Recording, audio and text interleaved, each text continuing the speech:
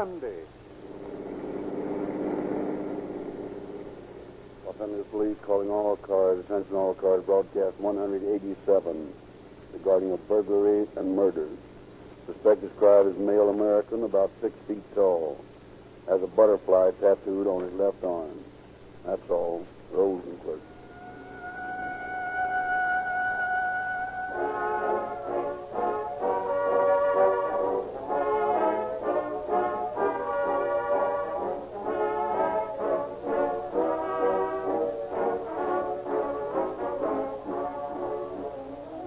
Next week, I'm going to start my vacation, leaving Rio Grande's sales story and the narrations on calling all cars in very capable hands.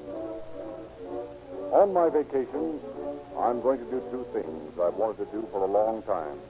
I'm going to hear calling all cars just as you hear it, and I'm going to have time to try and find out for myself why people buy certain brands of gasoline. I cannot believe the saying that ignorance is bliss. Yet when even the worst gasoline the law permits to be sold claims faster pickup, more mileage, greater power, and motorists pay good money for it, ignorance must be bliss. There are just as many grades of gasoline as there are grades of food, cosmetics, clothes, or anything else we buy. There are many poor grades of gasoline, there are many good gasolines, and a few best gasolines. Of these few best gasolines, what definite, tangible proof, what authentic fact is given you as a guide to your gasoline purchase? Rio Grande extends to you a cordial invitation to buy based on the fact that those who buy the most gasoline and those to whom the finest gasoline is an absolute necessity have overwhelmingly chosen Rio Grande cracked. When you buy Rio Grande cracked gasoline, no guesswork is involved. Oakland and Los Angeles, for example, the two largest users of gasoline in California, have specified Rio Grande cracked gasoline for years and have just renewed these contracts. Over 30 other cities and counties have selected Rio Grande cracked as the finest gasoline obtainable to power their police cars, fire engines, ambulances, and other emergency equipment. Let these facts guide you to your independent Rio Grande dealer tomorrow.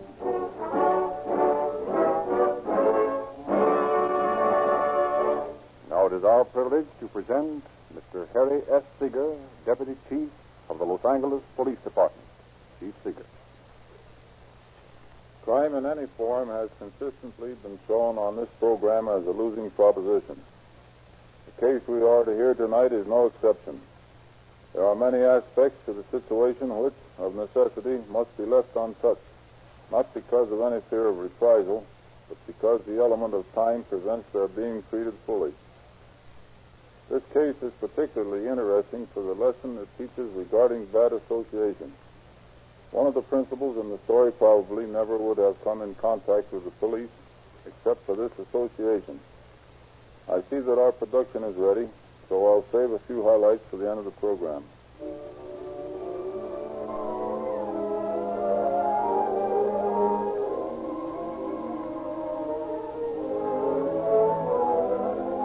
In a little cottage on a secluded street in San Diego, a young girl stands watching from a window.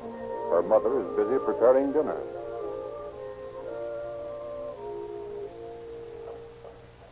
You won't come any quicker, dear, for your watching. I know, Mother.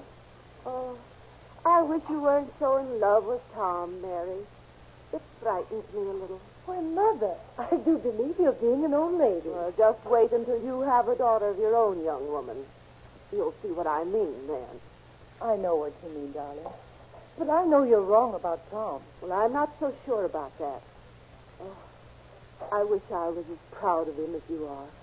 Mother, is it because Tom's a sailor that you don't like him? Oh, Lord, no, child. Why, some of the best lads I ever knew were sailors. Now, there's nothing wrong about being a sailor. Well, then just why have you taken such a dislike to Tom? As a matter of fact, dear, I don't dislike him.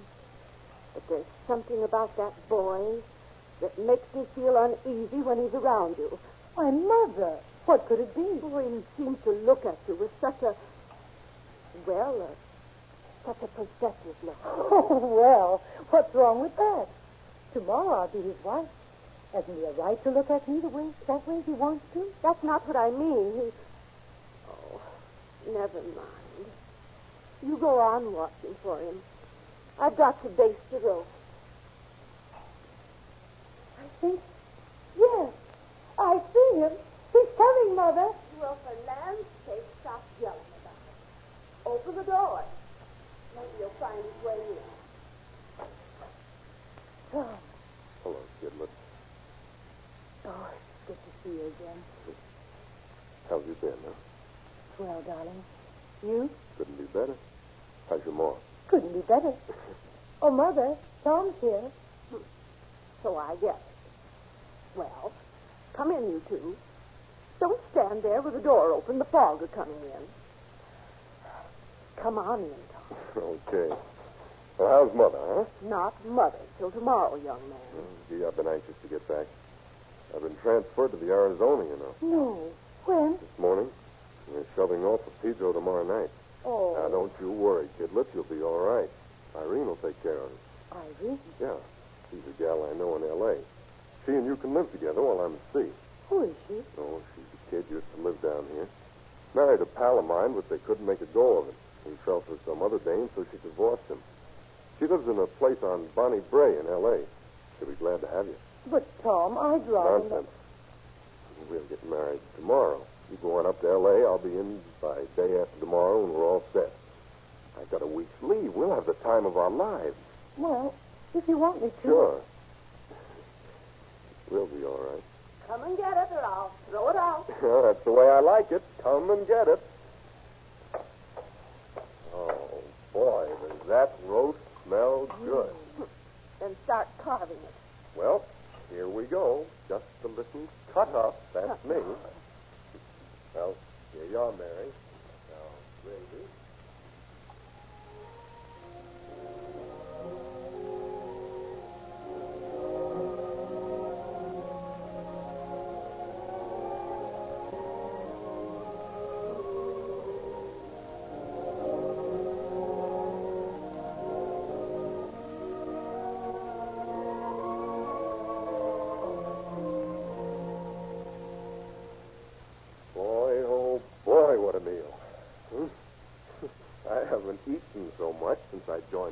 Now, you two go on in the other room. I want to get this mess cleaned up. I'll help you, Mother. No, you'll do nothing of the kind. Go on in there with Tom. Oh, no, Mother, I won't. Go on. Captain, get out of here. Well, call me when they're ready to drive. Oh, man. If you can only cook like your mother. I get it. Roast like my mother used to make, eh? Come on, sit down here. Closer. Gee, I love you, Kidlet. I love you too, Tom. Your lips seem softer every time I kiss you. That's your imagination, Luke. No, it's not. I love you, Kid. Tom, please, dear. What's the matter, Kid? What's wrong? Oh, nothing. You were holding me too tight. I couldn't breathe. I'd like to hold you so tight you could never get away. You're mine, Kid. All mine. Tom. Please, Tom. You better go now. It's late. I've got to help Mother clean up the kitchen. Okay, Kid. I'll shove off. You're tired. Got to be fresh as a daisy in the morning. Well, I'll be seeing you. Goodbye, darling. How's that, Kid? That's better. Now run along. I've got to help Mother. Okay. Night. Good night, darling. Good night. Good night, Tom. Tom, go on, Mary. Yes, Mother. I'll be right out.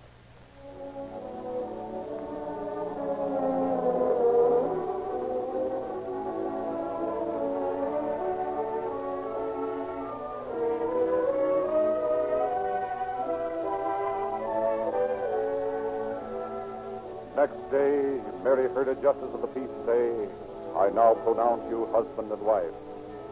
Blinded by love, she did not see the glint in the hard eyes of her new husband, a glint of unwarranted possession.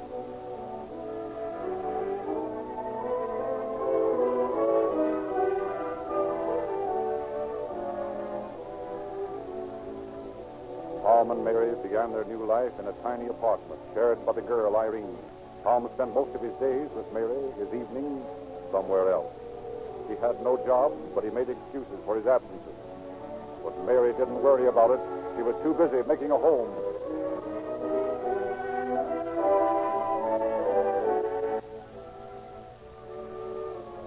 Then, one day, when Tom was away, Irene came home. Oh, hello, kid. Where's Tom? I don't know. He went out about an hour ago. Said he'd be right back.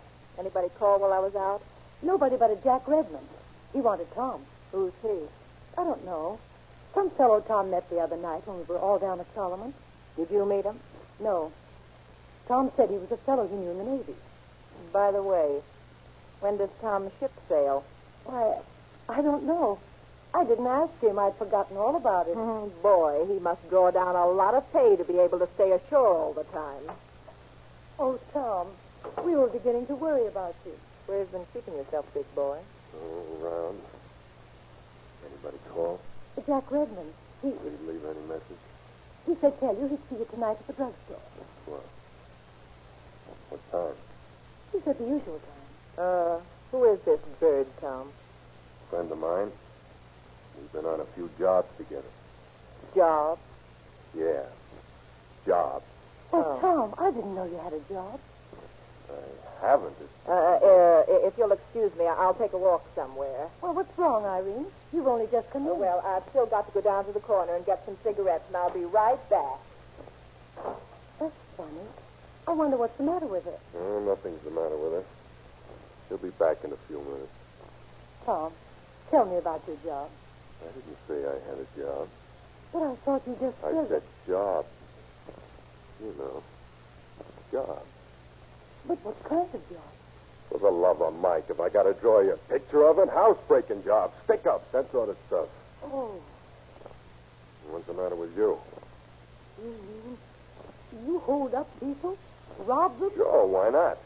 They got Jack, I ain't. So what? So I go into their dumps and I get what I want. Oh, but I You thought... thought we could live on $60 a month I get on the ship. Sure we could, but who wants to?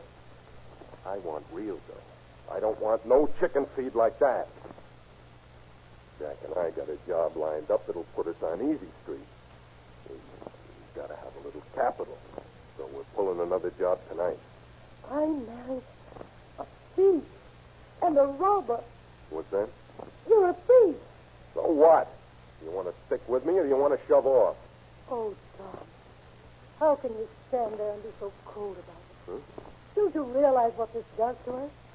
Don't you realize that this kills everything between us? Don't you see I can't go on being your wife? Always wondering whether you're coming home alone or whether you're going to be brought home in an ambulance. Cut it. Tom, promise me you won't go tonight. Promise. Ah, what's eating you? Nothing's going to happen to me.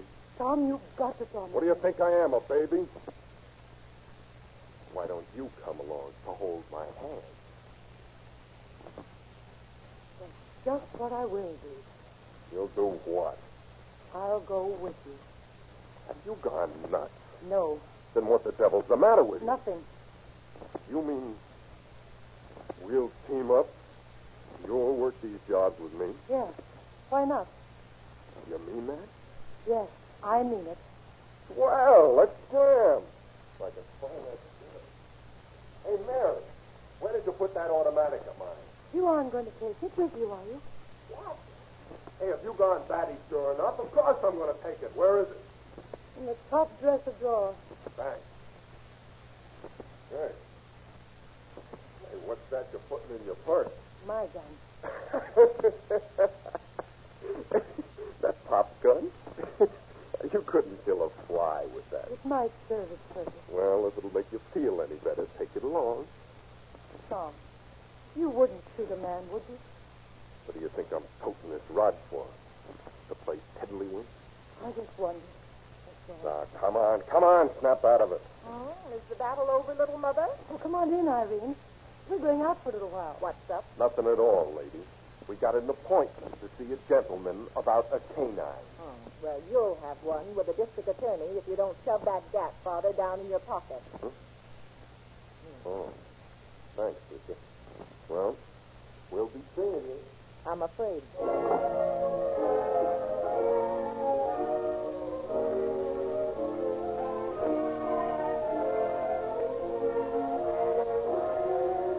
Less than an hour later, Tom and Mary alighted from a streetcar at 8th and Irola.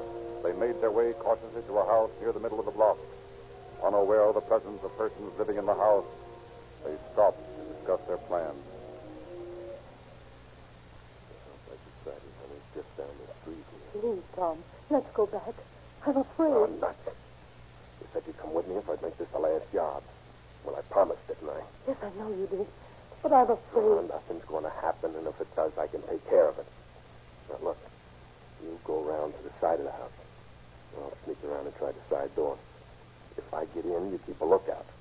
If anybody comes, yell like the devil. All right.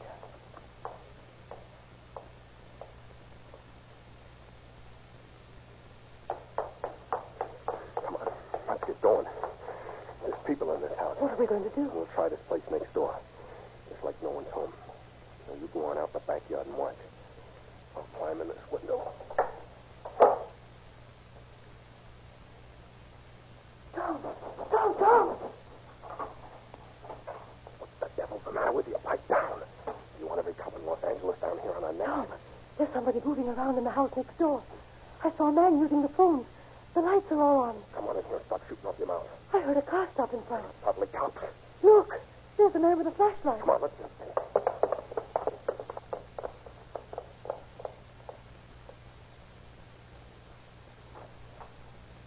Careful now, McGee. Might be a gang of them in here. Don't worry.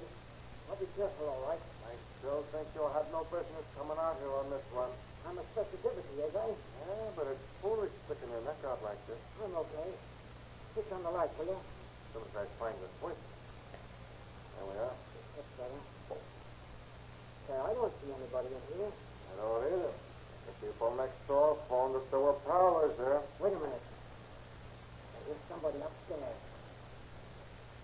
I do, too. Hey, there's a man at the top of the stairs. Hey, you. Come down from there. Come up and get me. Okay, pal. That's just what I'll do. I'll get him, Bill. Put up your hand, you monkey. There's you.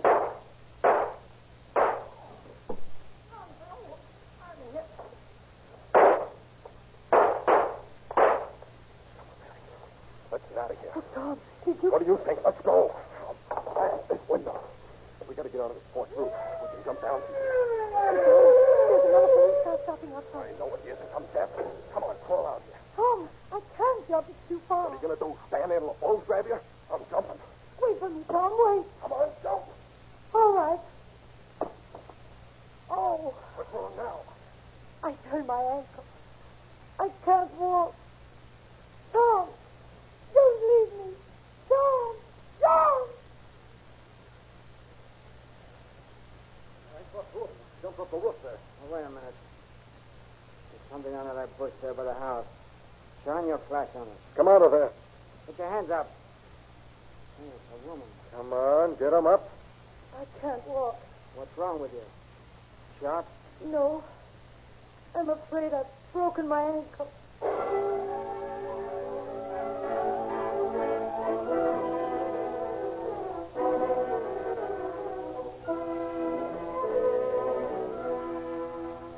Mary is taken to the prison ward of the county hospital. A dragnet is thrown about the district where the crime was committed. But evidently, Foley had made good his escape. Officers are dispatched to the waterfront to watch outgoing vessels. The Navy Shore Patrol is called in. Every available man is on the lookout for Tom Foley. Meanwhile, in the hospital, Mary is being questioned by Deputy District Attorney William Clark. Now, we just want to get at the truth about this. If you're innocent, you have nothing to fear. Shouldn't I have a lawyer? Yes, I suppose you should, if you want to.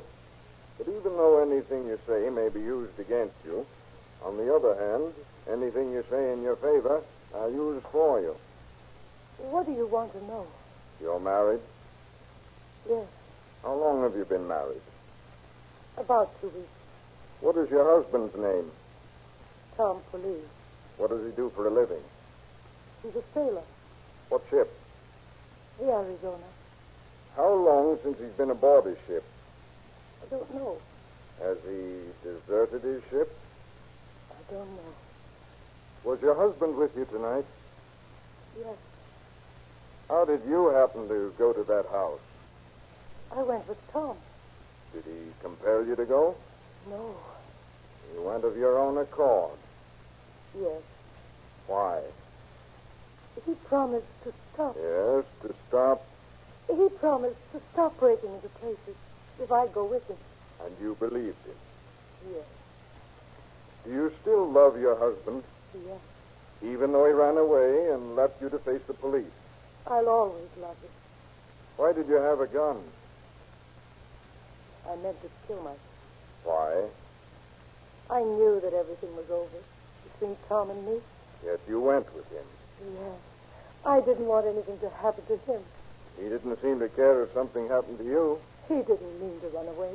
Mrs. Foley, if it's any comfort to you, I want to tell you that you cannot be compelled to testify against your husband.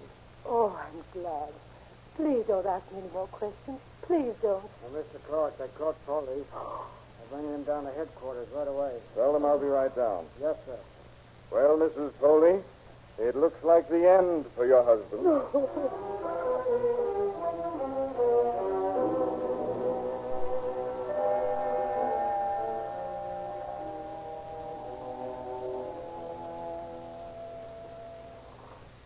Well, Foley, you seem to have been in a hurry to leave town.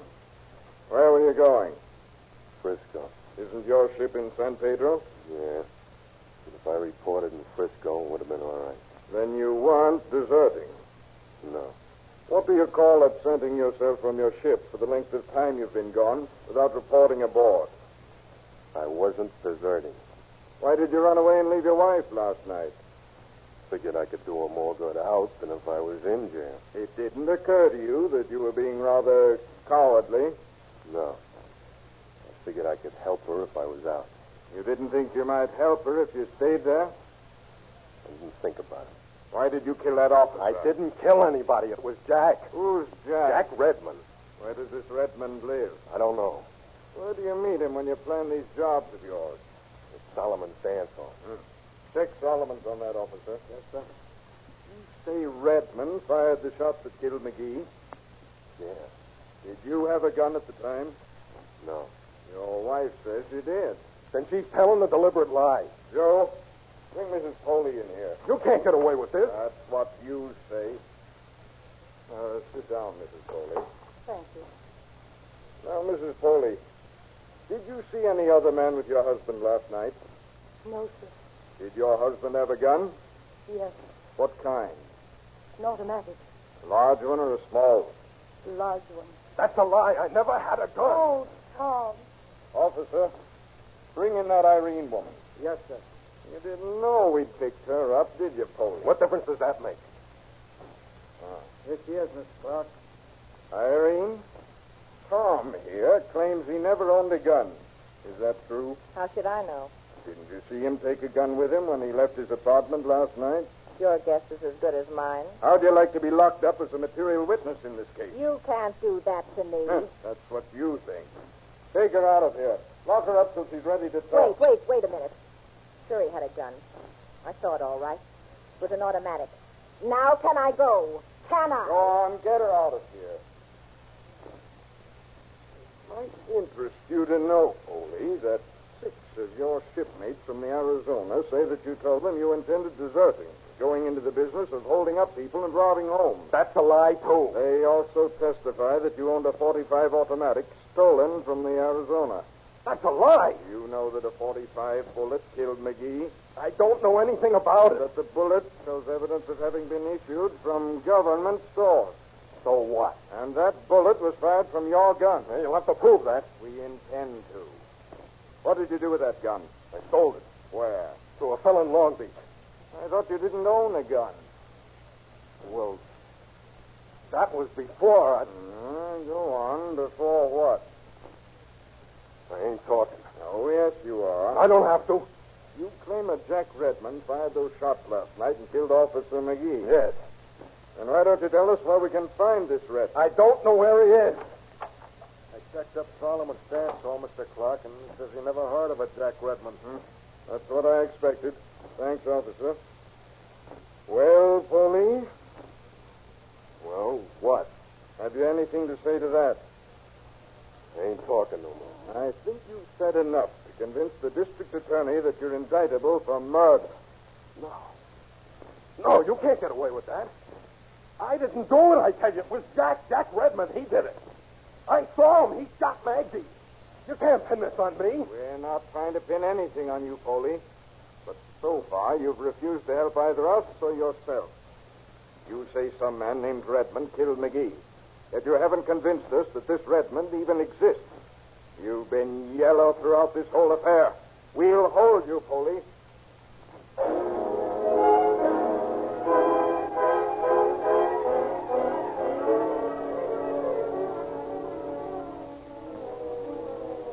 And the man who deserted his wife and left her to face the guns of the police was held. And 3 months later, he stood before the bar of justice and heard, Tom Foley has been found guilty as charged. I sentence you, therefore, to not less than 5 years, no more than life, for the crime of burglary. For the crime of murder committed while attempting burglary, I sentence you to prison for the remainder of your natural life. No. No, I didn't do it. I didn't do it, I tell you. Let me out of here. I gotta get out of here.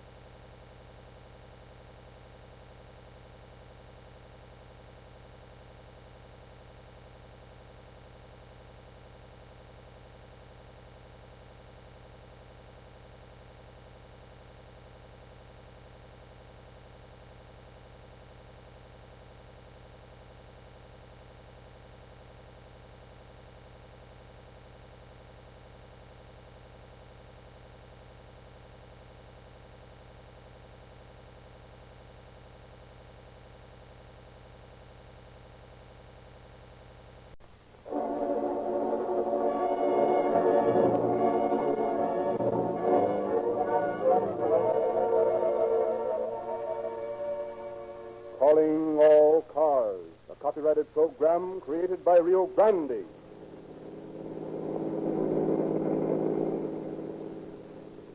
San Bernardino Sheriff's Office calling all cars. Attention all sheriff's cars. Broadcast 188. Investigators report of a dead body found on a detour off Valley Boulevard. Maybe a murder. That's all.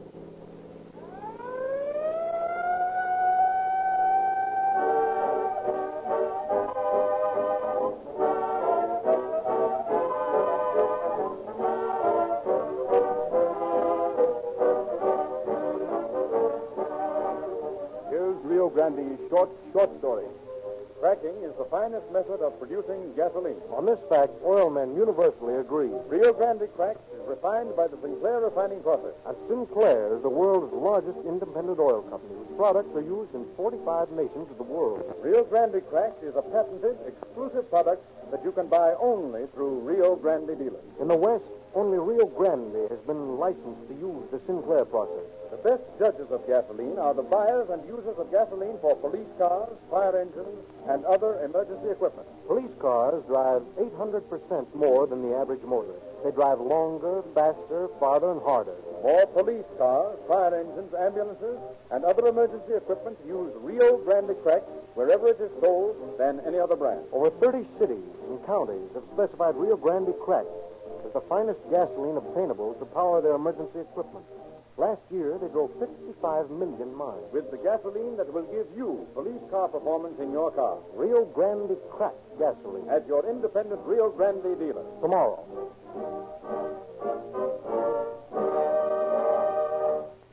It is our pleasure to present a man who acted as consultant in this case. Clark Sellers is an examiner of questioned documents with more than 20 years' experience in identifying handwriting, typewriting, paper and ink, forgeries, and anonymous letter cases. He was called into such famous cases to examine the handwriting as that of William Edward Hickman, Winnie Ruth Judd, and he was the only expert in the West called by the Attorney General of New Jersey to examine the ransom letters in the Lindbergh kidnapping case to determine whether or not Bruno Richard Hoffman wrote them. We present Mr. Sellers. The art of identification is becoming more and more a real science. Today, many of our larger police departments have men scientifically trained who specialize on the interpretation of physical evidence. In counties of smaller population, it is only natural that the officials should call in to help them specialists who have been trained in the field of identification work. It has been my good fortune to meet some of the outstanding specialists in other fields of identification work. And in the particular case you are about to hear, I had the opportunity of recommending some of these specialists to District Attorney Muscle and to Sheriff Shea. Frequently, physical clues left at the scene of the crime show more eloquently and more accurately what occurred than can any eyewitness or ear witness. The microscope, the crucible, the camera, the spectrograph, all scientific instruments of precision were made use of in this very interesting case you are about to hear. But your program is ready. I'll be with you again at the end of the program.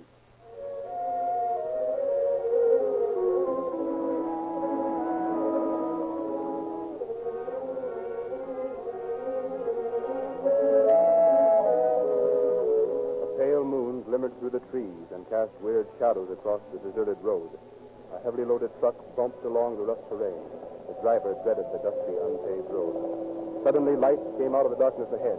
The driver saw the dim outlines of another truck. Headlights, tail lights, clearance lights, all burning. That's a crazy place for a guy to park his truck. Hey, you need any help? Hey! That's funny. Don't seem to be nobody around. I think I'll take a look. Now, where does Sam hold that flashlight?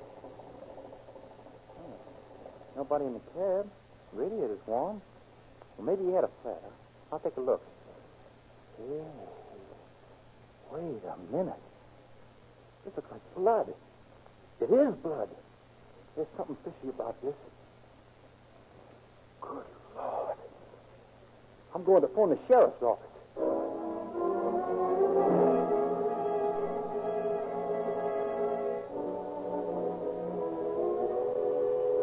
Jailer Bryce, who had received the driver's call, flashed the word to County Coroner R.E. Williams in Colton. then detailed a veteran officer, Deputy Sheriff Harry Heap, to the investigation. The coroner picked up the truck driver from the station where he telephoned, and the two met Officer Heap at the scene of the tragedy. That fellow couldn't have fallen out of the truck. He's on the wrong side. Besides, both doors are closed. That's right. Anyway, the truck isn't in gear. That disposes of the accident theory. How long do you figure he's been dead? I'd say about 6 or 8 hours. Let's see if he's got a watch. There it is. Stopped at 8:21. Why? Well, it establishes the time of his death. Let's see if we can find anything else that might identify him. Well, here's a billfold.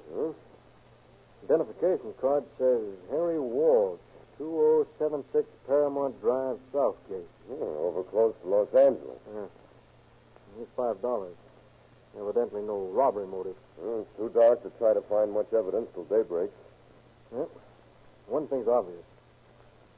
If he was killed by being run over with the truck, we won't have to spend any time looking for weapons. I wonder about that. I'll say one thing for this place. It's isolated enough. Whoever did this is probably miles away by now. There's no witnesses. You never can tell about these things. It's true. Let's take a look at the truck registration slip. Okay. Here it is. Smith Tank Line Corporation, 2605 East 26th Street, Los Angeles. Well, we'll check on that in the morning.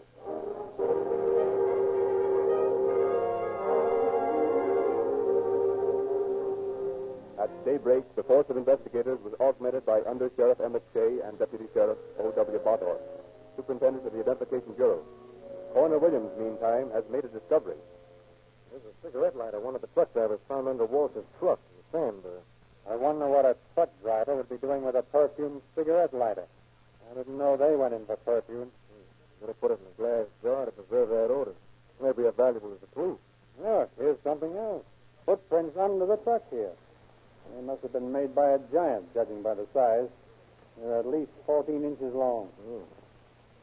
Here's some more tracks, too. Evidently a woman's foot made them. Sort of pigeon-toed, wouldn't you say? Yes. See the way the ball of the foot curves in from the heel? I still don't think that the guy that murdered Walsh just wandered off. I'll bet my hat you'll find car tracks around here somewhere. You're probably right. Let's take a look. Hey, Bill, come here. What is it? Oh, Bain.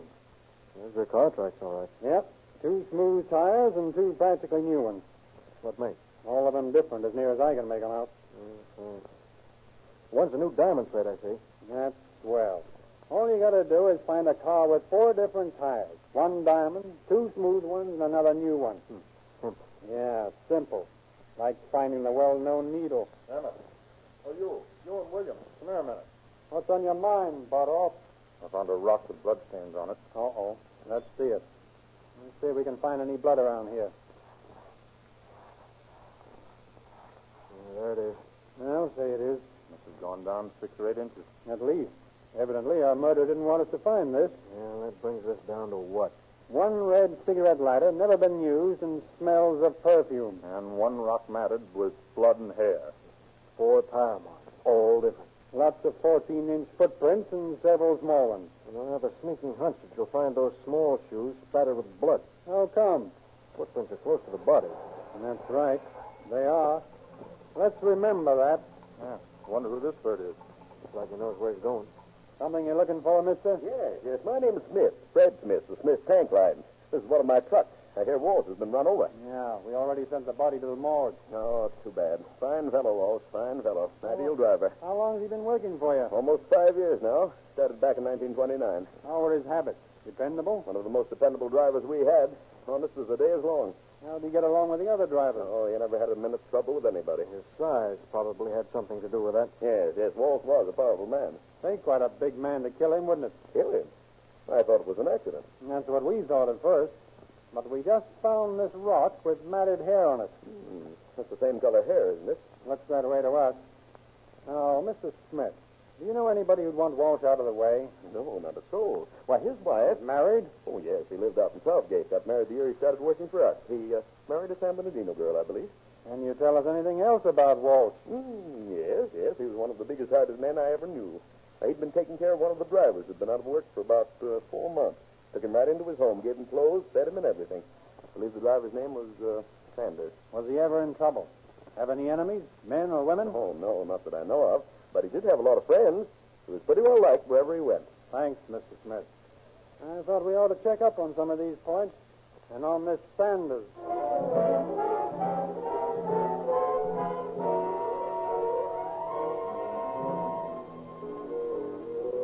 Back in San Bernardino, the deputies gathered in the office of Sheriff Ernest Shea and took time out to review their evidence.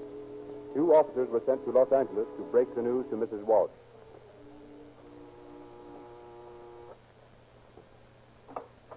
Yes? Are you Mrs. Walsh? Yes, who are you? I'm Deputy Sheriff Heath from San Bernardino. This is Deputy Starker. How do you do? Well, what can I do for you? Well, we found your husband this morning under his truck. He's dead. So Harry's dead. I always told him he drove too fast. Yes, and, we thought you might be willing to help us clear up some points. Well, of course. I'll help you all I can. Would you mind running over to San Bernardino with us? We'd like to get an official statement. Oh, not at all. Wait till I put on a hat and powder my nose. What do you think, Jim? I don't know. She seems awfully calm to me. Well, maybe she doesn't realize what's happened. On the other hand, maybe the shock's so great the news hasn't registered yet. What do you make of that water on the driveway? Oh, I don't know. Hadn't thought about it. Well, I'm all ready. Looks like you got a leaky faucet here. What? That water in the driveway. Oh, well, I always wash my car on Sunday morning. Tiny helped me this morning. Who's Tiny? Tiny Sanders. He used to live with us. Oh, I see. Where is he now? Oh, guess he's home. I don't see him very often. How's about one of us driving your car, Mrs. Walsh? The other one can go with you in ours. That's fine. Well, you two go in our car, and I'll follow you. By the way, where does Tiny live now? Well, he's living over in Huntington Park. We have to pass right by his place, and I'll point it out. The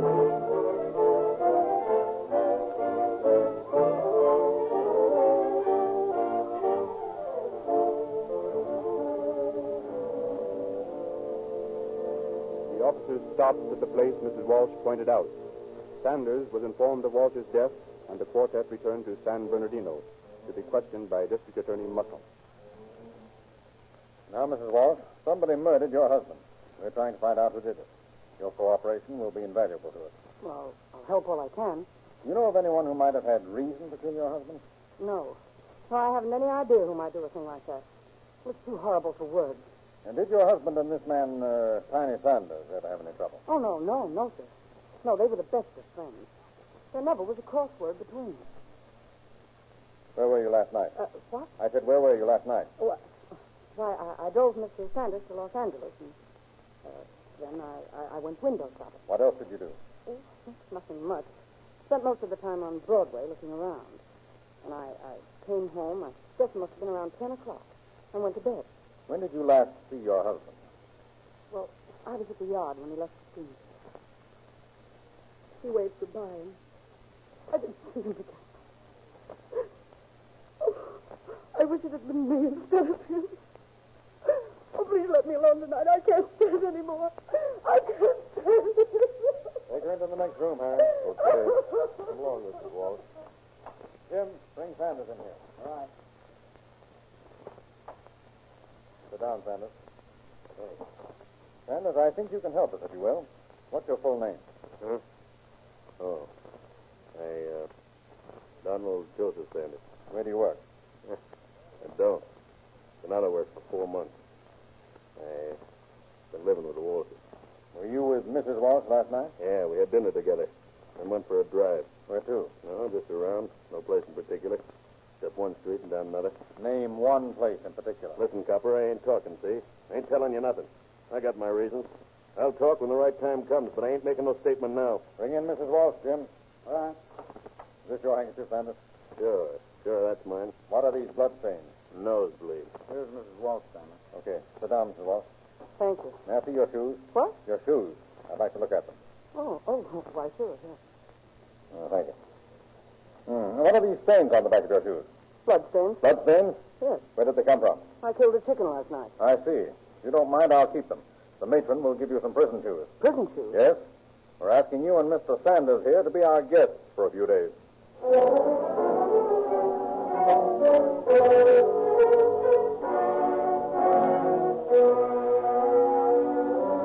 Sheriff Ernest Shea, District Attorney Muscle, and the officers working on the case, after comparing notes on the evidence already collected, felt the necessity of calling in an expert on several puzzling questions.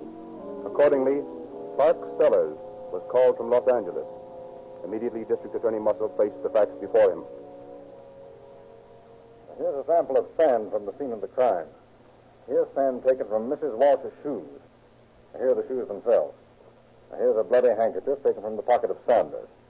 Here's a perfumed cigarette lighter. Oh, this case requires various specialists, scientific men who are trained to interpret clues. Now, where did this cigarette lighter come from? Mrs. Walsh claims she gave that to her husband 3 weeks ago. Peculiar odor, isn't it, for a truck driver to carry around? Have you examined Mrs. Walsh's purse? Yes, here's the article. Bottle of perfume, powder puff, handkerchief. Got a lot of junk here, hasn't she? Yes, the usual stuff a woman carries around. Well, what else have you found? Well, here's a rock we found at the scene of the crime. The murdered man's billfold, pictures of the body, a truck, and the tire marks found at the scene. Found the car that made the tire marks? Hey, Stan, take a look out that window. Oh, what is it? See that toupee in the jail yard there? Yes, that's the Walsh car, isn't it? Take a look at that right rear wheel. Hey, look, fellas. There's the car that made those tracks. Well, I'd suggest that you take impressions of those tires, then drive out and get impressions at the scene of the crime. I'll just take this purse and perfume along, if I may, and this lighter. I'll have to have them inspected by an expert in that line. I'll report to you just as soon as we find anything definite.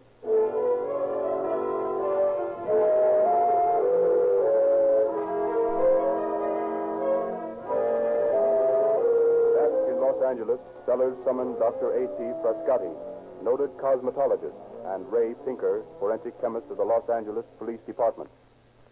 Ray, here's a pair of shoes worn by a suspect in this San Bernardino case I phoned you about. Lots of stains on them. Yes. The district attorney wanted to be sure what those stains are. Now, here's some pieces of clothing from the victim and a handkerchief from another suspect. See what you can discover from them. Okay. How about that sand? Well, this sample came from the scene of the crime. This came from the woman's shoes. And this sample is from the cuff of the man's trousers. And this is from the yard of the woman's home. Now, I've got to work on them right away.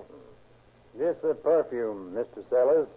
It is the same on the cigarette lighter and in the purse. You're sure about that? Positive. Perfumes, like in music, have notes. Musical vibration.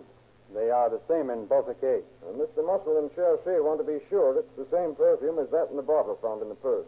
It is absolutely the same. I understand the woman claims to have given the lighter to her husband 3 weeks ago. Is that possible? It is not possible. The lighter would have a stronger smell of grease had it been carried by a man employed as this one was. Oh, Clark, come here a minute. What have you found? Look through this microscope. Looks the same in both specimens, doesn't it? Yeah. Now, that's from the woman's shoe. And this one on the right is from the road where the body was found. Well, let's examine them spectrographically. Wait a minute. The crucible isn't hot enough yet. How about the sand from a yard? How does it compare? I'm just putting that under the lens. Let's take a look at it.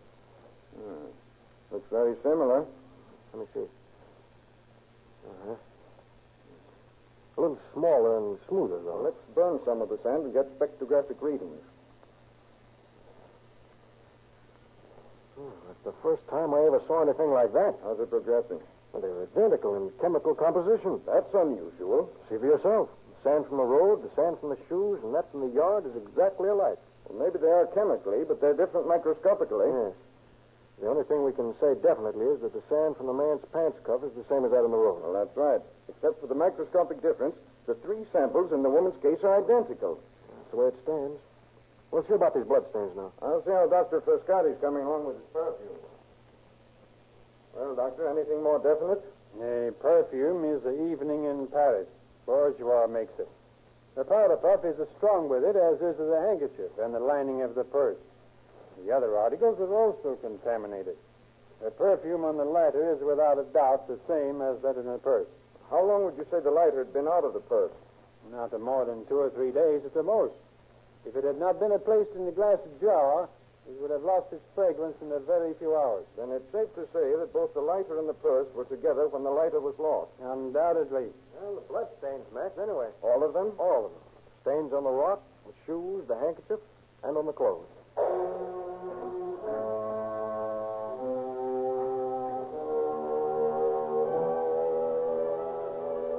Additional stains were found on the clothing of Sanders and on the upholstery of the Walsh coupe. These also proved to be of human blood.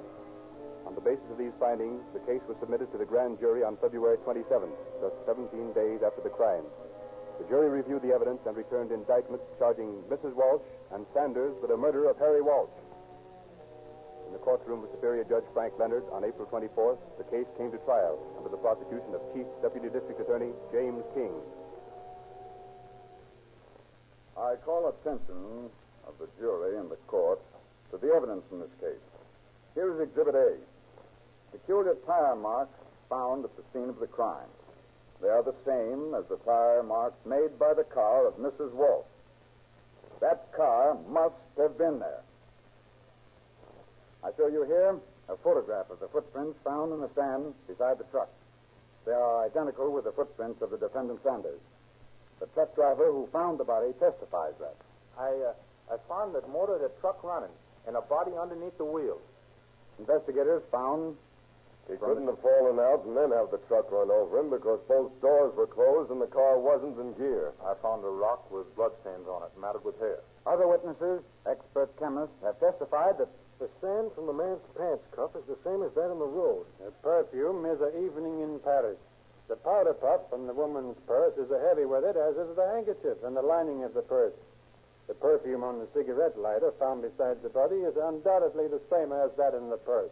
And another expert witness says that, according to analysis by chemist Tinker, the bloodstains on the rock, the handkerchief taken from Sanders, the woman's shoes, and the clothing of the victim all match. When officers went to the home of Mrs. Walsh, he told them... Oh, that water in the driveway? Oh, I always wash my car on Sunday. Tiny helped me this morning. Huh? Who's Tiny? Tiny Sanders. He used to live with us. When the district attorney attempted to question Sanders, he said... Listen, Copper, I ain't telling you nothing. I got my reasons.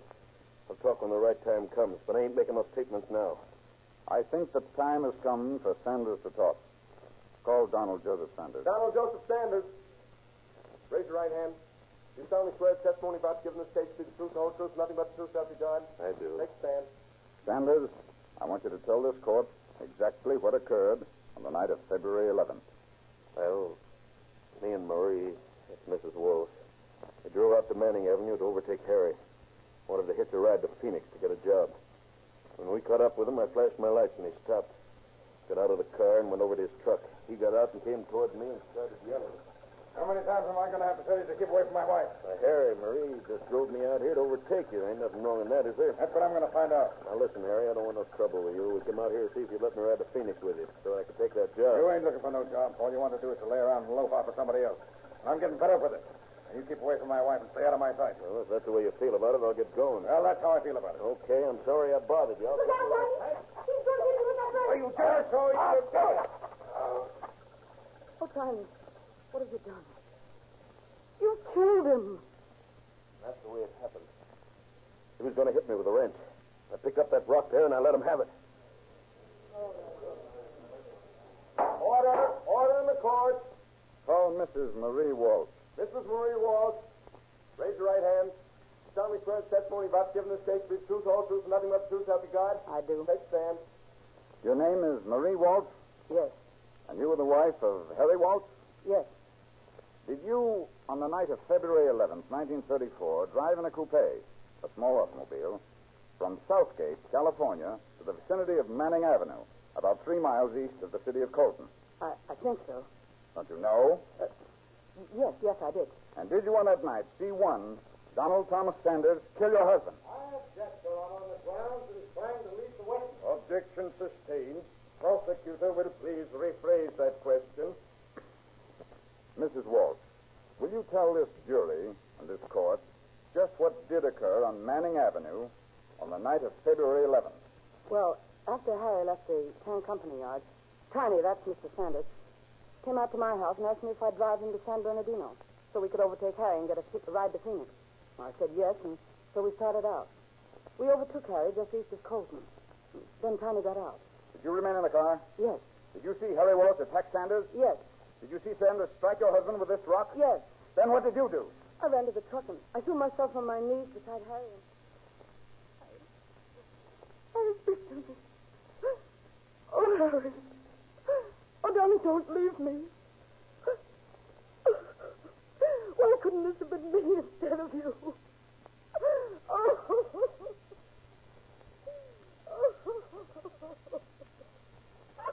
Is that all you did?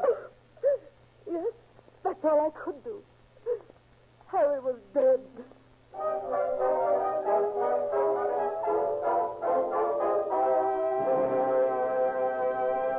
In just a moment, Mr. Sellers will give you an added highlight on this case. Tomorrow, 500,000 copies of the Calling All Cars news will be waiting at Rio Grande Station for the motorists who enjoy this sparkling publication. There's an exclusive story on Fibber McGee and Molly that will bring you a close personal picture of this most charming and interesting couple. There are 3 true detective stories. Fast-reading news and the radio people and programs you enjoy most. A complete guide for your motion picture attendant. And previews of the latest show. It's full of pictures, personalities, and human interest. And it's free. Another reminder about that motor of yours. Sinclair motor oils won't break down at the most intense heat. That's because they're de-waxed, de-jellied, super refined by Sinclair. Sinclair writes the laws of lubrication. 8 major airlines, 150 railroads, great fleets of ships, and motorists the world over depend upon Sinclair motor oil. Sinclair Opaline, only 25 cents a quart in tamper-proof cans at your Rio Grande dealers where... You get police car performance with Rio Grande cracked gasoline.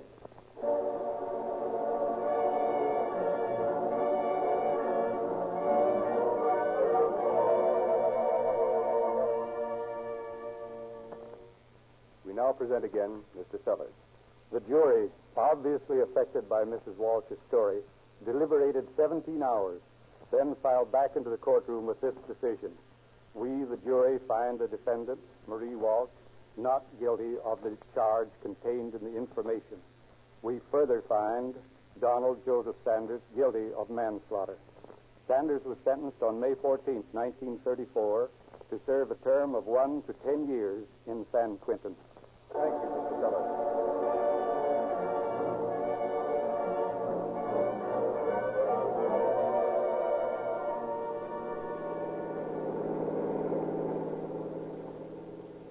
San Bernardino Sheriff's Office calling all cars, attention all cars. The cancellation of broadcast 188 regarding a murder on a detour off Valley Boulevard. Suspect in this case are now in custody. That's all.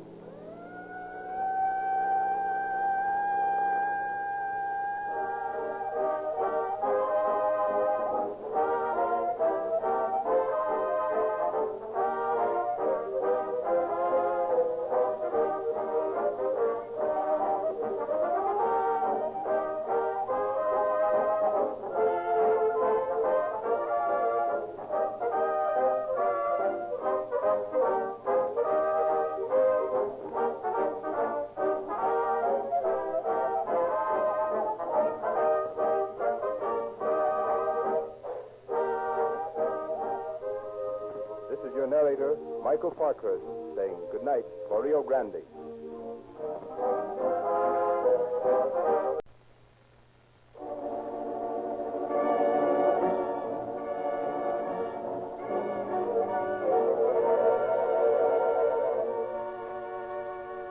Calling all cars, a copyrighted program created by Rio Grande.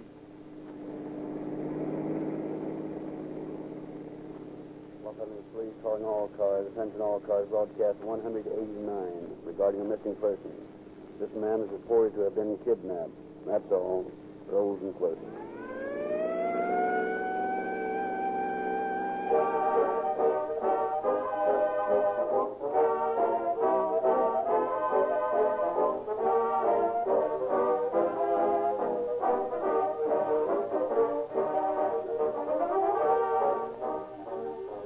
Story to end all stories about firecrackers until next year.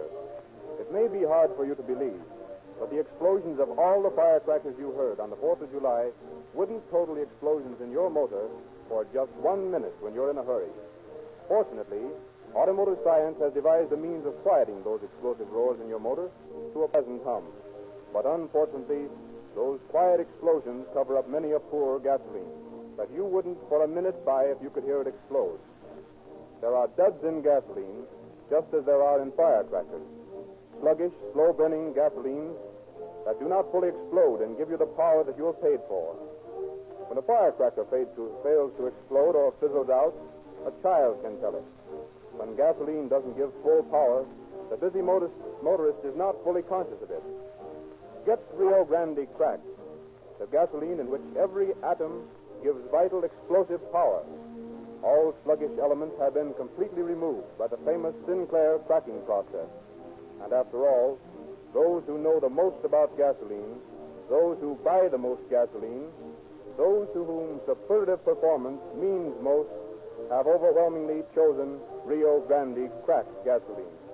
More police cars, fire engines, ambulances, and other emergency equipment are powered by Rio Grande Cracked gasoline wherever it is sold and any other brand. Get Rio the brand. Get Rio the brand. Get Rio the brand. Get Rio the brand. Get Rio the brand. Get Rio Grande Cracked from your independent Rio Grande dealer tomorrow and every tomorrow.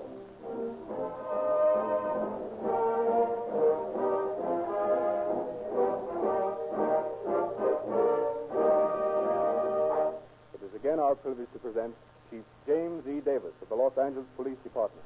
Chief Davis. Good evening, friends. One of the first duties of a peace officer is to protect his citizen in his home. That, however, is not always possible, as we shall see from tonight's story. On the other hand, it is the duty of every citizen to cooperate fully with the police to facilitate the capture of criminals. It was the prompt action of the victim in this case and the equally prompt action of his wife that proved this case to be another example of the fact that crime does not pay. At the end of the program, I shall speak to you again with one or two additional facts about our story.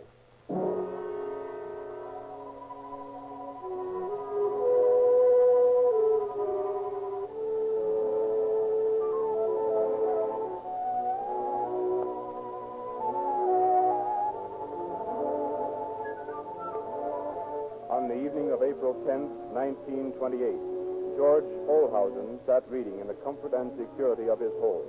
His wife, absorbed in the book she was reading, sat nearby. Oh, 10:15. I think I'll turn in. What did you say, dear? I said it's 10:15. I think I'll go to bed. Oh, all right, dear. You found your milk on the dining room table. I don't think I'll drink it tonight. Oh, now, George. I'll wait till you have to go over that again. Oh, all right. I don't see any sense in a man my age drinking milk. Will you see what that is, fellas? Yes, George. Just a moment. I'll be right there. Yes? We're from the police department. Where's your husband? Why, he's just fixing to go to bed. What did you want to see him about? That's our business. Hey, you, the chief wants to see you. Of course. Never mind. Come on. I don't know what this is all about. I haven't done anything. Anyway, you don't need that gun, you know. Yeah, that's for me to decide. Come on, get going. Shut up, you. It's him I'm after. Come on. What is this, a hold-up? No, nothing like that. We're just going to take you for a little ride. Get your coat and make it snappy. Come on, get a move on. Oh, you can't do this to my husband. I told you to shut up, didn't I? Oh. You go on, get a move on, and don't try any monkey business. Sula, call the neighbors. Yeah, notify the police, too, while you're about it. Go on, get out and get in that car. Come on, get in, you. All right. You don't have to shove. Nice work, Bob. Nice work. Come on, Peggy, get going. All right, Mug, lay down there. Wait a minute now. Shut up, you. Say, what's this all about? You'll find out soon enough. Meanwhile, keep your mouth shut there. Put your foot on his neck, Ed, while I tie him up. Okay. You get his hands, and I'll tie his feet first. You're getting that rope too tight. Oh, yeah? Then let's get it a little tighter. Stand right, Peggy. Put out those legs. There. You keep your eyes shut, Mug. Yeah, I'll fix him. Hey, turn over. And give me that cotton out of that pocket, Peggy. Yeah, thanks. Hey, you're getting that adhesive tape over my ear. So what? Keep still. Now listen, guy. You ready to pay off? Pay off? What do you mean? Come on. Don't play dumb. You know as well as I do what I mean. How much dough you got? About $175. Yeah? Where is it? My right hip pocket. We'll soon find out. Yeah. You got any diamonds? Yes, on my left hand. The ring's too tight to get off. Oh, yeah? Well, I'll try it anyway. Can't get it off. I cut his cockeyed finger off. Untie my hands. I think I can get it off. Yeah, let me at it. Nice work, Bob. Drive on, Peggy.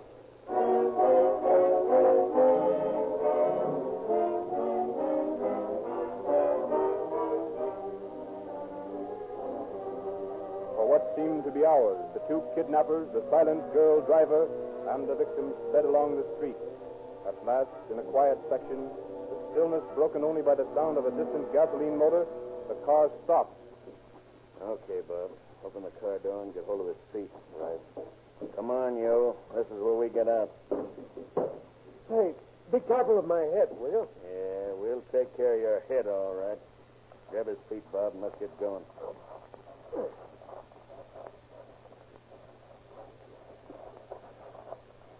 Yeah, this guy must weigh a ton. Watch what you're doing and shut your trap.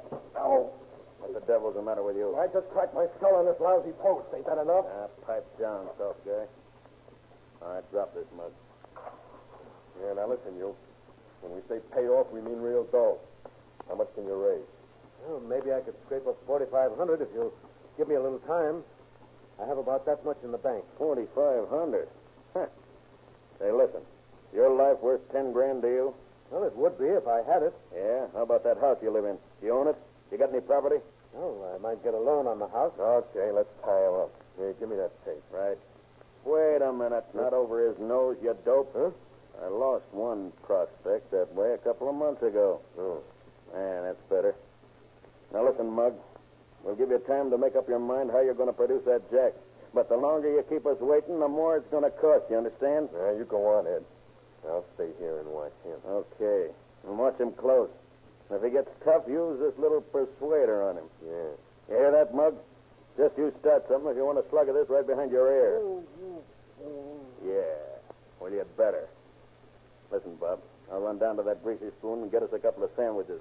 It looks like we've got a long wait ahead of us.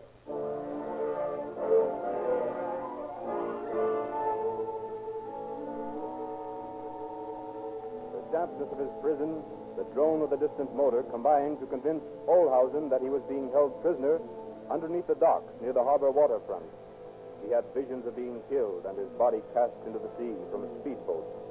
Only the snores of his guard and the drone of the engine broke the stillness of the long night.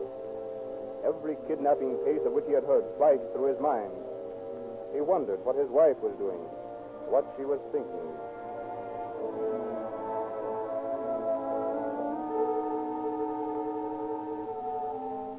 Olhausen tugged frantically at his bonds. He must escape. Only the snores of his guard came to him as he strained at the ropes that cut into his wrists and ankles. The bitter cold was chilling him through and through. Only by his efforts to free himself was he able to maintain circulation. Carefully, breathlessly, he scraped his cheek against the damp ground. If he could only work a bit of dirt into his eyes, perhaps the tears would melt the adhesive tape. Finally, he succeeded.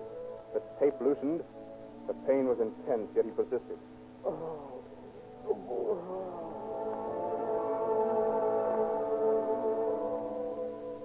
At last, he was able to see a little. It was daylight. Beside the inert hand of the guard lay a gun. If he could only reach it. Too far.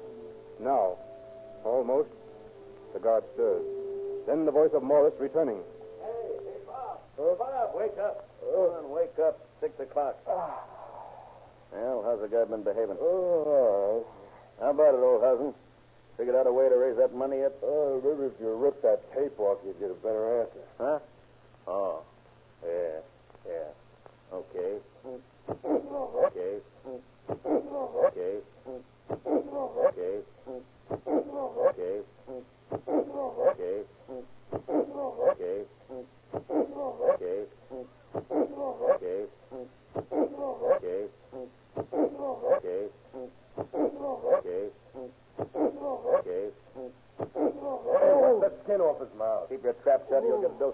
think? Let me have a drink of water. Plenty of time for that later. You're going to have to answer some questions first. Now, listen, Oldhausen. Can you get your wife to get that money out of the bank? There's only $4,500 there. It's in a savings account. She can't get it without a written order. Oh, yeah? Well, in that case, you're going to write one. Hey, Bob, untie his hands here. I'll take this tape off his eyes. Okay. Now, here's a tablet and a pencil. You remember your writing, get busy. And write what we tell you. My hand's stiff. Well, what do you want me to say? I'm coming to that. You're right. Go to and fill in the name of your bank. And get that $4,500 that's in the savings account. After you get that, take the deeds to the house and raise the balance of $10,000. Deliver the $10,000 to these two.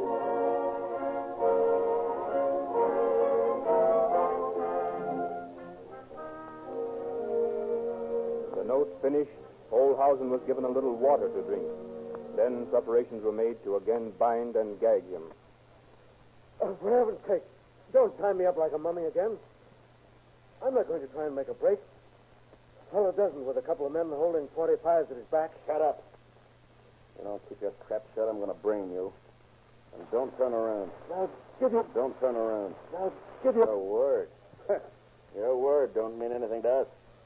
Now, you sit still and listen to me, guy. We're going to town to deliver this note to your old lady. But there's a guy upstairs who's been hired just to watch you. And if you make a move to get loose, he's got orders to let you have it. You understand that, punk? He's going to let you have it. Well, so long. We'll be seeing you, chum.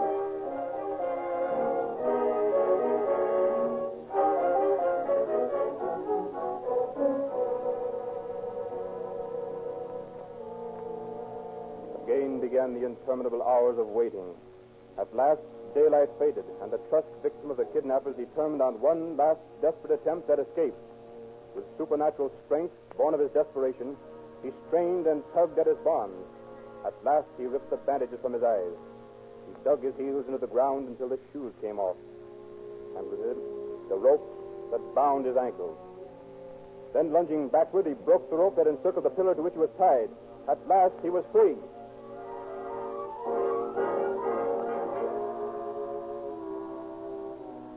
Meanwhile, police officers, making every effort to trace the kidnapped car, checked every automobile dealer and rental agency in Los Angeles. This looks like a likely place to rent a car. You seem pretty sure that the car was rented. No reports of a new Chrysler sedan being stolen. That's right. Probably was rented. I figure that a car of that class would come from one of the better agencies, such as this one. Think you've got something, Let's question this guy. Good morning. Looking for a car to rent? Well, not exactly. We're looking for one that you did rent. At least we hope you did. We're police officers. We're trying to trace a car used in the Oldhausen kidnapping. Have you rented a nearly new Chrysler sedan in the last 2 days? Now, that's funny. You know, yesterday a man rented one Chrysler, took it out, came back in about 30 minutes and said he didn't like the car. What is his name? Let me look in my book here. There it is. J.D. Williamson, Frank Hotel. Did you give him another car? Yeah, a blue sedan. Practically new. Boy, you ought to see it now. Where is it?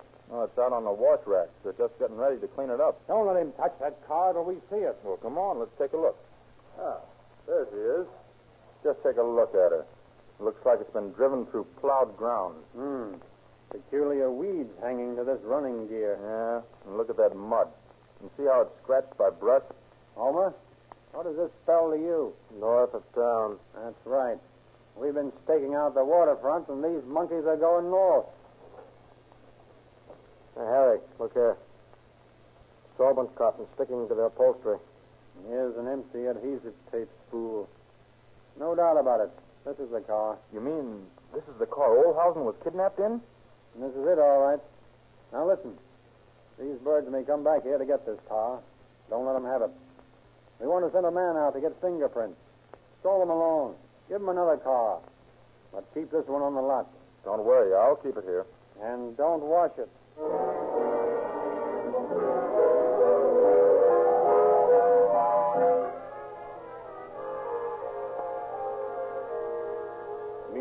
the ransom note had been delivered to Mrs. Olhausen. Telephone threats had come in. Police had arrested the deliverer of the ransom note, but he stoutly denied any knowledge of the plot. Now, look, you might as well realize that it's no good trying to tell us you don't know anything about this note. But I'm telling you the truth. Some dame stepped up to my cab while I was parked and gave me the note and told me to deliver it. What'd she look like? Well, she was a blonde, about 5 feet tall. Weight, I guess, about 110. Where were you parked? Down on West 7th, right close to Olive Street. Waiting for this dame to show up, huh? No. I tell you, I never saw the dame before. Well, what did you do when she gave you the note? Well, I drove out to Mr. Olhausen's place, and... How did you know where his house was? Oh, ye gods, I just told you the dame gave me the address.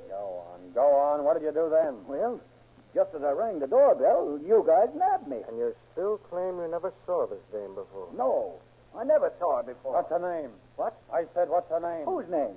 The blonde dame. Well, how should I know? I just told you I never saw her before. Okay, Eddie, okay. Let him go. He doesn't know anything.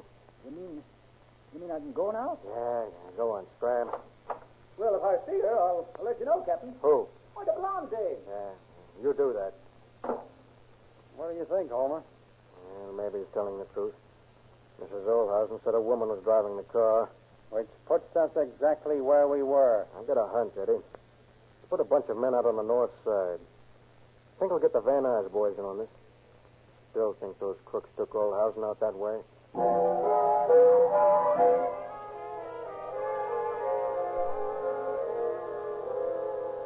Back at the scene of Olhausen's imprisonment, he is just gaining his freedom. Cold, stiff from his hours of cramped confinement, Olhausen hurriedly takes bearings from the stars, and reasoning that when his captors return, they will assume that he has headed for the city, he begins running in the opposite direction. He now discovers that he is far inland, having been held captive beneath a lettuce packing shed in the San Fernando Valley. The engine he thought to be a marine motor proves to be an irrigation pump. Through the fields and vineyards he runs, stumbling, falling, fighting on, toward a light in a farmhouse.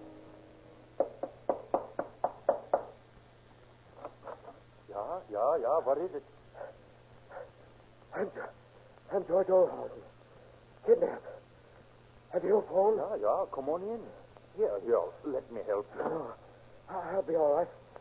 Get the phone. No, you don't do that. You sit down and rest. Helga, bring some coffee. I'll do the phoning. Now, who do you want to call? My wife. Well, what's the number? It's Universal 0456. Hello? Give me Universal 0456. Yes, and make it quick, please. I'm in a hurry. Hello, Mrs. Olhausen? Wait a minute. Here she is. Arthur, it's George. Yes, I got away. I'm at a farmhouse on a... Oh, what is this number? The 5618 Lindley Avenue. 5618 Lindley Avenue in Rosada. Phone the police. Oh, you say they're listening. Well, I'll be home as soon as I can get there. No, I'm all right. The crooks may be coming back in a few minutes. Tell the officers that we won't open the door to anybody except a uniformed policeman. Those men might trace me here. And tell the officers to hurry.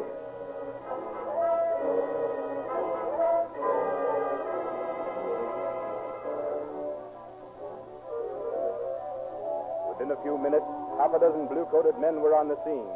They were soon followed by a powerful car bearing 3 plainclothes officers. They were Joseph Taylor, Central Detective Division, Captain Charles Vernon, University Detective Bureau, and Homer B. Cross of the Homicide Squad of the Los Angeles Police Department.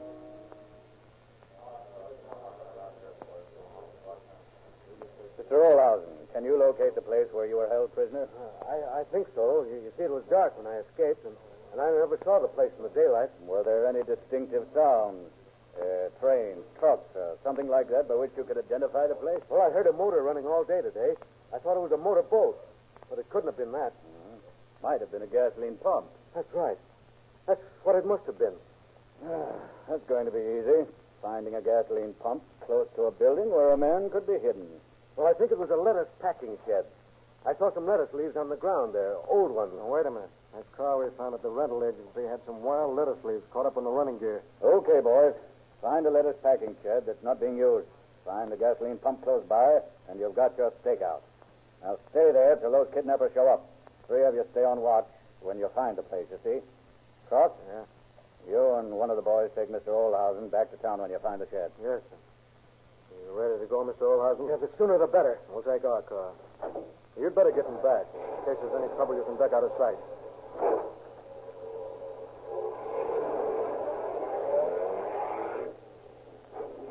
Keep your eyes peeled for that shed, boys. You listen for that pump, Mr. Oldhausen. Slow down a little. I might be able to hear it. No, I don't think so. Shed must not be far. I didn't run wrong. It's right south of the farmhouse. Okay. We'll keep looking.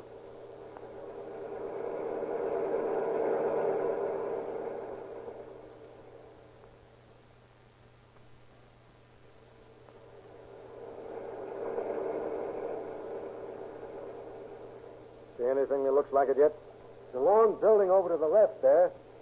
That might be it. You hear that pump? Well, wait a minute. Cut off your motor. Yes, I hear it. Right over there to the left. Let's go that way.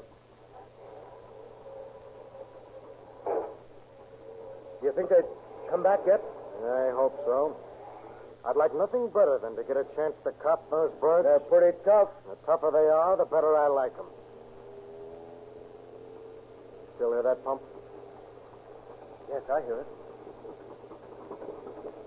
This building looks like a packing shed, all right. See any cars? No. Doesn't seem to be anybody around here tonight. They haven't had time to get back from delivering that note, I guess. Oh, by the way, did you know we picked up a taxi driver when he delivered that note? No. Did he have anything to do with it? Well, he claimed a woman stepped up to his cab on 7th Street and told him to deliver the note. Huh? Maybe he's telling the truth. There was a woman driving the car when they got me. She never did say anything, though. I don't know what her voice was like. Here we are. Pile out, boys. Stick around. See if you can find anything that might be used to identify the crooks. Now, you'll find a milk bottle under there. Maybe it's got some fingerprints on it. Bring it along, boys, just in case. Okay. Run Mr. Oldhausen back to town.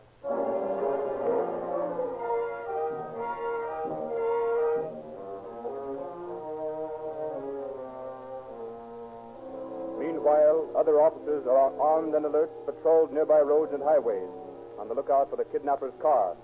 Suddenly... Hey, Becker, take a look at that car coming down the road. He's acting awfully suspicious. Here's the tramp. Put the spotlight on him. Swing her across the road. That'll stop him.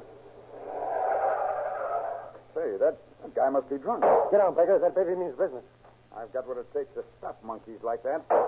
Seems like they want to play rough, huh? That's the way I'm playing. Throw that spot in the face. Maybe they won't throw so much less. It seems to have quieted them a little. Let's rush them. Okay, open the door. Stick 'em up, you birds. We're police officers. Oh, yeah? Well, who cares? Say, Baker, this looks like the guy Oldhausen described. Yeah, it does. Who are these other 3? You'd like to know, wouldn't you? Well, I ain't talking, see. You're going to have to try and find out for yourself, copper. All right, wise guy. That'll be easy. Come on, pile out. Now, listen, lay your dirty hands off of me, see? Hey, see who that is, Joe. It looks like Cross and Oldhausen. Yeah, that's who it is. Who's your friend, Baker? No, just a bird who's got fresh with this 45 I found in here. Listen. Shut up, you mug. Oh, yeah? What's this? Absorbent cotton, adhesive tape, and rope. Why, you look like the boys we're looking for. Come on. Mr. Oldhausen, come over here a minute. Stand in front of that car, you birds. You 2 girls get out and stand with the men. Are these your pals, Mr. Oldhausen? That's the man who came into my house. That one on the right. Me? I never saw you before in my life. Oh, yes, you have. I recognize your voice, too. See, you dirty little fresh punk. I told you 1,000 times before you talk too much. Yeah, and that's the other one. I'd know his voice anywhere. Besides, I got a look at him yesterday when I got that tape loose. That's enough. Load him in, boys. Looks like you talk too much, too, Oh, yeah?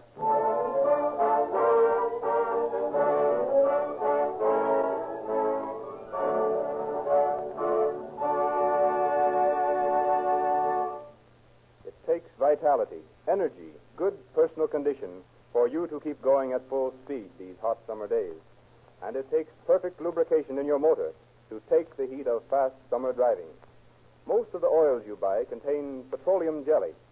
Petroleum jelly belongs in your medicine cabinet and not in your motor, for it is worthless as a motor lubricant. Sinclair motor oils, refined by the world's largest independent oil companies, are completely de-jellied. They will not break down in the most intense summer heat.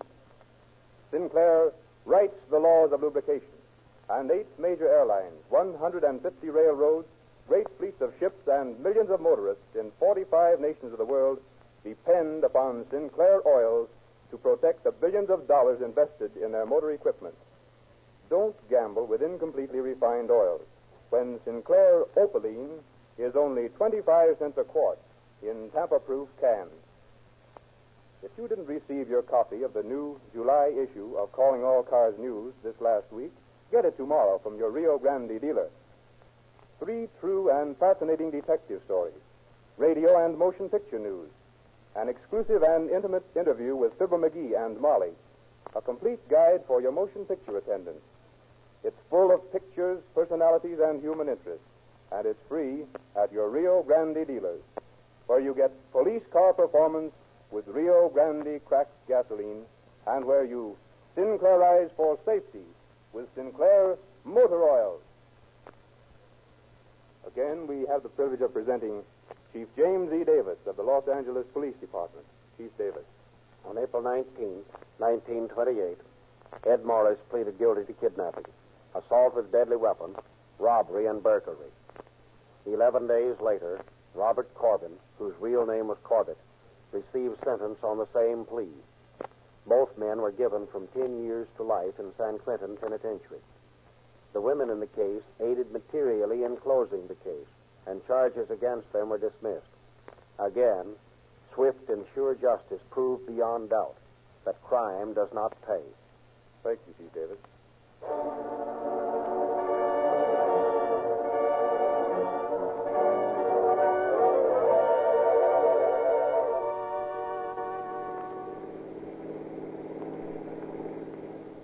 Police calling all cars, attention all cars, a cancellation broadcast 189 regarding a missing person.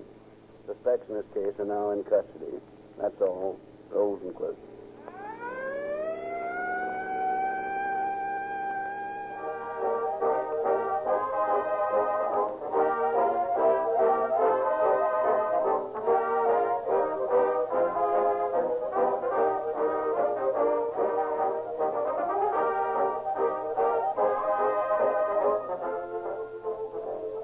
Narrator Michael Parkhurst saying good night.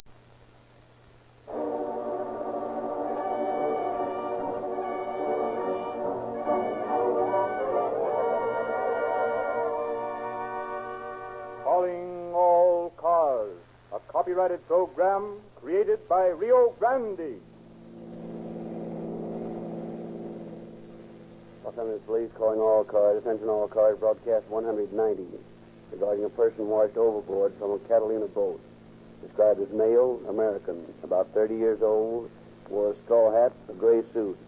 Reported lost near the west end of the island. That's all. Rosenquist.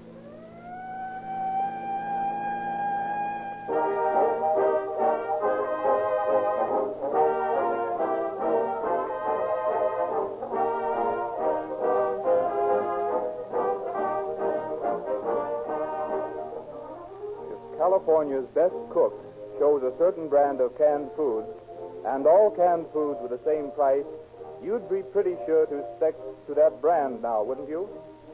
If California's best interior decorators recommended a certain brand of rug, and all rug prices were the same, I'm sure you'd like to know that brand when you are ready to buy rugs. There are outstanding authorities in every field, and when you buy contrary to the judgment of those who are qualified to know best, you lose in money and efficiency. The biggest buyers, the biggest users, the greatest testers of gasoline in California are your city and county governments and the men who drive your police cars, fire engines, ambulances, and emergency equipment. They have predominantly chosen Rio Grande crack as the finest gasoline obtainable. 30 of your cities and counties have specified Rio Grande cracked gasoline in competition with all other brands. Thousands of intelligent motorists who think about their purchase of gasoline have changed to Rio Grande cracked. For 2 years, Rio Grande led all other brands of gasoline in percentage of sales increase. Last month, more motorists got police car performance from their cars with Rio Grande cracked gasoline than in any June in Rio Grande history. Don't put off the money-saving, satisfaction-gaining change. You will agree with the best authorities that only Rio Grande cracked will give you police car performance in your car. Think when you buy gasoline.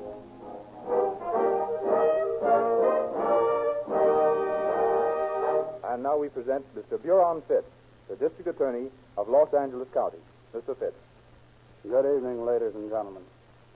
I have just left a meeting where we are interviewing new and important witnesses in the Inglewood murder case. A meeting to which I must return.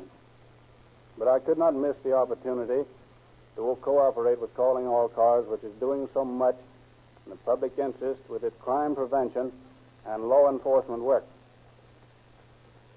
Many times criminal impulses are aroused by the reading of a crime committed by a hardened criminal who apparently got away with it. The prospective criminal does not realize that he has not heard all of the story. That the man who seemed to get by with his crime is in the end apprehended and punished. Tonight's story deals with a group of people who had no criminal record. They saw that they thought was a good opportunity to commit a crime similar to those they'd heard of. They thought they saw the opportunity to collect some easy money. That this crime did not pay, you will see from this program. But I'll tell you more about it at the end of the show.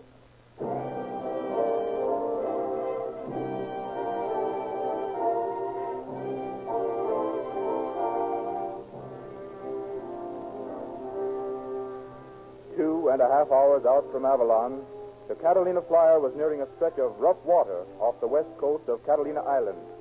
The hot July sun beat down on the upper deck.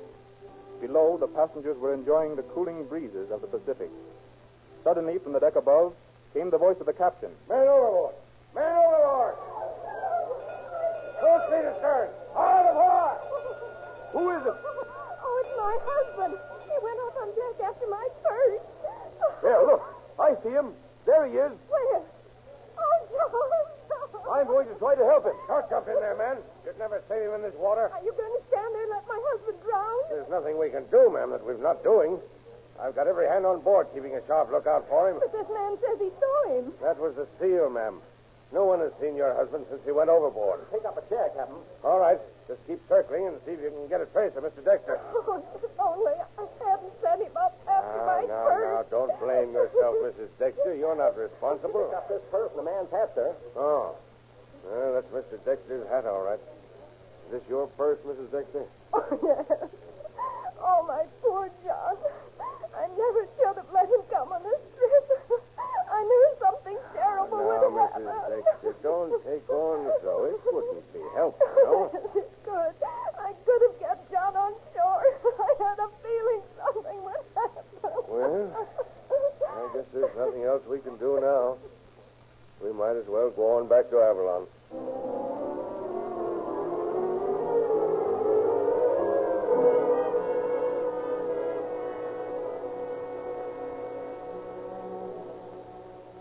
Don't worry about Mrs. Dexter, Captain. We'll take care of her. Thanks, Mr. King. I'll be with you as soon as I make my report on the accident. We'll take the first boat over to the mainland. See if Mrs. Dexter gets home all right. I want to thank you for all you've done for me, Captain McAfee. I'm sorry if I seem to blame anyone for this, but John and I understand all right, Mrs. Dexter. And I'm awfully sorry about it, too.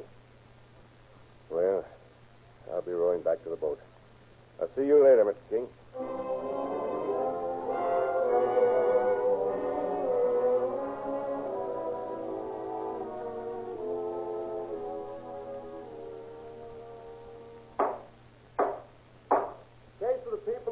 California versus John Dexter, Bell Dexter, and W.N. Henry, defendants.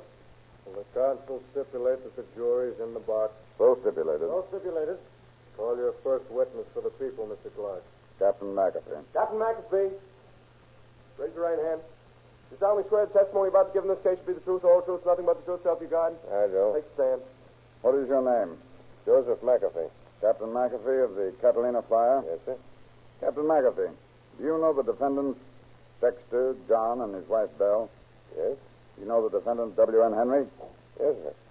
Tell the court in your own words where and when you first met the defendant, W.N. Henry. Well, one morning, I think it was the 13th of July, I was walking along Perfumed Street. Good morning. I'm Captain McAfee. I understand you're looking for me. Oh, yes. My name is W.N. Henry. I've got a proposition I'd like to talk over with you. All right. What is it? Well, it's something I can't discuss here.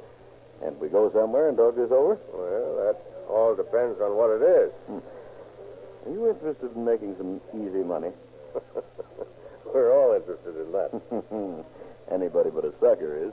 Tell me, is this rum running? If it is, I'm not interested. Oh, no. It's nothing like that. This is a safe proposition. You don't run any risks at all. We'll pay you well for your work. Yeah, I've been having a little trouble lately, keeping my boat running. Naturally, I'm out to make all the money I can, honestly. But I'm not out to get any dishonest. Well, you don't have to worry about this. Well, who are you connected with? I'd rather not say. But I can tell you that it's an insurance company. Oh. Well, how do you plan to make any money from me? Well, we needed a boat that we can shove a guy over. You're sure you're not connected with anyone over here on the island? No, of course not. Why? Well, there's a group over here that's been trying to frame me. They wouldn't stop at anything. I'll tell you what. Let's go over to the mainland where we can work this thing out in private. I'll give you all the proof you want that I'm on the level with you. All right. I'll see you tomorrow night. And the next day, I went over to Los Angeles and got a room in a hotel. Are you in the habit of coming to the mainland? Yes, sir. I come over every week or two. When did you see the defendant, Henry, next? I saw him Monday night. That's the next night. He came down to the hotel, and we had dinner. And then he told me all about this drowning scheme. I tell you, McAfee, it's a cinch. This guy Cameron will go for it, and you can make $2,000 just like that. Well, I don't know. Looks fishy to me. What company did you say it was? I didn't say. Oh. All you need to know is the time and the man. You point out the proper place for him to fall overboard and leave the rest to us. Well, how do you know he won't really drown? Well, won't make any difference to you. He'll get your $2,000 just the same. Yeah, but it's going to be pretty hard on him, though, isn't it? No. This guy Cameron's a perfect setup for this thing. He's got only one leg. Everybody will know he can't swim. I tell you, McAfee, we can't lose. When do you want to pull this off? Well, I figure that Dexter, that is Cameron, ought to go around the island with him once before we do the job. Suppose we arrange to be over there next Saturday. You make the trip Sunday, look everything over, and we can make the final arrangements then. Mm-hmm. Well, I'm going to be in town until the middle of the week. Why don't you come down to the hotel Wednesday night and bring this fellow along and work out the details? Yeah, it's a swell idea. I'll see you about 8 o'clock Wednesday night. So I went on back to the hotel and kept thinking about this thing. I had some friends in an insurance company, one of the biggest ones. So I called them up and told them about this thing. Then what happened? Well, the company sent their attorney over to see me, and when they found out what the scheme was, they suggested calling your office. That is, the district attorney's office. Did you do that? Yes, sir. The company didn't know whether the policy was in their company, but they said that whoever wrote the policy should be protected. So their attorney called up the district attorney's office, and Mr. Ramsey over there and Mr. Reamer came down to see me. They got there just about 7:30. When's this going to be pulled off? They plan to make a rehearsal trip, he called it, around the island next Sunday, and then do the job a week from them. You know who this so-called victim is to be? Well, he called the man Cameron, but he slipped up once and almost said something else. I don't believe that's the right name. When's he coming back? Well, they're both coming here this evening, about 30 minutes. You reserved this room next door for us? Yes, sir. Room 507. This door right here connects with it. Yeah, you can see there's a big crack under the door. You'll be able to hear everything that's said. Well, look here. We'll go downstairs and register for the room. You go down to the lobby, and as soon as these birds come in, we'll follow you upstairs. Okay. And I'll just act as if nothing had happened. Then I went downstairs like the officer said, and in a few minutes Mr. Henry there came in. Was he alone? No, sir. That other man there, Mr. Dexter, was with him. Did he introduce the man as Dexter? No, sir. He called him Cameron. When did you learn that his real name was Dexter? When we got to the room. Did you see the officers, Ramsey and Reamer, enter the room next to yours? No, sir, but I heard them go in just as we closed the door to my room. What was said then by either of the defendants? Well, Mr. Henry went into the room first. Hey, just sit over there, Mr. Henry. You'll find that chair by the door comfortable. Thank you. You can sit here, Mr. Cameron. Oh, yeah, McAfee. As long as we're going to work this deal together, you might as well know Cameron's real name. It's Dexter. John Dexter. Oh. Well, why the secrecy? Don't you fellows trust me? Well, frankly, McAfee, if Dexter hadn't seen fit to go through with this, I would have had to get somebody else. I see. Well, what's the plan? Well, we planned for Dexter here to go over to the island. Will you speak a little louder, please, Mr. Henry? I seem to be a little dull tonight on my hearing. Oh. You better see the doctor about that. Well, as I said, we're planning on sending Dexter and his wife over to the island next weekend. And we'll make the trip around the island with you to look things over. About how long does it take, Captain? Oh, about 4 or 5 hours, depending on the weather. Does it get rough? Yeah, it usually does along around the west end of the island. West End. And that would be the best place to pull the job. Well, let's get this straight. Does he really go overboard? Oh, no. You get around to that rough water, you'll warn everybody to go below to be safe. And we'll find some excuse for him to stay on deck. You fix it so he can go below from the forward end of the boat. He can hide there until you get back. Yeah, there's a hatch that leads down to cabins we don't use anymore. Well, that's the very place for him to hide. Well, when does he get ashore? After you dock the boat, you take it out to anchorage, don't you? Yes. You can roam ashore then. Mm-hmm. Well, I don't see the profit in all this. It's very simple. You see, we've got him insured for $10,000, double indemnity. Oh. Dexter gets part of it, you get $2,000, and I get the rest. Mm-hmm. Well, who pays all the premiums on this policy? It must cost a lot. Not at all. You see, I'm the adjuster for the company. I take care of all that. We just put in notes for the premiums, and the company never gets wise. You must be pretty smart to think up a gig like that. Oh, I didn't think it all up by myself. We used to work it all the time back in Kansas City. Say, you remember the diploma mill case they had back there? Yeah, I read about it. Well, that's where we really got the idea. We get those guys that have got their doctor's diploma from one of those places, then we go to work. Oh, is that the way you got Mr. Dexter passed? Physically, I mean? Sure. We've got angles we work on these days. Yeah, but tell me, what about this man's wife? What's she going to say about this? Oh, her? Oh, she'll be in on it. She'll act like she really thinks he's drowned. Well, what are you going to do if you get caught? Oh, caught? Not a chance in the world of getting caught. It's a lead pipe cinch, I tell you. Why, the DA and the sheriff's crew will never get wind of this thing in a million years. And while this conversation was in progress in room 508, your room, who else was present? Just Mr. Henry, Mr. Dexter, and myself. Just a minute, Mr. Clark. At no time was Mrs. Dexter present in the room? No, sir. And where were the officers, Ramsey and Reamer, at that time? Why, Not what you think, you know. I want what you know. I'm not sure. I heard them go into the room, that is the room next door. Could they have heard this conversation? Objected to on the grounds it is hearsay testimony and calls for the conclusion of the witness. Sustained. Do you know whether or not the officers heard this conversation? No, sir, I do not. Was the conversation sufficiently loud for them to hear it? Objected to, same reason. Sustained. Did you make any arrangements to meet Dexter and Mrs. Dexter at any later date? Yes, sir. They were to come over the following weekend. Oh, good morning, Mr. Dexter. Fine day for your trip. Yes, it is. Oh, Belle, this is Captain McAfee, my wife. How do you do? Pleased to meet you, ma'am. I talked this thing over with my wife, and she seems to think it's too risky. Well, you know best about that, but... I'm afraid something will go wrong. I wouldn't want anything to happen to John. Well, don't worry about that part of it. We'll see that he's safe. Come up forward here. I'll show you the hatch. All right. There's a cabin directly beneath the pilot house. We've got some old mattresses and some pieces of sail stored there now, but we can find a place to hide, Mr. Dexter. Boy, it's going to be hot in there in this weather. I'll say. Now, here's the hatch. Oh, my, it's dark down there. The better to hide me, my dear. Now you can just get down the ladder and look around if you want. I wouldn't have consented to this at all, but we need the money so badly. I've got to go to the hospital next week for an operation. Do you know this Henry fellow very well? No. I just met him last week when he came out to talk to John. I didn't want John to take out the policy with Mr. Henry, but he's so easily influenced.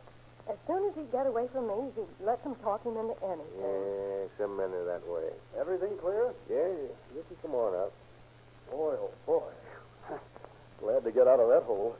Hot down there. Well, what did you expect in the middle of July? I didn't know it'd be this hot. Say, which way do we sail out of here on this map here?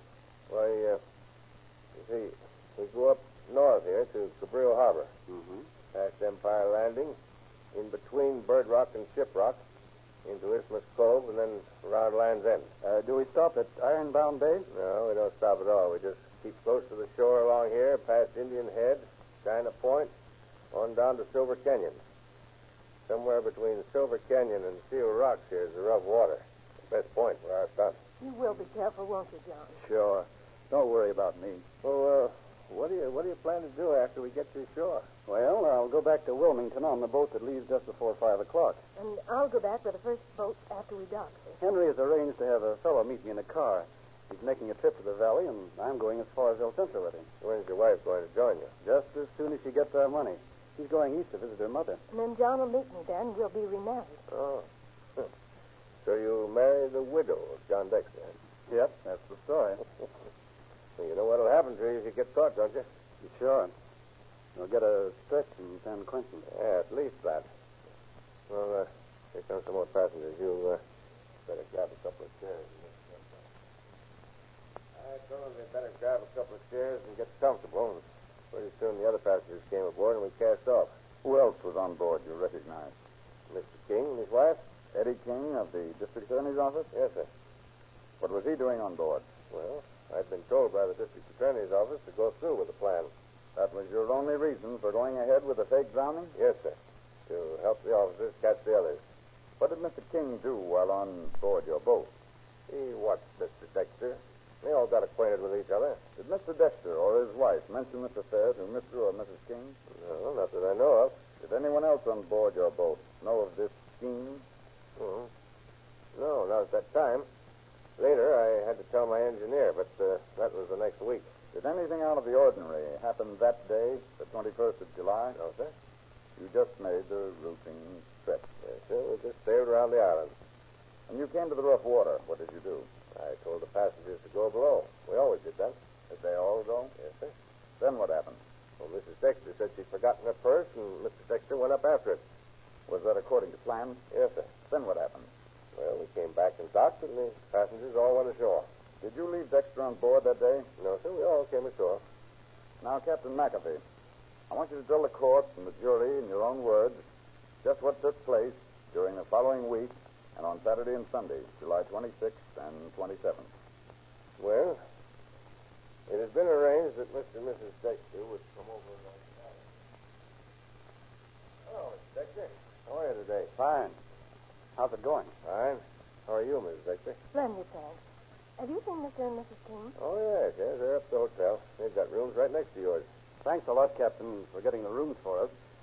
We might have had to sleep on the beach. Well, we'd have found a place for you. Maybe in the forward cabin, eh? No, thanks. Those 2 hours tomorrow will be enough of that for me. You still want to go through with it? Sure. I need that jack. Well, we better get over to the hotel. So we went over to the hotel, and Mr. and Mrs. Dexter went up to their room. I didn't see them anymore that day, not until 11 o'clock Sunday morning. They came down to the pier with Mr. and Mrs. King and several other people from the hotel.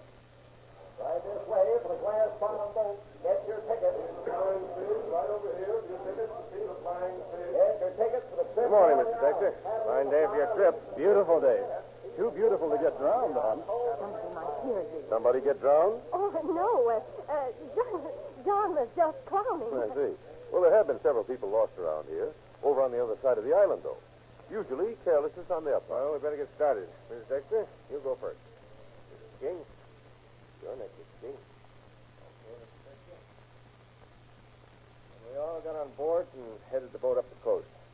Was Mr. Henry on board? No, sir, it wasn't. Did Dexter mention Mr. Henry? Yes. Yes, he said that Mr. Henry would meet him when he got on shore at Wilmington. What did you do on the trip around the island? Why, after we'd been out from Avalon about 2.5 hours, I called to Mr. Dexter to one side. We're almost up to the place where you decide to pull your act. I don't know whether or not to go through with this thing. Here comes my wife. John, isn't it about time? If you're going to do it? I've been debating it for half an hour. Well, if you think you shouldn't do it. Oh, I don't know. What have I got to lose? A whole lot. If you do go overboard, haven't you, Captain? Well, you're the best judge of that, ma'am. What kind of signal shall we use? Let's see. Look, when I put my hand out like this and lean against the pilot house, you'll know the coast is clear. When you send everybody below, when we get to the rough water, we'll stay close to the stairs and watch it. Yeah, you better get ready. It's getting to get rough. Yeah, we'll be watching it. Everybody below decks, we're coming to rough water. Everybody. Won't be safe up here on the upper deck. Come on. Let's all go below. I'll call you soon through it. Come on, dear. Let's get below. I want to get a seat near the porthole. All hands stand by. Rough water. Do you think? Not yet. John, I wish you wouldn't do this. Why, darling? Well, it isn't honest. But, darling, you've got to get the money for your operation. You just got to go through with it. I wish you hadn't let Henry talk you into this. Honestly, I'm frightened. Oh, now, there's nothing to be afraid of. Do be careful, won't you? Sure. Oh, well, there's the captain's hand on the side of the pilot's house. John, I left my purse on deck. I'm afraid it'll fall overboard. Can you get it for me? Sure thing. Be right back. I'm so careless about those things. John's always having to pick up after me. Why, just last night I just...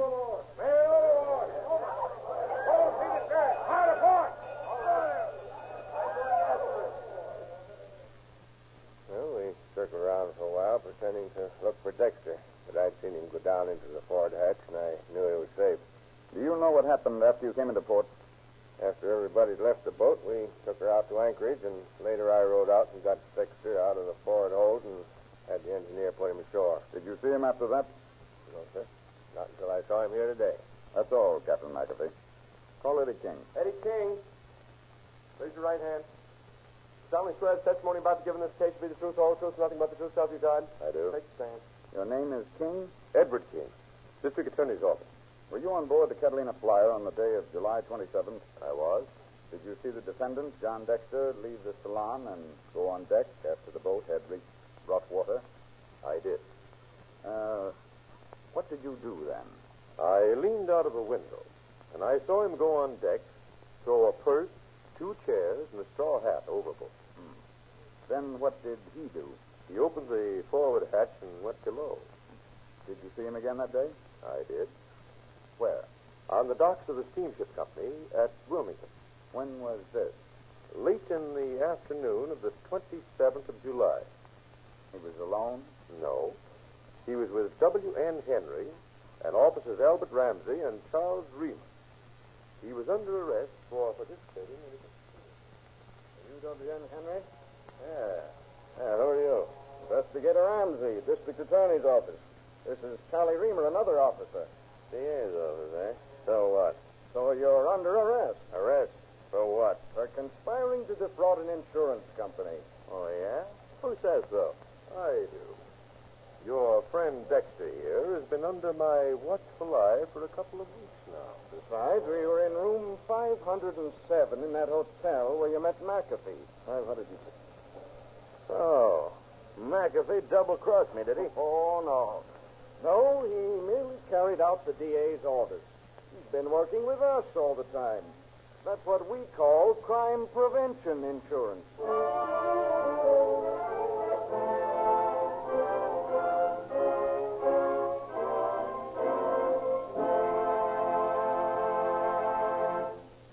Tomorrow, when you stop and think before buying gasoline, and then decide to follow the judgment of the most important buyers and users of gasoline, you'll go to your Rio Grande dealers for Rio Grande crack. If you're not already using Sinclair motor oils, you'll discover a double incentive for patronizing your independent Rio Grande dealer. 52 railway systems fight friction and wear with Sinclair oils.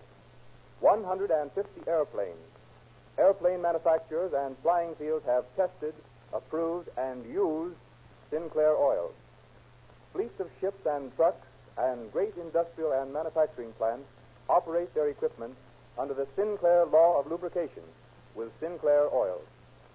1 out of every 9.5 gallons of oil sold in this country is Sinclair. What does this mean to you?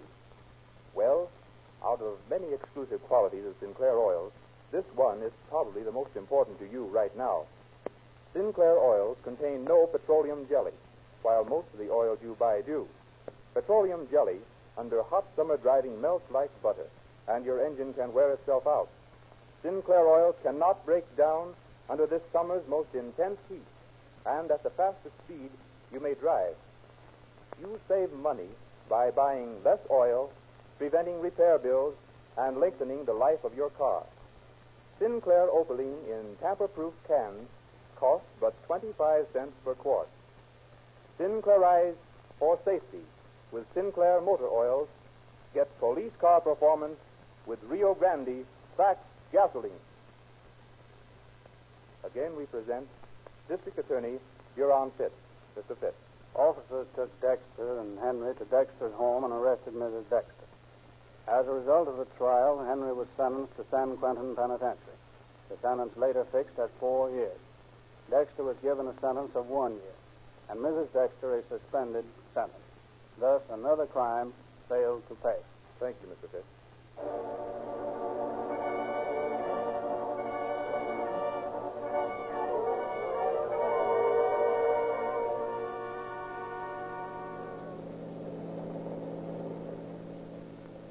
Los Angeles Police calling all cars, attention all cars, a cancellation broadcast 190 regarding a drowning.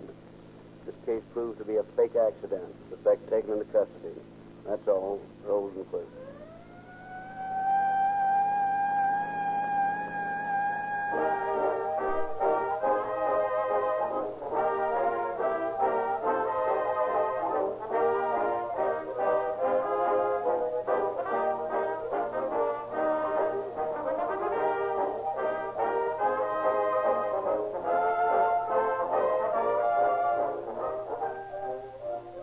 Narrator Michael Parkhurst bidding you good night for Rio Grande.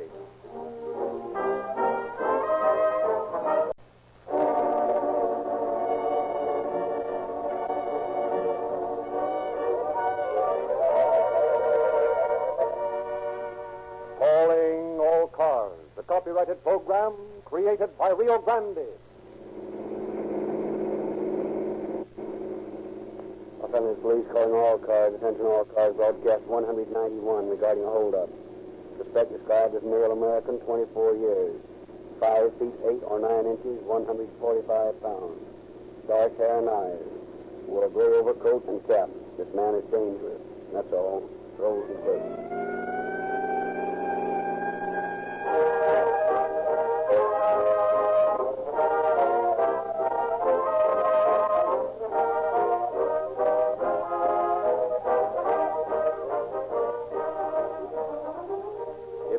Select a fine painting for your home, would you rely on your own judgment to guide you in securing an authentic work of art? Or Or would you call in one or more expert authorities to steer you right and insure you against getting an inferior product? The answer is obvious. You would buy only after you had expert advice that it was genuine and worth the price asked. In nearly all our purchases, we are influenced by the choice of others whose opinions we respect. Make that your policy in the purchase of gasoline for your motor car. Use the gasoline that carries the highest endorsement of any motor fuel in the state. The exclusive selection of 30 important cities and counties. The gasoline that communities rely on above all others to power their police cars, fire engines, ambulances, and emergency equipment of all kinds. Yes, last year, Rio Grande cracked gasoline powered police and fire equipment for over 55 million miles. Meeting the exacting requirements of this type of service, which includes all speeds and all degrees of rough usage. Think about police car performance in terms of your own needs. Wouldn't you like to have smooth, velvety operation in traffic? and a great reserve power to meet every emergency? The answer is, of course, you would. So why not get it? It's yours, waiting for you at the nearest Rio Grande pump. Drive around tomorrow and see your Rio Grande dealer.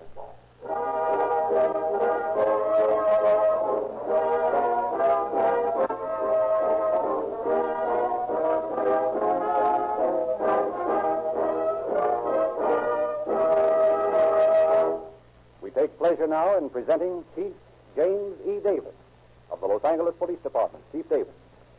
Good evening, ladies and gentlemen. Many of you may not realize that you have a duty and responsibility to aid in combating crime. The most perfectly functioning police system, armed with the most modern fighting equipment, and having at its command the most scientific knowledge and material, is helpless and ineffectual without the aid and support of you, the citizens.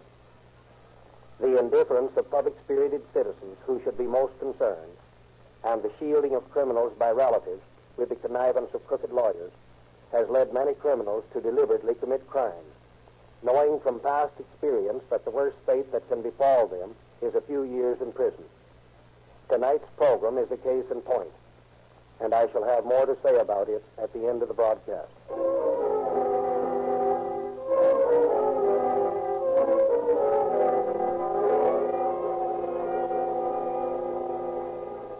At 8 o'clock on the night of December 7th, 1930, Carl Dean brought the streetcar on which he was motoring to a stop at 11th and Georgia Street. While his conductor, Leland Hanson, threw the switch to bring the car into the barns on Georgia Street. The conductor had just regained his platform when he heard a step behind him. This car is going to the barn. We can't. Never mind that. Give me what you got. What do you mean? Don't stall me, fellow. Where's the money? In my pocket. All right, let's have it. Yes, sir. That's all you got? Yes. How much in that changer? Nothing in there. Okay, bell him down. All right, 2 bells. What's going on back there? Some guy get on by mistake? No, I've been held up.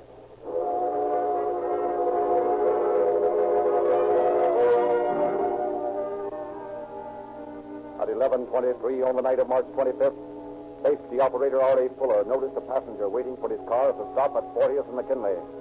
He pulled his car to a stop, opened the door, waited while his passenger boarded the car. As was his custom, he watched his passenger's feet and legs to see that he was safely settled, then started his car. He looked around to see if the fare had been deposited in the fare box. Just keep looking ahead, buddy, and you won't get hurt.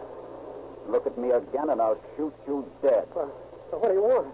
This is a pickup. That little object resting on your fare box is a gun. Ever see one? Yeah. Okay, pal. Hand over what you got. You won't get very much. This has been a kind of a poor night. Well, you got paid today, didn't you? Yeah, but I don't carry that around with me. Okay, give me what you have. Well, here's $2, and here's 2 50-cent pieces and 2 tokens. And here's what's in the changer. That makes about $15 in all. All right. Let me off at the next stop. Keep buttoned up, pal, and you won't get hurt. And don't look around. Don't worry, I won't.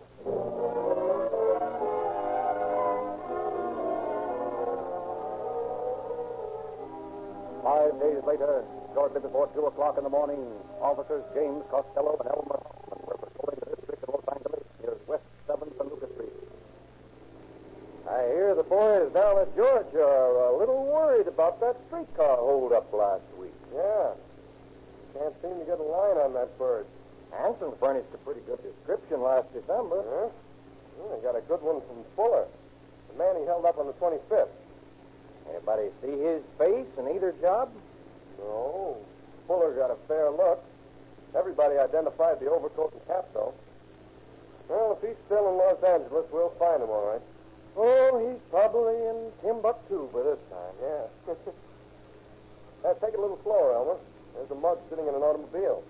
Don't look so good at this time of night. Turn around, Elmer. I'm going to ask this boy some questions.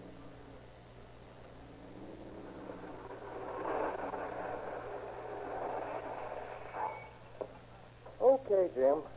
Take it easy now. You never can tell about these mugs. He's probably waiting for that chop suey joint to close. That's what's the idea, Bud. Waiting for somebody? What's it to you? Nothing especially. Just thought this is a peculiar time to be sitting in a car in a public street like this. Anything wrong in that? Well, that all depends. Suppose you get out and let's take a look at you. I've been sort of looking for a gray coat and cap like that. Okay, cop. Now get this. Get back in that baby carriage there and beat it. Get me? Make it fast. I ain't fooling. Okay, Bud. You don't have to poke that gun through me, you know. Go on. Shove off. All right.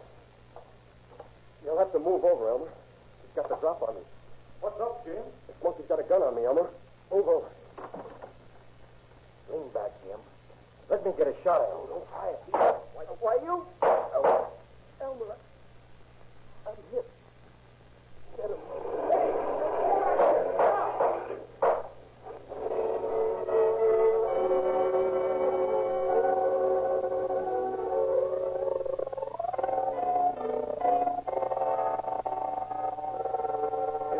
Out of the car, and at the same time assist his brother officer, Hoffman was unable to get a good shot at the fleeing bandit or to obtain a glimpse of his license. There followed hours of feverish activity on the part of the police. Additional officers were added to details, checking parking lots, garages, out-of-the-way storage lots, searching for the bandit's car. Next day, in the office of Chief Detective Edwards, police officers on duty and off met for a conference. Fellas, we've got to find this bird that shot Jim Costello. Now, we know he lives somewhere around that district. And here's my suggestion. Let's map out that section in blocks. Let's all take a section and canvass it in plain clothes. We'll tell those mugs that run some of those places that if we don't find out within 12 hours who killed Costello, we'll really mess up that district. How's about it? Okay, Chief.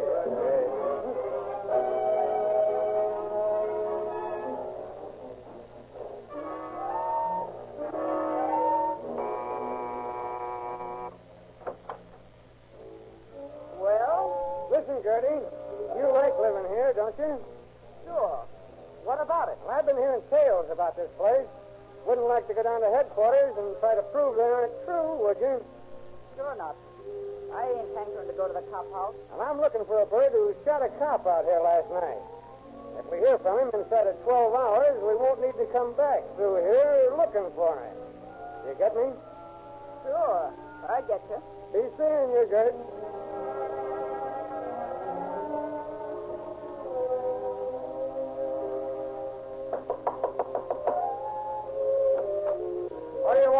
Looking for a friend of mine. Got in a jam last night. Shot a cop. You know him? I don't know who you're talking about. Who are you? Never mind. Ask the boys in the back room how they'd like to ride in the patrol wagon. No, wait a minute. You got me wrong. I know. You're not running the speakeasy. I'm not standing here either. Now listen to me. You don't want to have to vacate quick. Get the word around that we'll be waiting at headquarters tonight for a phone call about that mug who's so handy with a rod. And if that phone don't ring...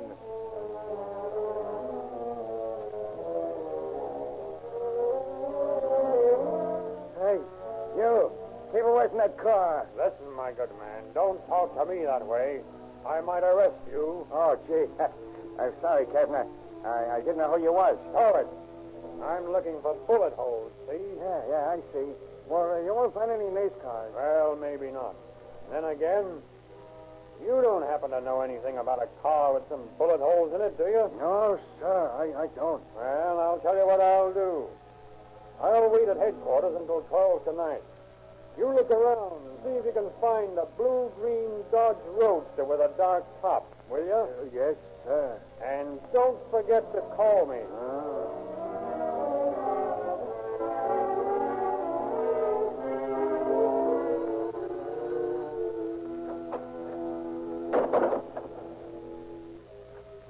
Wait a minute, Mamie. Can't I come in? Beat it, cop. I ain't done nothing. I know you haven't, Mamie. Never can tell when you might want to, though. I wouldn't want to take you down to Georgia Street and have all those rough policemen asking you embarrassing questions. Not much. What are you looking for? The bird who shot Jim Costello. Look somewhere else. I don't have to. You're going to help I'm me. no stool pigeon. If somebody doesn't call the office before 12 tonight, you're going to wish you were some kind of pigeon. Goodbye, Mamie. Oh.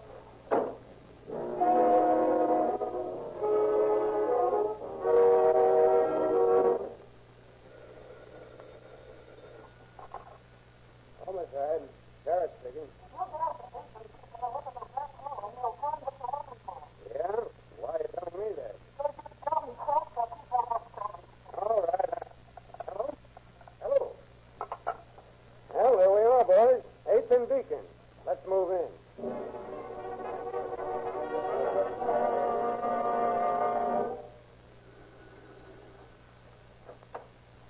We're police officers.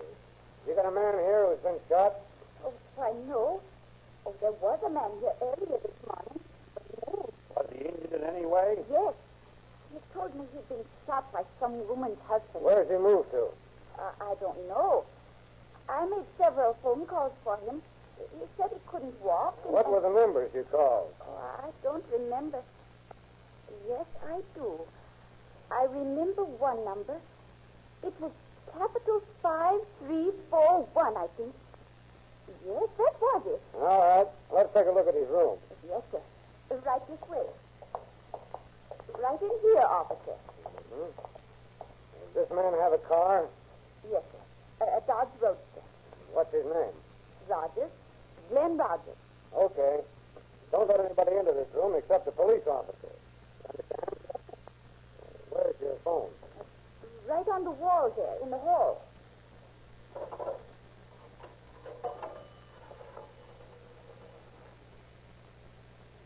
Let me talk to the manager.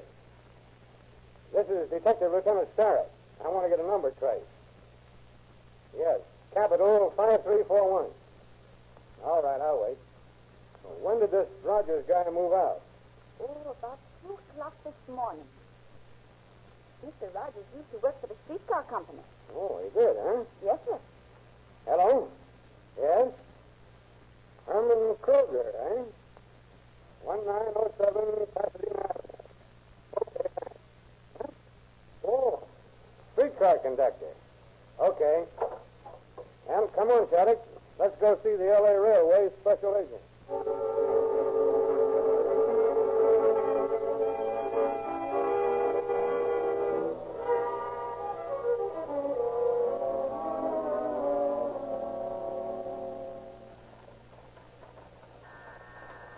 L.A. Railway. One moment, please.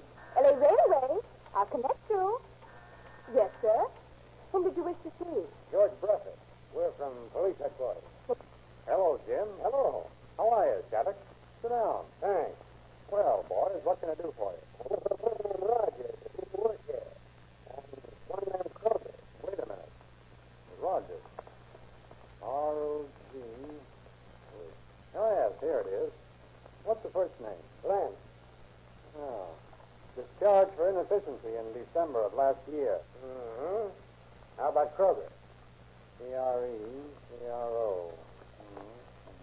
For Kroger. Conductor on our line. Works out of Division 2. I'll call him. You get me superintendent of Division 2. We can find out when he comes through town. What's he done? Nothing that we know of. Rogers is the man who shot Costello last night. No. Wait a minute. Hello? Well, this is George Bruffett. When is Herman Kruger due at 7th and Spring? Okay. Have a relief man there. That's all. All right, boys. We'll go down and meet the gentleman.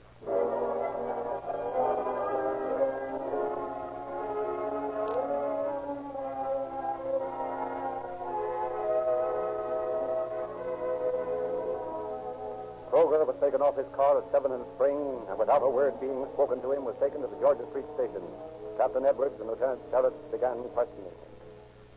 We want to know where you took Glenn Rogers. I don't know any Glenn Rogers. Don't try to hand us that. We happen to know that you got a call from Rogers and that you went to his house at 2 o'clock this morning and helped him move. Now, where'd you take him? I didn't help him move. Dorothy. Who's Dorothy? That's his girlfriend. Oh, so you do know Rogers? Well, yeah. I know him. A little. Where is he now? None of your business. Oh, is that so? Now, listen, Mug. Anytime a guy kills a copper, it's a whole lot of my business, see? Now, you come across. I ain't telling you nothing. Why, you... Take it easy, Jim. Let me talk to this bird. Now, listen, Kroger. You're in a spot. You're guilty of compounding a felony in that you're helping conceal a felon, and you're guilty of helping him escape.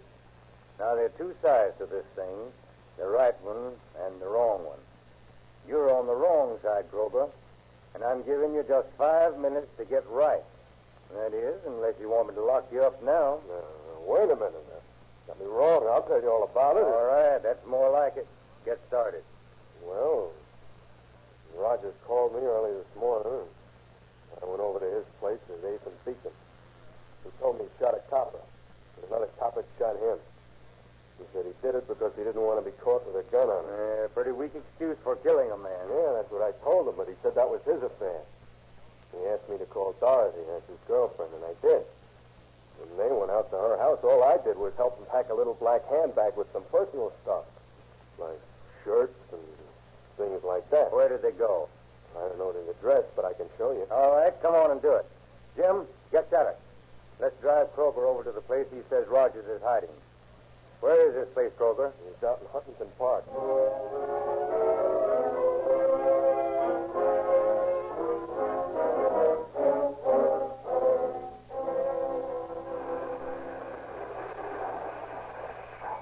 That's the house over there, the yellow one.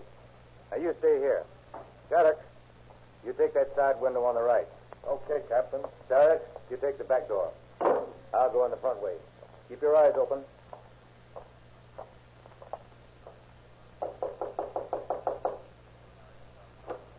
All right, lady, just open it up. We're looking for Glenn Rogers. Well, he ain't here. Never mind, I see him. All right, Rogers, stick him up. Come on in, Jim. What'd you do with the gun, Rogers? I threw it away. But Rogers had not thrown the gun away. After hours of questioning, he finally admitted that he had hidden the gun used to shoot Officer James Costello on the night of March 30th. He was held to answer on a charge of murder and brought to trial in Department 25, the court of Judge Charles W. Fricky. Months dragged by, and at last the verdict of the jury is ready. The clerks will read the verdict. The case of the people of the state of California versus Glenn Rogers, defendant. We, the jury, find the defendant in the above entitled action not guilty. Order in the court. This is no laughing matter. The jury is discharged. Judge Fricky, I'm from the press. What do you think of the decision? In all my years on the bench, in all my experience as a lawyer and judge, this is the most incomprehensible verdict that has ever come to my notice. It is utterly unbelievable that any group of men and women could be so swayed by the words of witnesses and attorneys, so spellbound and hypnotized by the mass mind as to permit themselves to render such a verdict as this. It is not in the power of the people to appeal this case. So nothing remains but to abide by the verdict as returned by the jury.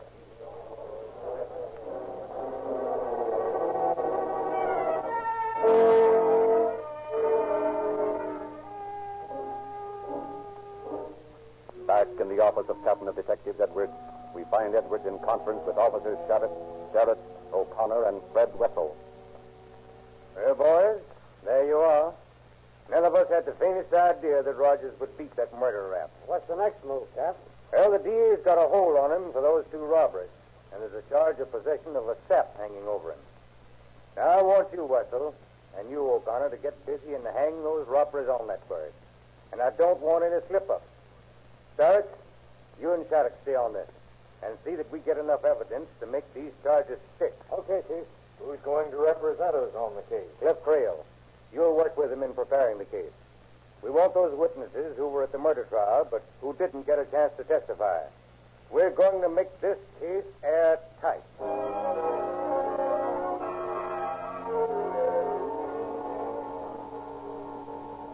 Rogers was again brought to trial, first on a charge of possessing a sap, or blackjack. Conviction followed on this charge in spite of the testimony of witnesses. Then began the robbery trial. For the March 25th crime, Rogers prepared a puncture-proof alibi. Witness after witness testified to seeing him that night, and also on the night of December 7th, 1929, the date of the first streetcar holdup.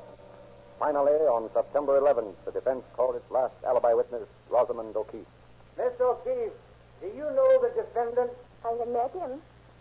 Calling your attention to the night of December 7th, did you have occasion to see the defendant that night? Yes, I did. Where did you see him? At the Cosmo Country Club. I danced with him. What time was that? It must have been shortly after 9. I got there just a little before 9. They were dancing then. What time did you leave? After 12. You say the defendant came in a little after 9? Yes. And remained there steadily till you went home? Yes. Your witness, Mr. Creel. You did not go to this dance with the defendant, did you? No. You just met the defendant that night, did you? No. I had met him once before. When? About 2 years ago. Where? At Miss Gilmore's house. The girl who testified just before you did? Yes. Can you fix the time of this meeting? No. The day? No. The week? No. The month? No. Are you sure you did meet him? No. I mean, yes. Make up your mind. Yes. But you did see the defendant on the night of December the 7th? Yes. Well, how do you fix the time so definitely if you cannot remember other dates? When it was called to my attention, I looked it up.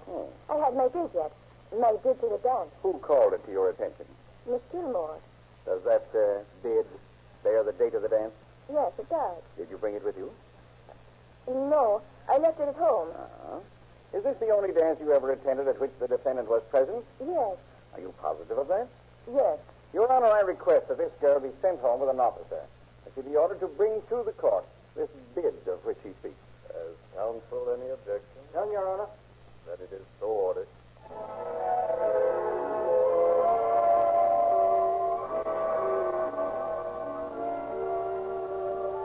Rosamond O'Keefe was taken to her home.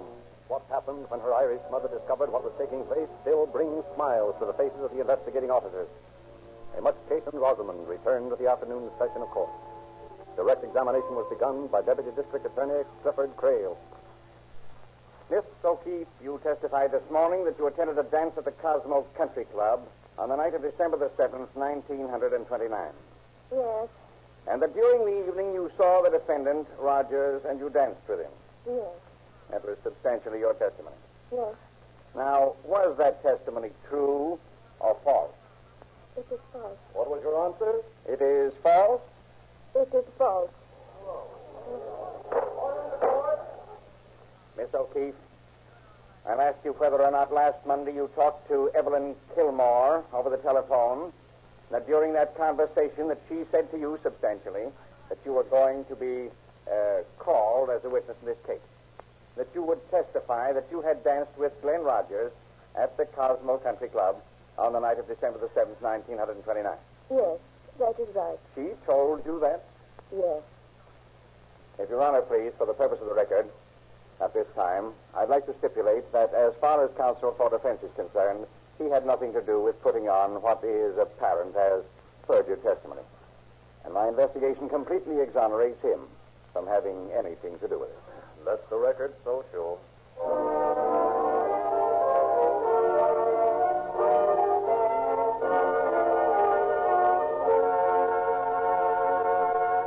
In spite of alibis presented by the defense, Glenn Rogers was found guilty of robbery in the first degree.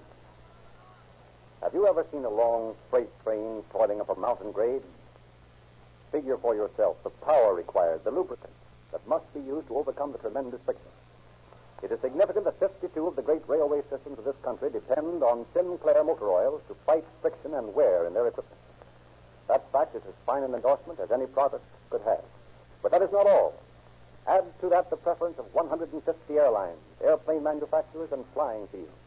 Everyone knows how vital lubrication is in the business of flying. In addition, millions of motorists in 45 countries say Sinclair in dozens of different languages to express their choice of motor oil. Bear in mind that the motor oil you put in your car is the one thing that prevents moving metal parts from coming together. The one thing most important in safeguarding your motor investment. Make that oil the best you can buy. Sinclair. Sinclair Opaline is only 25 cents a quart at your Rio Grande dealer. It's the qualified companion product of Rio Grande cracked gasoline. You should get them both at your Rio Grande dealers tomorrow. And now again we hear Chief Davis. Through circumstances over which the police department had no control, Glenn Rogers was never punished for the cold-blooded shooting of a police officer. He was sentenced, however, to consecutive terms, 5 years to life and 7 years to life on charges of robbery. Efforts are now being made to free this man and again enable him to prey upon society.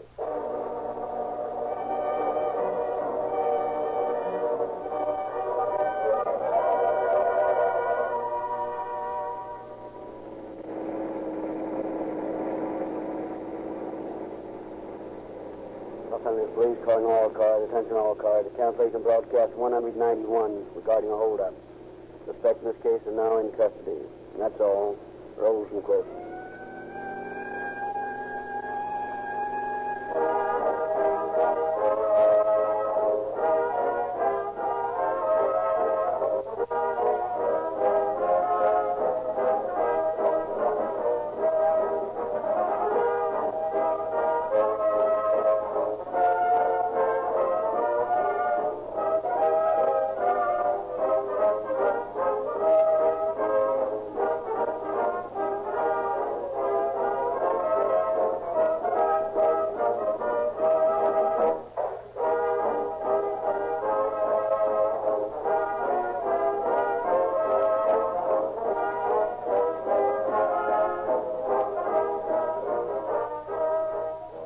Your narrator, Frederick Lindsay, bidding you good night for Rio Grande.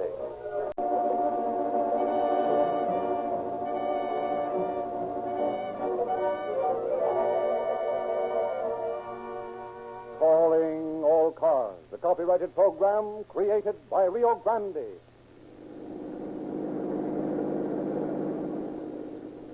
Santa Barbara Police calling all cars. Attention all cars.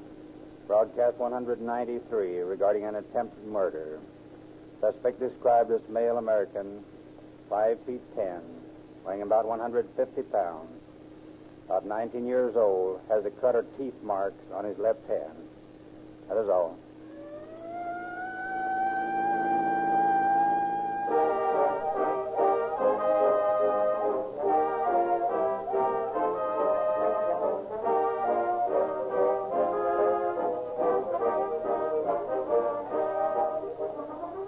Guided by the experience of others.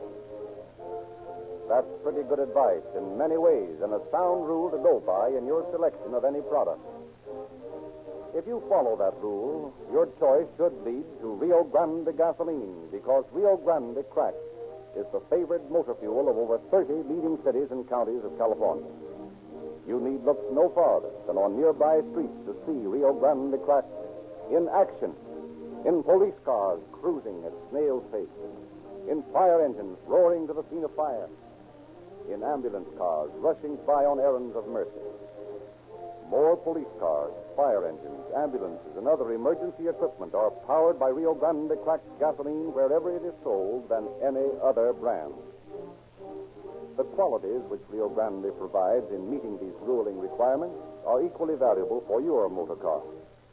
Instant starting, hair-trigger acceleration, economical mileage and reserve power and speed for those emergencies when a lightning response is imperative. They are well worth having in any car, especially when it costs you no more. See your Rio Grande dealer tomorrow for a tank full of this greater gasoline.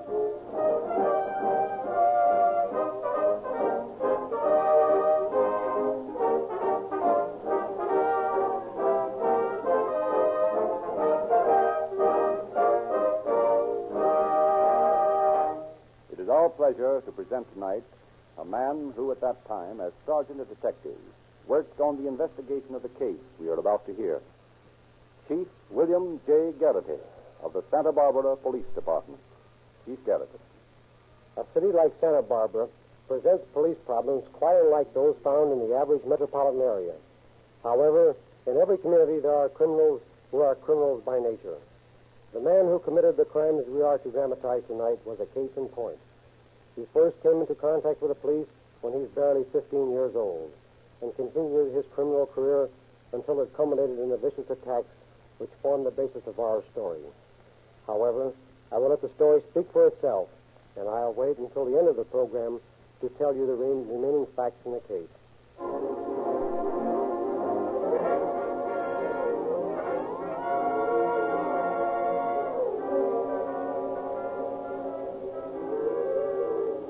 On a chill morning in January, Detective Sergeant William Garrity and his partner, J.J. O'Brien, arrive at Ray's drugstore in Santa Barbara.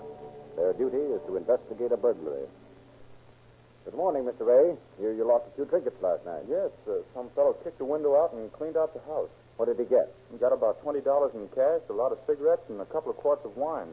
Sounds like the same one who broke into the Victoria last week. I haven't finished checking up yet, but I guess that's about all he got. Oh, come over here, Obie. Yeah? Let's look over this cash register for prints. No, I couldn't find anything that looked like fingerprints on it. Was it cleaned off when you left last night? Oh, yes. We always polish it every night before we leave. Oh, here's a handprint. Maybe this No, is... no. I've got to confess that in my excitement I did that. Oh. Well, that's that. Hey, Bill, here's a handkerchief I found on the floor here. Let's see it. That's a peculiar border, isn't it? Yeah. That handkerchief probably accounts for the absence of fingerprints. Very probably. Looks like a smart bird we're going to get. Yeah. Hey, remember, we found the same situation at the Victoria drugstore? Yeah. Kicked in the window over there, too. Stole some wine, a lot of stuff. No fingerprints. Any idea who works that way? Yes. Tony Leon. Remember him? Just got out of Preston, didn't he? Hey, remember the note he left at Eckert's pharmacy? That's the bird. Sent him up for burglary once before. Let's pick him up then.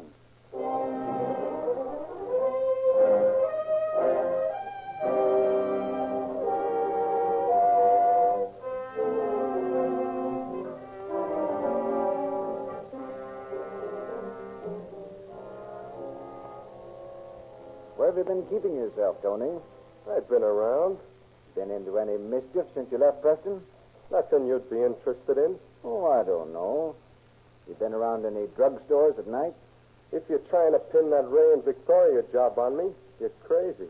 Who's trying to pin anything on you? What's the idea asking me all the questions, then? Oh, we're just interested in what you've been doing. Haven't lost any handkerchiefs, have you? Handkerchiefs? No, I haven't been doing anything. When I do, you'll find it out.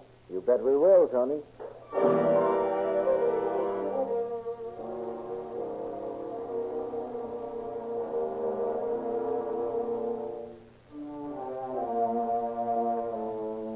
A few weeks later, one still morning in May, a figure stealthily approaches a bungalow on one of the better residential streets of Santa Barbara. Carefully, he removes the screen from the bathroom window. What are you doing? Hey, get away from my wife's bed. I'll keep quiet, you mug.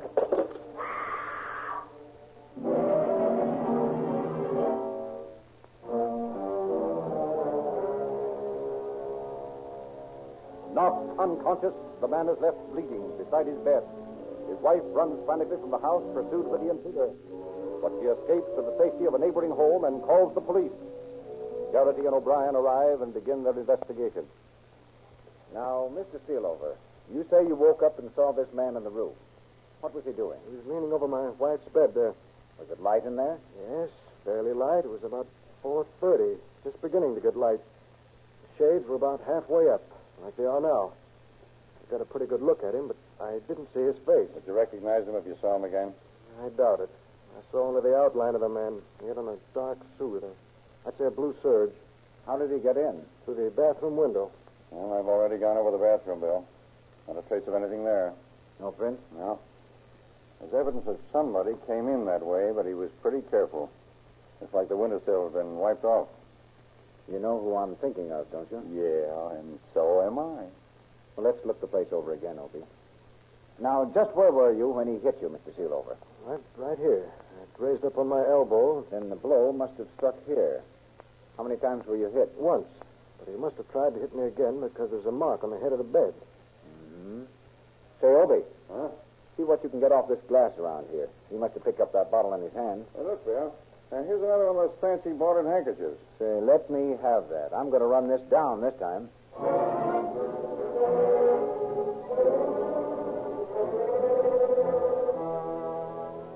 You say you never sold this kind of handkerchief in this store? No, we never stocked that pattern. Any idea who might have it? Oh, none at all. All right, thanks.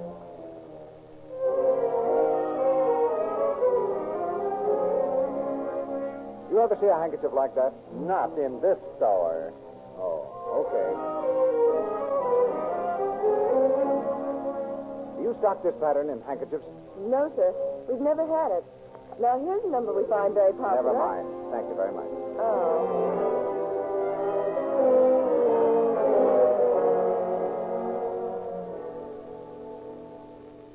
Now, miss, I want you to take a good look at this handkerchief. I've been in every place in Santa Barbara looking for one like it. Did you ever see one? Sure, I've sold dozens of them. Oh, wait a minute. Let's go into this from another angle. You say you've sold dozens of handkerchiefs like this? Well, not exactly like it. We used to get them in dozen lots, 3 of a kind, 4 patterns per dozen. Yes. I can figure that out. Now, how long ago did you stock these handkerchiefs? We got them in about the 1st of December and sold them all out for Christmas. Have you had any since? No, can't get any more. Who usually buys this sort of article? No, Mexicans mostly. They like the borders. I see. Well, thanks.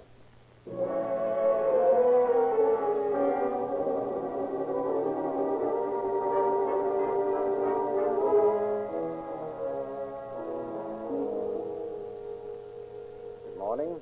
Is Tony at home? No, he's out with some of the boys. You're his sister, aren't you? Yes. I'm Nina. Who are I'm you? Sergeant Garrity from police headquarters. I wanted to talk to Tony.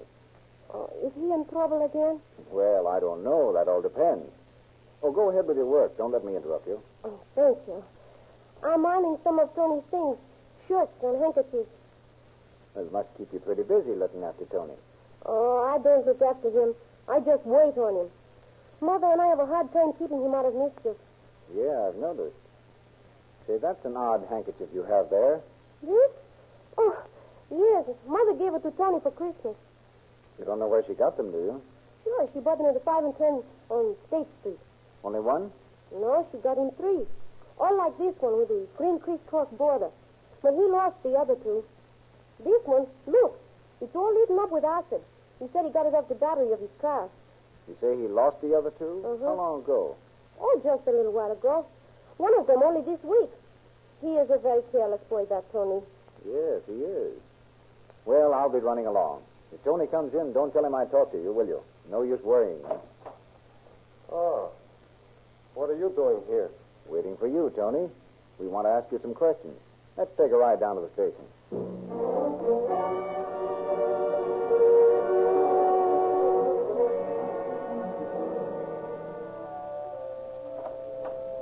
Oh, hello, O'Brien. What's new? Tony Leon's mother's here. Says you've had Tony under arrest since yesterday noon. Right in here, Mr. Leon. Where is my boy? Won't you sit down, Mrs. Leon? I want Tony. So do we. What do you want with him? Oh, 4 or 5 counts of burglary and assault with a deadly weapon. It is not true. Tony is a good boy. I wish I could agree with you, Mrs. Leon, but the record speaks for itself. Apparently, his year in Preston hasn't done him any good. He was innocent when he was sent there. Yeah, he was innocent, all right. Oh, say, Obie, what did you do with those handkerchiefs? Right here. Thanks. Mrs. Leon, did you ever see these before? No, never. You never bought 3 handkerchiefs like this at the 5 and 10 on State Street? I have never been in there. Your daughter says you did. She lies then. Why should your daughter lie about her brother? She is not my daughter, and she is not Tony's sister. Then who is she? She is my stepdaughter, Tony's half-sister. Oh, well, that's no reason why she should lie about him. She hates him. There is money, my husband's money. She will get it if Tony goes away. That is why she lied about him. Well, that's a likely story. Oh, J.J., bring Tony in here, will you? Sure thing. Now, Mrs. Leon, you say you did not give Tony any handkerchiefs for Christmas. I did not. Well, I got this one from your daughter this morning. She is not my daughter. Well, your stepdaughter, then. I never saw it before. Right in here, Tony. Sit down, Tony. My boy. Now, just a minute, Mrs. Leon. Tony, did you ever see this handkerchief before? Why, He never saw it before. No. I never saw it before. I told you my Tony know nothing about these Now, handkerchiefs. please, Mrs. Leon, let Tony think up his own alibis. He's pretty good at it. You claim that isn't your handkerchief? No, it ain't mine. What of it? You didn't wrap it around the neck of a beer bottle and hit Sealover over the head with it night before last? Who's Sealover? Oh, you wouldn't know, would you? Why should I? Because you crawled in the bathroom window of his home and hit him with a bottle. Where did you get that bottle? I got it.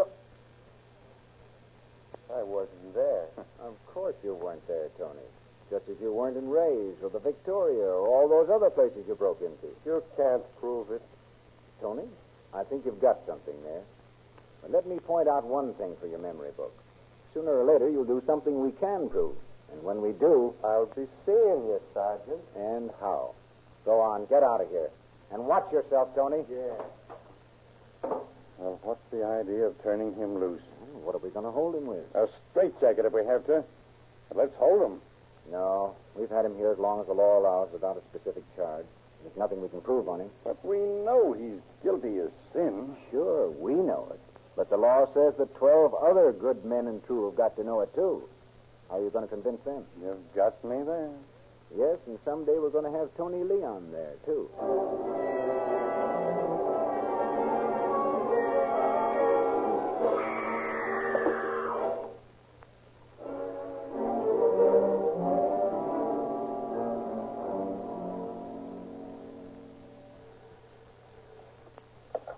Detective Bureau, Sergeant Garrity. Hey, Bill, you and O'Brien better take a run down here to the Apollo apartment. What's up? Somebody broke into one of the apartments and beat up a girl. Her name was Norma Lee. Serious? Pretty bad. She's in the hospital. What are you showing on your report? Burglary, assault with deadly weapon, and criminal attack. Oh, never mind. We'll be right down.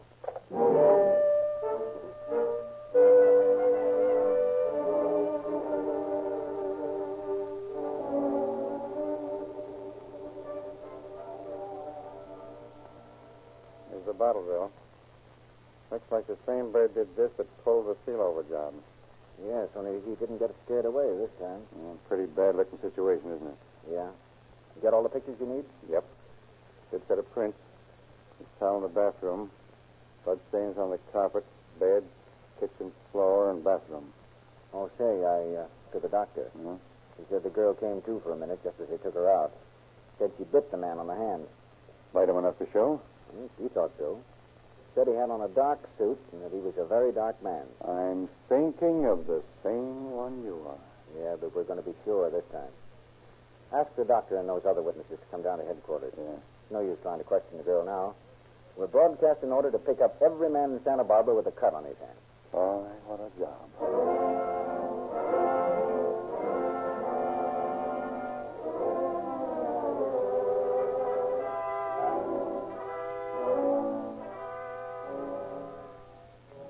Nice work, Dupin. Where'd you pick up our friend, Leon? Down at Haley and Laguna Street. I was on morning traffic. He was riding on the running board of a car. Well, how'd you happen to spot him? And I yelled at him to get inside, and he thumbed his nose at me. I saw he had his hand bandaged, so I yanked him off and called the wagon. That right, Tony? That's what he said, wasn't it? Let's see your hand, Tony. Yeah. Uh-huh. How'd you get that cut? I got it in a fight in a beer joint. Got hit with a bottle. You have a lot of trouble with bottles, don't you, Tony? I get by. How'd you get those teeth marks on your fingers? What teeth marks? Oh, hadn't noticed them, had you? Oh, them. Sure. I got them in the fight, too. I'll bet you did. Who were you fighting with? Manny Garcia. Sure it wasn't Norma Lee? Who's Norma Lee? You ought to know. I never heard of any Norma Lee. You're going to hear a lot about her before you get out of here this time, Tony. Yeah? Like I did about Ray and Spillover, huh? No, Tony. This one's going to stick. Here, Bill. Okay. Show in the doctor. And Jim, bring in Bailey and the steno, will you? Okay. You ready to talk, Tony? What about? About what happened in the apartment of Norma Lee, in the Apollo apartment. I never been there. Now, you can save a lot of trouble by telling us about it now. I ain't got nothing to tell. Okay, Tony, we'll make it the hard way. Come in, Doctor. This is Deputy District Attorney Bailey. Officer O'Brien, you know. Yeah. This is our number one suspect, Tony Leon. Oh, yeah. Now, Doctor, I want you to tell us just what you found when you were called to Miss Lee's apartment. Well, I got a phone call from Miss Nelson, a nurse. She's a friend of Miss Lee. Was Miss Lee a nurse, too? Yes. When I arrived, I found Miss Lee suffering a great deal, so she was not entirely conscious. What was the matter with her? Well, she'd been struck on the head with some blunt instrument.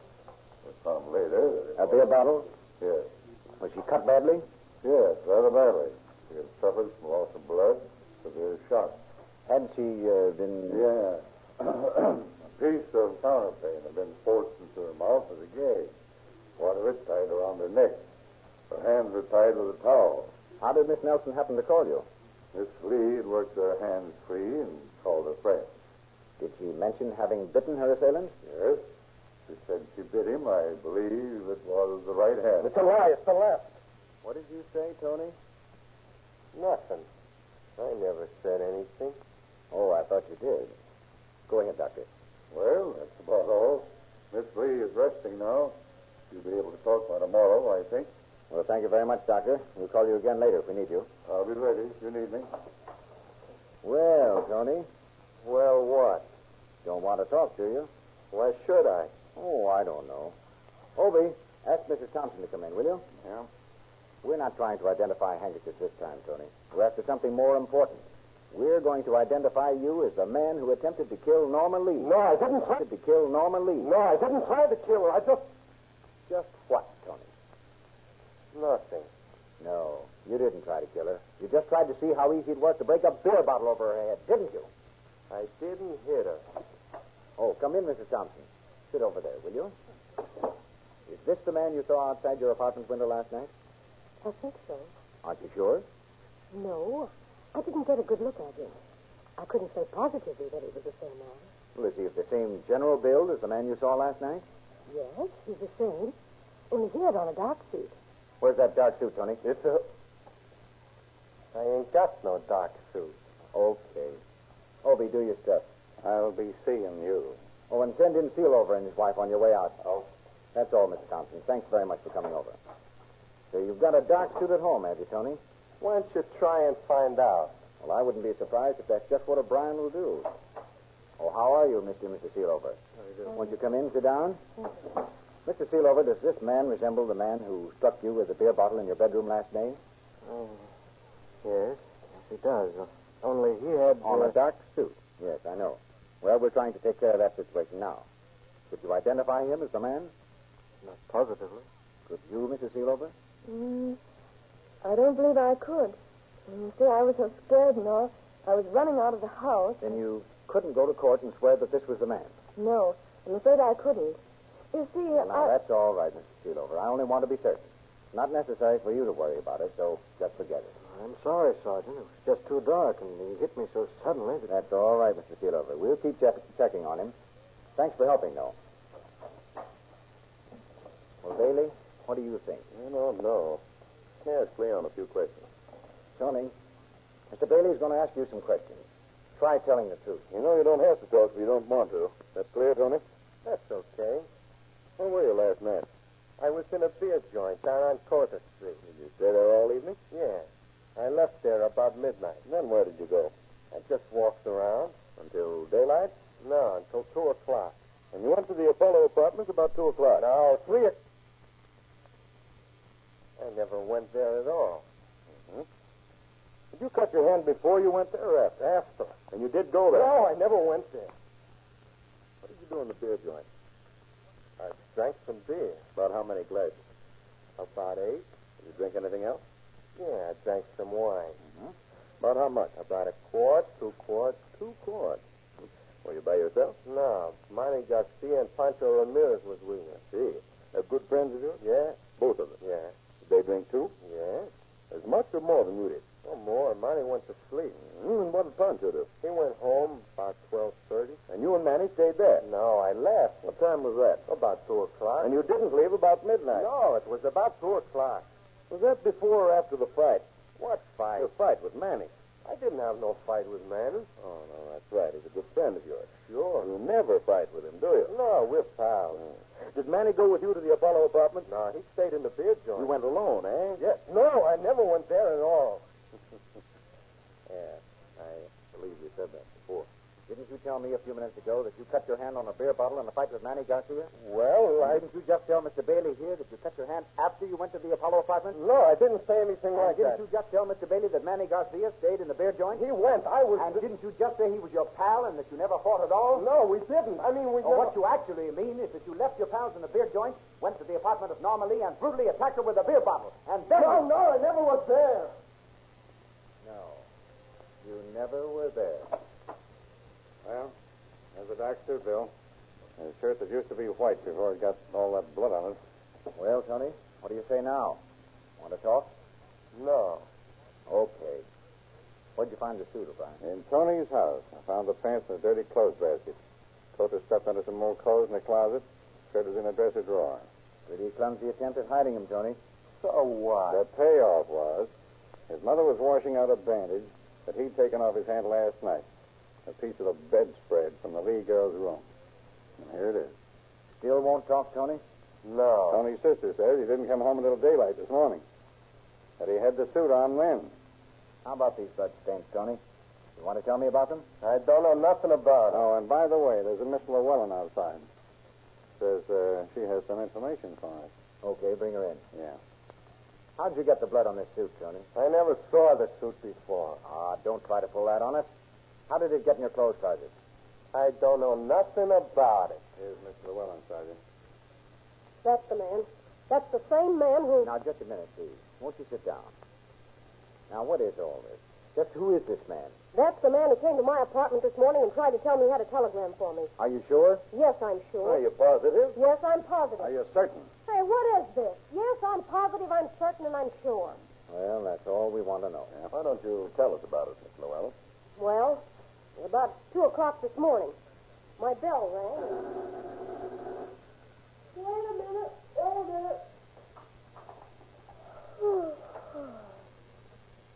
What is it? What do you want?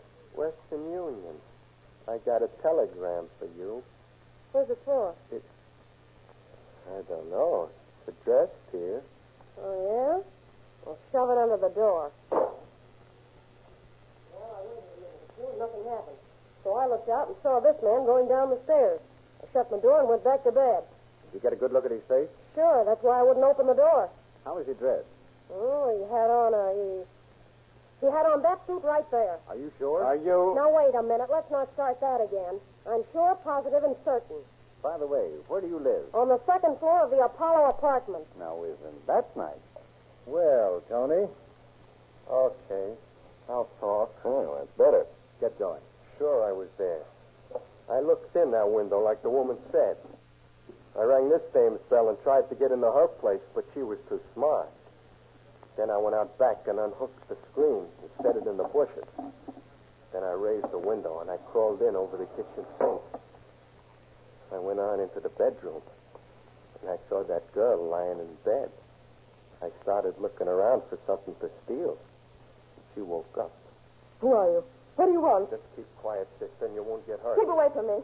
Get away. Shut up, you. Fight me, will you? Okay, Tony. That's plenty. We won't have any trouble making this one stick. No more bottles for you, Tony. From now on, it's the jug.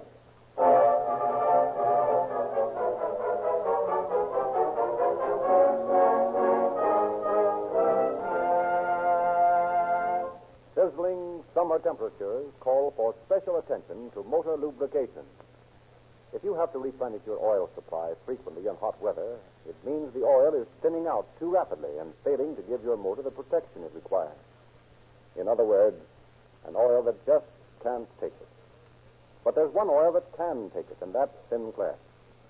Sinclair oils are refined by a special patented process that completely removes wax and petroleum jelly. It is this petroleum jelly and other oils which melt like butter, causing the oil to become thin and worthless. You run no risk of this danger when you use Sinclair oil. Here's one way to look at it. Any oils that are fine enough to be the choice of 8 major airlines, 150 railroads, great fleets of ships, and millions of motorists in 45 nations must be truly outstanding. And this is the case of Sinclair oil. If you need oil now, try Sinclair oil at your Rio Grande dealer. Sinclair Opaline is only 25 cents a quart, the companion product of Rio Grande cracked gasoline. Again, we hear Chief Garrity of the Santa Barbara Police Department. Chief Garrity. Tony Leon, confession detail. The attempt on the life of Norma Lee and Alan Seelover, as well as a number of burglaries. As a result of this confession, he was sentenced to terms of 5 years to life on 2 counts of attempted murder and assault with a deadly weapon, and to 1 to 10 years on 2 counts of burglary. Again, crime failed to pay. Thank you, Chief Garrity.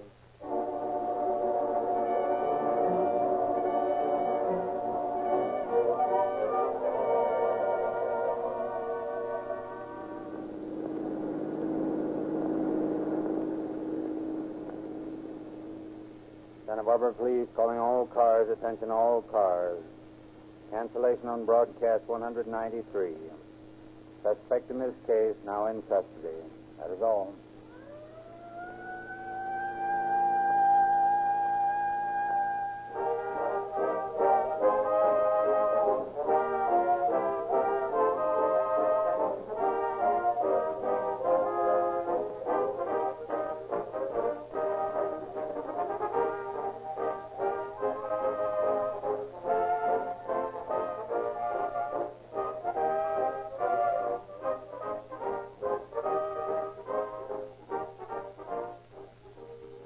narrator, Frederick Lindsley.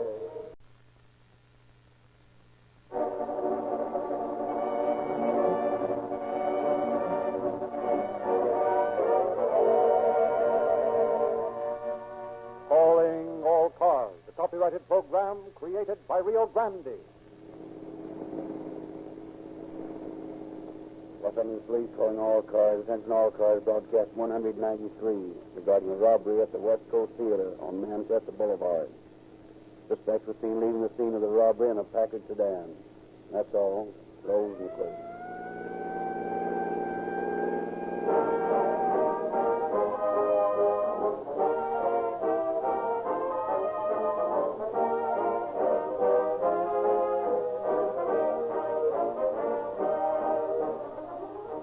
California's leading attorneys advised their clients to follow a certain business practice that would save them money and time and trouble, you would follow that advice too, wouldn't you? If California's leading physicians recommended a specific food for your diet that would give you more energy, tone up your system, make you live longer, why, I'm sure you'd buy it right now. When the leading authorities on gasoline, those who test it the most, buy the most, use the most, overwhelmingly endorse Rio Grande cracked gasoline, why, in all sincerity, don't you use it? More of your cities and counties use Rio Grande cracked gasoline to power their police cars, fire engines, ambulances, and emergency equipment than any other brand. Last year, your law enforcement equipment drove over 55 million miles, powered exclusively by Rio Grande cracked gasoline. A famous sales authority once said, "You can make the public buy anything. They buy on feeling, not fact." But Rio Grande sales figures have disproved this statement, for in the face of the advertising claims of many gasolines, the proved facts of police car performance have caused Rio Grande to lead all others with their greatest percentage of sales increase. Be guided by qualified, intelligent advice. Get Rio Grande cracked gasoline from your independent Rio Grande dealer tomorrow and every tomorrow.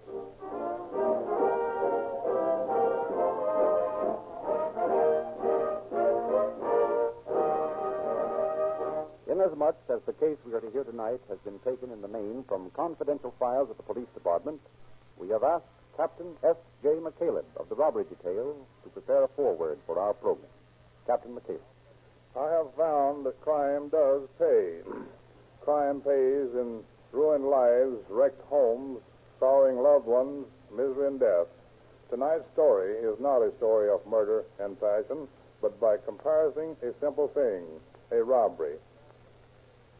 Bookish in form, tonight's story happened actually as you shall hear. Some facts regarding the criminal element of this story will be given you again at the end of the program.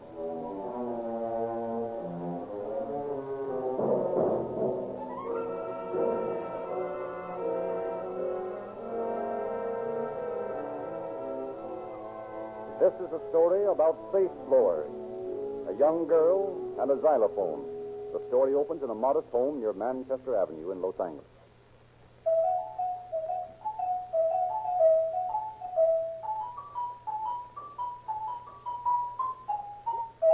I don't think I'll ever get this right. Oh, let's see now.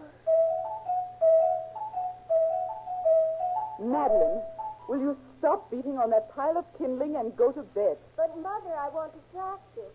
Mr. Schultz has promised me a place on next week's vaudeville bill if I can get this piece memorized. Darling, you'll drive us crazy with that plinking. You'll have to find someplace else to practice. But where can I go, Mother? Why don't you ask Mr. Schultz if you can practice at the theater? You could work there before the show every day. Mother, that's a grand idea. I can run over to the theater during lunch hour and practice at least half an hour every day. Why didn't I think of that before? How is the school orchestra doing here? Well, we have a lot of new instruments now. Lots of the kids got what they needed when the Elks gave the benefit for us last week. That was a mighty nice thing to do. I guess they're pretty fine men. It helps us a lot, too. I wouldn't have had my xylophone paid for if they hadn't helped me. That's true, dear.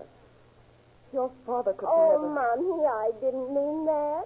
Dad's been awfully good to me, and I know he wanted to get the xylophone, but he just couldn't. That's why I saved out of my lunch money. I just happened to be lucky when they decided to use the benefit money for the orchestra. I know your father will be glad when we tell him. Okay, Mom. Well, I have to run along now. Will you get Dad to take my kindling pile over to the theater tomorrow? Surely. We'll take it over when he goes to work. Well, good night, Mom. Good night, darling. Sleep tight.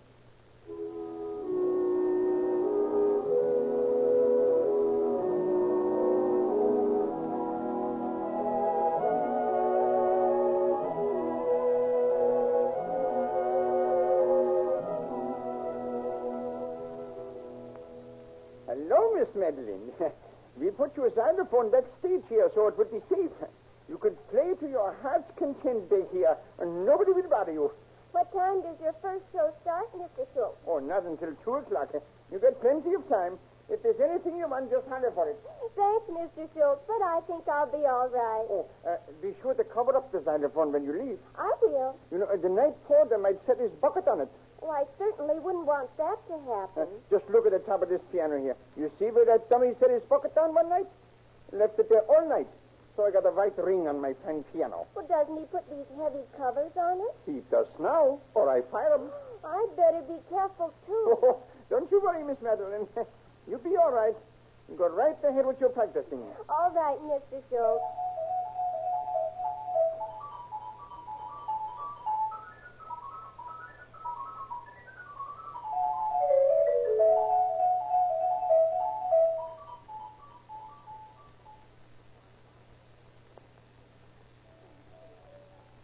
$43, $44, $45, $15, $20, $2,320.45. That's not bad. Well, lock you pretty clean little babies up in the safe and go home. This has been a hard day. There you are, my little chickabiddies. I'm sure glad I put in this new safe. I feel better at night. Take a mighty smart crook to get that opened. In 2 feet of concrete, too. Well, good night, Sam. Yeah, Mr. Schultz. Now, there you go, starting the night off with sleeping. How many times I got to tell you, Sam? You're hired to watch this, please. Get on your feet and stop snoring all over the house. Yeah, Mr. Schultz, I don't snore no more. I don't go sleep. What are you mumbling about, Sam? Oh, nothing at all, Mr. Schultz. I just so tired, that's all. I never saw you when you wasn't tired. Now, put the cover on the piano. Oh, be sure you don't bother Miss Madeline's xylophone. Which, Mr. Schultz? A xylophone. That's it over there by the switchboard. Don't bother it. Leave it alone. Leave it covered up. Yeah, Miss Schultz, I ain't gonna bother it none at all. Oh, boy, I sure is sleepy. Don't let me catch you sleeping around here. Get your sleeping done at home. No, I can't get no sleeping done around my house. Why not? Oh, the kids keep me awake all day, and then the old woman will wash me. If you do little work yourself, your poor wife wouldn't have to work. No, yeah, but I was too tired to work, Then you better get at it now, though. This place needs cleaning up. Yeah, good night, Mr. Schultz. Good night, Sam.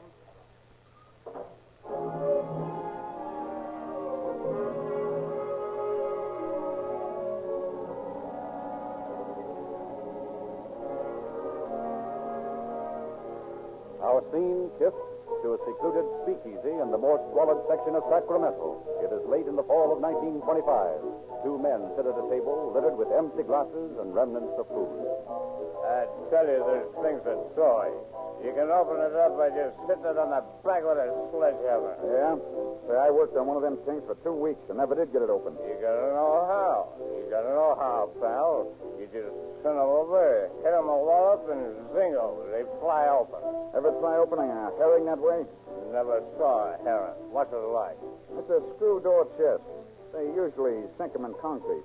Have to blow them out and haul them away to work on them. I always open them on the job. I'm an expert Peterman, I am. You talk too much, and you drink too much, too. Don't lecture me, pal. I'm a good yegg. I know my business. I'm a big sledge and punchman from New Orleans. You're going to be punched drunk if you fool around these Stockton boys much. Don't have to fool around them. Hey, let's knock over a joint and blow. Now you're talking sense. I know I am. I know where there's the sweetest little...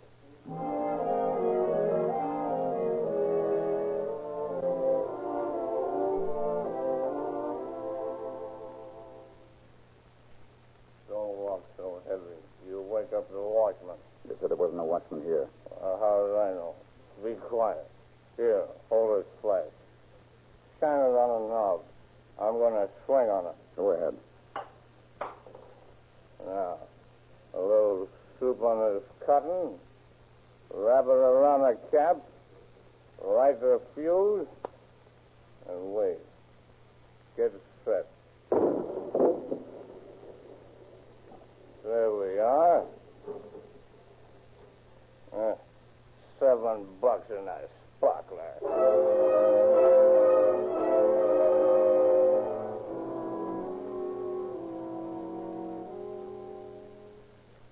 We'd better do better here than we did in Stockton last week. Fresno's always a better town for quick money. How are you going to get in this dump? Better not let Dutch hear you call his pool room a dump. Come on. Here's a door we can pry open.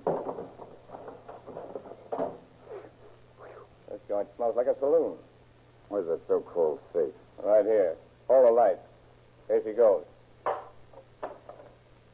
Now the cotton, the soup, wrap it around a cap, light the fuse, and we're set.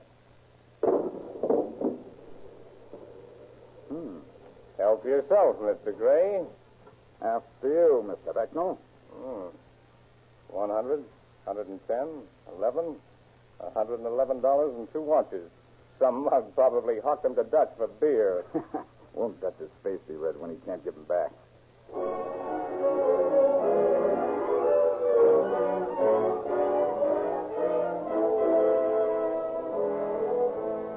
Night after night, through the sleepy little towns of California stalked this marauding pair. Safe after safe was blown open or stolen. Modesto, Sacramento, Orangeville, and Visalia paid tribute to these nocturnal yeggs. Then came a period of quiet. Then from Valley Springs came news of another safe blown open. Riverdale, Woodlake, Salida, Cressy, Elk Grove, and Alma reported raids. At last, with a sizable roll in their pockets, Robert Becknell and Edward Gray made their way to Los Angeles. One night in a dive on East First Street.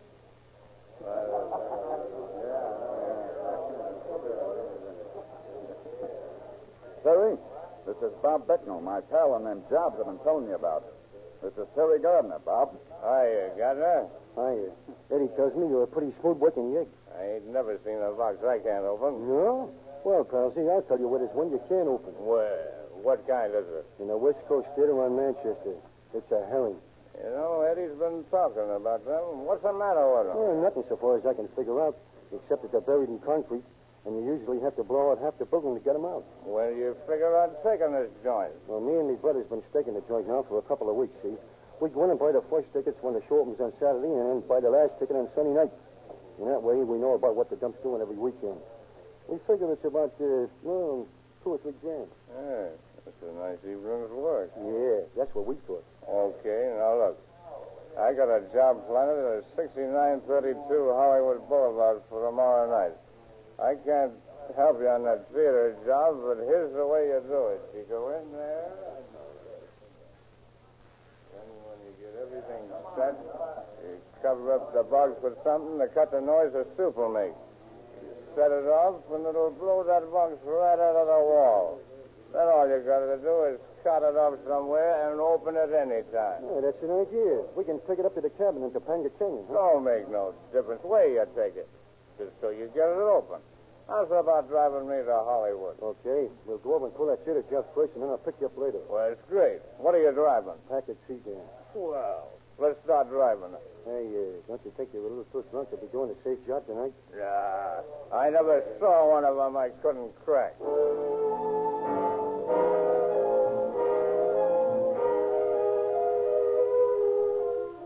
Later that night, Officer W.J. Taffy saw the now staggering Becknell go into an alley at the rear of 6932 Hollywood Boulevard. He followed to find Becknell attempting to force open the rear door. Hey, you, come down here. How does crowbar do, copper? Or maybe you'd like a slug from this 38. Oh, yeah? Come on down from there. I think a good sock on the jaw might help you. Hey, Go easy, pal. I got a bottle of soup on me. Where? In my back pocket.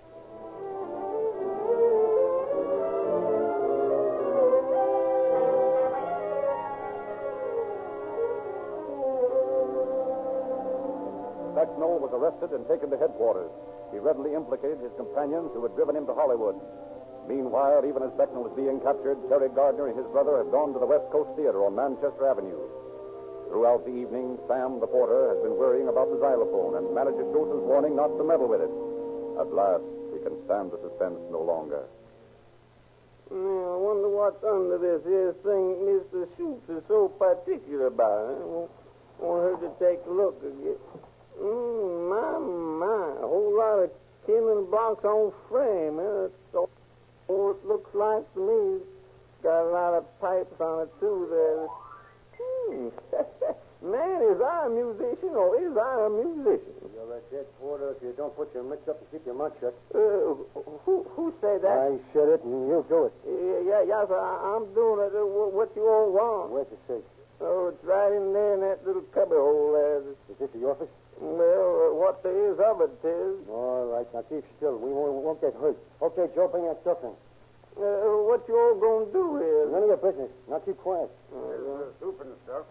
Say, who's this bird? He's a porter. Found him here when I came in. How'd you all get in here? In the door, of course. How'd you think? I just all wondered, because Mr. Schultz, he was the last one out, and I guess he forgot to lock the door there. No, he didn't. We broke it open. And I didn't hear you? How come that? You figure that one out for yourself. Hey, hand me that piano cover. No, sir, I ain't taking no cover off no piano, because Mr. Schultz, he said... Get up and give me that piano cover. Oh, yeah, sir. It is. Well, why don't we bump this mug off and get him out of the way? Yeah, it wouldn't be a bad idea. No, sir. You all ain't going to have to do that. No, I'll keep out of the way. Yes, sir. Well, keep your lip buttoned up then. Does you mind if I use the phone a minute? Hey, who do you think they're going to call at this time of night? I kind of thought maybe if the police knew... Yeah, what are you trying to do? Kid us? No, sir. I guess so. If the police... Let me give it to him. No, wait a minute. Here, come here, you. Oh, yeah, sir. You hold this blanket up here while I get something to prop up against it. Come on, get a move on. I don't want to get mixed up in this here robbery, no kind. We ain't robbing nobody. We're just going to fix old man Schultz's safe. How come you all pour that white stuff in the door crack there? Well, that's what we're going to fix it with. Come on, Joe. Help me with this thing here. We'll use it to hold up the cover with. Okay. See, you all better let Miss Madeline's kindling wood machine alone if you know what's good for you. That's just what it'll be in a minute. Kindling wood. Come on, Texman. Let's get this thing over with. All right, boy. Come on, move over. Let's get this thing propped up. Oh, Lordy, Miss Madeline sure going to be sorry about this. What? Who's Miss Madeline? Oh, she's a little girl what owns that there Xylophone. She done save up her lunch money to buy the thing, too. This thing don't belong to Schultz? No, that's just what it does mean, Yowza. That belonged to a little high school girl what was going to be in the vaudeville show here Saturday night. Oh, forget it. Who cares? Well, I do, see. Don't you like it? I don't see no point in tearing up a kid's xylophone like this. Well, it's done now. Ain't no use standing there griping about it. Let's get this over with. Here, unscrew that light bulb and stick this plug in there. Hey, screwboy, what is this light go turn off? It's over there by the switchboard there. Cut it off. We don't want to get blown up when I screw the plug in. Here, give me that chair. All set? Yeah, I'll hold that over here. Okay, get set. Here she goes. Throw that switch. Didn't make much noise, did it? What'd you expect, an earthquake? Oh, no, sir, but I thought it started making more noise than that. All right, come on. Give us a hand here. Let's get this box in the car. Oh, ain't you all going to open up here or something? What do you think we are, sap? Yeah, sir. What? No, sir. I mean... No, shut up and help us with this here safe.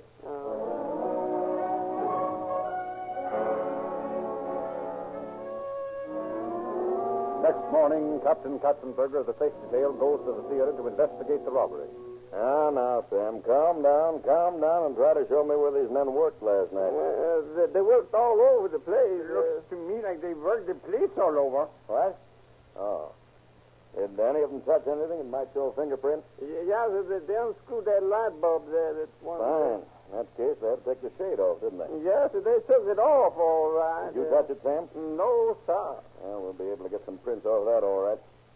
Now, Sam, did you see them touch anything else that might show a print? Say, a piece of metal of any kind? Well, sir, they picked up Miss Madeline's Xylophone contraption over there. I see. Oh, yeah. Here's a perfect print right here in this plate on the end. Get some pictures of that, too. Uh-oh. Here's a nice-looking heel print on the paper in this chair. Ah.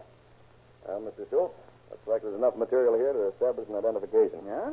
I'll check with Barlow. If we've got any of these prints in our files, we'll have your men before you can say Jack Robinson. I hope so. Well, I'll be chasing along now. See you later, Mr. Schultz. And, Sam. Yeah, sir? Don't look so scared. It's all over now. Oh, I ain't scared. That is, not now. I just sort of tired, that's all.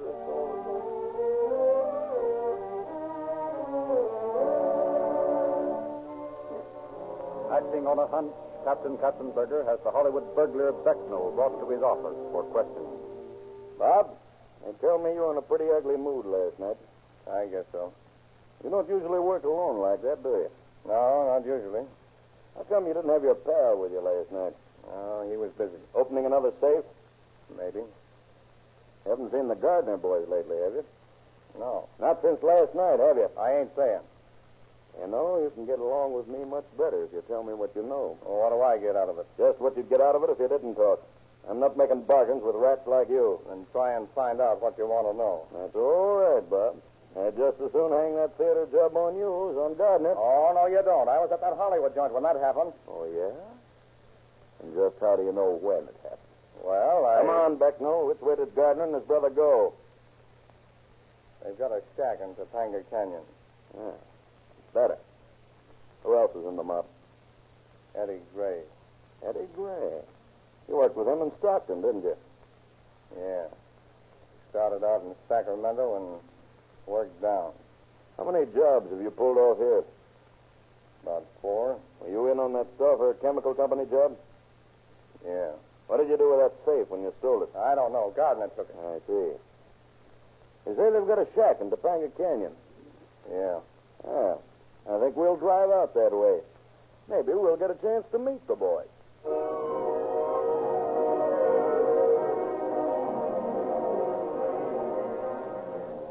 While Katzenberger and his partner drive through Topanga Canyon from Ventura Boulevard, the two Gardners and Eddie Gray are being arrested by traffic officer B.B. Carlson as they emerge on the ocean highway. Hey, here comes a car. It looks like the boys Katzenberger's looking for. I think I'll stop him. You better be ready to let them have it. They're tough. Yeah, don't worry. I'm keeping my eyes open. Hey, you. You, come on. Pull over the curb there. Come on. Hey, what's up? Yeah, I want to look that car over. What's the matter? We ain't done nothing. Well, maybe not. I'll decide about that later. Look out, Carlson. Yeah, you'll have to be faster than that, pal. Come on, get out of there now. Come on. Better. Well, I thought so. Rifles, 2 sticks of dynamite, and a safe. It's just the boys we're looking for. Come on, pile in. We're going to town.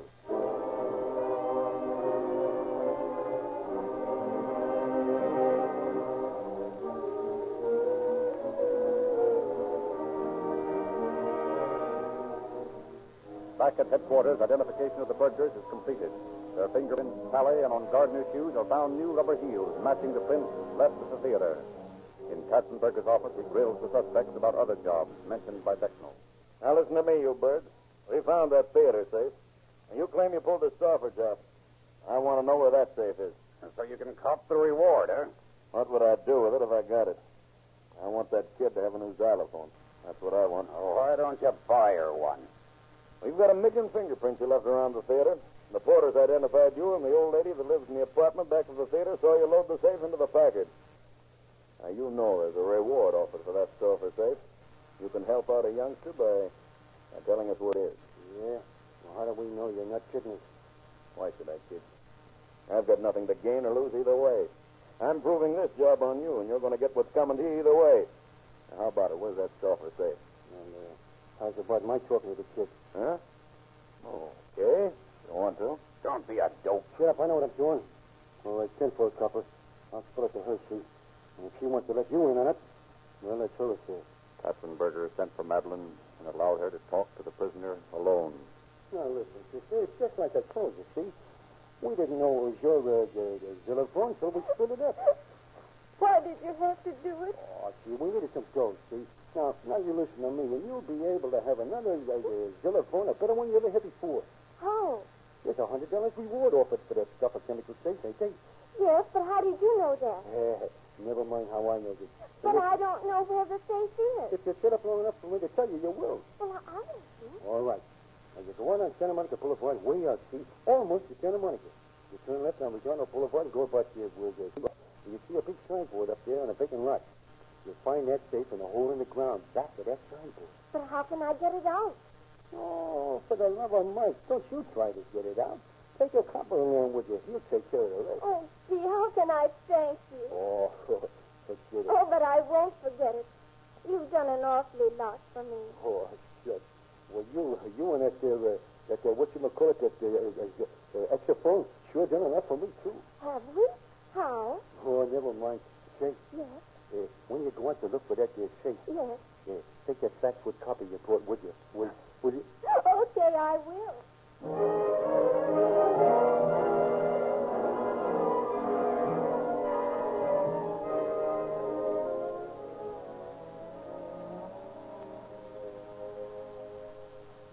Now, ladies and gentlemen, I want to introduce a little lady that you all know. You've seen her pictures in the papers and out in front of the theater. The little lady who won the $100 reward for helping to catch the dirty crook who stole my safe. Madeline, come out here and play your new xylophone. Well, in honor of the occasion, I've learned a new piece, and I'm going to try to play it for you.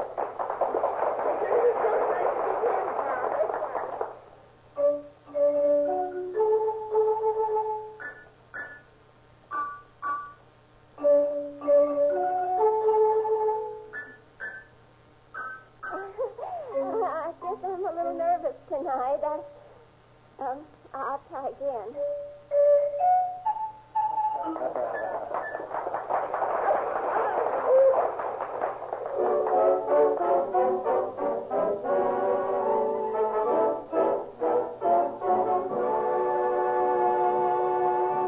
Who Killed Wanderwell? The William Desmond Taylor murder. Those are the startling headlines of two of the feature stories in the new August issue of Calling All Cars News. Now waiting for you at your nearest Rio Grande station. Leslie Howard gives your Calling All Cars News an exclusive story and offers free, personally autographed pictures. Photographs, hot news, and timely chatter about your favorite screen and radio stars. The story of petroleum, the new puzzle feature, Brain Befuddlers, and the best guide to your motion picture attendant. Be sure and get your copy of this extraordinarily interesting issue. It's free, of course, at all Rio Grande stations. While you're in the station, have the oil in your crankcase checked. Sinclair oils will not break down in the most intense summer heat at the fastest speed. Why, then, buy oils that are not completely de-waxed, de-jellied, super-refined, and delivered to you in tamper-proof cans, like Sinclair Opaline at only 25 cents a quart. Sinclairize for safety with Sinclair motor oil. Get police car performance with Rio Grande cracked gasoline at your independent Rio Grande dealers tomorrow. And now, Captain McCaleb. Every criminal connected with this case has met punishment. All of these men might have been valuable citizens had they not been imbued with the idea that crime was a paying proposition. It was for them, it was all misery and imprisonment and death. Thank you, Captain McCaleb.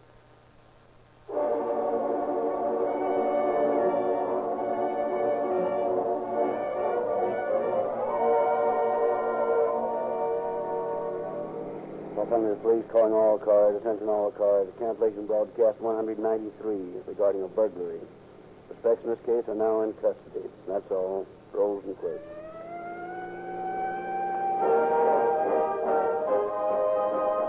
This is your narrator, Frederick Lindsley, bidding you good night for Rio Grande.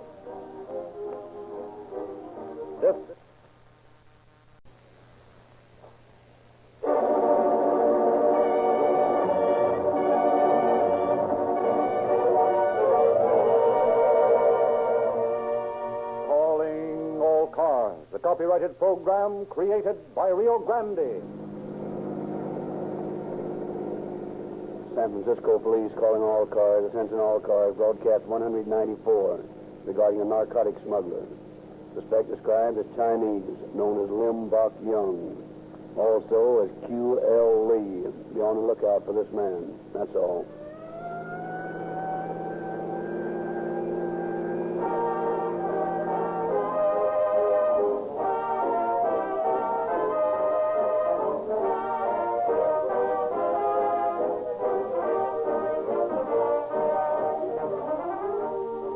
$55 million miles can't be wrong. You can understand how an individual might drive a few hundred miles, or a group of individuals might run up a few thousand miles with a certain brand of fuel without proving anything to themselves or others. But when 30 of the leading cities and counties of California specify a certain brand of gasoline for their police cars, fire engines, and ambulances, and that emergency equipment is driven over 55 million miles, as was the case last year, that, friends, proves that the gasoline in question, Rio Grande cracked gasoline, has what it takes. And we all know what it takes. As quick starting as the 100-yard dash. A gas that hits its stride with whirlwind acceleration. And one that has both the staying power and speed for a winning performance. You may have observed that the same Rio Grande tank trucks, which service the police and fire department garages in your locality, also supply your independent Rio Grande stations. The same Rio Grande crack that will take police cars, fire engines, ambulances, and other emergency equipment over many millions of punishing miles again this year is available to you at no extra cost. Pull in tomorrow morning for a tank full of Rio Grande cracked gasoline that will give you police car performance. Rio Grande cracked gasoline will take your car farther and faster with less hardship to your motor or your purse.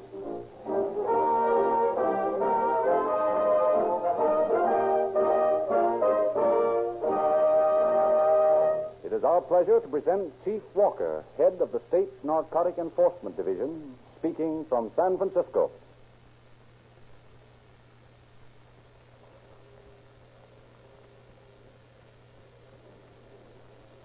The trend of detective stories turned out by volumes each year is always toward the solution of cases by fantastic and ultra-scientific methods.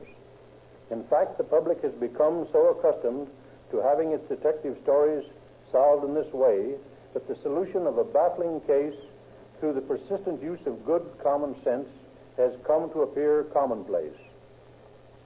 Narcotic smuggling cases always carry a glamorous air of mystery for the average person, but we in this department know that it is usually a lot of good, hard work that solves the case.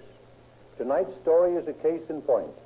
It took weeks of patient effort and even personal danger to capture the criminal involved. What happened to him after we did catch him, you will hear as the story unfolds.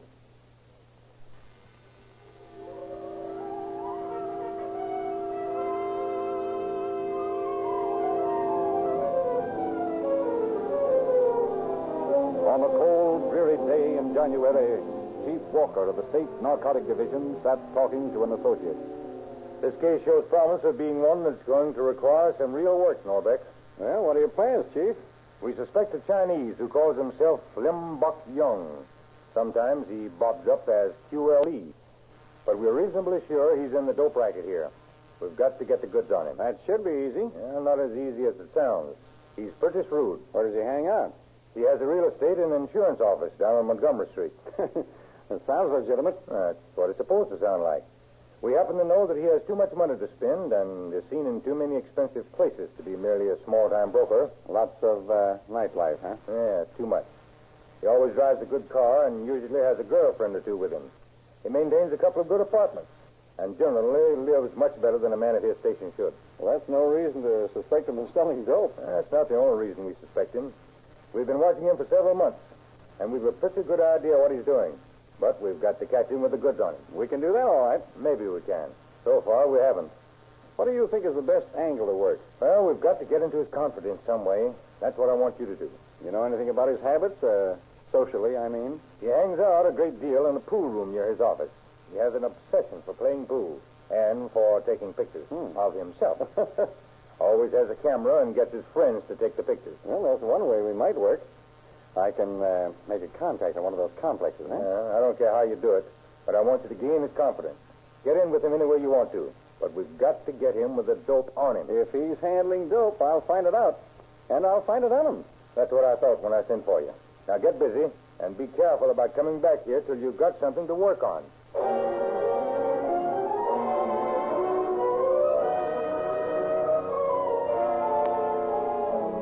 Acting on Chief Walker's instruction, Norbeck strikes up an acquaintance with Young.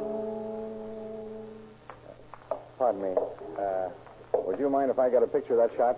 Why, no, of course not. How is this? Oh, that's swell. Now, hold it. That's perfect. Do you do much camera work? Oh, a little. I try to sell a few action shots now and then. I have some very good short focus shots of pool and billiard balls. That's so? I'd like to see them sometime. I'm interested in the short focus stuff. Oh, drop by my office sometime. I'll show you my collection. Fine, I'd like to. Yes. Here, my card. Address is on it. I see. 604 Montgomery Street. Yes. Oh, I see you use Leica. Yep. I prefer contact. So do I. There's a little out of my class. As a matter of fact, this is all I've been able to hang on to, sort of salvage, you know. Oh, I see. So sorry. Okay. Would you like to shoot game or two? Yes, I would. I'm sort of rusty, though. Oh, you'll pick it up again. Very easy. Boy, rack again, balls, please. Yes, sir. Will you break? After you. Thank you.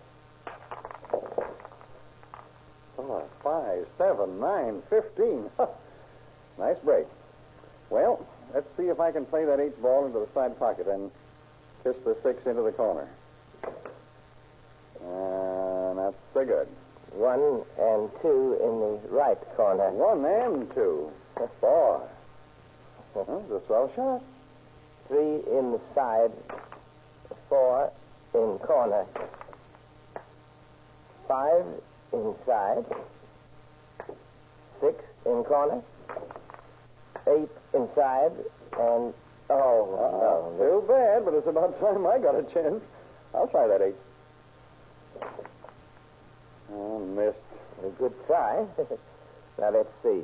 I believe we can bank some cushion there on that one. Now, there she is. Now, the 10, 11, and, your turn. 12 in the corner. Nice shooting. 13 in the side. Oh, boy, my luck's rotten tonight. Perhaps. Perhaps not. Where do you work? Well, that's just it. I don't. I'm looking for a job. I used to be a court reporter, but I lost out on that. Wasn't fast enough, I guess. I've been up at the Hall of Justice all day. Hall of Justice? Trying to see a friend of mine who promised to help me out on a case that he's working on. Oh, do you know many of the people up there? Oh, yes, quite a few. Working around there so long, you know. Yes, I see. How would you like to work for me? Well, what doing? I have a lot of work in my business. Real estate and insurance. Oh, I see. I do not write English so well. Perhaps we could be of benefit to each other, and with your Hall of Justice contact. Well, if you think I could do the job you have in mind... I'm sure you can. Come in tomorrow morning. Okay. I pay you $35 a week. 35. Enough? Plenty. I'll be there bright and early.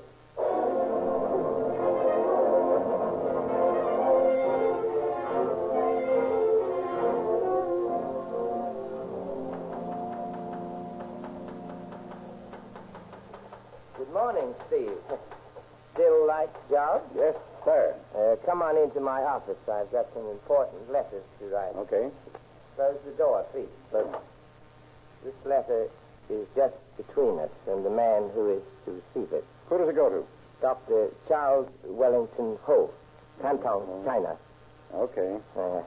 On Japanese steamer Tobaccoville, which sailed for San Francisco this month, will be a #1 boy, Sam Lee. Sam Lee will come into your office and will present a letter of introduction. Are you the man this letter refers to? Oh, yeah. Do you know what you are to do? I have been told to get my instructions from you. Very well. According to this letter, you will receive the material from our representative here and take it with you on your return trip. Oh, what form will it be in? Same as before. The cotton-like card may be easily packed. It is bulky, but it may be pressed into flat packages. You will conceal them on the ship, and when you arrive in San Francisco, a man will meet you and receive the packages from you. Yeah, but how will I know this man? He will identify himself by placing his left hand to his left ear, like this. You will place your right hand to your right ear and reply in this manner. Is that the only identification? No. In this letter comes this half of a photograph. It is that of an American motion picture star. You ought to take it with you. And when you meet the representative of Mr. Young, he will have the remainder of the page. You will compare them. Oh, if he don't come to meet me? You ought to do nothing. Leave the packages hidden until you return here.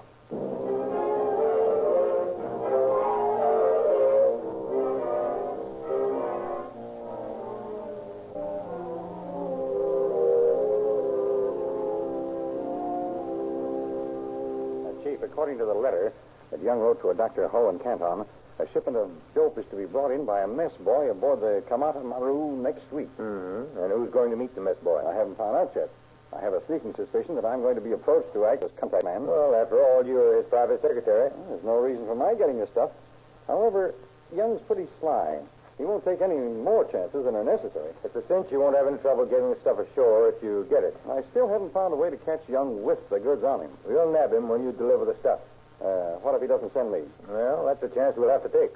And how about the customs men? I'll call them and ask them not to stop you when you bring junk off the boat. We hope to pin a 25-year sentence on this big shot.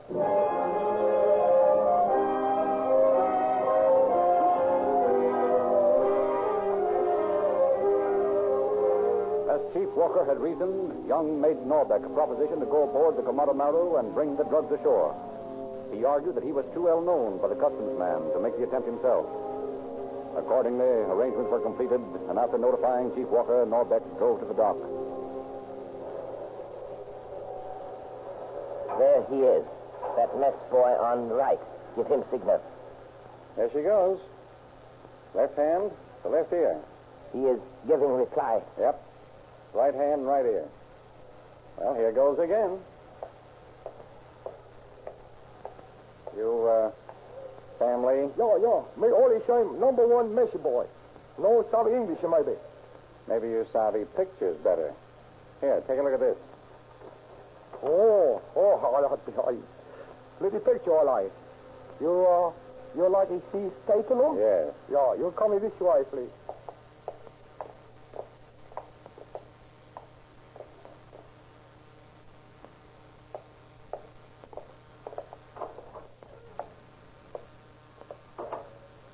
May I see pictures, please?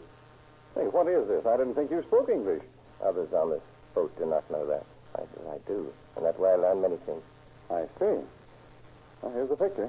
Thank you. Yes, message. You are the representative of Mr. Young. Yes. Young felt safer at his office. That's wise. Very well. Remove your clothing. What? The clothes. Coat, shirt. I have to conceal the packages. Oh, sure. I have them here behind the back cover. How many are there? 13 in all. Well, how are you going to hide 13 packages of dope on me? That was my problem. It's the safe. It's a funny way to pack this stuff. Innocent-looking manila envelopes, aren't they? Yeah, innocent enough. What are you going to fasten the said envelopes to? To you. Huh? With this tape. First one here. Hey, oh, your hands are cold. Another here. Here. And here. I'm beginning to look like a brown-skinned Santa Claus. Well, let's see. That takes care of 9 envelopes. I think you can fasten the remainder to your leg. Yeah, we'll be lucky if I can get into my clothes with all this stuff on me. It's soft as cotton, pressed down. I still feel like a stuffed toad. Light, is it not? Oh, yes, it's light enough. What is it? Morphine. The new kind. The Manchukuo. This stuff isn't sold in this form, is it? Oh, no. It's too expensive for that. Must be mixed with other and inferior narcotics. Well, guess I'm ready to go. I hope none of your friends notice your increased girth. I do look a little fat, don't I? A little. Well, so long. I'll be seeing you.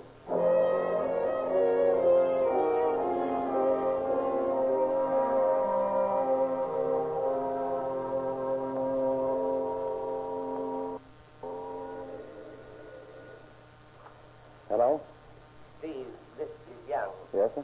You get those envelopes. Sure. I've got them here at my place. Just as you told me. That's fine. Put them away where they'll be safe. Bring them down with you in the morning. Yes, sir. And by the way, Steve. Yes? You can sleep late in the morning. Come in about 11. Thanks a lot, Mr. Young. I'll do that. See you in the morning then. In the morning. Underhill 8700. Narcotic enforcement. Chief Walker, please. Hello? Hello, Chief. Yeah. Novick. Yeah? I got the stuff this afternoon. It's here at my place. What did Young say to do with it? He wants me to be at the office at 11 o'clock tomorrow. With the junk? Yep. Don't do it. What's up? He's got an old Chinese sitting in the office to take the rep when we walk in. Well, what do you want me to do? Stall him along until we can get Young with the junk on him. That's not going to be so easy. I don't care how you do it, but don't take that stuff to the office. We want Young, not that old bird he's got planted there. Okay. I'll call him now and call you back later. Sutter, 8331. Lin Young speaking. Mr. Young, this is Steve. What's his matter? My aunt has just been taken violently ill, and I'm afraid I won't be able to get to the office in the morning unless she's better. Oh, that is all right, Steve. If you can't come down, I run by your place. Fine. Maybe that would be better anyway. Yes. Suppose I come by about 9 o'clock? That is all right. Yes, that's fine. I'll be expecting you about 9. Yes, 9. Underhill 8700. Narcotic enforcement division. Chief Walker. Walker? I just talked to Young. He's coming by my place at 9 tonight. Fine. Now listen. You go to the car with him. If he's got the stuff on him, drop your handkerchief. Okay. And unless I drop the handkerchief, don't make the pinch. All right. We'll be watching you.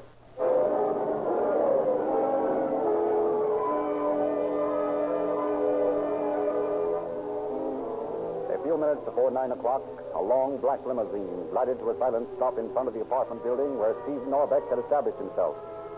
Swirling eddies of thick fog shrouded the figures of Chief Walker and his men crouching in the shadows of the house across the street. The street lamps cast opalescent blobs of light. The lights of the car died disconsolately beneath the oppressive fog. Slim Buck Young made his way to Steve's apartment. Somewhere, the doorbell shouted its alarm. How are you, Steve? Fine. Come on in. How is your aunt? Well, she's not so well. She looks pretty bad. I'm sorry. I should not have come by. Tomorrow would do as well. Oh, that's all right. I've got the stuff right here. Ah, let me look at it. Huh? Nice quality. There's a lot of it. You want to take it all? As a matter of fact, I don't want to take any of it. No? I have a friend with me. Charming girl. Yeah. Incidentally, it might be very embarrassing if I was stopped for questioning. I see. Well, always tomorrow, Steve. Suppose you bring it to office tomorrow? Well, if my aunt's any better, I'll be down about 11. Good. You do that. I'll walk out to the car with you. That is not necessary. Don't trouble yourself. Oh, no trouble at all.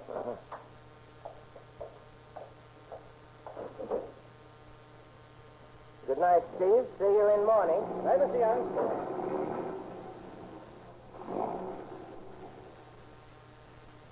Not playing drop the handkerchief tonight, Steve? Hello, Chief. I didn't see you come up. No, we were waiting across the street. This fog's pretty thick.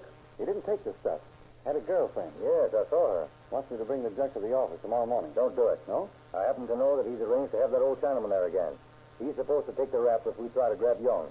Find some way to get him to come after the stuff. Oh, let's move out of this fog. Yeah. Let's get inside here. Sure. I'll find some excuse, but we should have some plan worked out in advance. Well, when he comes here, Rick put the morphine in your car. Yeah? And then fix the car so it won't run smoothly. I know. I'll yank a wire off a couple of cylinders. Yeah, that ought to slow him up a bit. Sure. We don't want to take any chances when he does get the stuff. I'll arrange to meet him a couple of blocks down the street here, and you pick him up before he gets that far. Don't worry about us. We'll be right on his tail.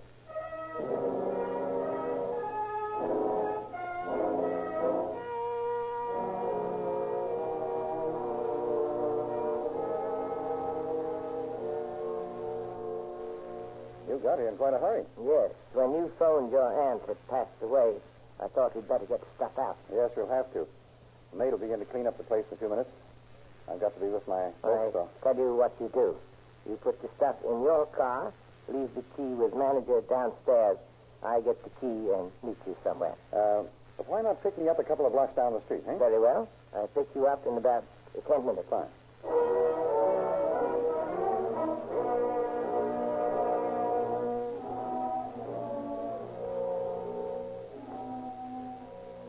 Hey, Steve, you left wrong keys to car. Let's see. No, those are the right keys. Well, I could not get car door unlocked. Well, I'll go back with you and see what's wrong. Did you put all the envelopes in car? Yes, 13 of them. We're going to make a lot of money out of this stuff. If we don't get caught. What do you mean by that? Nothing. This is just a risky proposition, that's all. No risk at all. We have done this many times. Besides, I am always prepared for any emergency. Yes? I've got angles I can work. Well, angles or no angles. I'll be glad when I get this stuff out of my hands. You have nothing to worry about. You are safe. Not if it's found in my car.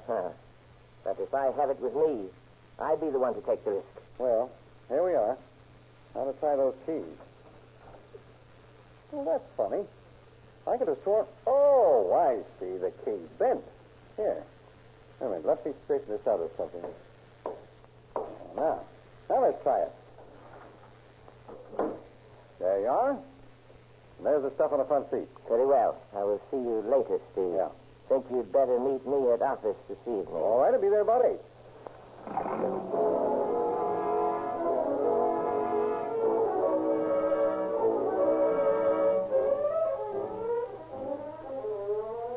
As Young pulled away from the curb in Norbeck's car, another automobile nosed into view through the fog and halted momentarily beside Norbeck. Steve. Who is it? Walker, come here. We've got the stuff. He just drove off. Was he alone? No, there's another Chinese with him. Did you know him? Well, I've seen him a time or two. His name is Mo T. Lee. Is he in on this racket? I don't know. I've seen him around with Young a few times. Well, we'll assume that he is. Well, you better get started if you're going to pick Young up. We'll get him all right. Pile in. We'll see how far he can get in that car of yours. Any idea where he's headed for? Well, he's going home first, I imagine. I'm to meet him at the office later. You see anything that looks like your car? No, not in this fog. Well, he won't get far with the motor missing. I took 2 ignition wires off. Sitting on only 4 cylinders. You see him yet? No.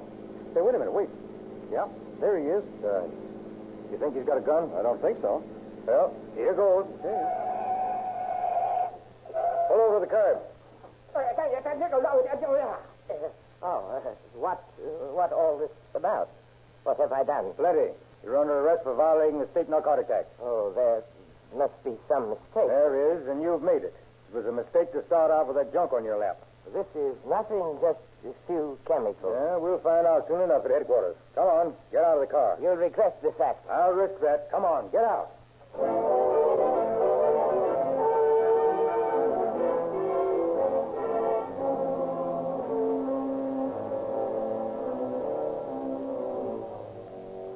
Got that chemist report yet, Steve? Yep. Stuff is high-grade morphine. It's one of the biggest shipments of pure morphine we've picked up. How much in all? 32 ounces of it. All in 7x10 envelopes. That's right. Boy, I looked stuffed when I had that junk strapped to me. By the way, we're asking that Dr. Ho and the mess boy be picked up in Canton. Going to go pretty hard with them in China, won't it? No, that's something they're going to have to worry about. I understand Young wants to talk to you alone. Yeah, I have an idea he wants to make a proposition. Well, I'll wait outside while you talk to him. Okay. I'll send for you when I find out what he wants. Oh, tell O'Brien to send him in. Yes, sir.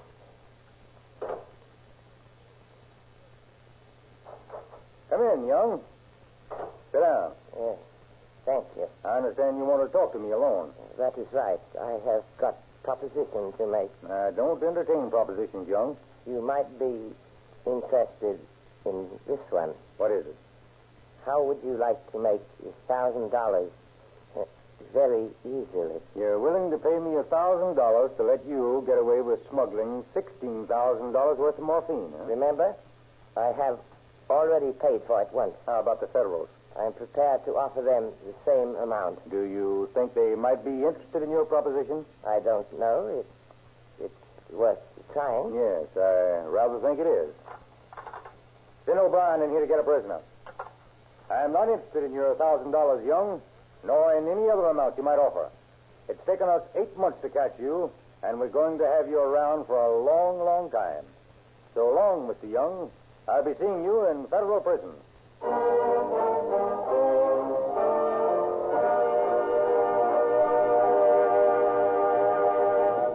The next time you stop at a railroad crossing, observe closely the myriad moving parts of the giant locomotive which momentarily blocks your path. You might give the engineer a friendly high sign as a brother under the skin, because the chances are his train belongs to one of the 150 railroads in the country which depend on Sinclair motor oil. You and the engineer have something in common because you have both Sinclairized for safety. Yes, 8 major airlines, 150 railroads, great fleets of ships, and millions of motorists in 45 nations of the world all depend upon Sinclair oils for the same outstanding reason. They do not wave the white flag of surrender to even intense summer heat or to excessive speed. The patented Sinclair refining process entirely removes petroleum jelly and wax. That's why. Sinclair Opaline, which comes to you in tamper-proof cans at only 25 cents a quart, has proved the favorite with millions. By the way, have you seen the new August issue of Calling All Cars News? Well, if you haven't received your free copy, get it tomorrow from your Rio Grande dealer, for it features 2 baffling and authentic detective stories. An exclusive story from the pen of Leslie Howard with an offer of personally autographed pictures, free. An array of interesting photographs, vital news, the lowdown on the high-ups of screen and radio, a helpful guide in choosing the next picture you wish to see, and numerous other features. Get your free copy at the nearest Rio Grande station, where, if you're wise, you Sinclairize for safety with Sinclair motor oils and equip your car with police car performance with Rio Grande cracked gasoline. Young was lodged in the city jail in San Francisco and bail set at $25,000, later being reduced to $10,000. Young didn't appear for trial, one of the rare cases where a Chinese jumped bail, but 18 months later was arrested in China by the Chinese government. Faced with trial and possible execution in China, or return to the United States in certain imprisonment, Young elected to return to San Francisco. He is now serving a sentence of 10 years in federal prison.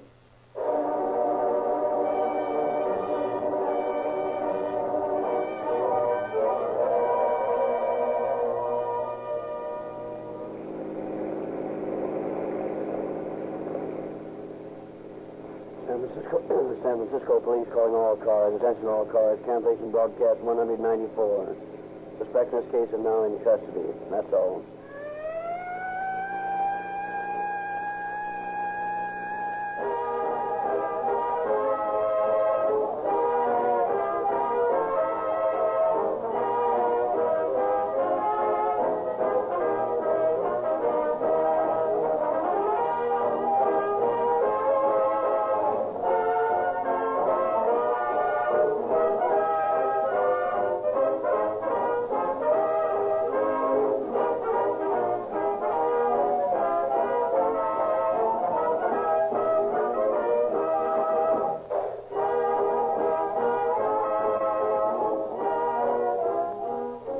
Narrator Frederick Lindsley, bidding you good night for Rio Grande.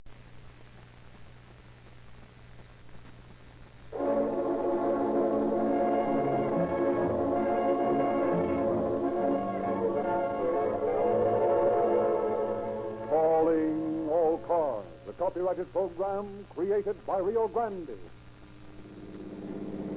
Los Angeles Police calling all cars, attention all cars, broadcast 195.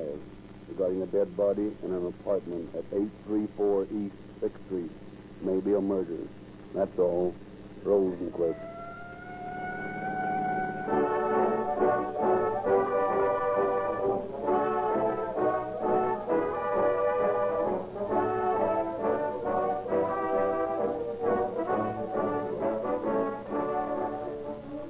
Times have changed since Grandpa was a boy.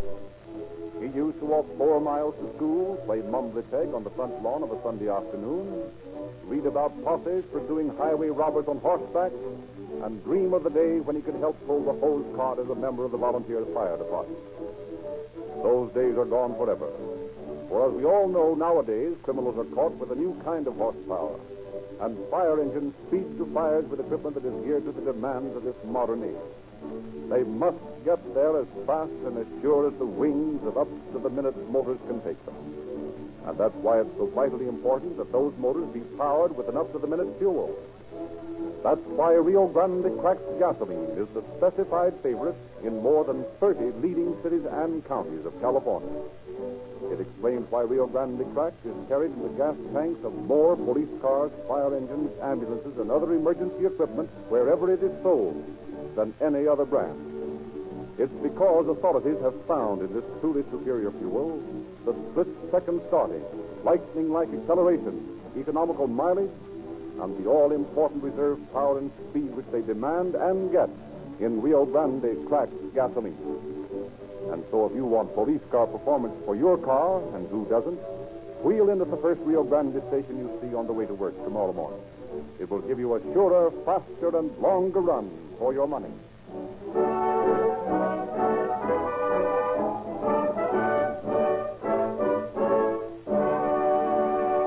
We are happy to again present Chief of Police James E. Davis. Chief Davis. Good evening, friends.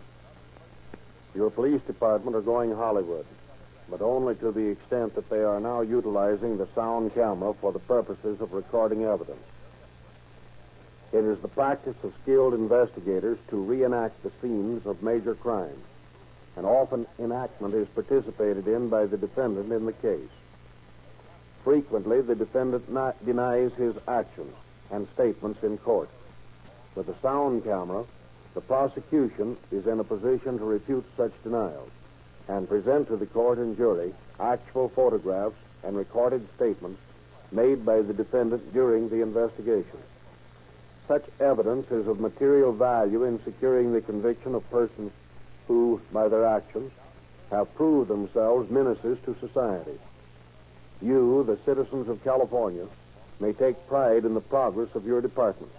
The police are eager to experiment with and adopt any proved successful modern means of police technique.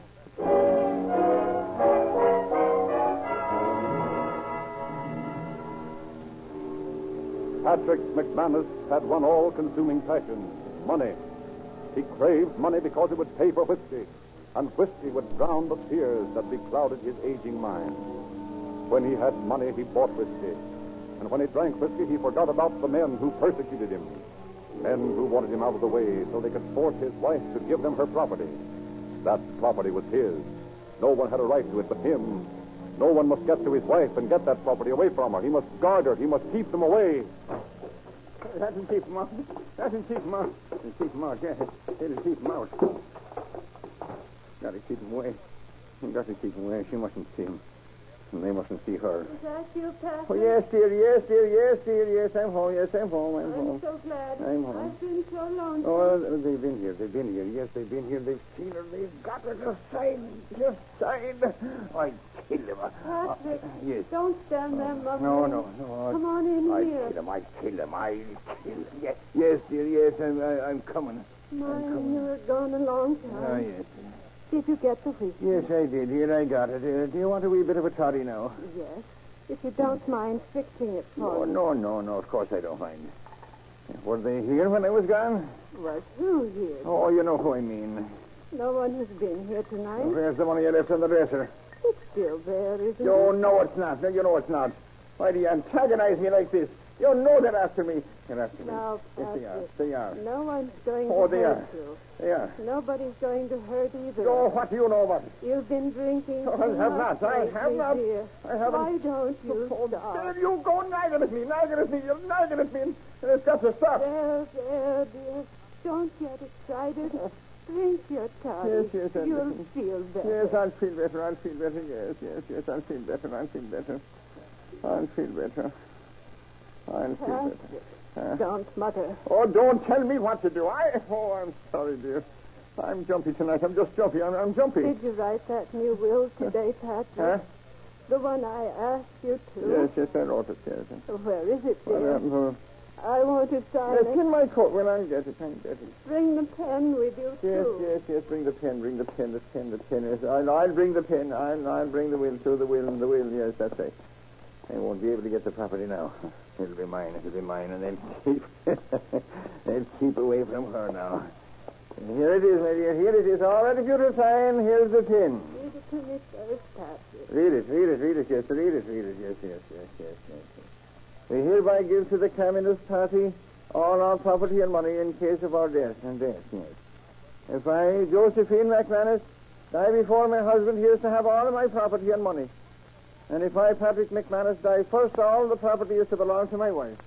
My wife, that's it. Anna said she might come over tonight. Anna, she been around here again. Why, don't you like Anna, dear? She's after your money. Oh, that's not. It's not anything of the kind. Anna has plenty. She has not. She doesn't But I don't need care. our money. I don't care. She won't get it anyway.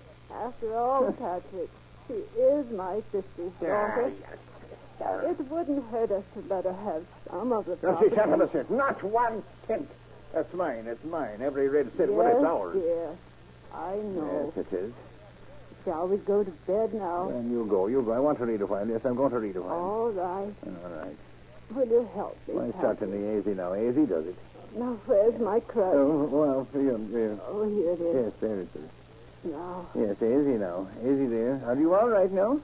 I'll be all right, dear. All right. I do wish they hadn't taken my other crutch. Your other crutch. Oh, yes, your other crutch, yes. I miss going out like I used to. When I had the other crutch, it wasn't so difficult to go downstairs. Yes, dear, downstairs, the neighbors. Anna. What did you say, dear? Oh, nothing. I was only thinking, just thinking, that's all.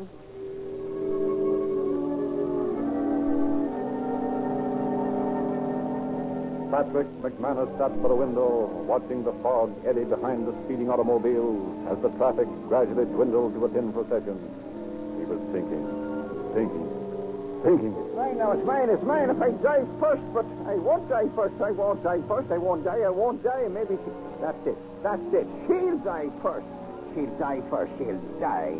And I'll be safe. I'll be safe.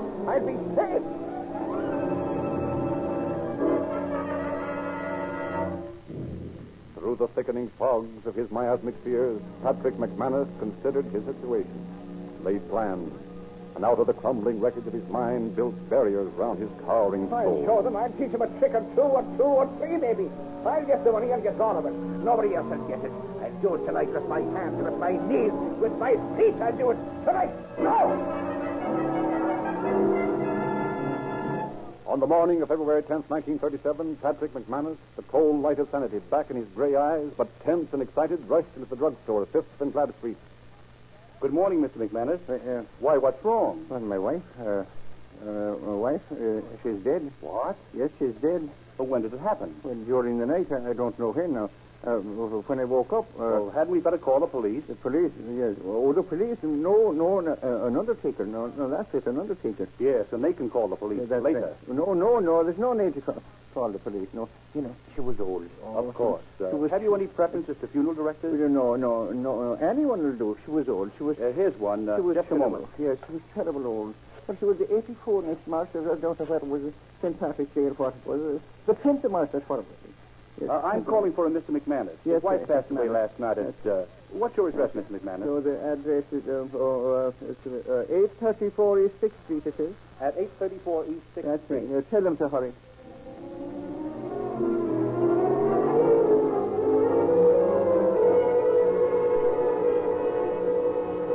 The stupefying powers of the liquor he had drunk were fading, and the overpowering fears of Patrick McManus came back in all their hideous force. At last he gained the sanctuary of his own home, flung open the door, raced up the stairs, and stopped trembling inside his room. Oh, but I hear them. But they won't get me, they won't get the money. She's gone. They won't find her. No, they won't find her. Find her!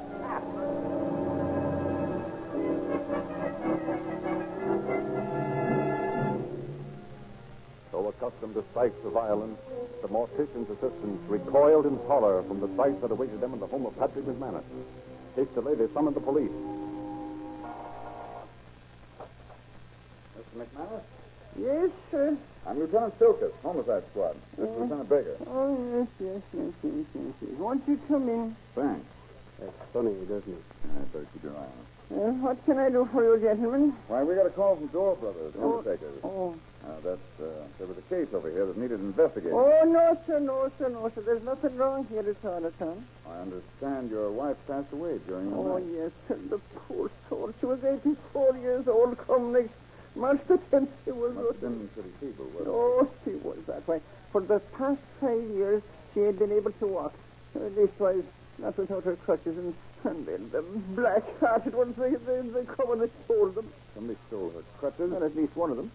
But she still had the other one last night when the man come back. Now, just wait a minute. Yes? Let's get this straight. Somebody came in here and stole a crutch. That's right, yes, sir. When was that? Well, it was about 6 weeks ago it was. Did he get anything else? Well, no, not at that time he didn't. Did he at any other time? Well, last night he got all my money. How much was that? That was $15 all I had. How did that happen? Pick up? Well, it was about 8 o'clock, I think it was, and I decided if I needed a wee little drop of the creature, that's how you know. And I went down to the drugstore and I got me a bottle of... Did you have the money with you? No, I'd been afraid I'd been held up, so I threw the money on the bureau there. It was there when you left? Yes, sir. How much? Well, as I said, about $15. Didn't you take it with you? Well, any of it? Well, no, sir. Well, yes, I took maybe a little bit, $5 or something. And when you got back, the money was gone? Yes, sir, that's right, yes. Where was your wife all this time? Well, she was in the room there. This room here, yes, lying on the couch there. Didn't she see who took the money? Oh, yes. When I came in, she said, "Oh, they came and they took the money." She was all excited yesterday. What did you say to that? Well, I said, "No, that's all right, dear." I said, "Sure, we've got enough to live. What little time we've got left to live." What do you mean by that? Well, we're both old and we didn't have much time left. Did this man, this burglar, did he molest your wife in any way? Oh, sure, yes. He choked her, he black both her eyes. Did you notify the police? No, sir, no. Why not? Well, I've been threatened several times, and when we've missed a few things out of the house from time to time, we were just afraid to report it. Have you ever been in jail, McManus? What? Have you ever been in jail? Oh, me? No, never, sir, never. Then that wasn't your reason for not reporting those thefts to the police. Oh, no, sir, I swear it. Okay. Now, after your wife told you these men, or this man, had beat her up, had taken the money, what did you do? Well, I looked around to see if I could find the money, but when I couldn't, I went out and I fixed a toddy for my wife and myself. Did you get drunk? Drunk? No, I don't drink that much. Did your wife get drunk? Oh, no. Well, what did you do after that? Well, we sat around till about 9:30 and we read the paper. Did you go to bed first? Well, no, my wife went to bed first. How long before you went to bed? About 15 minutes. Was your wife all right then? Well, sure she was. What she said she didn't feel well, but she seemed to be all right. Was she bleeding from any cuts or anything like that? Oh, no, she seemed to be all right. Did she walk to the bedroom by herself? Yes, with her crutch. I believe you said the other one was stolen. Yes. About how long ago? About 6 weeks. How many bills did you leave on the bureau? Oh, well, $5 and a $10 bill. I see. They were gone when you got back? Yes, sir, that's right. And that was all the money you had, the $5 and the $10 bill? Well, yeah, no, I had... Besides what you had in your pocket, yes. the change from the $5 you took to the drugstore. Is that right? Well, yes, that's right, yes, sir. Do you believe that somebody broke in and stole that money? Well, no, to tell you the truth, no. What do you mean? And sometimes my wife had ideas that people were trying to kill her. Well, whatever you call them, the same. She would imagine things. How do you account for the money being gone? Well, now that I don't know. But weren't her eyes black and her throat showed signs of being choked? I never noticed that. Didn't you just tell me that the man beat her up? Oh, man, dear in life, that was what she told me. I saw no marks like that. No, sir, I did not know. What time did you say you went to bed? Well, about 9:30. You said around reading from the time you got back from the drugstore until you went to bed. Yes, sir. Your wife was here all that time? That's right, sir. Yes, sir. After you went to bed, did anything unusual happen? Well, along about midnight, I was awakened by my wife falling out of the bed. I got up and I switched on the light. Was she hurt any? Well, not that I could see. I fixed it up and I says to her, "Dear, shall I go for a doctor?" And she said no, she was all right. So I went back to bed. Did you go right to sleep? Well, in a few minutes I did. Did anything else happen that night that was last night, wasn't it? That was last night, yes, sir. Well, along about dawn this morning. Would you believe it? My wife went out to bed again. Did you get up again? Sure I did. I got up and I put her back to bed. And I said, so now, dear, I'm going to get a doctor right now. And she said not to do it. No, this will be all right. Was she all right? Well, no. I don't exactly get that. I mean, did you see any bruises or blood when you put her back in bed? Oh, no, nothing at all. No, she said to be perfectly all right. Did she hurt herself in any way? Not that I could see. I straightened out her legs and I tucked her feet in and I put the pillow under the edge of the tip, the mattress there, so she wouldn't roll out again. Then did you go back to bed? Yes, then I did. I went to sleep then. When did you wake up? When I should say about 7:30 or 8 o'clock. Was anything wrong then? Well, I said to my wife, I said, well, dear, how do you feel this morning, darling? The top of the morning, we always say that, whichever one of us wakes up first. And she didn't say a thing. So I put my hand on her shoulder, and she was cold. Cold? Well, she was almost cold. And I felt her feet, and they were cold. I took hold of her hand, and I felt her pulse, and she was dead. Then what did you do? Well, I slipped on my pants, and I ran down to the drugstore, and I told the druggist man to phone for the police. Why the police? Well, I didn't know what else to do. Did he do that? No, he did not. He phoned for the undertaker, and he said they'd call the police. I see. Mr. McManus, how do you sleep? Pretty good. Do you wear pajamas or nightshirt or what? Well, now, ordinarily, I sleep in a nightshirt. But one of my shirts is in the laundry, and the other one's dirty. I forgot to get the laundry. You send your clothes to a laundry close by, yes, of course. Well, sure, the laundry's got a branch near the corner. You drop the button of the chute and go right into the door. I know. When did you send your laundry? Well, I sent it sometime around the first of the month, or the fourth, or the fifth, or something, I believe. Hey, Baker, what'd you find? Plenty. Come here a minute. Excuse me a minute, Mr. McManus. Be Sure. right back. Yes, sir, that's right. What's up, Bill? Take a look. Who did that? I have a sneaking hunch that your Patty friend out there. Why, that old coot, he couldn't do a thing like that. Well, somebody did. Say, this woman's been dead longer since this morning. You're telling me. Say, I've found enough evidence around here to hang 4 guys. Oh. Let's get out of here. We're going to take our pal downstairs to headquarters. I want to get his story on a sound film before he decides to change it. Did he confess? Confess my eye. I want to get his story recorded before he does confess.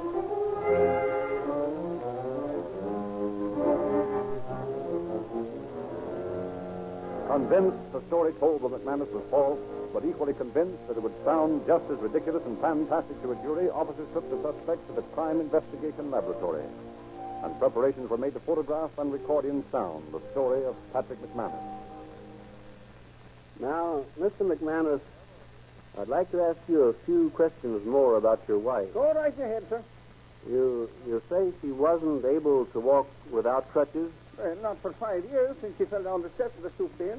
Well, I didn't see but one crutch when we were out at the house. Where's the other one?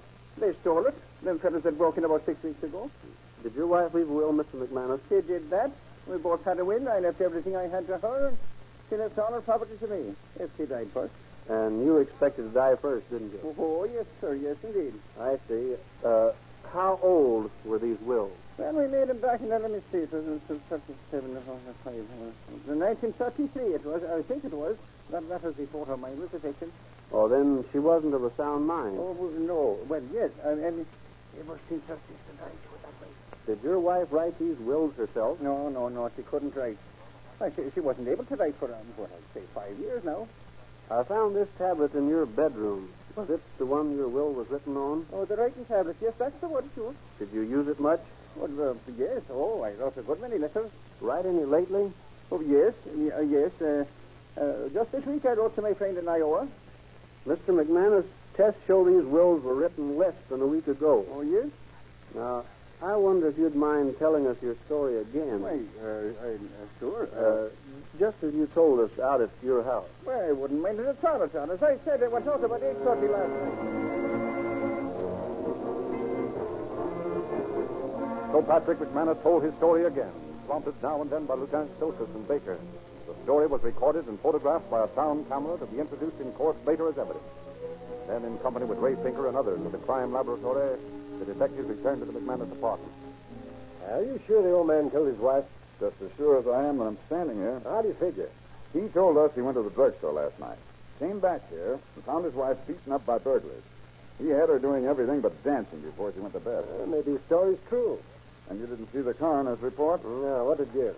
According to the autopsy surgeon, Mrs. McManus died within 10 minutes from the time she received a terrific beating. Well, I thought she died this morning.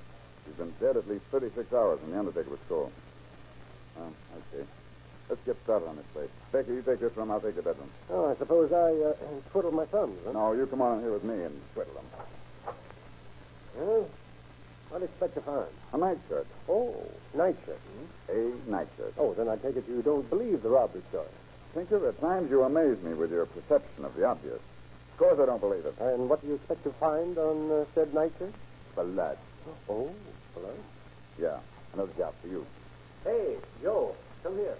Looks like Baker's got something freed again. Say, take a look at this. A nightshirt. A bloody nightshirt, Mr. Felton. Thank you, Tinker. Where'd you find it, Bill? Stuffed up on top of a ledge back of the portieres in the next room. Exhibit A, Tinker. Think that's human blood? Looks like it. Looks like it. Nuts, it is. Let's see, maybe I'm on the wrong case. Looks like you don't need a chemist. Find anything else, Bill? Yeah, this copy of the Evening News. Where'd you find that? Back of that washstand. February 8th, 1937. 8 persons entered and speak. Wait a minute. What's the matter? What's this smear on the back page? Looks like blood. I'd say it was blood. Now, look out, Ray. You're making a definite statement. Now, listen, cops. You've seen as many cases as I have. And blow up because of hasty statements. You'd be cautious, too. Better be careful, Baker.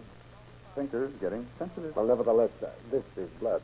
And the paper is dated the 8th. And it's the paper McManus said he was reading. And the autopsy surgeon says Mrs. McManus was killed on the 8th. Say, how about the time element in McManus' story? Well, that's what made me suspicious in the first place. He said he jumped out of bed this morning, ran down to the drugstore. And had the druggist call the undertaker. At about 8:30. As a matter of fact, the undertakers didn't get the message until 12:40. And we got their call at 1:20. Looks like McManus' story is full of holes. It looks that way. Say, come over here and help me move this washstand. Let's see what's behind it. Okay. I thought so. What now? Here's that other crutch. Oh, this is beginning to look screwy. Did you examine the bed for bloodstains? Yeah, lots of them there. I still don't think she was killed there, though. Yeah, probably not.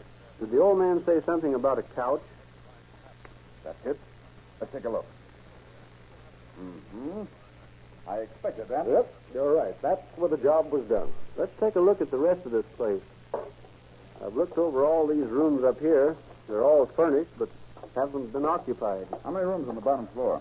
Looks like it's the same as the upstairs portion. Any furniture in them? No, all empty. Okay, let's try this one first. Yeah, here's a new set of footprints in the dust. Are they McManus's? Joe's off again, Bill. Yeah, so I see. Well, you ought to be able to tell that much. Oh, come on. Forget it and get busy. Now, here's just... Oh, this is just what the doctor ordered, boys. What'd you find? One $10 bill and a 5. That's the money McManus is supposed to have lost. That's right. So let's wend our weary way back to the headquarters and tell our story to the district attorney.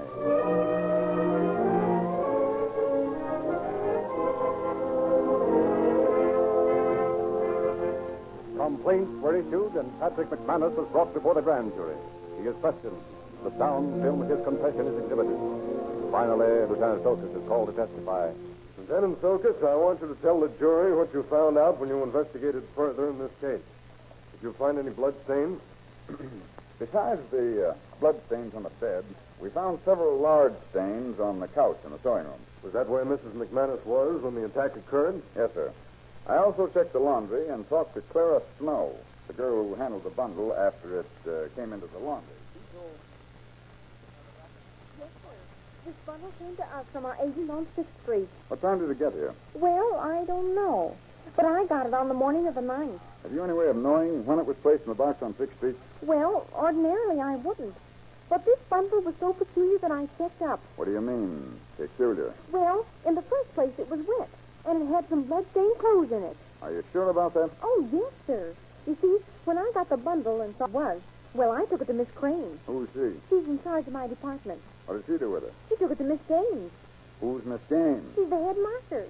I suppose she took it to somebody else. Oh, yes, sir. She took it to Mr. Myrick, the manager. And I suppose he didn't have anybody to take it to. No, sir.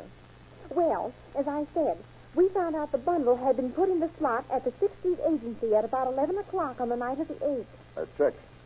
So you got the bundle on the morning of the 9th. Uh-huh. You sure it wasn't the morning of the 10th, today? No, sir. It was yesterday morning. It couldn't have been earlier in the week, could it? No, sir. I'm positive it was yesterday morning. Okay, thanks. Your suspicions have been extremely valuable to us. Jones and Tinker's department make tests of the clothing that I got from the laundry, and they showed blood reactions. Had they been washed before being taken to the laundry? Some of them had been washed with some chemical to remove the blood, but it only turned the cloth to a tan color. Thank you. That's all, Lieutenant. That's our case, ladies and gentlemen. The jury will retire. Well, Joe, you think McManus is insane? Insane? Say, that guy's so crazy he couldn't pour water out of a boot with the directions on the heel. Would you believe it? The last time I saw him, he said them. Yes, there's the little folks known as the fairies, and the fairies is the best, though. Oh, there's a pretty little green fairy, and she helps me a lot. She looks after my dog, and she combs my hair with a frying pan. And she's pretty, too. Oh, but she's only got one crutch. She's only got one crutch, me dear, and St. Patrick's Day in the morning. For it is in creatures of very protection, St. Patrick's Day in the morning.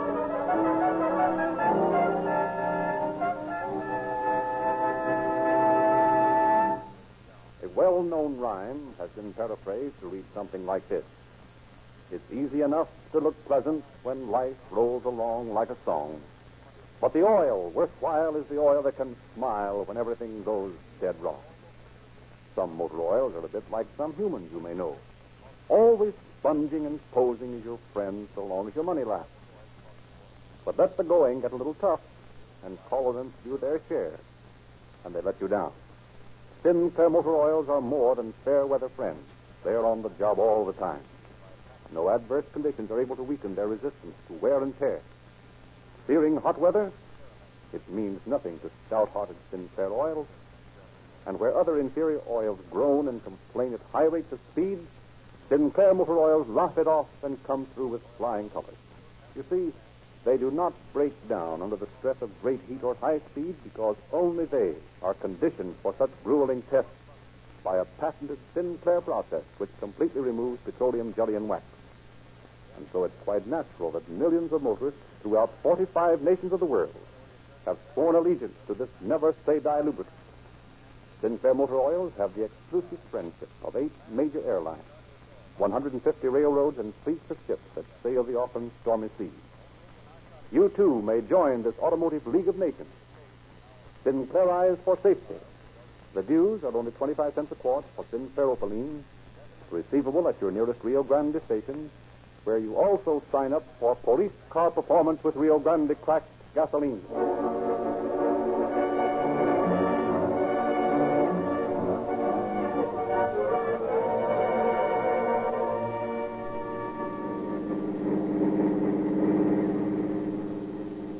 Los Angeles Police calling all cars, attention all cars. The cancellation broadcast 195 regarding a murder at 834 East 6th Street. Suspect in this case is sent to the Mendocino Hospital. That's all. Rolls and questions.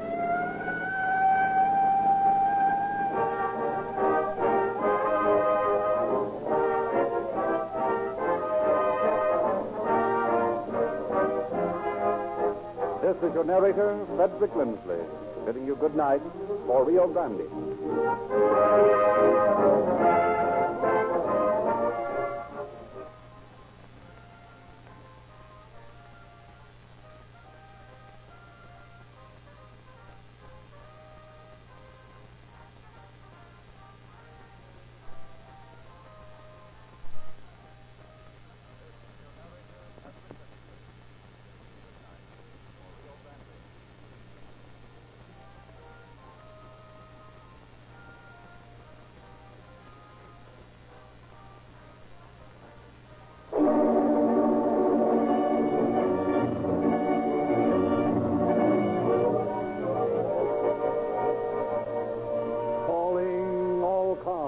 Copyrighted program created by Rio Grande. Pasadena Police calling all cars, attention all cars, broadcast.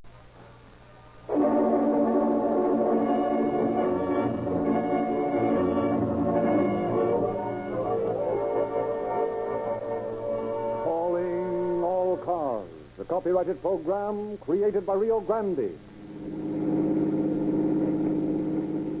Pasadena Police calling all cars. Attention all cars. Broadcast 196.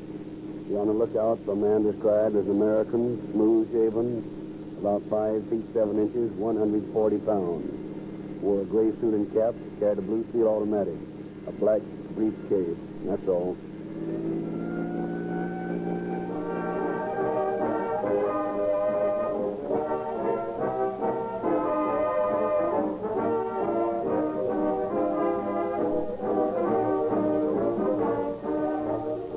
The courage of law enforcement officers lies at the very root of every solved crime, the capture of every criminal, as you have heard portrayed on each Calling All Cars program. We honor the officers involved for their unswerving allegiance to duty, their perseverance, and their forthright bravery under fire. Likewise, we take no little pride in the fact that Rio Grande cracked gasoline has been chosen to go with these officers on every hazardous crusade against crime. In fact, Rio Grande Crack powers more police cars, fire engines, ambulances, and other emergency equipment wherever this finer fuel is sold than any other brand. More than 30 leading cities and counties in California specify its use, and last year powered exclusively with this qualified for emergency fuel. Their emergency equipment sped over more than 55 million miles of California highways. They selected Rio Grande cracked gasoline because they found it possessed of all the qualities which they demanded, all rolled into one. Trigger-like starting, machine gun acceleration, long-range economical mileage, a wealth of reserve power, and greater speed. Enjoy police car performance in your own car. It costs no more. Drive into your nearest Rio Grande dealer tomorrow morning. If your tank gauge reads near zero, pull in tonight and say, "Fill her up with Rio Grande Crack. I'm treating my car from now on to the gasoline that is the ruling favorite of those who drive the most." It is our privilege tonight to present Chief C.H. Kelly of the Pasadena Police Department. Chief Kelly. Tonight's story is one which caused a great deal of comment, and as a matter of fact raised a question in the minds of some persons as to whether the officers in the case were justified in the actions which they took. Subsequent revelations, however, and the complete identification of the suspect in the case proves conclusively that he had determined to repeat a crime which in his own mind he had successfully consummated. Irrespective of his mental attitude, the man who contemplated the crime, which we hear dramatized tonight, certainly found that it did not pay. Some additional facts I will reserve for you at the end of the program.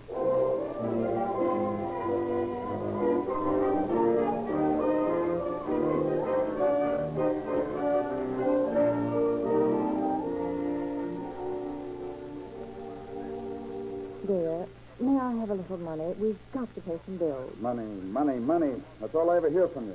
What do you do with the money I give you? The money you give me, since we've been here, the amount of money you've given me has been too small to keep track of. All right. Start an argument. Let the neighbors in on it. Well, you didn't have to jump down my throat in the first place. I didn't jump down your throat.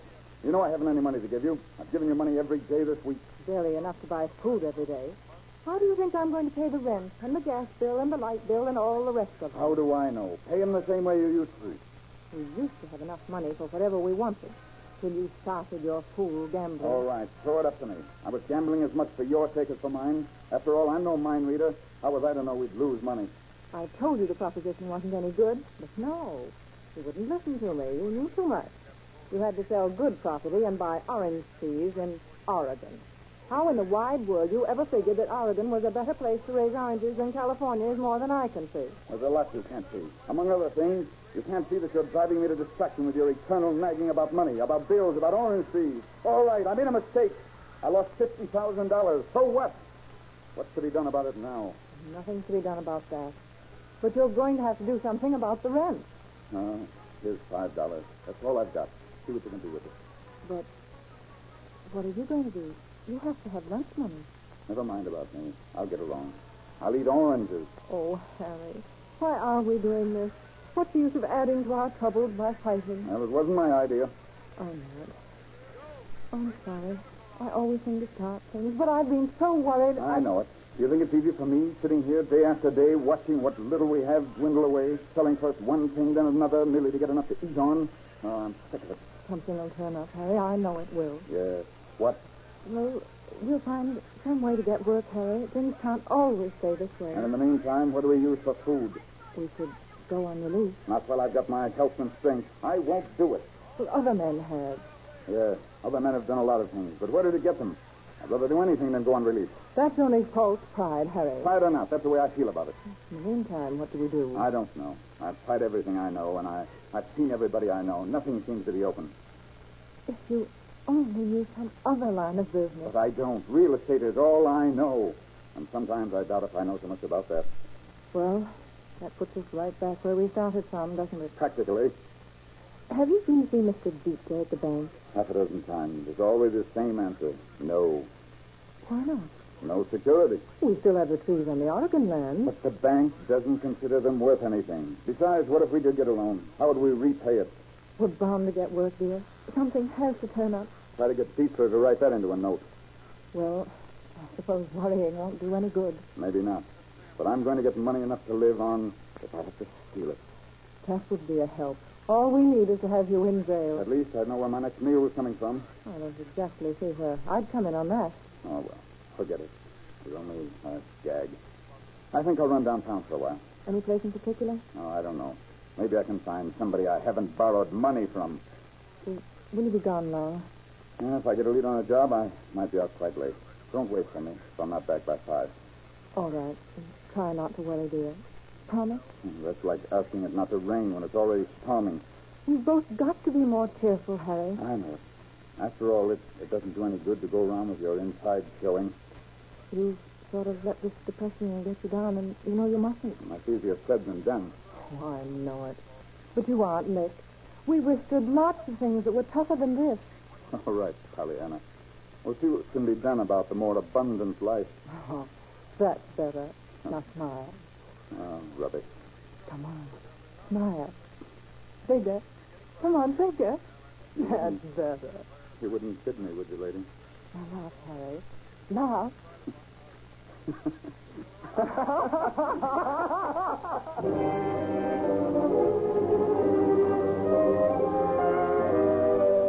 At 8:30 on a crisp, cold morning in March, manager George Deepler let himself into the Colorado Mentor branch of the Bank of America in Pasadena. As he turned from the door, he found himself looking into the muzzle of an automatic pistol held in the hand of a cool, calculating, masked bandit. Just keep going the way you were, and you won't get hurt. Be careful with that gun. It might go off. Not unless you try to get funny. What are you going to do? I'm going to tie you up until Joe Cap gets here. Say, who are you? Wouldn't you like to know? You seem to know Joe pretty well. Almost as well as I do you, George. Come on, get going. This is okay. Right here. Sit down. Hey, that wire's too tight. You'll get used to it. Let's have your hands. Put them behind you. Haven't I seen you somewhere before? I wouldn't be surprised. I've been there. Must have been 2 other fellows. Be quiet. This is Cap. All right, Cap. Just put up your hands and come on in. Who are you? You and George asked the most original questions. Is this a stick-up? How did you guess it? Well, you've got a gun in the... And I'll use the gun if you don't. Do as you're told. Sit down. Okay. Put your hands behind you. Not so tight. Who's doing this? Yeah, but that wire's cutting my wrist. That's all right. You won't be here long. You're not going to shoot us. You never can tell. I might get nervous. Now, stick your feet out. Be careful of my socks. I'll send you a new pair. You're thinking of going somewhere? Yes, just as soon as I get your keys and get into that vault. The alarm is off by now. Now, Mr. Deepler, if you'll come with me, after I untie you, we'll get to this money business. I don't know who you are, fellow, but I'll know you if I ever see you again. Well, we'll see about that, too. I'll be back someday. And I'll call a cop if you do. You wouldn't want me to hurt a cop, would you? That's your affair.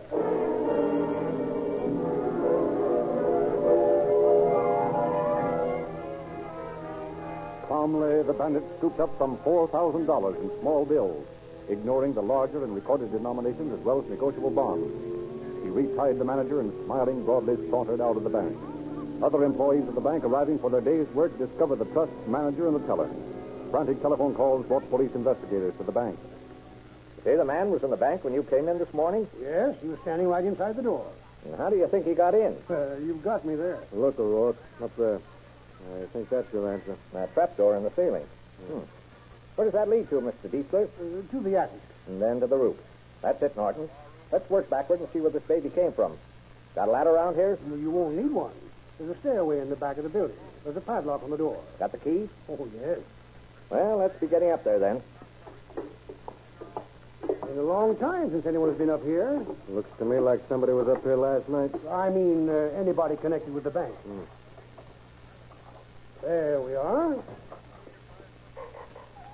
Dark enough in here. Where's your flashlight, Norton? In the car. That's a good place for it. Why don't you use your own? You've got it in your coat pocket. Huh? Oh. There's something on the floor over there. Cigarette butt. Wait a minute. This looks like blood on some of these cigarettes. Now, come to think about it, the fellow did have a cut on his hand. The right hand, I believe. Say, Mr. Dietler, you say you tied these two fellows up with wire? Yes. Well, here's a coil of wire, some tin snips, a piece of rope, and a hammer. Here's a crowbar. If we use it to get the trap door up. Ought to be able to get enough fingerprints off this stuff. Not a good that'll do if the bird hasn't got a record. Apparently he got in through that hatch cover from the roof there. Hey, Norton, give me a lift. I'll look around up there. Okay. Up you go.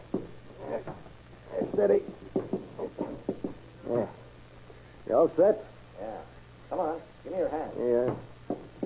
Hey, you little whip yourself. What do you think I am? Yes. Yeah.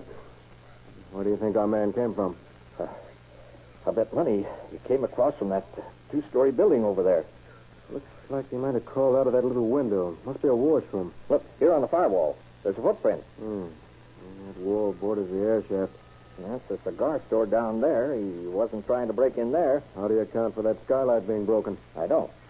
Look, something on the floor down there. Looks like a pencil. A gold one. It is. There's a pen, too. See it? And just over to the right of that box there. Yeah, we'll have to get it when we go down. Let's go over to that washroom. Providing we can do a catwalk on this firewall. Hold-up artist did it. Why can't we? Well, I still don't like the idea of falling through that skylight. Come on. Let's try it anyway. How you coming? Okay. Well, that's that. Let's see you do it. All right. Watch yourself. That floor is hard. Don't worry about me. Yeah. Now that we're over here, what do we do? Crawl through that window and see what's inside. You sure got a cat-like disposition this morning. It's probably my awakened sleuthing instinct. If any. Now, here's a footprint on the windowsill. Undoubtedly, our photographer will have hysterics when he starts in on this case. Not if you keep putting your big hand all over every available print. Look here. Broken gin bottle. Strikes me that a good idea would be to get that pen and pencil from the cigar store downstairs and go back to headquarters and do a little checking on fingerprints and such things. Good idea. Let's do it.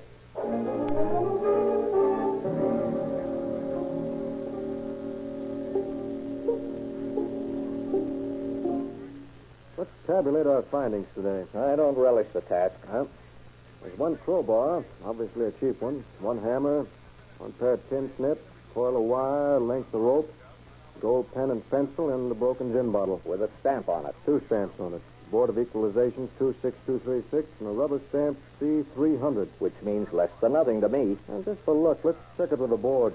Okay. By the way, here's a list of the money that bandit got from the bank. Let's see.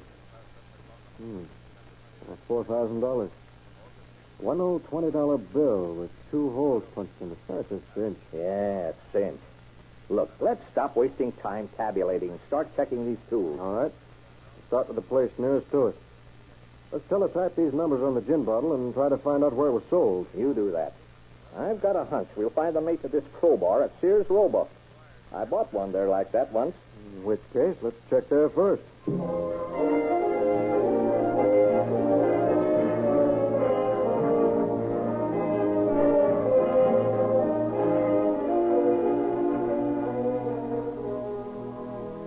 Good morning. Trying to find out if you handle this type of crowbar. Let's see it. Yes, we have it. Oh, did have. We're out right now. This one is new. Looks like it was bought only a few days ago. Is there a bare chance you'd remember it? Well, it's just a coincidence, of course. But I happen to remember that particular bar. You're sure of that? Why, yes. You see, there's a slight nick right here. We'd laid it aside, intending to send it back to the factory. But a man came in and wanted to buy a short crowbar. I only had two, like the one he wanted. So I got one out of the rack and showed it to him. Was it like this one? Well, no. He asked me about some gloves, and we went over to the counter over there where the work gloves were displayed, and he laid down the bar. Did he buy any gloves? Well, no, he didn't like the ones we had down here. So we came over to the counter here. I noticed that he left the crowbar on the other counter. I was going over to get it, but he said the other bar was all right. That was this one. Oh, yes, the one with the nick in it. Did you call his attention to the nick? Well, no, he said it was all right, so I sold it to him. Well, look, we found this bar in the attic of a bank that's just been held up. We want to show you some pictures of robbery suspects and see if you can identify the man. I'm sure I could if I saw him. He was about 45 or 50 years old. Well, now, just take a look at these pictures and see if he's among them. Let me see. No. Nope, not that one. Nope. No, that looks a little... No, I guess it doesn't. No, I don't think any of those pictures look like him. I'm sorry, That's all right. Now, do you remember if this man bought anything else while he was here? Well, not for me, he didn't. Here's a piece of wire. Do you stock any like that? No, we don't. However, I think Montgomery Ward handles wire like that. How do you happen to know that? Well, I used to work there. Well, take a look at these tin snips. Do they sell those, too? I'm pretty sure they don't. Well, it's worth looking into anyway. Maybe we'd better take a run over there. Somebody there might have a better memory.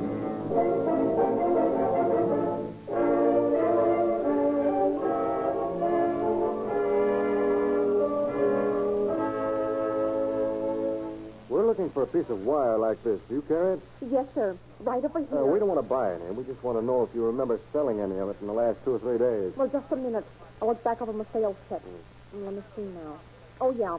I sold 500 feet of it Monday, 3 feet on Tuesday, 3 10-foot pieces Tuesday afternoon, 40 feet of it Wednesday, and... Never mind. Just forget about the whole thing. Okay. You don't happen to remember anybody who bought any of this wire, do you? Oh, no. You see, I sold so much of it that I just couldn't possibly remember everybody that comes Maybe I anything. shouldn't have mentioned. Pardon me. Just forget all about it, will you? Yeah, sure. Thanks. Goodbye.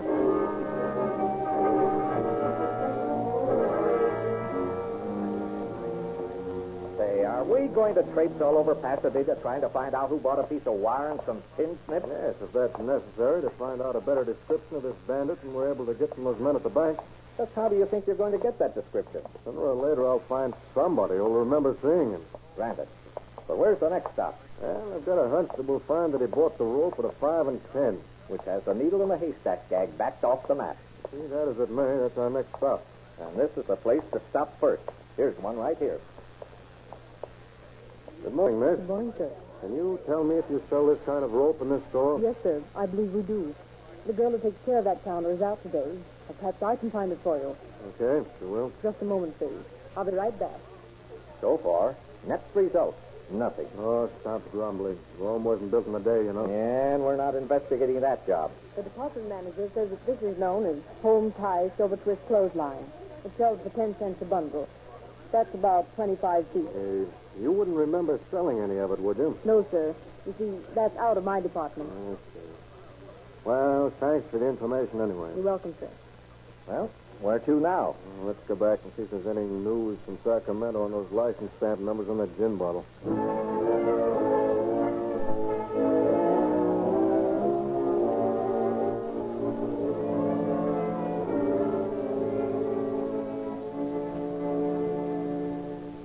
Well, there's a message. What's that? Says here that the Board of Equalization number can't be traced. The smaller number, the C300, is a liquor distributor in Los Angeles. It ought to be easy enough to find out who he sells to in Pasadena. Whereupon we start all over again, trying to get an identification. Oh, well, it's worth trying anyway. Let's call up the distributor. Sergeant, get me Granite 0456. Yeah. Los Angeles. Oh, call me. Assuming that we get an identification of this man, how do you propose to find him? In Pasadena? That shouldn't be so hard. Maybe so. I have a hunch about this job. And that is? I have a hunch that it's going temporarily into the unsolved file. Over my dead body. Yeah? Oh, fine. Hello? Detective Lieutenant O'Rourke. O'Rourke. Oh, never mind. This is the Pasadena Police Department. I'm trying to trace a liquor stamp that I understand is assigned to your firm. Yeah? It's C as in cat. 300. Yeah, C. 300. All right, I'll wait. I have to look in the book to find out who handled that shipment. Probably turned out to be somebody in Southgate. Hello? Who? Safety Drug Company, 200 North Lake Street, Pasadena. Thanks. Well, that's the break anyway. Seems like a good time to visit the drugstore on Lake Street.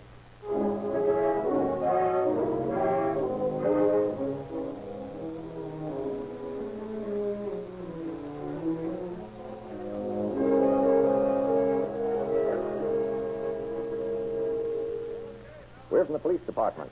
We're trying to trace a rubber stamped number. C300. That's the number on a gin shipment from Los Angeles. Yeah, it's the number we always have on the liquor invoices. Stamped on the state license stamp, too. Oh, I realize it's asking a lot. But have you sold any of this last shipment to anyone in particular that you remember? Let's see now. I don't know whether I remember all of them. He was only sold about half a dozen bottles of that particular lot. Now, look. Here's some pictures of suspects from that bank robbery job at Mentor in Colorado. Recognize any of them? Let me see. No, I don't believe I ever saw any of them. Are you sure? Yeah, I'm pretty sure. Come to think about it, the only man I distinctly remember was Mr. Linton. Yeah, he was in here just before we closed last night. You mean the Harry Linton who used to be president of the realty board here? That's right. That's the one. I hadn't seen him for quite a long time, but he came by and bought a bottle of gin and some cigarettes. What kind of cigarettes? Wings, I think. Yeah, that's right. Oh, well, that doesn't matter. It couldn't have been Harry Linton who held up the bank.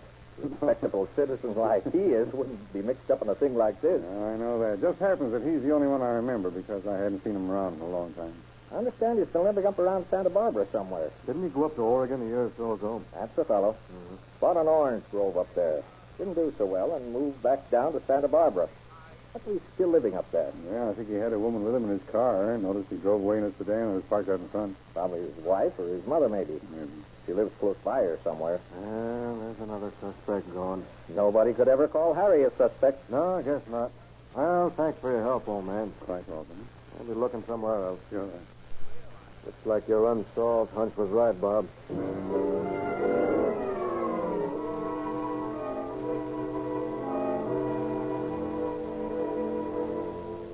So the case of the bank robbery of the branch bank at Mentor in Colorado and Pasadena was placed in the unsolved file. Occasionally, as criminals of various types were picked up, officers questioned them regarding the bank job, but always without result. Time after time, articles found at the scene of the crime were placed in front of suspects in the hope that some faint sign of recognition would enable the officers on the case to force a confession. But just as often, the exhibits were returned to the files, still unused as evidence. Innumerable checks were made of fingerprints taken from suspects and compared with those found in the bank, the washroom, and on the gin bottle. Always with the same result. The case remains unsolved. Did you ever see that crowbar before? No, I don't use no crowbars. I'm a yegg. I knock 'em open. I'll remember that.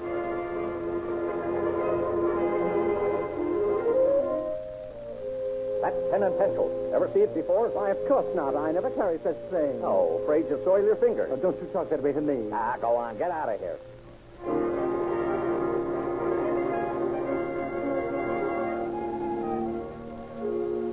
You didn't by any chance get that scar on your hand by cutting yourself with a gin bottle? Nah, I got it from knocking a copper's teeth out. You want me to show you? Maybe I do. Now, wait a minute. Don't get sore. I was only kidding. Honest, I wasn't.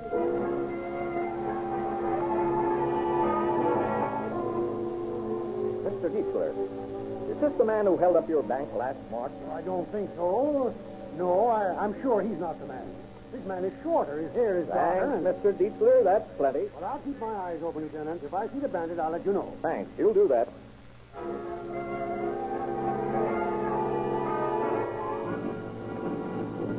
One crisp day in January, months after the holdup, a customer enters a cleaning shop next door to the bank. Well.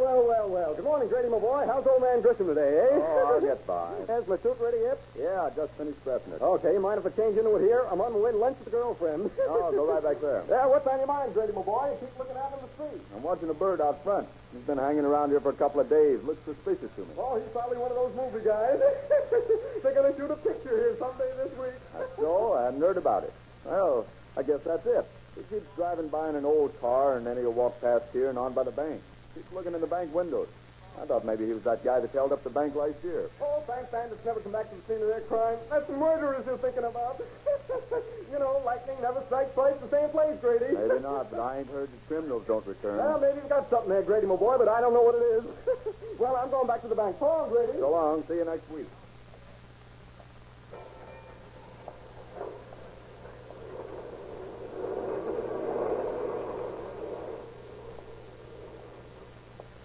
good morning, Mr. Diesler. Had any hold-ups lately? No, thank the Lord.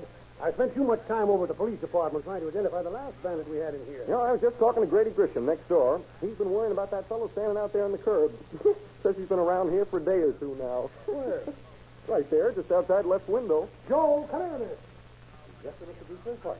Look, outside the window there. See that man? That's him. That's the one that held us up. Call the police. I'll watch him. Tell him to hurry. Let me out of here. I don't want to be here if he comes in. No, you stay inside. There may be shooting. He might see you anyway. They're on the way. I got O'Rourke and Norton by accident. Now, you go on back to your desk and act as if nothing had happened.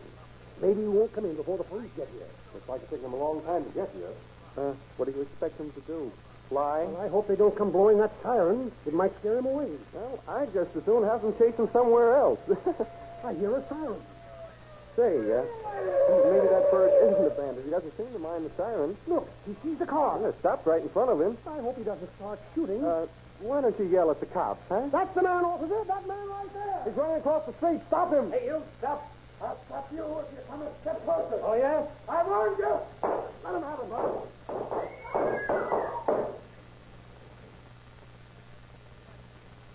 Who is it, Bob? You know him? Can you try that? It's Harry Linton.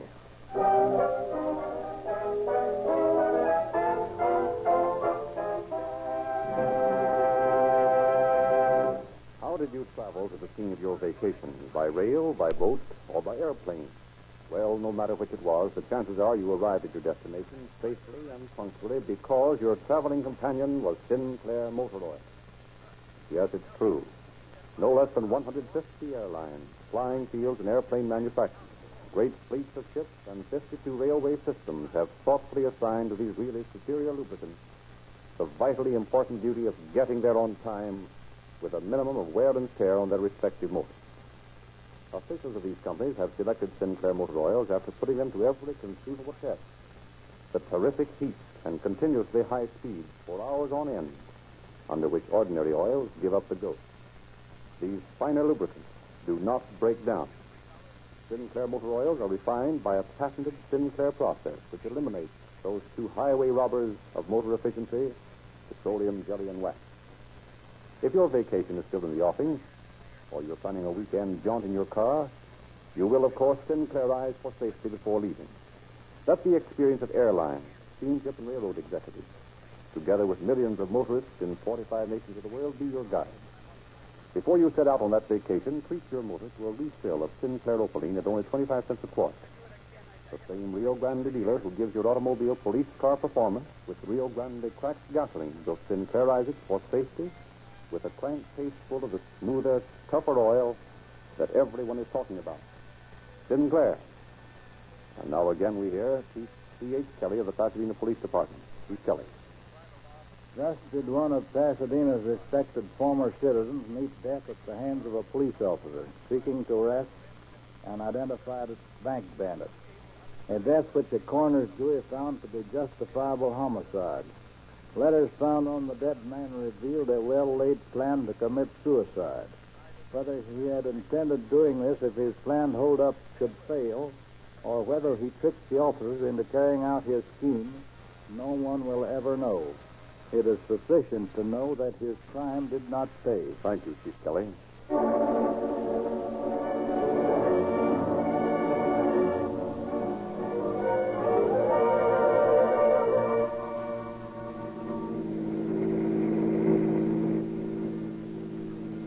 Pasadena Police calling all cars. Attention all cars. Cancellation broadcast 196 regarding a bank robbery. Suspect in this case shot by officers while resisting arrest. And that's all.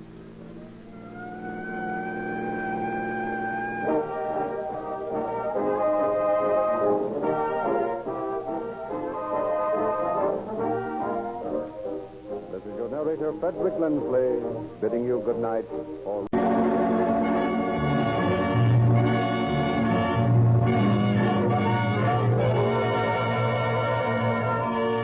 Calling all cars, a copyrighted program created by Rio Grande.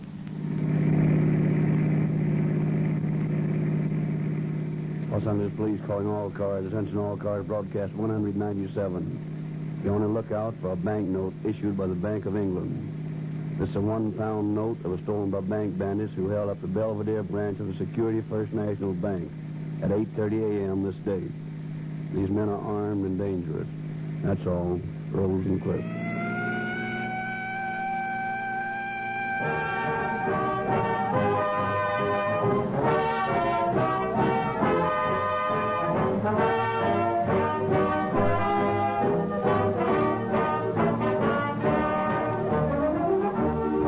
Several millions of girls and boys will return to school in the next 2 weeks to study what may be briefly summed up as the great truths discovered by others, to learn to apply in their own lives the thoughts, discoveries, and experience of those who have specialized in their respective fields. It is this same fundamental principle of education, this desire to profit by the experience of others, which is the guiding light of the business world. Be guided, then, by the significant fact that the officials of 30 leading cities and counties throughout California have specified the exclusive use of a certain product. That more police cars, fire engines, ambulances, and other special equipment are powered by Rio Grande cracked gasoline wherever it is sold than any other brand. We invite you to study this fact, learn its truth for yourself, and then, profiting by the experience of others, apply it to the life of your own motor. Give your automobile the police car performance it deserves by consistently using Rio Grande cracked. The experience of those who drive the most is that it has the takeoff of a China Clipper, the pickup of a modern machine gun, and the long mileage, abundant reserve power, and hurricane speed which police demand in their emergency driving. Last year, your California emergency equipment drove over 55 million miles in the greatest proof of gasoline superiority ever made for Western motorists. Buy your gasoline intelligently, logically. Get police car performance for your car at no greater cost when you pull into your Rio Grande dealers tomorrow morning.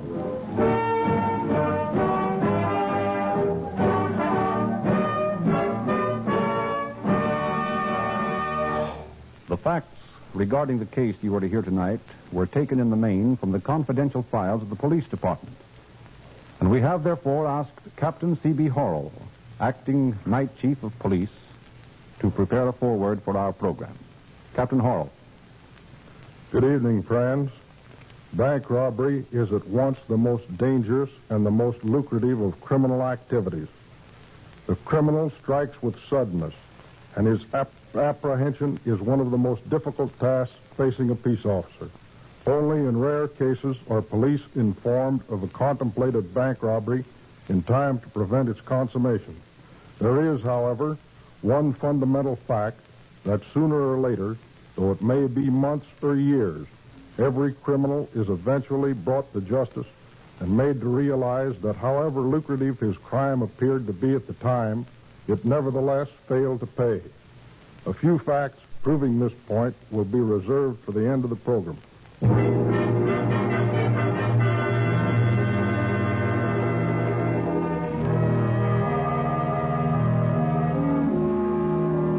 Just as the sun was beginning to redden the August sky, a bakery wagon pulled to a stop in front of a store on Whittier Boulevard. Two men left the driver's seat and, climbing into the apparently empty truck, closed the doors. I feel like Simple Simon, sitting around here in a pie wagon. Yeah, I'd hate to tell you what you look like. Always full of wit and humor, ain't you, pal? Shut up and keep your eye glued to that peephole. Think anybody comes to this place this early? Yeah, that's what we're here to find out. It's too dark to see much. We can see when anybody goes inside. Any idea how many people work there? Hey, what do you think I fixed up this here truck for? We're going to chase this joint till we find out how many work there. And when we find that out? We'll take the joint. Now, how much do you think there is in there? Enough to last us as long as we live. That'd be an awful lot. Don't worry, it's there all right. Quiet. There goes an old lady into the place. Yeah, I see her. She's got a key. She's going inside. And probably the scrub woman. Oh, I see. They locked the grill behind them, eh? Yeah, cautious, ain't they? Stop saying ain't. Oh, what are you so grouchy about this morning? Jane throw you out last night? Pipe down. How long's that dame been in there? 5 minutes about. Here comes somebody else. Nope. He passed it up. He don't work there. How do you know? I ain't never seen him when I went in there. Don't say that. Yeah, I know. Listen, how many people have you seen in there? Oh, I'd say 8 or 10. Any place to put that many people? Sure, lots of room. Here comes 2 men. Yeah, that's a guy named Johnson on the right. I don't know the other one. Are you sure this job is as easy as you said it was? Ah, it's a pipe. All you do is saw. Yeah, here comes another guy. That's 3 men and the old lady, huh? Yeah, it leaves another man and a couple of dames. I don't like to work a job like this where there's dames. You never can tell what they'll do in a pinch. Yeah, you can't tell no other time neither. Hey, look. I think it'd be a good idea for you to get in there when the place opens up and get the names of the guys what works there. Then we can figure out the best time. Okay. I'll come back about noon. I'll find out from the teller I always talk to. Now, don't rouse their suspicions, none. Don't worry about that, Angle. Let's scan. We'll come back tomorrow morning.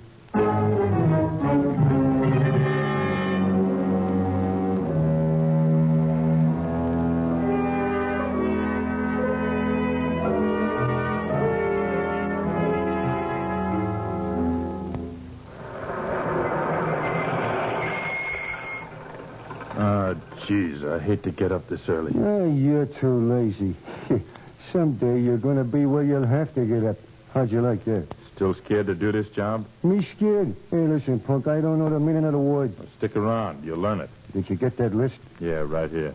No, we're going to put down the time when these guys get going to work, see? I checked them up on that armored truck, and it gets here on the 14th and on the 30th. Yeah, and we get in there on the 31st. Is that it? Yeah, you guessed it. That's Monday. Yeah, day after tomorrow. You got all the stuff ready? Yep, it's in the ash. Well, what plates are we using? The ones we got from that guy up in Stockton. I'll never forget his face when we took that car away from him. Yeah?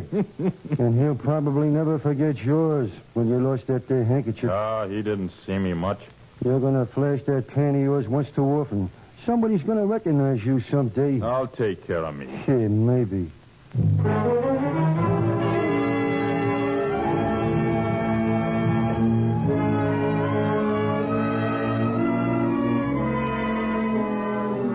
On the morning of August 31st, 1931, Joseph Fisher was walking along Arizona Street near Whittier Boulevard when from a dark area way between 2 buildings came a peculiar sound.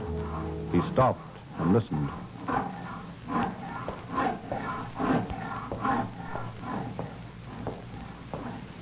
All right, kid. What's so interesting around here at 4 o'clock in the morning? Huh? Oh, I was just going home. Yeah? You don't happen to live in this building, do you? Oh, no, sir. All right, and you've seen too much. Come on back here. Well, what are you going to do with me? We'll decide that later. Go on, get back in there. Well, what's the idea of bringing that mug back here? He's seen too much. What are you going to do with him? I'll keep him back here in the dark till you get that bar sawed, if you ever do. Yeah, so you're getting smart again, huh? No, I'm just tired of waiting. Well, it's about through now. Yeah, there she is. Yeah, good. All right, kid. Come on, you're going inside. Oh, now listen, mister. I don't want to get mixed up in this. You ain't mixed up in nothing. What did I tell you about that there ain't? Oh, forget it. Come on, kid, climb through this window. No, what the devil's wrong with you? I fell over a trash. That kid's going to get us into trouble yet. Never mind him. Give me a hand If here. you weren't so fat, you wouldn't have so much trouble getting through the windows. Yeah. And if you didn't talk so much, you'd be better off, too. I still don't see why we couldn't stick this joint up in the daytime. Because, you dope, we can get more this way. All right, watch out for that can. Well, more, but I'm going to jump down. Now, let's turn on the light. Get away from there, you hophead. You want every couple of time to be rushing in here? Oh, nuts. Who's going to see it? Listen, you weren't running this job, see? You do as I tell you or else. Else what? You haven't forgotten that bank messenger, have you? He started an argument, too. Keep quiet, you sap. You want this kid to get the lowdown on that job? All right, let's get busy. Hey, where's that there Basin bit? Right here. Where you going to bore the holes? In this petition. In boot 1. Well, will you be able to see the lobby from here? Yeah, all of it. Say, this is the bank. You guys ain't going to hold it up, are you? Don't say you ain't. Well, are you? What do you think? I think you are. Right. Tie him up, Jim. Throw him at their washroom. Hey, now, wait a minute. You don't have to tie me up. I'll be quiet. Yeah, we'll still tie you up, see? Get that wire, Jim. All right, kid. Keep still now. Ow. Don't get it so tight. I'm not hurting you. Pipe down. You got them holes bored yet, Jack? Yeah. Well, what now? Well, we just wait here till they come in. Then we start entertaining them.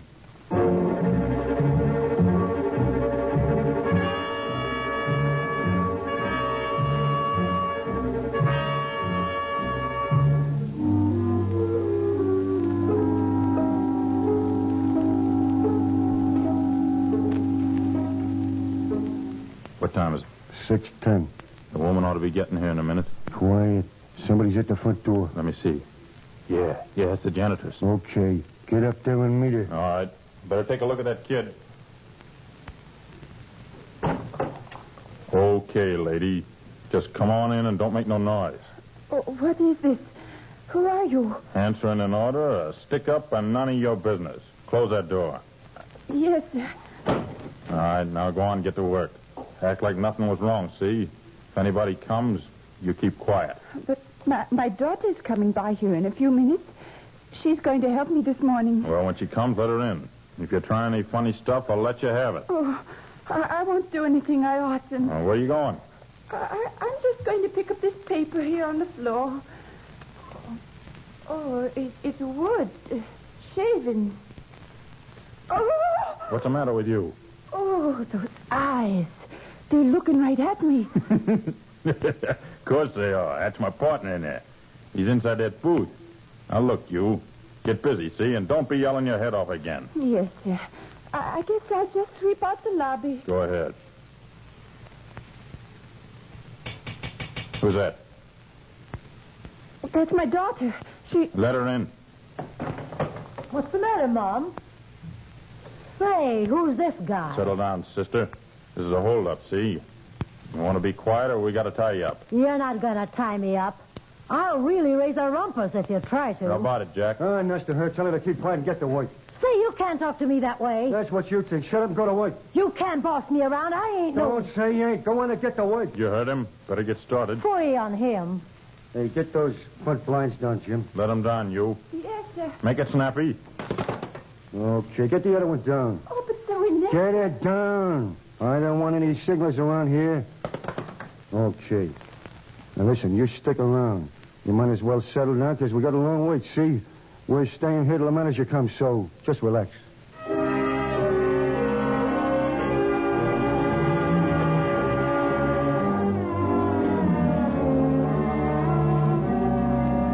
One by one, the employees of the bank came to work. As each one entered the door, he was met by the calm but dangerously resolute Wilson. Each person was taken to a booth in the rear of the bank and kept prisoner.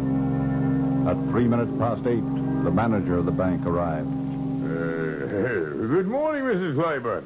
Good morning, Effie. Nice to see you all this bright summer morning. It's cloudy. Oh, yes, so it is. I hadn't noticed. How did you like the rain yesterday? Rain? Rain? Why, it didn't rain yesterday, Effie. Didn't it? What's wrong with you, Effie? You too, Mrs. Clyburn. You both act peculiar. Yeah, perhaps I can explain it. This is a holdup. A what? A holdup. We've been expecting you, see? Won't you come in here this way, back this way, and open the vault? Man, you can't get away with this. That's a matter of opinion. Now, if you'll just open that vault, we'll be on our way. Oh, very well, only... Wait a minute. Are there any burglar alarms that tested that vault? Well, no, none at all. The siren outside is all we have. Yeah, so I figured. Okay, get started. Let's see. 3 times right to 46. Left twice to 50. Back right to... No, stop your muttering and get it open. No, don't be nervous. It'll be open in a moment. There we are. All right. Now open up them money boxes. I can't. I haven't any keys. Listen, don't hand me that. Get them open. Well, I'm telling you the truth.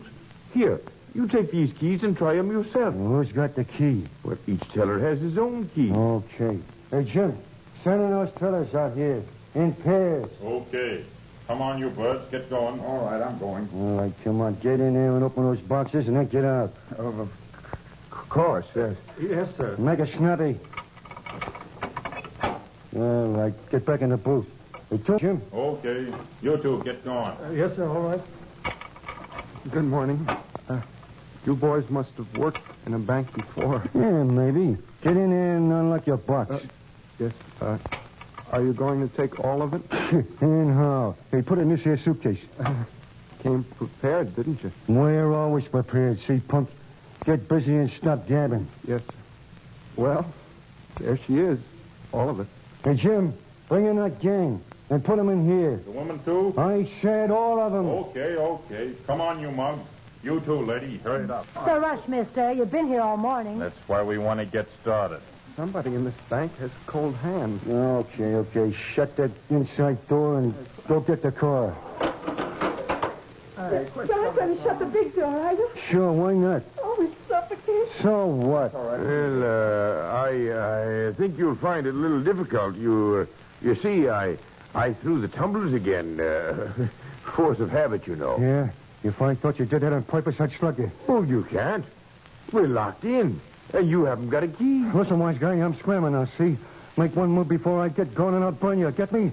I'll send somebody around to let you out. Oh, don't bother. We'll make out. Williams, spring that lock. Yes, sir. Johnson, get my gun. See if you can get a shot at them. Freeland, trip that siren. I'll try to see which way they went. Effie.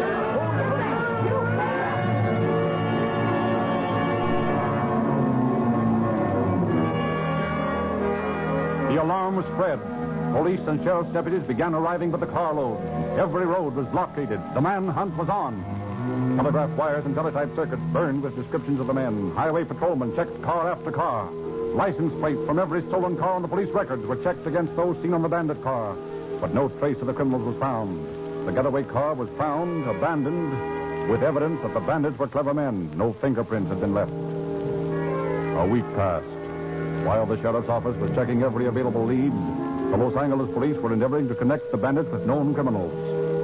Then one day, in the office of Captain McCaleb of the robbery detail... Captain, we got that girl outside. The one we think is tied up with that Dukeman gang. The one who shot that market messenger. Oh, all right. Bring her in, Tucker. You know, I've got a hunch about that girl. Come in here, will you, miss? Captain McCaleb, this is, what did you say your name was? I didn't. Just make it Jane Rowe. That's as good as any. All right, sit down. We'd like to ask you a few questions about some of your associates. You haven't anything on me. Now, let's not begin on that key. We know what we've got on you.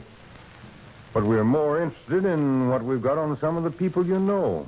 Roy Wilson, for instance. I don't know any Roy Wilson. Make it Gant, then. Roy Gant. I still don't know him. You don't know Emmett Perkins either, do you? No, I don't know anybody. Mm-hmm.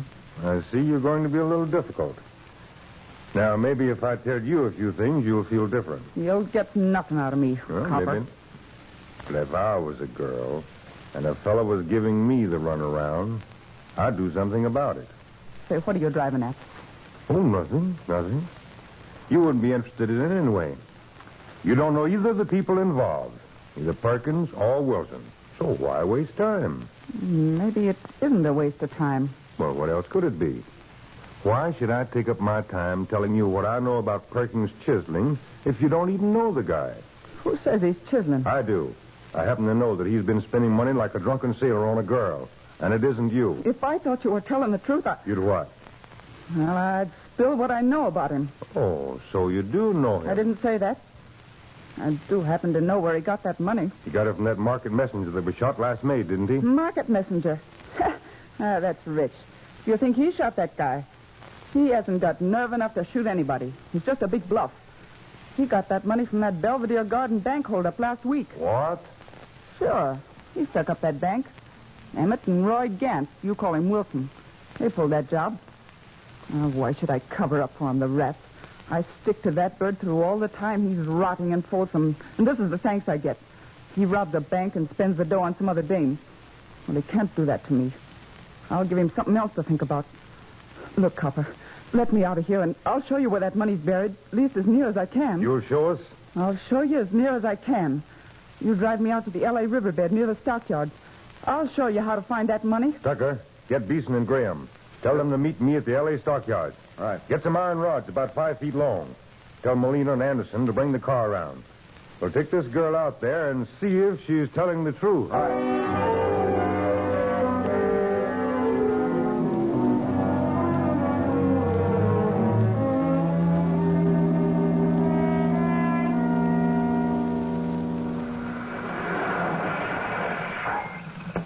This is the place right here. Oh, how could anybody hide money on a street? No, it isn't hidden here.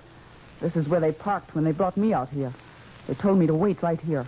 They were gone about 2 minutes and came back with a handful of money. Yeah? Which way did they go when they left you? Down toward the riverbed. Okay. Beeson, you and Graham take these rods and start out on the left there. Yes, sir. Punch them down in every spot that's been dug up recently till you find that money. Molina, you and Tucker work straight ahead here. All right, Captain. I'll take the right side. Now, don't pass up a spot. Okay.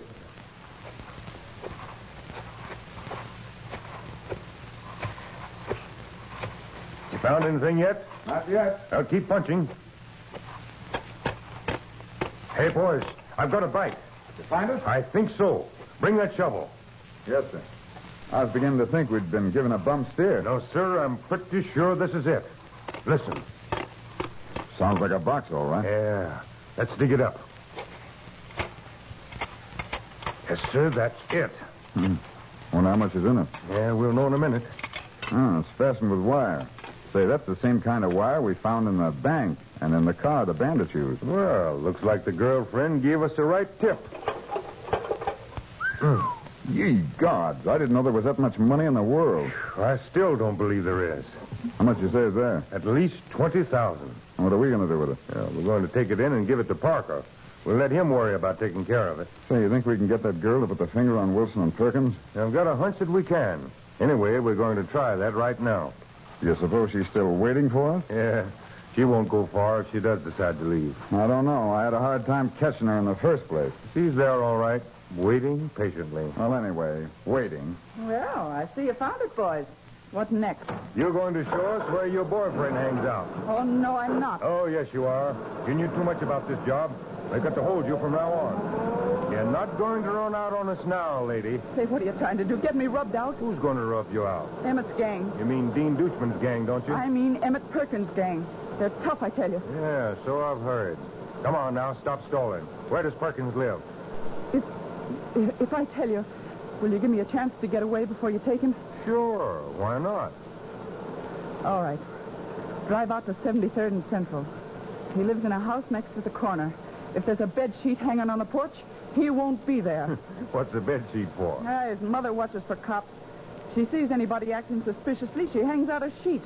Emmett sees it and stays away. Thanks, lady. We'll watch for it. Oh, Clyde, let me out at this corner. Yes, sir. I'll get Beeson and Graham and go on out to 73rd. You take the girl back to the office and come on out. Okay, Captain. See you later. Hurry back.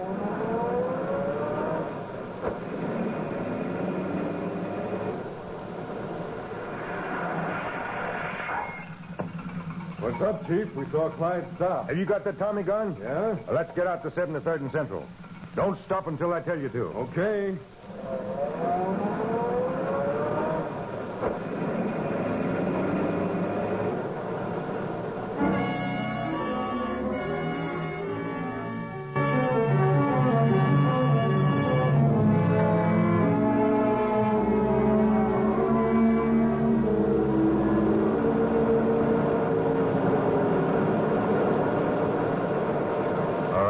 Take it easy now.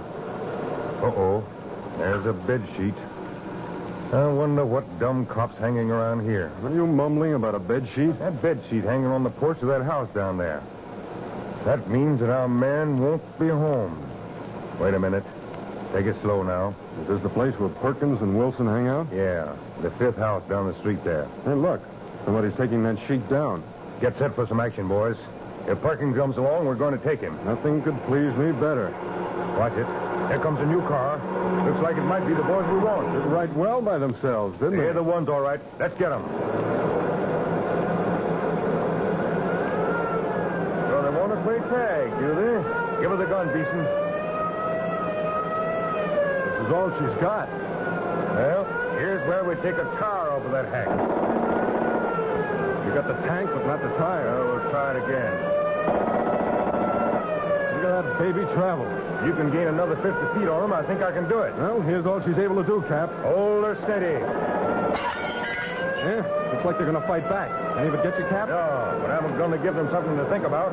I'm going to take out that window.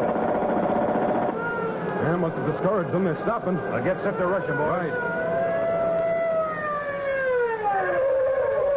All right, right, you monkeys. Reach for it. Get Wilson, Graham. Beeson, you take Perkins. Okay. Come on, get out of that car. Come on, Keep get your out. hands where I can see them. Yeah, you're making a mistake, Copper. I'll get you for this. That's what they all say, buddy, and I'm still here. And I'll be here when and if you ever get out of jail. Look me up sometime.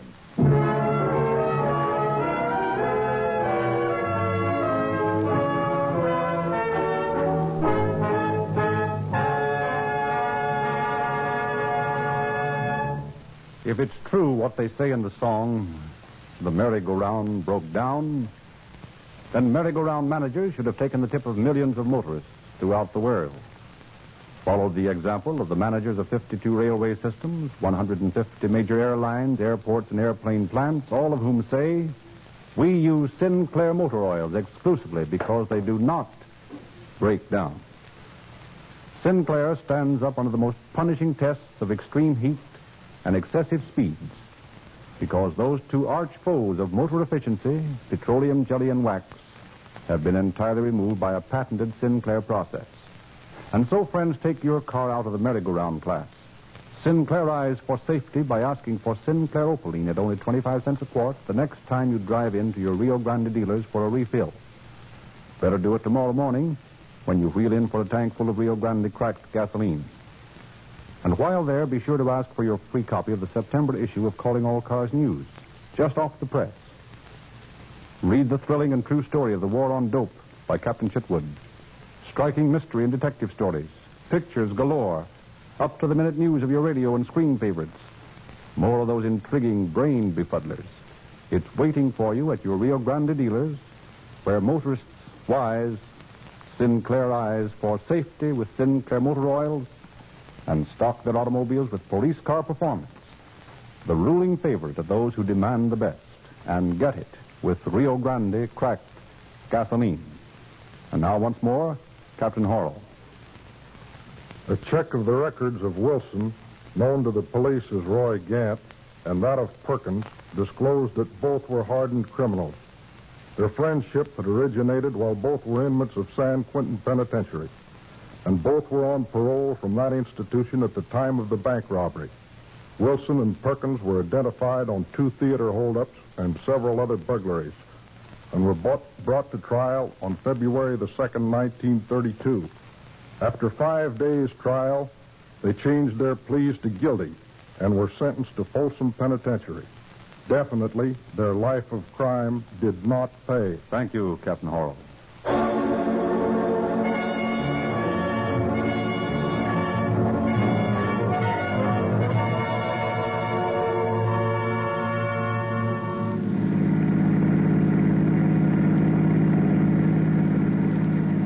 Los Angeles Police calling all cars. Attention all cars. The cancellation of broadcast 197 regarding a bank robbery. Suspects in this case are now in custody. That's all. Rosenquist.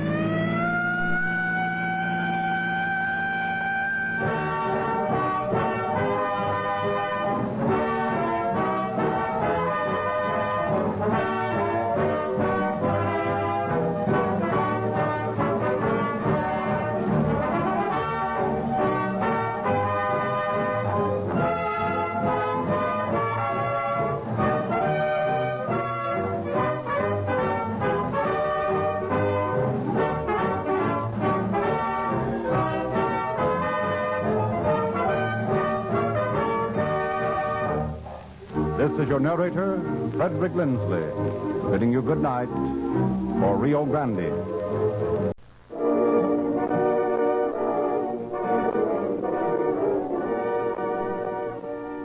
Calling all cars. A copyrighted program transcribed and dedicated to the prevention of crime. Calling all cars, attention all cars, broadcast number 198. Regarding a holdup at 5th and Market Street at 8:30 a.m. this date. No description of holdup man available. The only money which can be identified is a $100 bill. That is all. Gordon.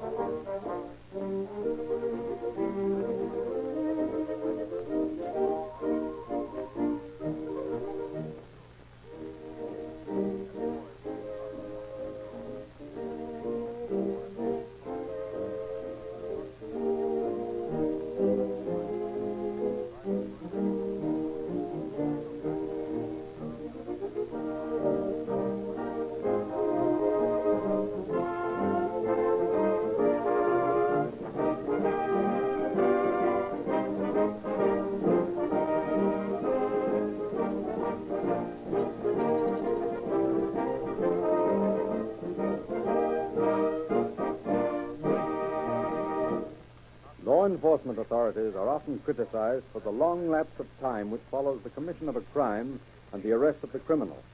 In many cases, this is due to the inability of the victims to furnish the officers with a description of the criminal. It is surprising how few people can give an accurate description of their friends, let alone a description of a person whom they meet momentarily under conditions of stress. It is only the persistent efforts of the police under trying circumstances which result in the punishment of the malefactors. In the case we're about to hear, the police arrested the criminal in 18 days after the commission of the crime. Under the circumstances, a record arrest. And now the play, Tobaccoville Road.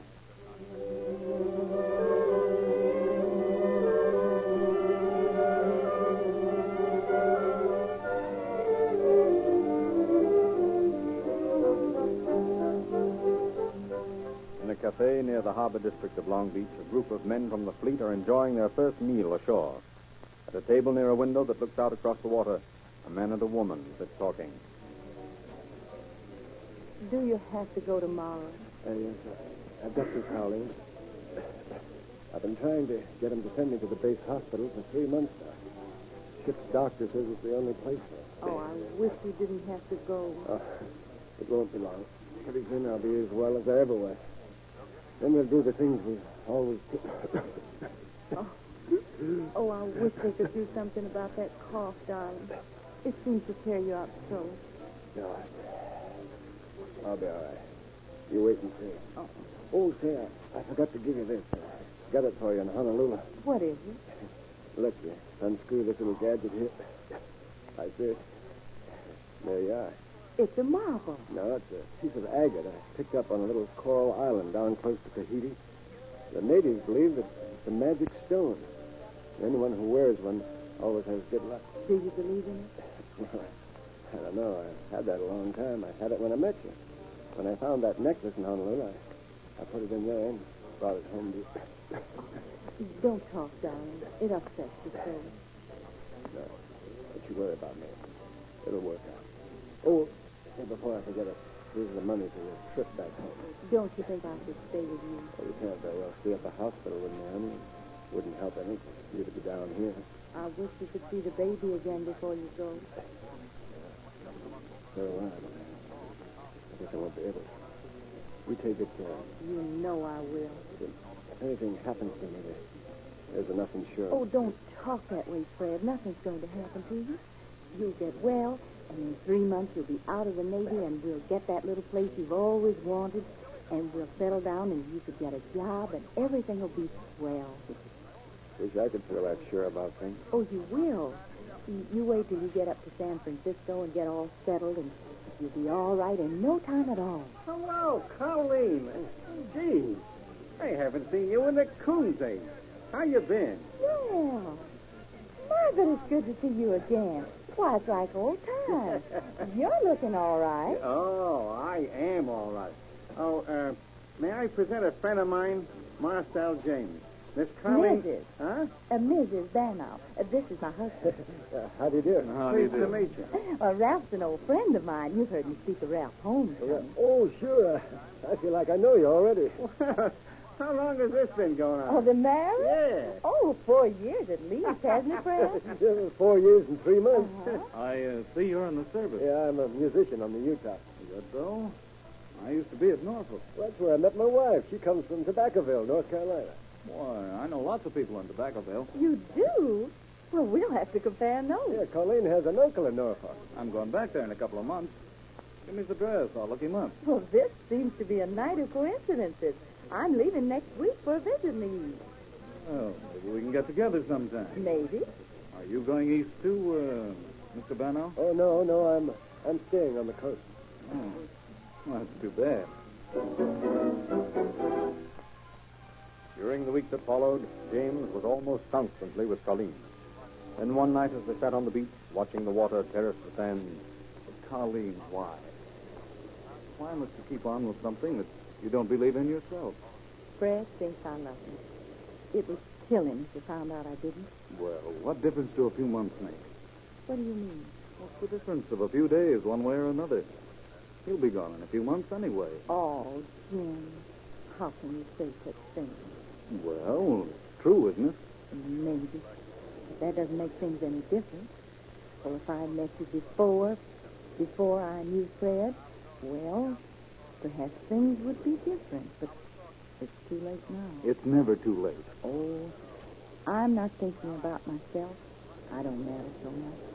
But I'm all Fred has left to keep him going. Well, he's got the boy. You don't think I'd go and leave him, do you? Why not? Well, women aren't given to thinking that way, Jim. Well, maybe I'm nuts. I don't see the point in two people going on without each other when they're as much in love as we are. I wonder if we are so much in love. I don't know about you, but I know how I feel. Are you sure you do? Of course I do. I'm not so sure.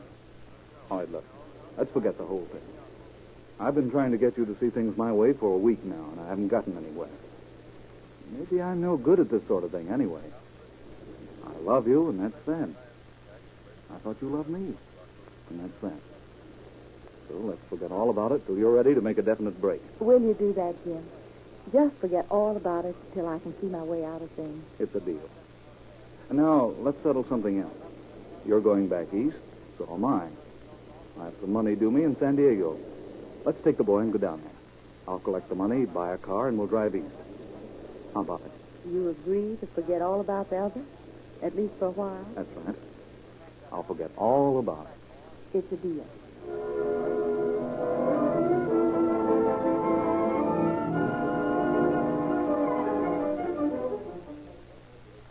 Here's a hotel that Ralph said would be pretty good. Does Ralph live down here in San Diego? Yeah, he runs a filling station out of town. Oh, we'll have to look him up. Shall we ring the bell? Might as well. Seems to be a slack season. Pleasant fellow, isn't he? What do you want? You have rooms? Certainly. Oh, we'd like one... two. Two. Well, make up your mind. 2 rooms with baths. 2 beds, too, huh? By all means. Got any baggage? Much too much. Well, we ain't got room for that much. Oh, we'll manage. Now, if you'll just let us register... Go ahead, help yourself. Shall I register for you too, Colleen? Ain't you two married? Why, yes, why? Oh, Jim. It's all right. Hey, what's the idea, young fella? Never mind. We still want 2 rooms together. All right, but it's a darn lot of trouble if you ask me. Nobody asked you. Come on, Colleen. Jim, why did you have to tell him we were married? It might save a lot of bother later. What do you mean? Nothing in particular. Only some of the small hotel clerks are too nosy. Might complicate matters if he started asking questions. Here you are.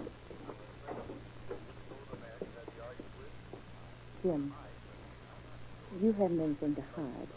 I mean, you're not afraid of anything, are you? Of course not. Why? Oh, I just wondered. You've acted so strange lately since we got to town. Well, nothing's wrong. I never done anything to be afraid about. Well, I gave a hot check down there once, but that's all. Are you sure that's all? Positive. I'll prove it to you. Tomorrow, when I collect my money, I'll pick up that hot check and show it to you. Oh, I believe you all right. I guess I'm just a little tired. I just got worried a little. Now, you stop worrying. You take a nap while I look up Ralph and get some matter settled. Then we'll go out and pick out that car I'm going to buy. All right. I'll see you later.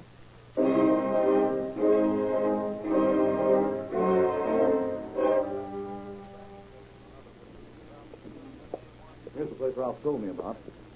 He said we could get delivery quicker here than anywhere else. I don't like this kind of a car, though. Well, I've tried them all, and this is the only agency that can get us a car by tomorrow. I guess that's that, then. We might as well go in. Oh, good afternoon. Could I help you? Yeah. We're looking for a car. A sedan, preferably. Well, now, here's a nice car. This particular model is all we have in stock right now. However, next week I think... No, we want the car not later than noon tomorrow. Well, in that case, I'd advise you to take this car. We can service it and have it ready for you the first thing in the morning. What do you think, darling? What? Oh, I think it's all right. I would like a 4-door better, but this will be all right. I think you'll find this very comfortable. Yeah, that's fine. We want to start back east tomorrow, and we wouldn't want anything to happen. Well, in that case, I suppose you wish to make some arrangements for taking the car out of the state. The finance company... No, we'll pay cash when we get the car. Oh, well, in that case, we'll have all the papers made out tonight before the girl goes home, just in case you come before she gets down in the morning. Now, what name shall I register? Just register the car in my wife's name. Colleen Woodruff. All right, Mr. Woodruff.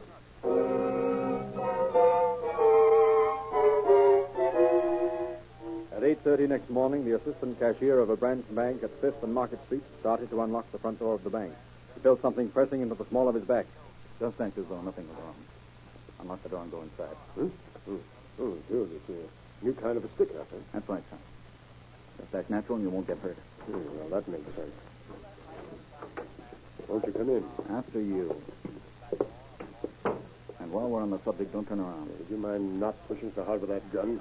Assuming it is a gun. There's no doubt about it. Yes, that's better. Thank you. Here.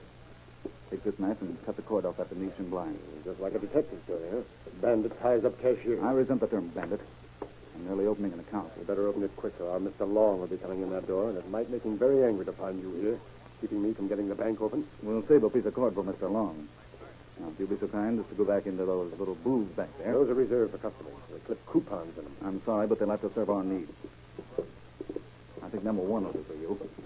Now, if you'll permit me, I'll tie your hands behind you like this. Too tight? Yeah. Quite all right. Oh, don't mind me. Now, if you'll be seated, I'll go up in front and wait for Mr. Long. And don't try to get humorous when he comes in.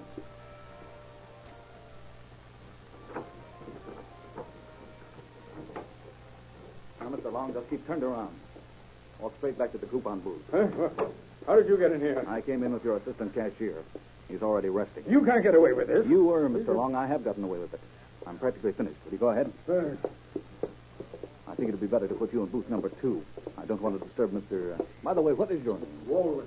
Mr. Walwick's been very nice to me. Now, if I may have your keys, Mr. Long. Thank you. Now, you'd better get Mr. Walwick's keys and come with me. I'll need you to open the vault. How do you expect to get around the burglar alarm? I've already taken care of that. We aren't going to open the main vault. I'll just let you take what you have in your cage truck. That won't be much. It'll be enough. Okay, here we are. Now, let's get going. Put the money on top and open the other drawers. Now, if you'll just return to the booth, but don't turn around. All right, gentlemen. I'll be seeing you. Don't try any funny stuff. I'm very nervous when I have a gun in my hand.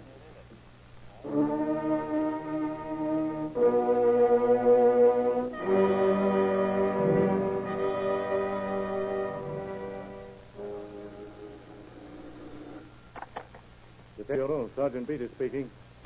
Where? When? All right, we'll be right down. Come on, boys. Hold up at 5th and Market. Get going. Okay.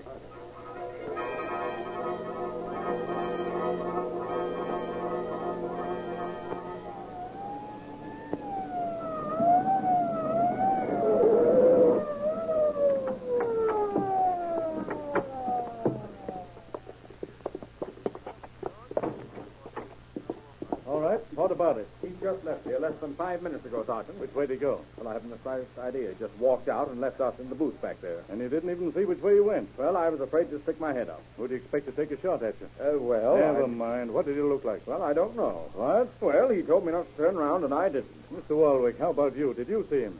Do I look like a fool? No, we won't go into personalities. Why didn't you see him? Because he impressed me with the importance of not looking at him. Pardon me, senor. I think maybe I have some information for you. All right, spill it. What is it? I see a man coming from bank just before 9 o'clock.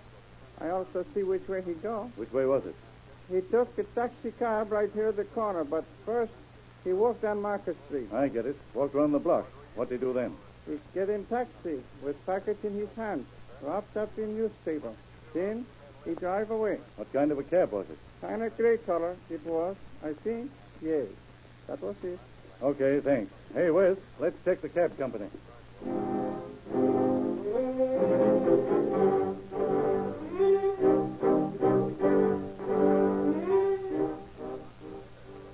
I'm picking up on a cab that's supposed to have hauled a bank robber away from 5th and Market. Got anybody who made a haul from there? No direct call. Al Ogle was supposed to be around that neighborhood. Maybe he got a fare there. He just come back. Hey, Al, come here. What's up, boss? Hiya, Petey. Say, Al, did you pick up a fare at 5th and Market about 30 minutes ago? Yeah, how'd you know? You just held up the bank on that corner. No. Gee, he must have had the money in that paper package when he got in the cab. Did he take it with him? I don't know. I think he left the paper in the cab. Let's look.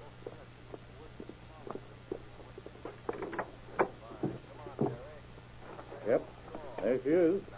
We'll take this in and see if we can find any prints on it. Where did you take this bird? To a department store. Did you leave him there? No, I took him down to one of the auto agencies. Come on, get in. We're going down there.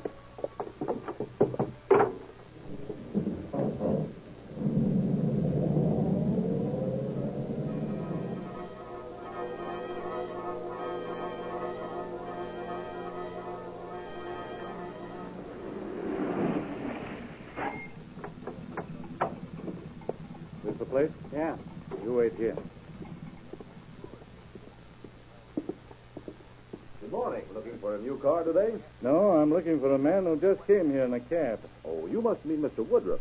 Well, he just drove away a few minutes ago. Did he buy a car? Yes, sir. Paid cash, too.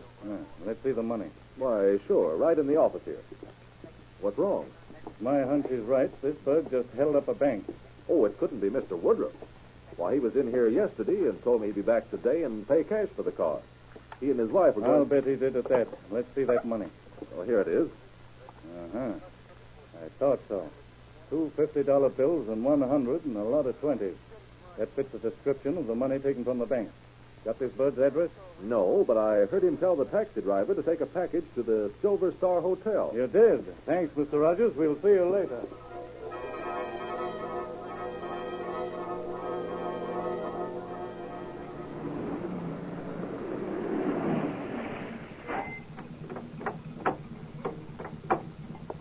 Stay in the car, Al. West, let you and I go in and see if this bird's still there. You bet, Doug.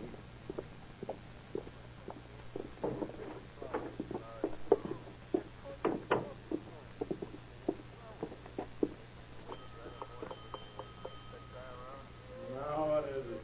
First them people have to check out in a hurry, and now that blasted bell's ringing again. What's that about somebody checking out? What's it to you? We're police officers. Don't get funny. Answer my question. That man and that woman with a little boy came in here yesterday and checked out all in a hurry just a little while ago. Yeah? Where'd they go? How do I know? What'd this man look like? He's about as old as I am. Maybe a little bigger. He was dark and slender. Did you hear him mention anybody else while he was here? Yeah, I heard him and the woman talking about some guy named Ralph. He runs a filling station somewhere south of town. You get a lot of information, don't you? I keep my ears open and my mouth shut. Yeah, I've noticed that. Well, if this monkey comes back, call us, will you? Maybe.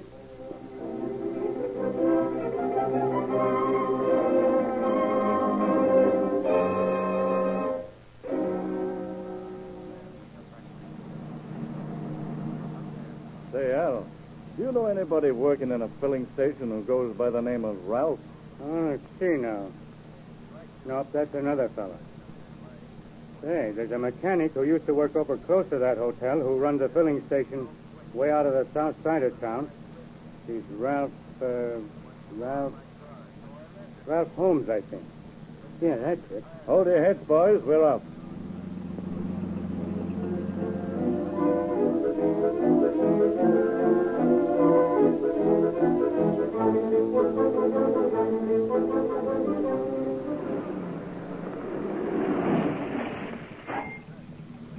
Morning, gents. Something? Yeah, maybe. We're looking for a fellow about your height and age. Just got in town yesterday with a woman and a little boy. Stopped at the Silver Star. Know who he might be? Yeah, let's see now. Where'd he come from? According to the hotel register, they came from Long Beach. Nope. I don't know who it could be.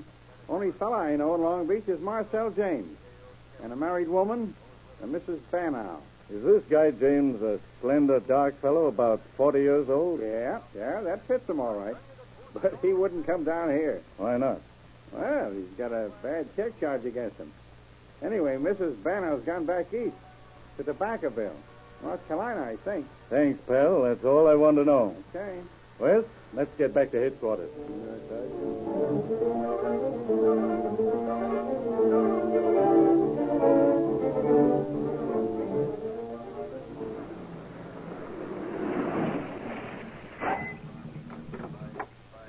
Well, Al, that's about all you can do, I guess.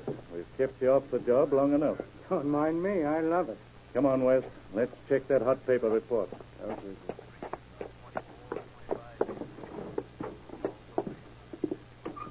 Ought to be in here if we've got it.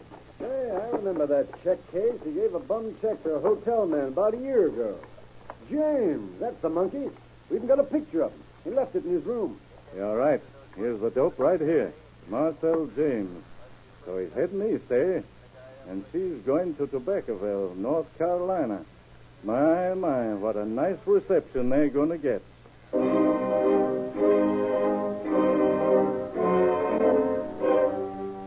Arriving at the border of California, Marcel James, by the simple process of leaving his place in the line of cars awaiting inspection, drove through the quarantine lines and on into Arizona. Police teletype and broadcasts carried appeals to cities along the routes possible to the bandits. Tucson, Arizona. Watch for car bearing California license 5Z6359. Occupants of car, man and woman. Man named Marcel James, woman Mrs. Banow. Wanted by San Diego police, robbery and larceny. James is slender, about 40 and dark. Albuquerque police calling all cars. Attention all cars. Arrest man and woman occupants of car heading east. California license 5Z6359. Man is about 40. San Diego Police Department. Car and occupant you inquired for passed through here. Identification established at state line. Too late to make arrest. And teletyping ahead. Again and again, the discouraging reports come back that the hunted car and its occupants had barely escaped the police. One fact was certain. Mrs. Banow was headed for Tobaccoville. And the additional information had been obtained that James had relatives in Norfolk, Virginia. These 2 points thus became the centers of police attention. Hello, Bill. Seen any suspicious cars today? The Norfolk Police Department on the job, eh? Yeah, we always keep looking for them. Yeah? Got a description from the California boys down in San Diego. Looking for a Chevy coach with a man and a woman and a little boy in it. They're on their way to Tobaccoville. And what's the number? 5Z6359. And you got the motor number? Yeah, M4763175. All right, we'll keep a lookout for it. Now call me up if you hear anything or see it. Okay. Say, Joe, here's a new license number, what we're to look out for. Okay, put her on the hook. I'll get it later. All right. Yes, sir? Something I could do for you? Yeah, can you tell me where there's a good hotel? For the three of you? Yeah, my wife and little boy. The stranger's here. Going on to Tobaccoville tomorrow. I see. Well, yes. A pretty good little family hotel right across the street there. Oh, thanks. We'll go over and take a look at it. All right. Service the car, will you? Oh, I'll be betcha. over a little later. Yes, sir. Hey, what's the 5Z6359? Ooh. Operator, get me the police station, quick.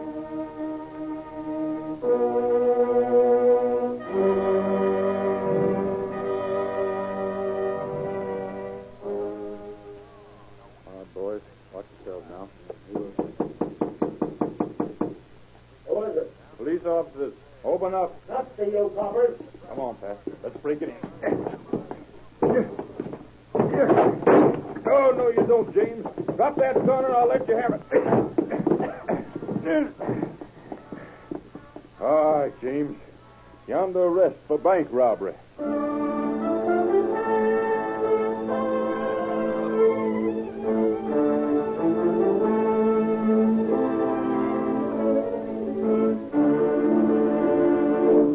In just a moment, you'll hear the summation of our story.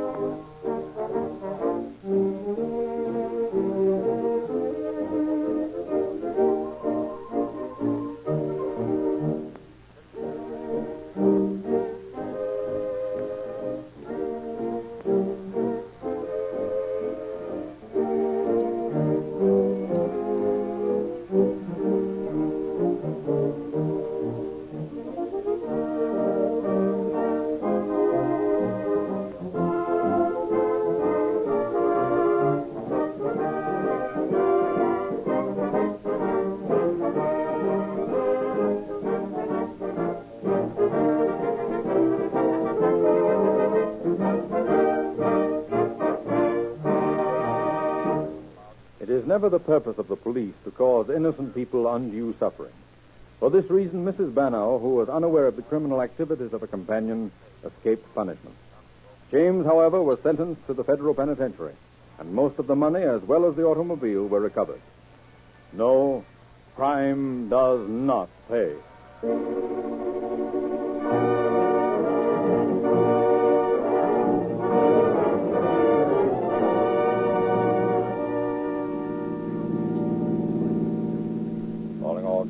Attention all cars. Cancellation broadcast number 198. Suspect now in custody. That is all. Gordon.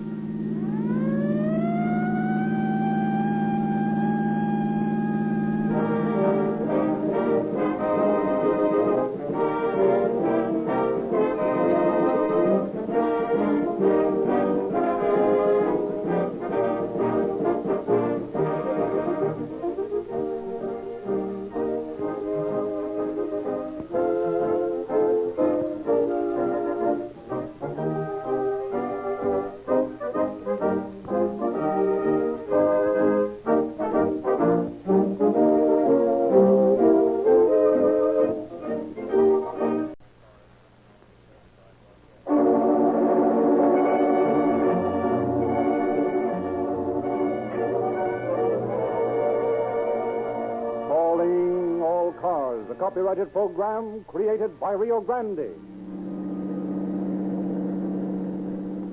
Los Angeles Police calling all cars. Attention all cars. Broadcast 199 regarding an escaped criminal. Suspect described as male American, 36 years, 5 feet 8 inches, weight about 140 pounds. This man is wanted in connection with a murder and jailbreak in Memphis, Tennessee.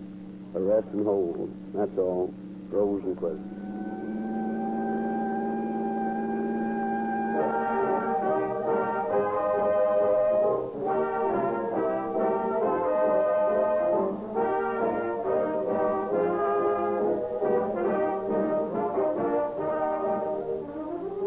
The leading cafes throughout the state were widely acclaimed for their excellent coffee, and all used the same well-known brand. You would, as a reasonable individual, give that coffee credit with having superior qualities not found in other brands. And if it cost you no more than the coffee you had been grumbling about, you would certainly give it a trial, wouldn't you? And that is why so many have joined the ever-growing army of motorists who always use Rio Grande cracked gasoline. The fact that Rio Grande Cracked is the exclusively specified favorite of officials in 30 leading cities and counties of California means something. So does the practical testimonial of more police cars, fire engines, ambulances, and other emergency equipment being powered by Rio Grande Cracked gasoline wherever it is sold than any other brand. And added to these highly significant facts is the happy discovery that although this favorite gasoline of those who drive the most delivers quicker starting, even flowing acceleration, great reserve power, and a maximum of available speed, it costs no more than ordinary gasoline. All these vitally important facts have won for Rio Grande Cracked the mighty following of loyal motorists who keep their cars running more smoothly and efficiently. Cracked gasoline will convince you, too, when you give it a trial. So be kind to your motor and your pocketbook as well. On your way to work tomorrow morning, pull in at your Rio Grande dealer and get police car performance with Rio Grande cracked gasoline.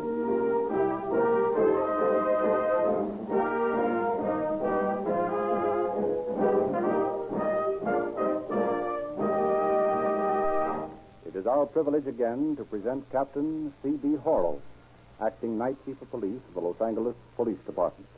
Captain Horrell. Although the case we are to hear tonight did not originate in Los Angeles, it was through the watchfulness of local police officers that the criminal was captured and returned to the scene of his conviction. This story is another example of the cooperation between law enforcement agencies in every community, which makes for violation of law an unprofitable proposition. It is significant, moreover, that every criminal involved in tonight's drama had extensive prison records. The man captured in Los Angeles was not only an habitual criminal, but a fugitive from justice, with a prison sentence outstanding against him. None of the crimes portrayed tonight would have happened had the law been enforced to its fullest extent when each man was originally incarcerated. I shall have more to say on this case at the end of the program.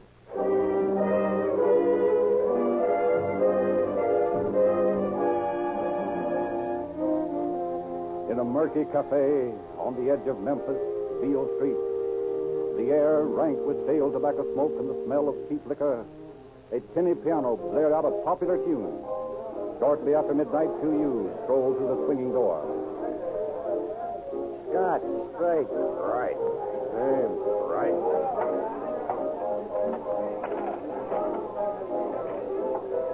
Another one. This too. All right.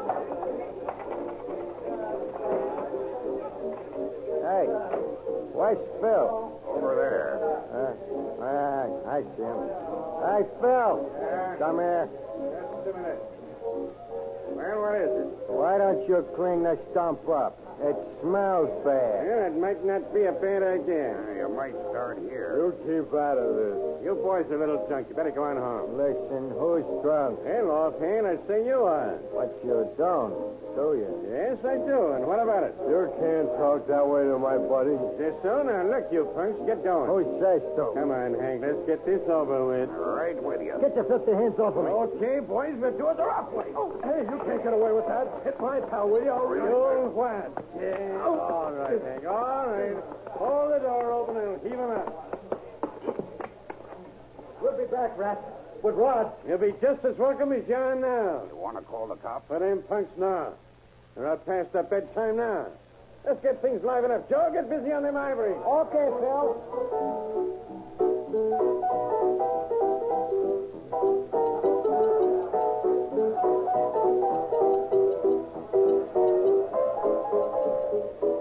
We're back, Phil.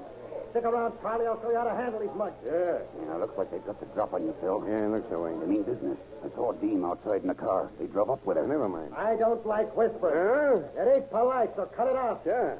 Hey, you with the piano. Play. I said play. Well, might as well tap the pill, Bob. We can use it for cigarettes. Get it. I'll get you for this, you rat. Stop, monkey. How's about a dance, Bob? Yeah, why not? Okay, Mug, pick him up and put him down.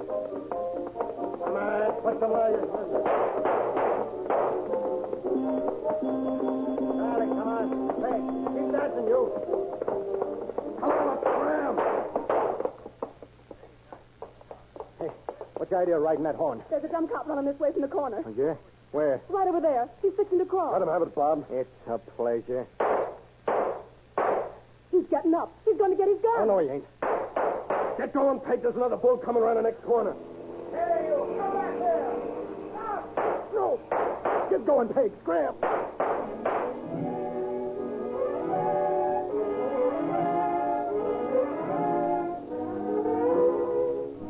Within 5 minutes, the district swarmed with police officers and detectives. Most of the cafe patrons had disappeared. The proprietor, though he had seen the gunmen before, was of no assistance. He had no idea as to their identity. More than 12 hours elapsed. Then an anonymous telephone call sent officers speeding to East 116th Street. There they found a man badly wounded, lying in a driveway. He had been dumped from a passing automobile. Taken to Central Station, the wounded man was identified as Bobby Walsh, recently paroled from a reformatory.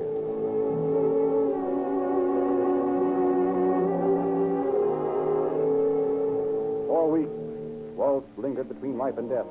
His indictment for the murder of the policeman did not deter his recovery, however, and weeks later he was placed in the murderer's row of the Shelby County Jail.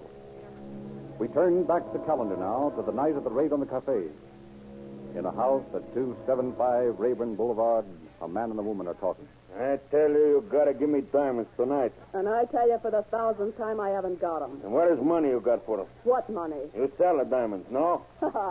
Me sell hot junk? Say, what do you think I am? I think you're a low-life thief. I think you steal from your own mother. And I think you're going to give me diamonds or money before I go away from here tonight, or I shoot you. Hey, what are you going to do with that gun? Put it down. Now, you listen to me, you flying Dutchman. I'm sick of having you hang around here. First it's that daffy tale about your sister, and now it's diamonds. Now you get this and get it straight. If you ever show your face around here again, I'll blow it off. You get me? Yeah. Yeah, I get you. I give you $8,000 worth of diamonds to keep for me. You say you tell him and give me money. You lie to me. Just like you lie about my sister. You say she's free to go. But always you send men to bring her back here to this house to live and to do the things you make her do. No. She not come back here to live. She come back here to die. Just like you're gonna die tonight. Now. I didn't do it. I didn't do it, I tell you. Keep away from me. I'll shoot you up. Now what you do, huh? Now you got no gun. I got gun. See? Okay, wise guy. You think so? Well, what do you call this? I always keep an extra one handy. Now get going. Stop. Don't come any closer. I told you I'd do it. And I told you I'd do it too.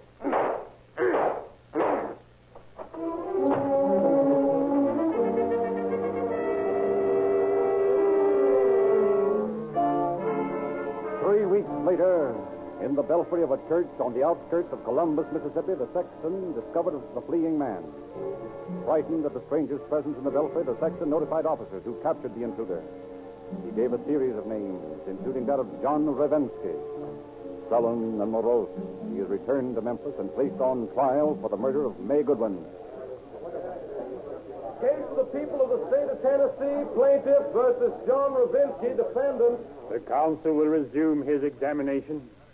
As you remember, Your Honor, Revensky had just begun his story when we adjourned. I'd like to have him continue from that point. Proceed. Now, John, go ahead with your story. Well, it's just like I say. I come to this country in 1916. Get me a job in Brooklyn. I just came here from Poland. Did you have your sister with you then? No, she came over after. I sent for her. Is she, was she the only family you had? Yeah. Yeah, she was all I have and what.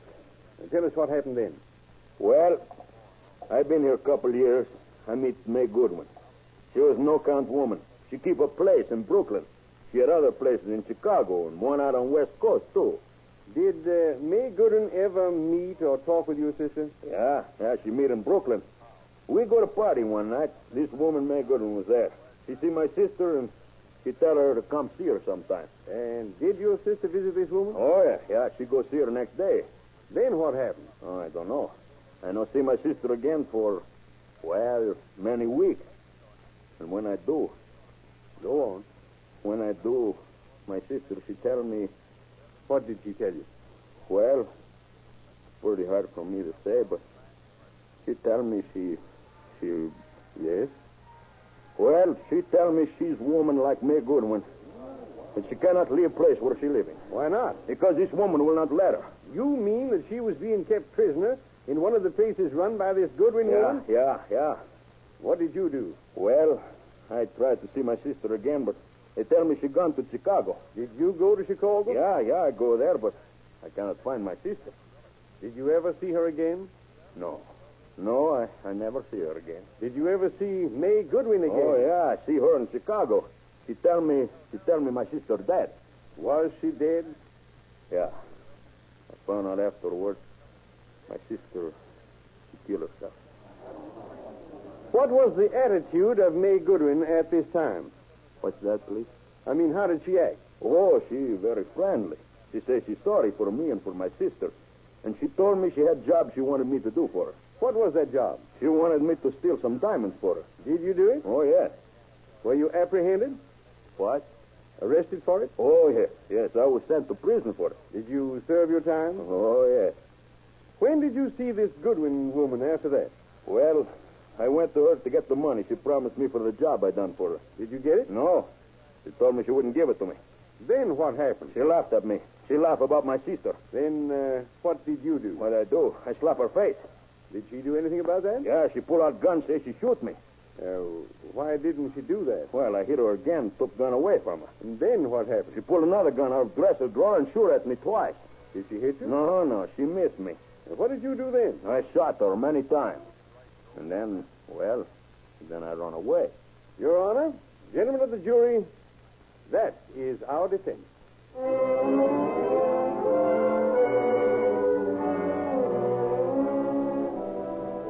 The recital of the prisoner was taken with a few grains of salt by the jury, who returned a verdict of murder. The prisoner listened to his sentence with stoical calm and was conveyed to the county jail.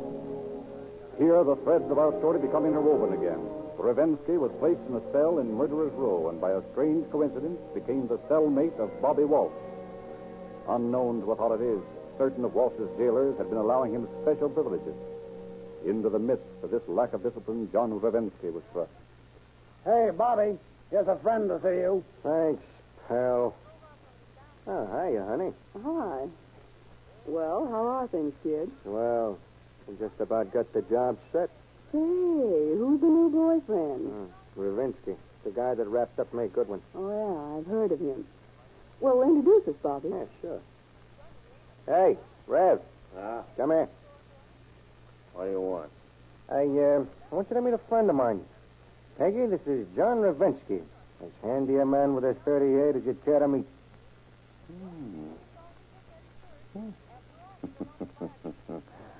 How are you, Peggy? Not bad. You know, I think we can use him, Bobby. What do you mean? See them bars at the bottom of the door? Yeah?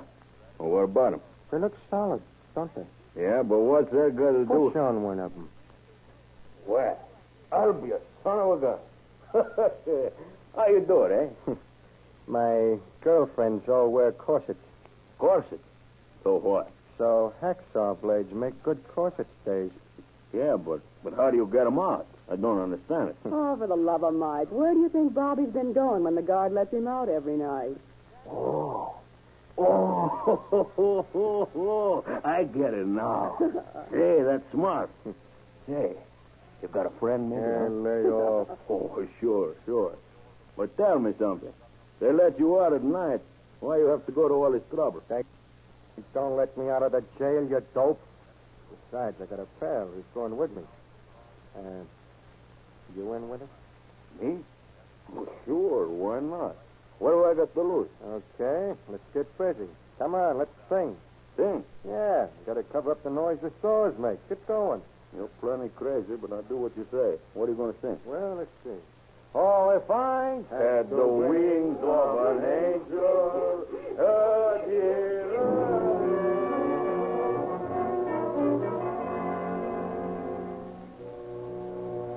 Days and nights passed. The day of Walsh's trial was drawing near.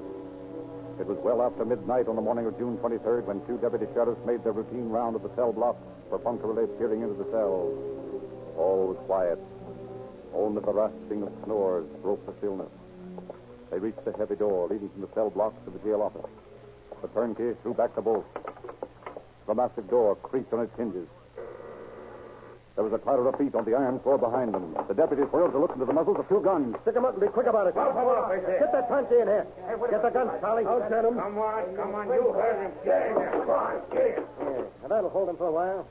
Locked up in their own jail. Hey, Bob, we got to have more guns. I'll find them in the cabinet over there. You want to break it over? Yeah, smash it. Okay. We'll leave by the window. The outside door's locked. That'll keep anybody else out for a while. Think you got the car? We're taking a taxi from across the street.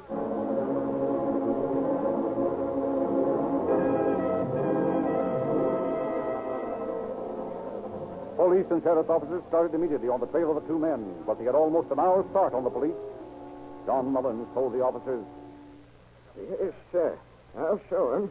There was 3 men climbed out of a window on the hotel side of the building. Which way did they go? Well, they ran across the street and jumped into one of them taxis that parked there. You didn't happen to get the number, did you? Yes, sir.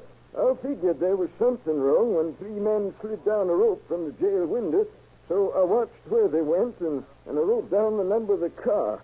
Here it is, right here. Fine. Let me have that. the police rounded up the taxi driver for questioning. Did you pick up 3 men near the county jail about an hour ago? Yeah, I took them out to Prospect and East 50th Street. Did you see where they came from? No, they just walked up in my cab and told me where they wanted to go to. Well, what did they do when you got to Prospect and 50th? Oh, they got out and got in another car and then they drove off. Who drove? Well, there was a girl in the car. She was driving. Did you get the number of the car they transferred to? Why should I? It wasn't none of my business what they done. All right. That's all.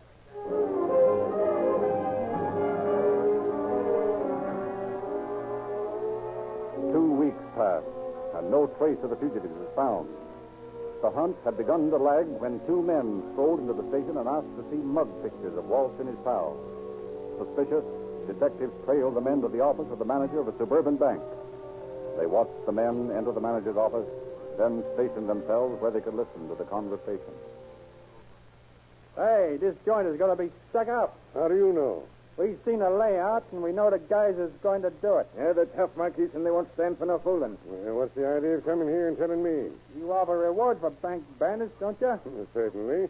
But the man must be caught in the act. Well, if you're tipped off, you can be prepared. Yeah, where do you come in? We want $1,000 cash for the tip. Well, how do I know you're honest? Don't worry about that, pal. When we tell you who these birds are, you'll know we're on the level. Well, who are they?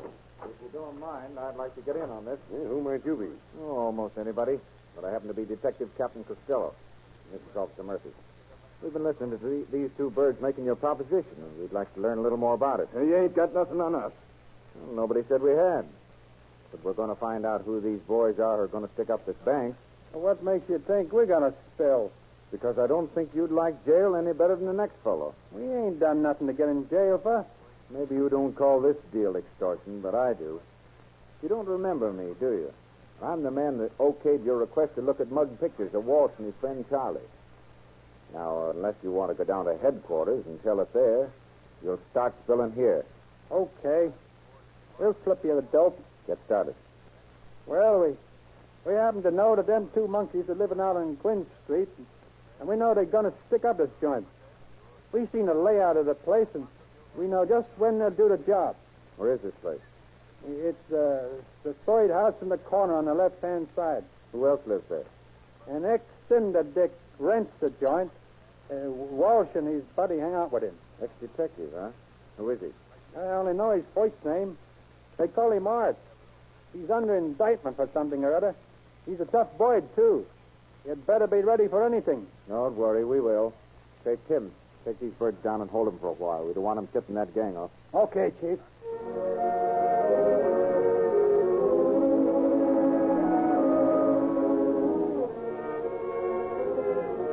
A few minutes after 9 o'clock, Costello and a group of officers slip quietly up to the house on Gwynn Street and surround the place.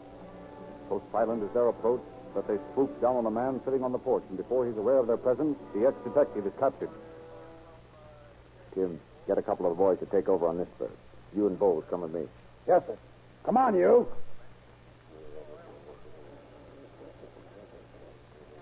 Hey, sounds like the boys are having a late supper. Yeah, sounds that way. And remember, Charlie, he ain't gonna be taken alive. That's Walsh. Yeah. Yeah, it goes for me, too. We're up for murder now. We might as well make a good job of it. Come on, let's take him. Hey, one move for me to be you birds, and we'll blast you. Take it easy. Take it easy, fella. We ain't gonna get funny. Make a grab for those guns when we start shooting, Walt. Yeah. Gather them up, Earth. Okay, Chief. Now, stick out your mitts, boys. Go get them, Bowles. Put the cuffs on them. Get away from me, copper. Nice work, Bowles. He won't get tough so quick next time. Well, what are you standing there for, Charlie? Get a move on. Or do you want a smack in the jaw, too? No, I'll go. Where's Ravensky? How do I know? Why don't you ask Bob? Come on, Walsh. Where's Ravensky? You'll never get him, cop. He's headed for the West Coast. You think we won't, huh? That shows how little you know about police methods. Yeah, come on, boys. Load them in the car and let's get back.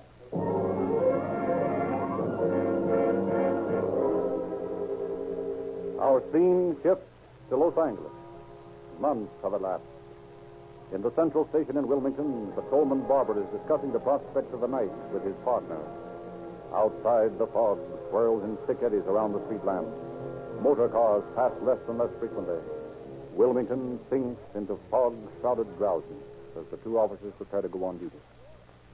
Well, anything new for tonight, Smitty? No, things have been pretty quiet all day, according to these reports. Oh, say, by the way, have you seen my little black book? Not since last night. Why? Oh, wanted to check over some of the boys. Always looking for excitement, aren't you? What's exciting about taking some of these crooks that drift in here, huh? Boy, I'm telling you, you're going to wade into some birds someday who will really scramble you. I haven't seen one yet. As a matter of fact, I've never seen one of those monkeys who won't run if he thinks he's in a tight spot. Well, if I see any of them, I'll take them. But I'm not going to waste any time looking for them. Well, there's one fellow I've been looking for a long time now. You mean, Ravensky? Yep. I'm going to see that mug of his someday. Well, how come you're so bent on getting him? Oh, I'm no more anxious to get him than I am any of the others, but I've got that picture of him fixed in my mind, and I'd like to get rid of it. You worry too much. Come on, let's get on the job. Okay. Oh, say, what time is it, huh? 5 to 12. Oh, we still got 5 minutes. Well, give it to the city. Come on. Look at that fog. Have a hard time catching crooks in this stuff. I never can tell what'll happen on a night like this, huh? Remember that time that we had to answer that call about the man beating up that woman? Yeah. The fog was so thick they couldn't see me standing on the corner waiting for the wagon. Boy, that was a walk, bringing that guy in. Yeah, I'll see. Hey, wait a minute. I saw something move back in that store. Huh? Let's take a look. See? Right back there. Like there's somebody getting into that cash register. Hey, you're right. Now, look. You go around the back and I'll try the front door. If he starts out here, I'll get him. If he runs out the back way, why, you let him have it. Okay. I'll whistle when I get around there.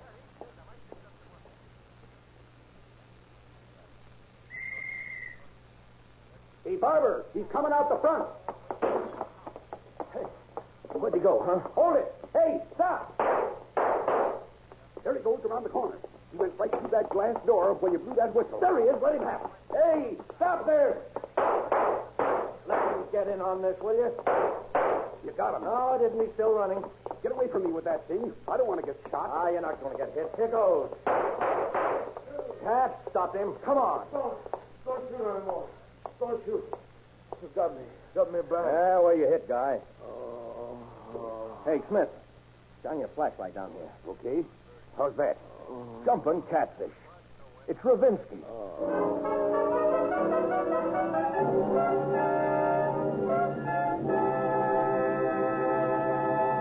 How proudly many a motorist declares he has gotten 50 or 75,000 miles out of his car.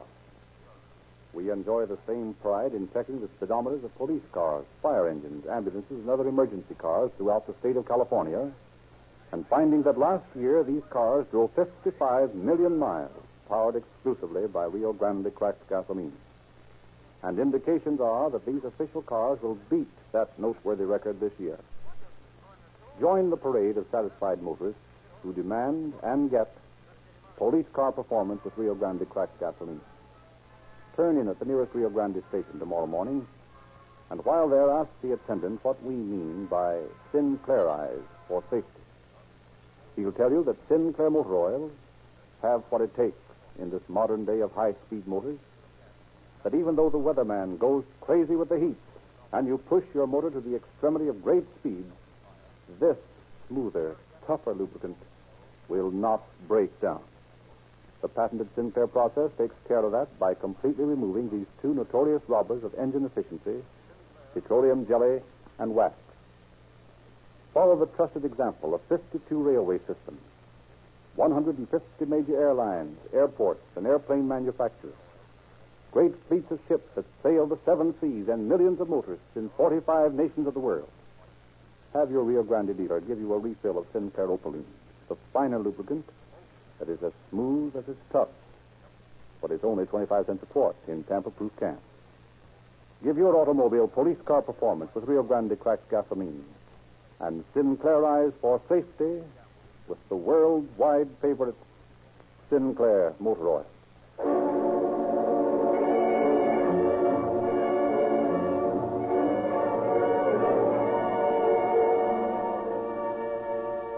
And now, Captain Horrell. Ravinsky was removed to the hospital and later positively identified as the man sought by Memphis authorities. Through the accurate records kept by police departments in the cities affected, there was no trouble in establishing the prisoner as the wanted man. Ravinsky was returned to Tennessee to pay for his crime. Thank you, Captain Horrell.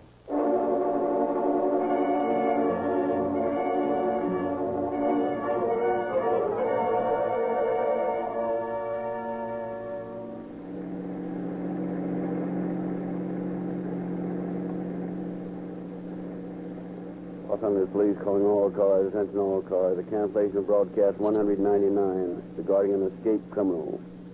Suspect in this case is now in custody. That's all. Rosenquist.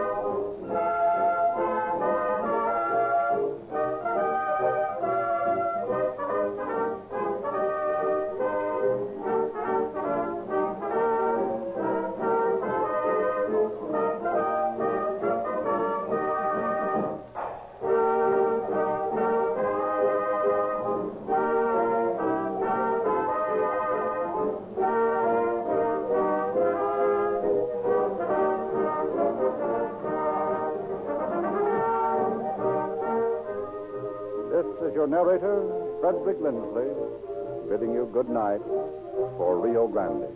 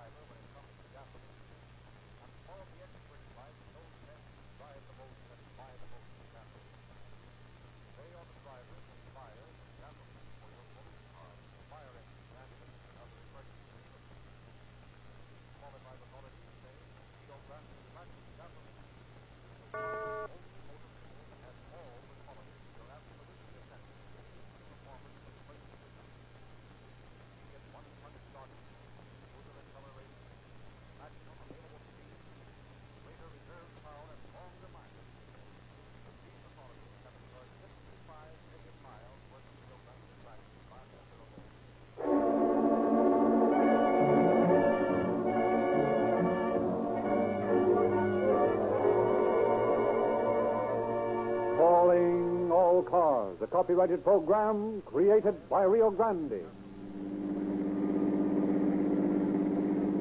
California Highway Patrol calling all cars. Attention all highway patrol cars.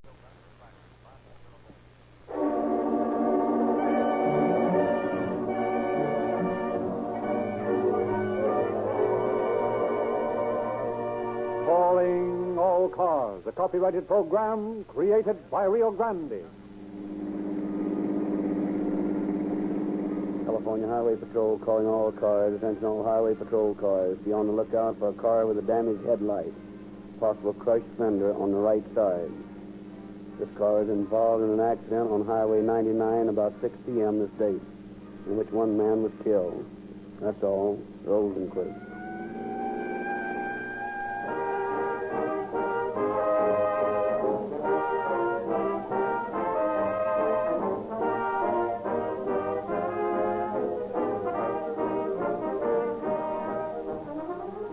When a bachelor friend of the family tries to tell you how to bring up your children, it isn't very helpful. You want suggestions to come from someone who is more of an authority on the subject. And so it is with gasoline. The paid-for recommendations found in the advertised claims of other fuels are as tinkling brass and sounding cymbals when contrasted with the thoughtful, founded on actual test endorsements given Rio Grande cracked gasoline by the officials of 30 leading cities and counties of California. These recognized authorities choose Rio Grande cracked exclusively to power their police cars, fire engines, ambulances, and other emergency equipment.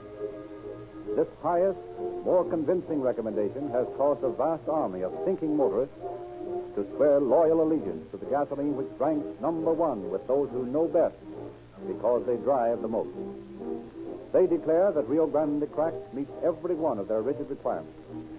Delivers quicker one-punch starting, steady trip-hammer acceleration, the longer reach of economical mileage, extra stamina, and greater reserve power. They know what they're talking about, and intelligent motorists appreciate that kind of a recommendation. If you haven't yet joined the parade of motorists who have made a habit of traveling farther for less money, pull in at your Rio Grande dealers tomorrow morning.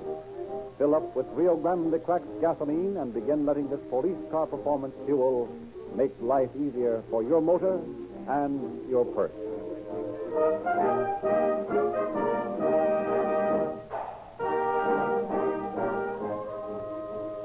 In Inasmuch as the case we are to hear tonight was developed from a story which appeared in the July issue of the California Highway Patrolman, published by the California Association of Highway Patrolmen, we have asked Chief E. Raymond Cato to open our program from San Francisco. Chief Cato.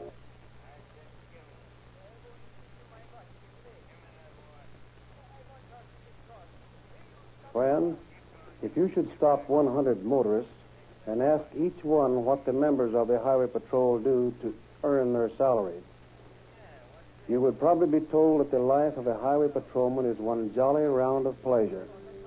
But should any of you be called out of bed in the early hours of a cold, wet winter morning to take a drunken driver off the road, or to stand in a cold, biting rain for hours directing traffic around some obstruction on the highway, or to attempt to stop a vehicle in which a known hold-up man, heavily armed, ready to shoot it out, is fleeing from justice, or to go to the scene of an automobile accident where bloody bodies are strewn about on the pavement, some dead, others begging for help. Do these and 100 other things that are the everyday duties of a highway patrolman, and you'll get a different slant on this man and the work he has to do. Everyday emergencies involving life and death arise at a moment's notice. The highway patrolman must meet these emergencies as a matter of course. Tonight's story is another outstanding example of the work done by these guardians of the highway.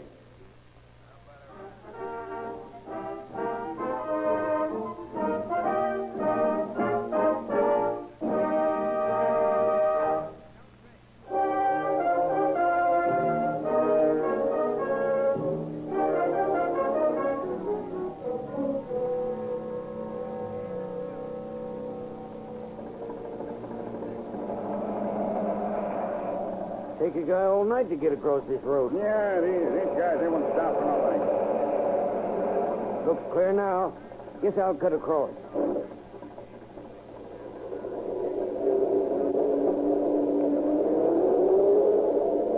Well, made it all right.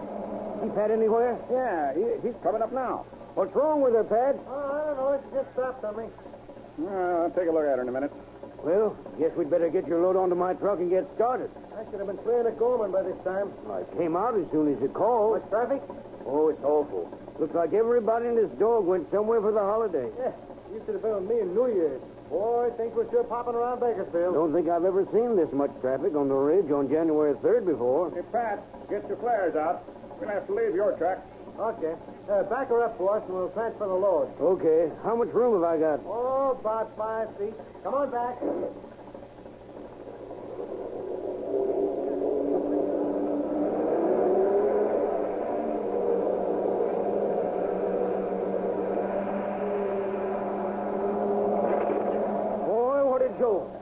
Hey, Pat, why didn't you tell me I was so close? Pat! Hey, Bill, where's Pat? I don't know. He was getting out the flares. He was watching to keep me from bumping the back end, but I hit her anyway. Well, you're a foot from Pat's truck. What? Look, Bill, down the road there. What? Why, that's Pat. Come on. Bill, he's dead.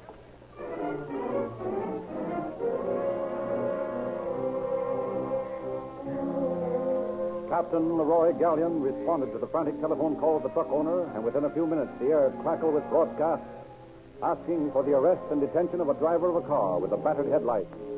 The Los Angeles Sheriff's Office relayed the call, and Officer Winchell at Gorman parked his car, motor running, and waited. Then, out of the darkness, sped the runaway car. Winchell started in pursuit. The driver and his car were taken into custody and returned to Bakersfield. Early in April, he is brought to trial in the Superior Court of Kern County with Norman Maine as prosecuting attorney. You say, Mr. Brown, that your truck was parked 14 feet from the center line of the highway. Yes, sir. And the highway is 32 feet wide at that point. Yes, sir, about that. There's a 20-foot strip of concrete, and the shoulder is about 6 feet wide on each side. Then your west side, that's the right side of your truck, is about 2 feet on the shoulder. Yes, sir. Would you say that where your truck was parked was a part of a well-traveled highway? No, sir. Objection to calling for a conclusion on part of the witness. Sustained. This accident occurred at dusk on January 3rd? Yes, sir. Was visibility good or bad at that time? Well, you couldn't see so good. Were your lights on your truck? Yes, sir. And on Foley's truck, too. That is all. Your witness. No questions at this time. Call Captain Gallion. Captain Gallion. You solemnly swear the testimony about giving this case be the truth, the whole truth, nothing but the truth, self regard? I do. Take stand. You are Leroy Gallion? Yes, sir. Captain of the Kern County Highway Patrol. Captain Gallion, tell us briefly what occurred on the night of January 3rd in relation to the case now on trial and the defendant James. Well, I was traveling north on Highway 99 at about 6:20 or 6:30 on that date, but I noticed a group of cars stopped on the highway about 100 feet from a bridge and about 13 miles south of Bakersfield. I stopped and found that a man had been struck by an automobile. Was he injured? He was dead. Who was this man? Pat Foley, a truck driver from Los Angeles. What was the cause of this man's death? I don't know, sir. You say he'd been struck by an automobile. Yes, sir. His neck was broken and he was injured rather severely otherwise, including a bad head injury. Was the person who had driven the machine which struck Foley present at that time? He was not. Had anyone seen this man when he was struck? Well, no one present at the scene of the accident. What did you do then? I placed flare pots about the scene of the accident to prevent the destruction of any clues. And about that time, an ambulance arrived. And what did you do? I accompanied the ambulance to Bakersfield and detailed officers E.W. Edison and M.H. Bowles to go to the scene and search for clues that might help identify the hit-and-run car. Did they find any such clues? Yes, sir. They found that the top hinge of the door on the killer's car had struck and damaged the truck driven by Mr. Brown. And they found a board, approximately 6 feet long, that had been knocked off the truck, and then several bits of small board knocked from Foley's truck. Did they find anything else? Yes, sir. They found some small pieces of bone buttons and some broken headlight lens. Did they, at that time, ascertain the make, model, or color of the missing car? Well, they found paint particles adhering to the truck, which indicated that the car was an opalescent gray. The marks on the truck indicated that the car was a coupe. Was this car found? Yes, sir. It was stopped near Gorman by Officer Floyd Winchell. That is all. Your witness. Now, Mr. Gallion? Captain Gallion. Oh, yes, Captain Gallion. Now, Captain, were you present at the time the car was found? No, sir. Did you see the defendant, James, in the car? No, sir, but I understand Never that... mind what you understand. Just tell the court what you know. Do you, of your own knowledge, know that the defendant was ever in that car? I do not. Did he ever tell you that he drove that car? No, sir. Then you, of your own knowledge, do not know if the car was the same one the defendant drove on the night of January the 3rd? No, sir. I see. That's all. Call Officer Floyd Winchell. Floyd Winchell. You swear the testimony about giving this case be the truth, the whole truth, nothing but the truth, self regard? I do. Take stand. Mr. Winchell, tell us any conversation you had with the defendant on the night of January 3rd. Well, I got a call on the radio that a car had struck and killed a man on Highway 99 down below Grapevine. I figured to be coming on over the ridge, so I parked my car and waited. Pretty soon I saw a car with one light out, so I stopped him. By him, you mean the driver of the car? Yes. I opened the door and told him to get out. And the defendant stepped out, and as he did, kind of unsteady on his feet, he took hold of the door. And I looked at him and I said, you've had something to drink, haven't you? And he said no. He denied having anything to drink. Were you alone then? Yes, sir. Officer Baker came up just then, though, and the man admitted that he'd drunk a couple of highballs. I asked him where he had them, and he said he stopped in Bakersfield. Then I questioned him about the damage to his car. What explanation did he give to that? He told me that a truck had backed into him. Did you inspect the car? Yes. At that time, I took my flashlight and looked at the right front of the car while Officer Baker was talking to Mr. James. I noticed that the right headlight rim had imprints of what appeared to be clothing. I object to this, Your Honor, not responsive. Counsel asked for conversation. Objection is good. Mr. Winchell, after the conversation which you just stated, what did you do? I checked the car with reference to damage to it. What did you find? Well, the right front light was out, and there were marks like the imprint of clothing on it. The license plate and the fender had the same kind of marks on them. And there was a dent in the hood of the man's car, as if a head had hit it. Objection, Your Honor. Conclusion of the witness. Sustained. Did you question the man further? Yes, we questioned him about the car that was supposed to have backed into him. Was he evasive or straightforward about it? He was evasive. He said he was confused. What happened then? Well, Officer Geary, Bowles, and Edison came over and took the defendant in his car back to Bakersfield. Thank you. That's all. Now, just a moment before you step down, Mr. Winchell. There are one or two questions I'd like to ask you, if you don't mind. Yeah, thank you. Mr. Winchell, when you noticed the defendant driving along the highway, was he driving at a normal rate of speed? Yes, sir. He was not driving erratically? No, sir. What first attracted your attention to him? The right headlight was out. Was he trying to get away? That is, did he appear to be running away? No, sir. Now, when you apprehended Mr. James, did you walk him around? Yes, sir, around the car. Did he seem to walk in a normal way? Very, I would say, unsteady on his feet. And this conversation that you had with him as to how he got his car damaged, he didn't seem to be at all certain, did he? No, sir. That's all. Call Dr. Lambert. Dr. J.G. Lambert. Raise your right hand. You solemnly swear to testimony about giving this case the truth, the whole truth, nothing but the truth, help you God? I do. Take a stand, please. Dr. Lambert, are you a physician and surgeon at the Kern General Hospital? I am. On January 3rd last, did you give the defendant James a sobriety test? Yes, I did. And what was the result of that test? His breath was alcoholic. His face flushed. His pupils were dilated. His general motor activity normal. That is, with the exception of pass point. And just what is pass point? A test in which the subject attempts to touch his nose with his eyes closed. Is that a test for sobriety? It is. What other tests did you make? Well, he could walk a straight line. His rhomboid sign was all right. His gait and walk all right. His speech was normal. His reflexes oversensitive. His pulse rapid and his respiration below normal. Did you take a blood test? Yes, I did. I found the alcoholic content of the blood to be 0.1800 of 1%. Is that alcoholic stimulation? Yes, but not intoxication. He was stimulated by alcohol, but I cannot say he was drunk. Thank you, Doctor. Cross-examine? Thank you. Now, Doctor, just what is the point of intoxication? In my opinion, 0.2%. 0.2%. Thank you. Now, Doctor, in your opinion, would there have been more alcohol in this man's blood, say, at 6 o'clock than at the time you examined him? Definitely, yes. The amount of food the man had consumed would affect that. And might a person suffering from shock have exhibited the symptoms you've enumerated? Might. In your opinion, Doctor, was Mr. James suffering from shock? No. Well, aren't dilated pupils a symptom of shock? Yes, but also of intoxication. But they are a symptom of shock. Yes. Thank you. That's all. Call William Snare. William Snare. You solemnly swear to testimony about giving this case the truth, the whole truth, nothing but the truth, help you God? Yes. Take a stand. Your name is Snare? Yes, sir. What is your occupation, Mr. Snare? I'm in charge of the identification in Kern County. Did you, on or about January 3rd, have occasion to examine a car involved in an accident on Highway 99? I did. What did you find? Evidence of extensive damage to the right side of the car. How did you happen to examine this car? Well, Officers Geary, Edison, and Bowles of the California Highway Patrol asked me to make an examination of a truck and a coupe. Now, taking the truck first, describe what you found upon examination of the vehicle. Well, along the left side of the truck, 58 inches from the ground, was a mark that looked as if it had been struck with some metal object.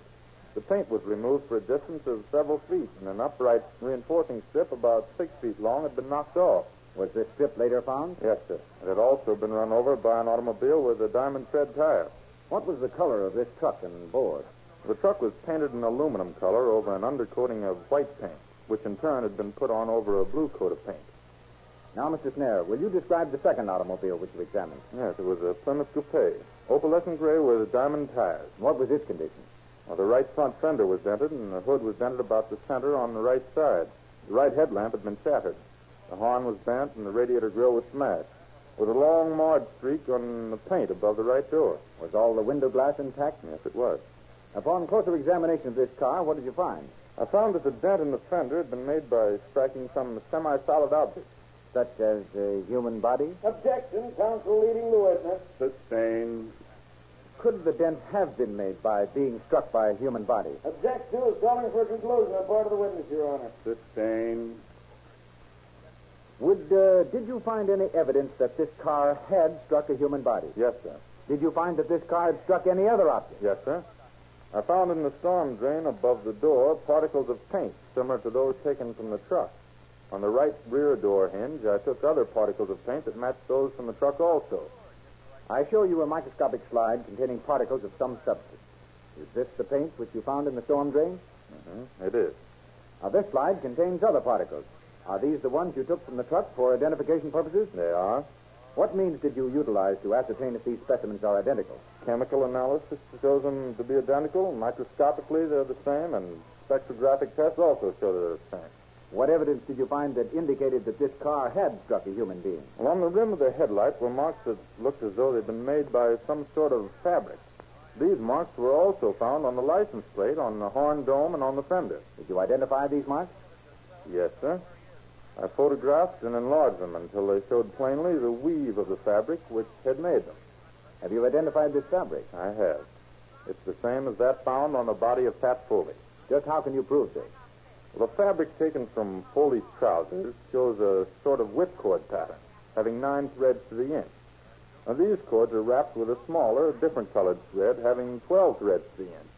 The ridges shown on the photograph of the headlight rim were made by the cords and show 9 markings to the inch, and the smaller diagonal marks of the rim show 12 to the inch. You can say positively, then, that the cloth from the victim's trousers made the marks on the headlight rim. In my opinion, yes. Based on years of experience investigating cases such as this, I would say that the marks shown on the coupe were made by the clothing worn by Pat Foley. Just what other physical evidence did you discover? I found on various parts of the automobile several small threads which the microscope shows to be identical with the material of Foley's clothes. Anything else? In the cuff of Foley's trousers, we found a small piece of glass, which we believed to be from the headlight lens of the coupe.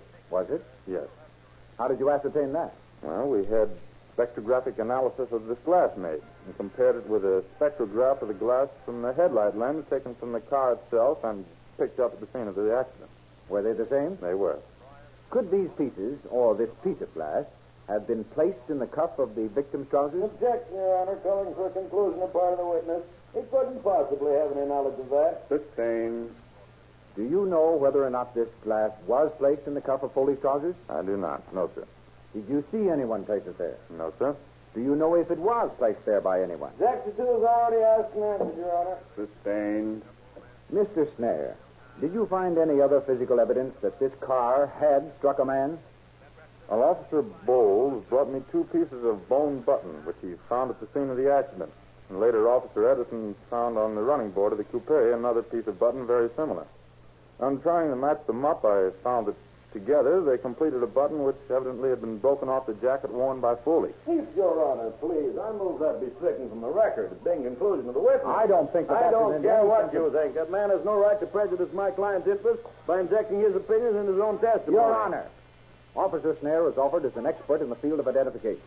In that connection, his opinions, based as they are on years of experience, are not merely offhand opinions, but expert opinions. I rule with the defense that the witness had best stick to facts found by the investigation.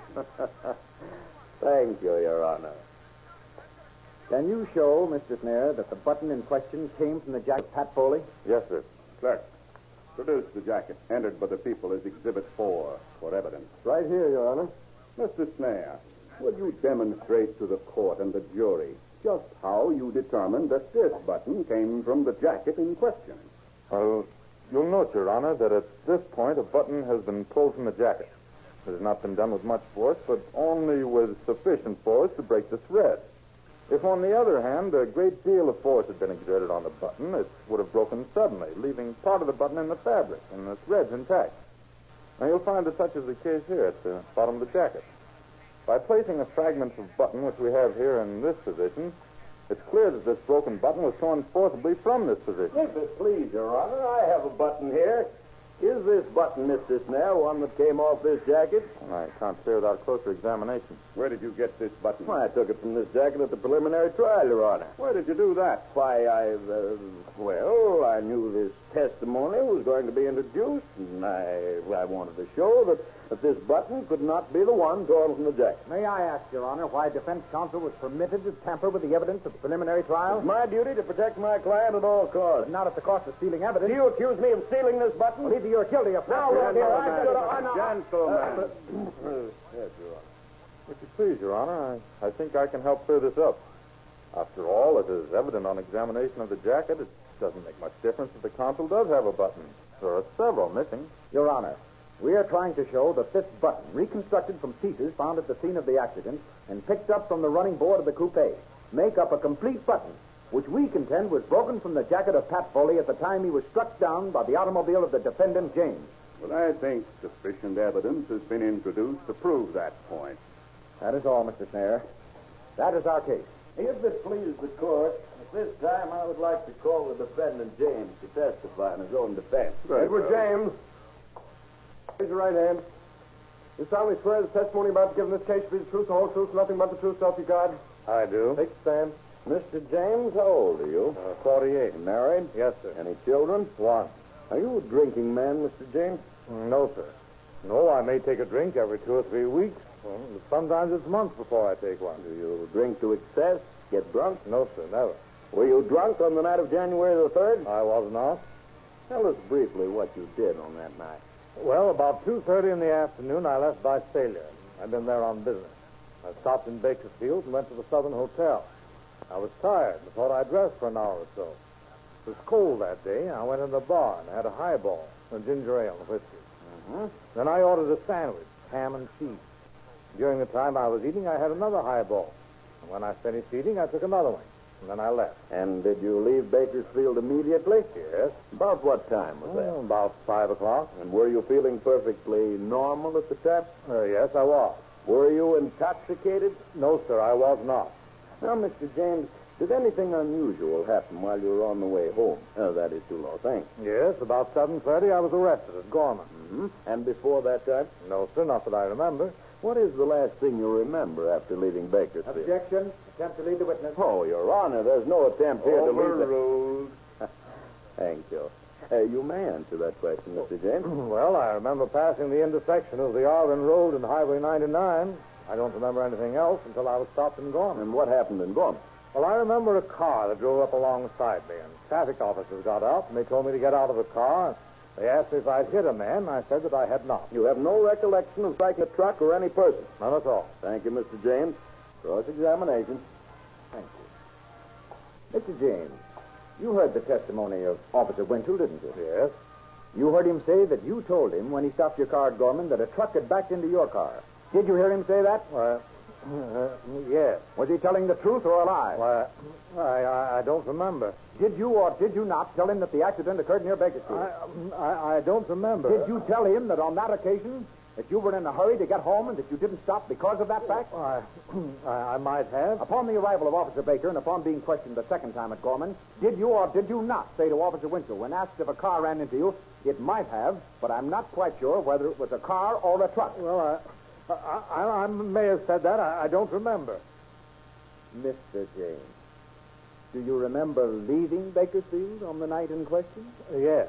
How many drinks did you have? Oh, 2 or 3, maybe 4. Did you have any after you left Bakersfield? No, sir. If you had had any other drinks, you'd remember it, wouldn't you? Oh, yes. Oh, yes. Your memory's all right on that point, isn't it? Yes. You say you had how many drinks? Oh, 2 or possibly 3. Well, according to this statement, a statement given by you to an insurance adjuster on the 4th of January, you said you might have had 4 or 5 drinks. Is that right? Yes. Yet you don't remember running over and killing a man. I object, Your Honor. He's trying to bulldoze my witness. I'm trying to do nothing of the sort. I'm trying only to break down a massive deliberate defense built up to protect this man from punishment for an act as brutal as if he had deliberately taken a gun and shot Pat Ford. Now, if Your I'm Honor, trying to please prove, and I stop intend to yourself. prove, that this man so benumbed his brain that he could drive into a human being, kill that human being, and then drive away without offering to stop and render aid. A crime no less heinous than murder. I object, Your Honor. No testimony was ever introduced.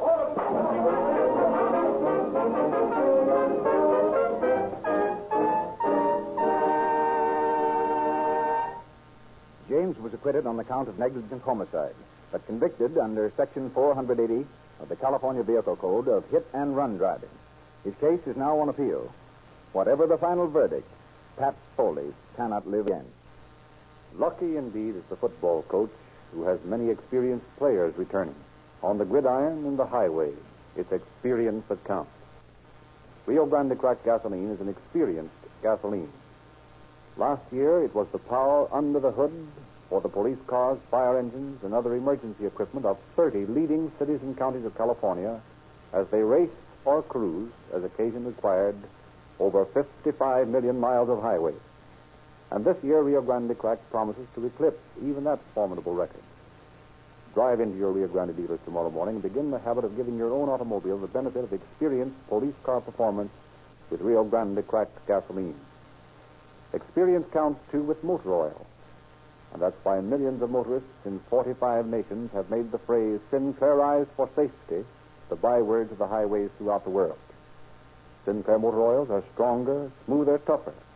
Here is one lubricant that does not break down regardless of extreme heat or high speed. Sinclair eyes for safety by asking the same Rio Grande dealer who gives you police car performance with Rio Grande cracked gasoline to refill the crankcase with rugged, supple Sinclair Opaline, the smoother oil that won't break down and that comes to you in sealed, tamper-proof cans at only 25 cents a quart.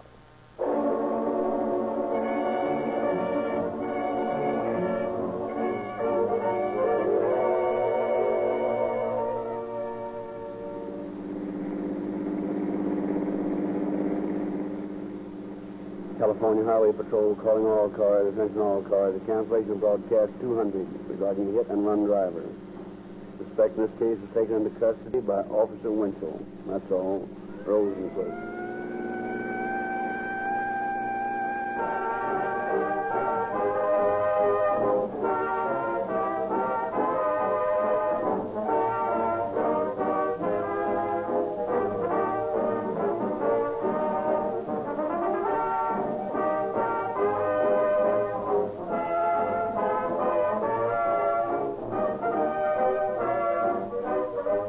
This is your narrator, Frederick Lindsley, bidding you good night for Rio Grande.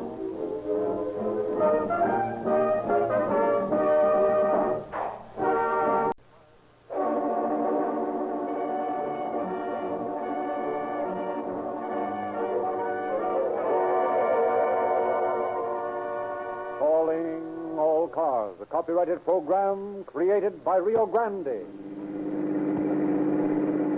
Reno Sheriff's Office calling all cars, attention all Reno Sheriff's cars to broadcast 200 at 219 Peavine Street, 219 Peavine. See the woman.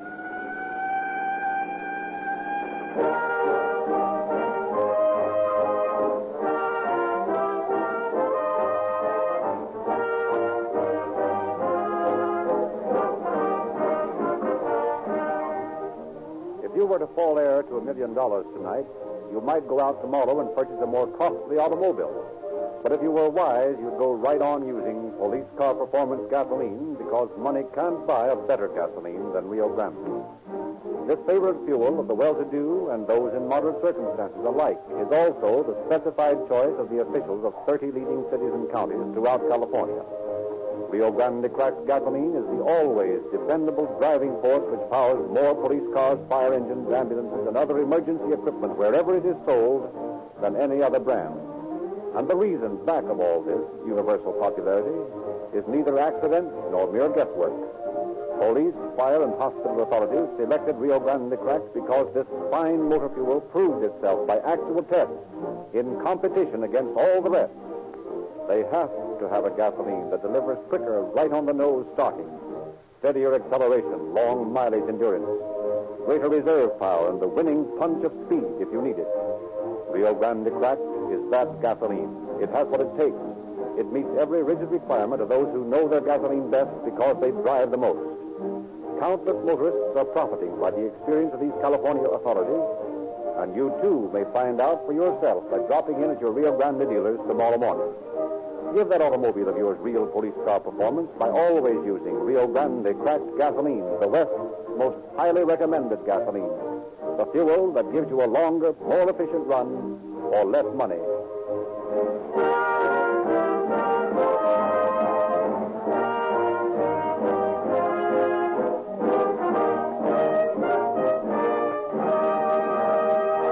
The case we are tonight was taken in the main from the confidential files of the Washoe County, Nevada Sheriff's Office. Nevada Sheriff's Office. Nevada Sheriff's Office. Nevada Sheriff's Office. We therefore ask Sheriff Ray Root of Reno to prepare a personal message for you. For years, the nations of the world have tried to stop the harrowing evil of dope distribution. Prices paid by drug addicts for their daily stint of opium, morphine, or heroin are far higher today than at any time in the past 20 years. There is a shortage of dope in the underworld, due mainly to the efforts of the federal and state agencies in apprehending and convicting the leaders of dope smuggling rings.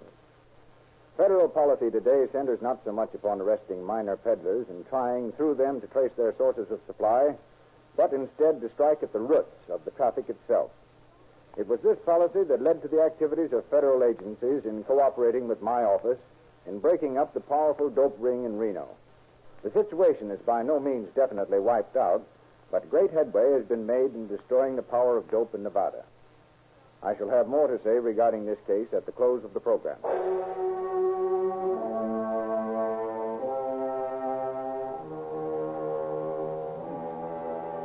Calling All Cars is honored tonight to present as guest artist on this program the famous star of the stage and screen, Miss Catherine DeMille, in the role of Joyce McAllister. Our story opens in the middle of March 1937 in the office of Sheriff Root in Reno. So you're from Santa Barbara, Miss McAllister. Yes, but for the next few weeks, I'm a permanent resident of Reno. Off for the old and on with the new, eh? Not for me. This is the one and only time. I hear you're interested in police work. Oh, in a way, yes. I've studied a little about criminology and all, but... Well, we don't have much time for that sort of thing in this office. Usually it's a case of touch and go when a crime is committed here. Does that apply to all of them? Well, all except junk. Junk? Yes, dope, narcotics. Oh. That's the case for the federal government in the first place. About all we can do is to arrest a few addicts or maybe a small-time peddler or two. And that's about our limit. When it comes to reaching the biggies, that's out of the question. But why? Well, for a lot of reasons. First, we're all too well known around here to get the goods on them. The ones who should be enforcing the law don't always see fit to take action just when we think they should. And as a consequence, there's quite a lot of traffic and narcotics going on around here. Yes, I've noticed that there was something wrong in some of the branches of the law enforcing business. You take the case of Blanche Creek. She's in jail now, charged with possessing narcotics. She's a sick woman, mentally sick more than anything else, but my budget doesn't even allow me to hire a matron. You know, that woman hasn't even got anybody to talk to. Perhaps there's something I could do. Well, you might talk to her if you want to. She's trying to shake off the junk. Junk? Oh, I know, dope. Sure. It takes 6 or 8 grains a day. She's a main liner, too. What's the main liner? She injects the dope into the main vein when she can get a needle. And when she can't get one? Well, she scratches the skin till it bleeds and then squeezes a handkerchief or other piece of cloth that's been wet with the morphine solution. That's horrible. Yeah, maybe, but you'd be surprised what a person will do when the dope habit gets him. Sheriff, I've got an idea. Why not let me help you catch these so-called higher-ups? Well, I don't know just what you could do to help. Well, I could see this woman you have in jail, and maybe I could get her to tell where she gets the drugs. Oh, not a chance. If I sent you over there, she'd be suspicious right away. Well, she doesn't have to know you sent me. I don't see how we can keep her from it. So what's the penalty in this state for writing worthless checks? About 90 days. Depends on the person, I guess. All right, I'm going to write a check. I'll get my hotel to cash it. I'll write it on a bank where I have no account, and that'll make an outside case against me. You can put me in jail with that woman. That's a serious thing, Miss McAllister. Is anything more serious than the peddling of narcotics to persons already helplessly addicted? Well, when you put it that way, I guess not. You see to it that I'm placed where I can talk to Blanche Creek, and I'll get all the information you need.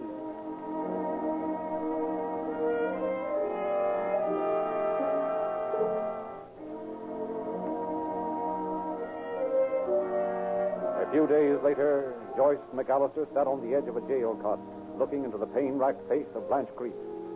Suddenly, the woman sat bolt upright on her cot and seized the girl's wrist. Get me a bindle, will you?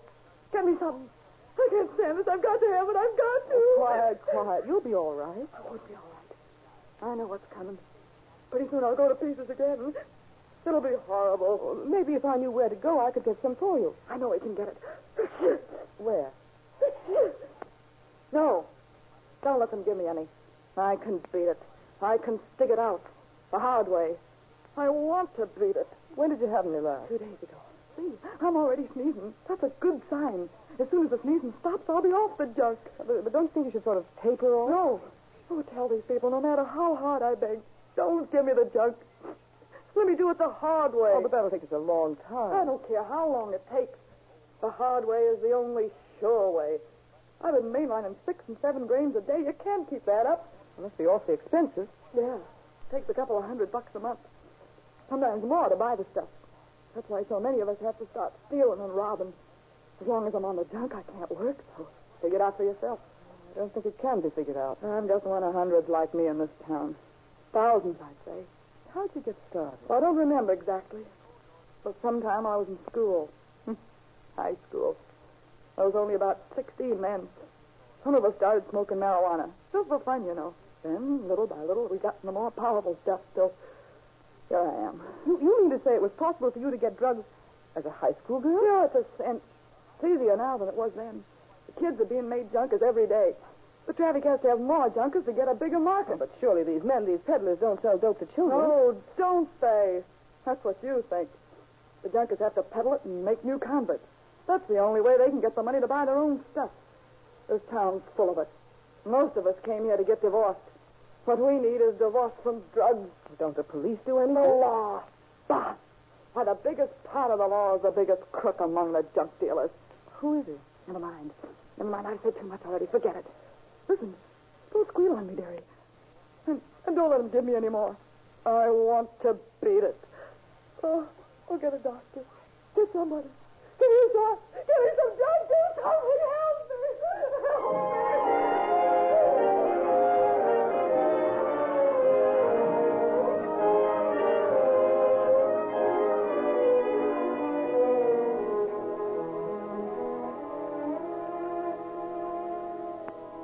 I tell you, Sheriff, I couldn't stand it. There she lay, writhing in pain, screaming for dope and pleading with me to get it, and still screaming that she didn't want it. Oh, I thought I'd go mad. I shouldn't have let you go in there by yourself. Oh, we've got to do something to help this woman. We've got to do something to help all these others who are trying to fight a habit that's overpowering them. I tell you, I've seen enough and heard enough to last me a lifetime. And you've been there only a week. I've been in this place for years, seeing what you've seen, but I couldn't do anything about it. Why couldn't you do something about it? You're an officer of the law, aren't you? Yes, but what can I do? I've known for months of the increase in the traffic. Everywhere I turn, we run up against a blank wall of influence. Influence that we can't break down. We've got no funds to make purchases for evidence, and even if we did have, every peddler in town knows all my men. Besides, the best we can do is pinch the small fry. We can't touch the higher-ups. I can. With the information this woman has given me, I'm going out, and I'm going to find out who's at the head of this dope traffic. I'm going to... Hey, wait a minute. You might not be so lucky if someone heard you. Say, if I'd known it was going to affect you this way... My mind's made up. I'm going to find out first if Blanche Creek told the truth. Then I'm going to find out why something can't be done about it. You know, it's just occurred to me that you might have something there. Nobody in this town knows you. At least no one in that element. You've been in jail a week. They probably know that. They probably know you've been talking to this woman. You might be just the person I need.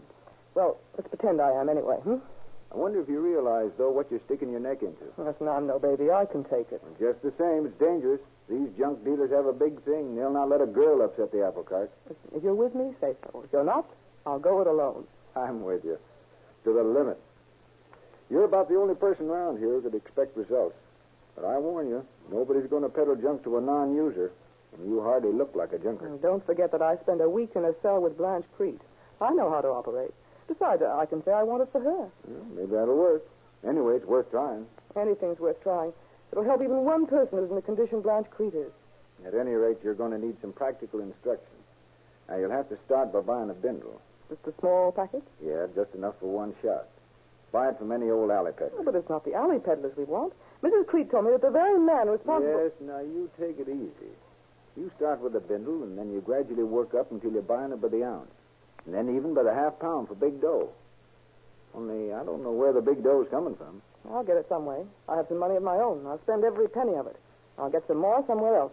Well, if you get started and it looks like you're going to get on the inside of something, we'll find a way to make the buys. After all, there's still a government in Washington. Have you any idea who these higher-ups are? Yes, I have. But we won't go into that now. Say, there's a Chinese angle to this case, and that always spells danger and trouble. I'm not afraid. What did Mrs. Creek suggest that you do? She told me that I could buy the stuff by standing in front of a cigar store down near the bus depot on Main Street. Hey, is that place peddling junk? No, she said not to go inside. The man who runs the place is on the level as far as she knows. But that's a contact point. I just go there and stand around till one of the peddlers comes along. And that place is handy to some pretty tough gambling joints. You better watch your step. Now, the gamblers in on this, too? Oh, no. Having the peddlers around is not so hot for their business. Takes a lot of capital to hit the junk. Well, tough or not, I'm going down there. I'll get to the bottom of this thing if it takes the rest of my life.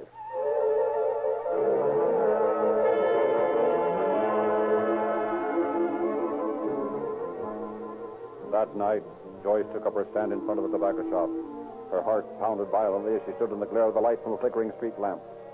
She held the fur collar of her bright crimson jacket tight about her throat. The chill wind whipped her skirt into a swirling shadow. She trembled with apprehension as she heard single footsteps approach. Stop, then pass on. In a moment, the footsteps returned. On 2 successive nights, Joyce McAllister made dollar purchases of morphine. But on the 3rd night, another man approached. Fear mounted in strangling suddenness. Got the morph, sister. Gee, good. I need it. What do you want with this stuff?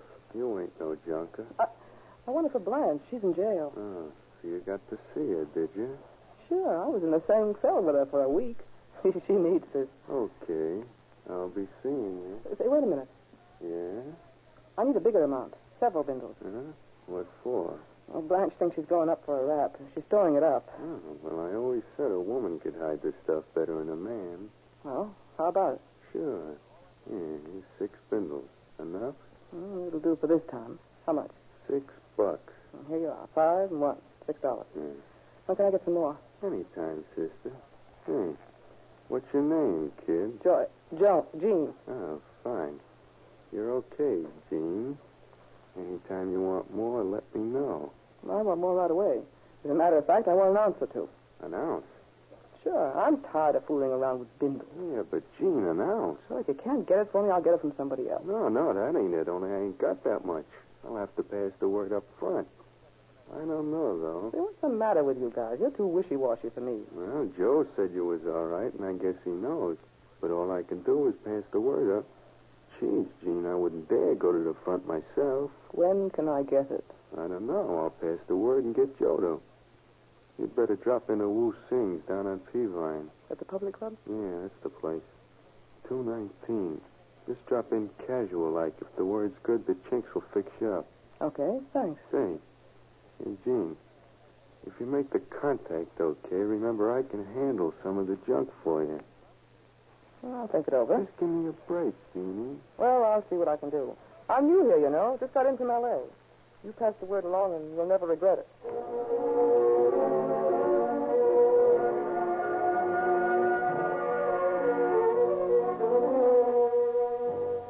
Back in the office of Sheriff Root, Joyce McAllister discussed the next move. Elated at her progress, Root explains the switch of peddlers. So they got suspicious when you kept buying and switched men on you. Yeah, but we're on the right track. They'll send the word along, but I'm okay. Well, that means the time has come for the bigger buys. But we still don't know where the money's coming from. I think I do. Yeah? What's your plan? Let me have that phone a minute. I want to talk with Henry J. Anslinger, National 6400, Washington, D.C. I'll wait. Hey, how does it happen you know that number? Ways. Hello? No, I must talk to Mr. Anslinger. I'm sorry, but no one else will do. Will you call back, please? Yes, from the sheriff's office. Miss McAllister. Thank you. Out? Oh, red tape, probably. Well, why insist on talking to the commissioner himself? Well, I found out enough to know that there's some leak somewhere along the line. I'm not taking any chances. Well, if I may repeat myself, I think you have something there. I know I have. I've got something else. I've got a date to go to the public club tonight. I need an escort. Hey, you've got something there, too. Hey, wait a minute. There's a newspaper man from San Francisco out in the clerk's office. He's not known here. Maybe he'll do. What's he like? Oh, a strong, silent type. And he bites his nails. I'll feed him and bring him in. I'll bring him in, but you take him out and feed him. I'll let him feed me. Well, that's probably my call. Sheriff Root speaking. Yes, just a moment. For you. Hello? Oh, hello, Mr. Anslinger. This is Joyce McAllister of Santa Barbara. Yes, I'm calling from the sheriff's office in Reno. We found some rather startling information about a dope ring here. No, I haven't taken it up with the local office for some very good reasons. Well, no, I can't very well discuss them now, but I called to ask that some outside men be sent here at once. In just a moment. I think the sheriff will corroborate my story. Here, tell him. Hello, Commissioner. Yes, she's been working in my office for some time now, and I think she's uncovered some real leads. Oh, fine. What name? Oh, yes, Nugent. H.T. Nugent. Well, we'll be looking for him. Well, that's that. We send a Nugent from Chicago by airplane and 2 men from San Francisco. They'll have ample funds for any purchases we want to make, and they'll be strictly undercover. Well, Now about that news horse from San Francisco.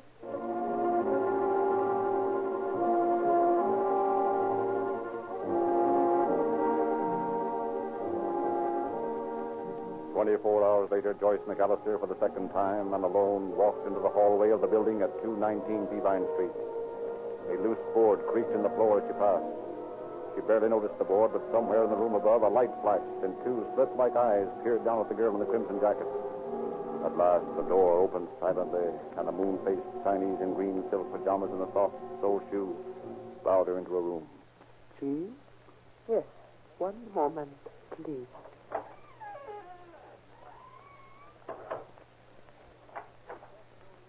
Good evening.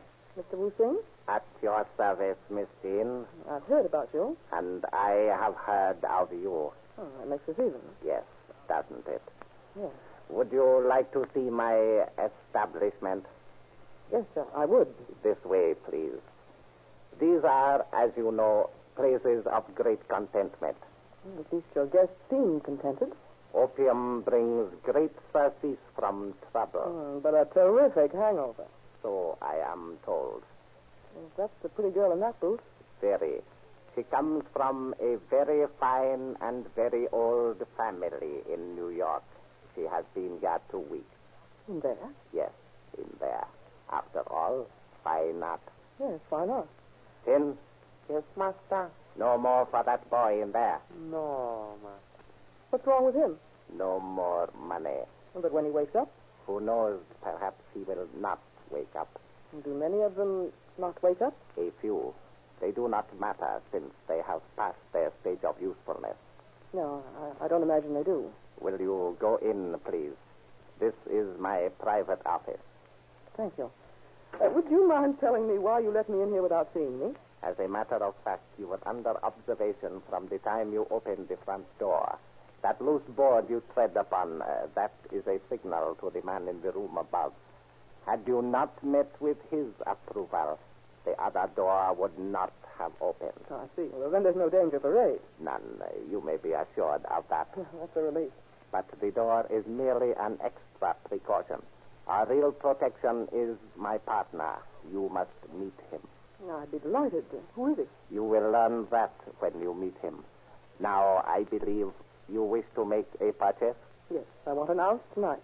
That will be $200, please. Say, that's pretty high. It is my price. All right, I'll take it. My servant will deliver it to you in the other room. And so I pay him the money? No, I will take that. Okay, here you are. Now, when do I meet this partner of yours? Whenever you wish. All right, tomorrow night. I want 2 more ounces of junk, and I'll pay only $195 for them. Tell him that, will you? Would you not like to call him and tell him yourself? Oh, it's an idea. I'll call him from the drugstore on the corner. Or do you have a phone? I have no phone here. Well, I'll see you tomorrow night at the club. Yes, tomorrow night.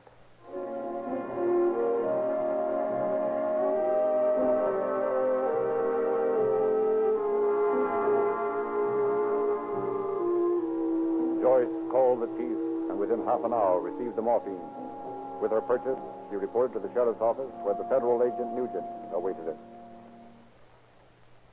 In about half an hour, a man came up to me with this box of cigars and took the money I had marked. I see. Did you know him? Well, I never saw him before, but he said he was sent by the chief.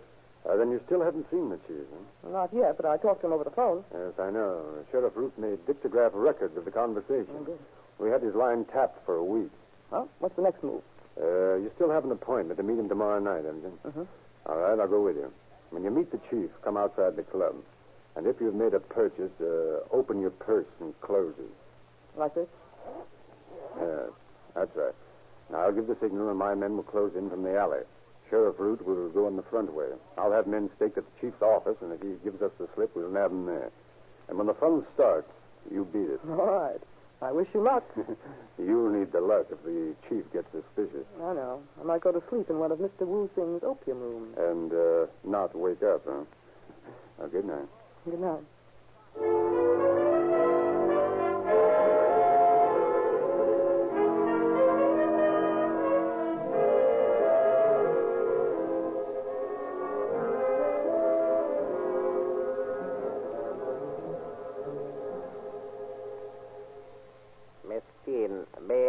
present my partner, Mr. Yes, I think we've met before.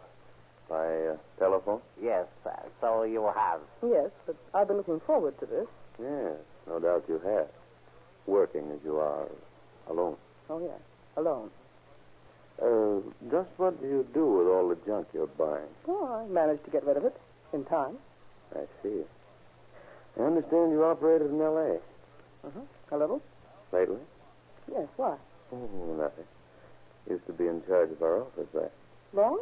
7 years. Well, you should know the racket from top to bottom. Yes. Yes, I do. From both sides. Yes, from both sides. Miss Jean has voiced distrust of our assistant. Yes, I don't like this third-party stuff. I deal direct or not at all from now on. I see. Well, I think that can be arranged. You need any stuff tonight? Yes, now. Oh, you announce it? Many of them. Good. Let Jean have what you want. You have the money, of course. Right here in my purse. Good. Now take it. And take care of it for you, if you wish. All right. Here you are. Is your share, Wolf? My thanks to you. Your package, Miss Jean? Thank you. Well, I'll be running along. Just a minute. I'll show you the door. Nice weather we're having, isn't it? Yes, isn't it? You been here long? 6 weeks. I see. Just long enough. Too long to suit me. You, staying long? Well, it all depends. I must have lost my handkerchief. Or maybe it's in my purse. Oh, here, let me open the door for you. Thank you. Oh, here's my hanky. I had it in my purse all the time. You're under arrest, Hanson. Huh? What is this, a joke? I'd say it was pretty serious when a federal narcotic agent turns out to be head of a dope ring. Why, what are you talking about? You haven't got anything on me. This is a frame-up. Oh, is that so? Wait a minute. What's that? That's Sheriff Root and my men arresting your Chinese Confederate. Now, look here. You can't get away with this. You haven't got a shred of proof. No, a few minutes ago, Mr. Hanson, you told me you had been in charge of the Federal Narcotic Bureau in Los Angeles for 7 years. Yeah, so what? Well, it seems to me that in that length of time, you'd recognize marked money when you see it. Marked money? Yes, you've got a pocket full of it. I just gave it to you in exchange for an ounce of dope. I knew I should have taken care of you right away. I warned Wu that we were playing with dynamite. Yes, and this time it exploded right in your face.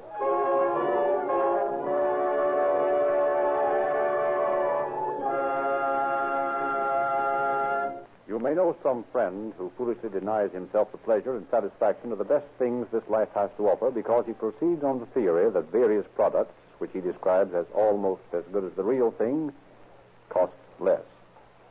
That, my friends, is not thrift. It's real extravagance. It is not thrift to use a motor oil that breaks down, ruining your motor and sentencing it to a premature death. Millions of motorists in 45 nations throughout the world have discovered the real money-saving qualities of Sinclair motor oil. They have learned that the so-called almost as good lubricants do not cost less in original purchase price and actually cost more in the repair bills for which they are to blame.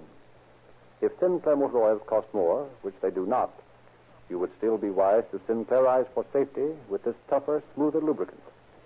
Sinclair motor oils do not break down because this jelly and wax are completely removed by a patented Sinclair process. Really, friends, when you know all the facts, you really can't afford to experiment with lubricants which claim to be almost as good as Sinclair motor oils. Sinclairize for safety by ordering your Rio Grande dealer to refill the crankcase with Sinclair Opaline, the oil that comes in the sealed tamper-proof cans and is stronger, smoother, and tougher and costs only 25 cents a quart. Have it done tomorrow morning when you drop in for another tank full of that Power Plus Ping Minus Police Car Performance Rio Grande cracked gasoline. And again we hear from Sheriff Root. With a few minor dramatic liberties, this story occurred exactly as you've heard it tonight. 4 Chinese, Hanson and his accomplice, were brought to the trial. The man Wu Sing startled us all by making a full confession, as did the contact man for Hanson. Only the narcotic agent insisted upon his innocence. His case is now on appeal, although his first trial resulted in conviction on 12 counts of his indictment. Definitely, this was a crime that did not pay. I wish to express my own and the thanks of the citizens of Reno to Joyce McAllister for her splendid work in this case.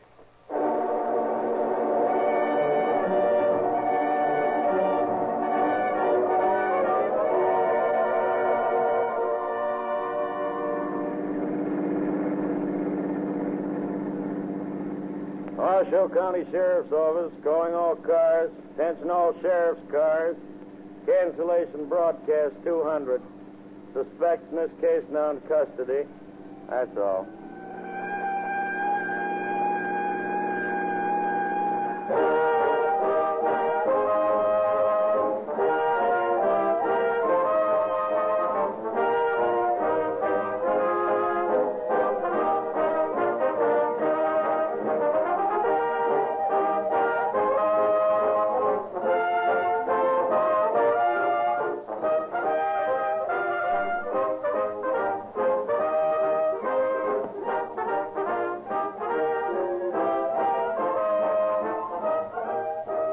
This is your narrator, Frederick Lindsley, bidding you good night for Rio Grande.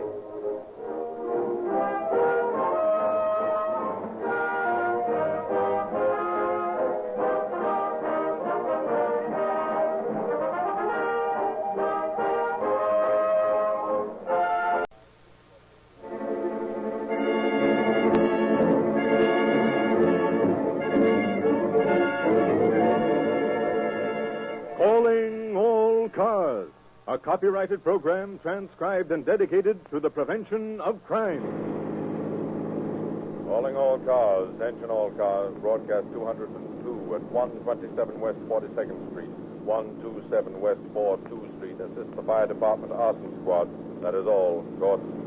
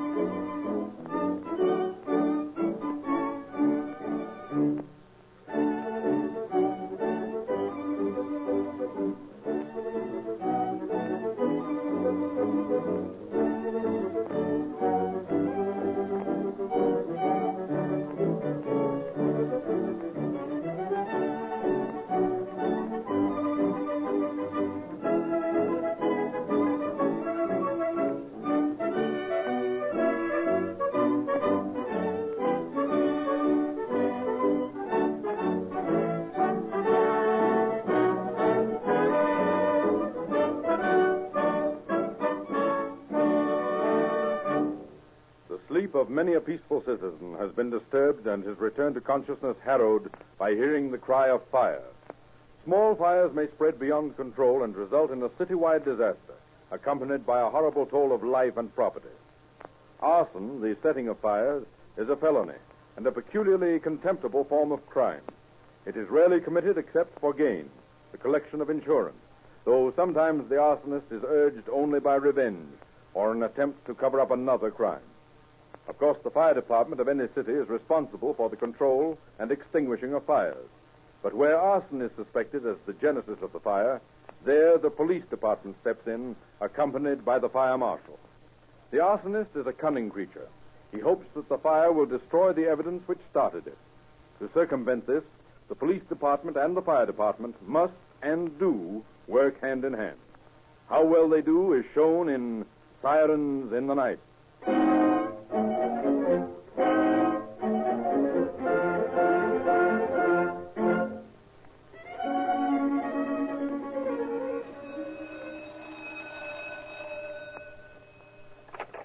Engine Company 22, Acting Captain Moeller speaking. You've got a fire at 127 West 42nd Street. Okay. It's the go! 127 West 42nd Street, right. 127 West 42nd Street. Okay, 127 West 42nd Street.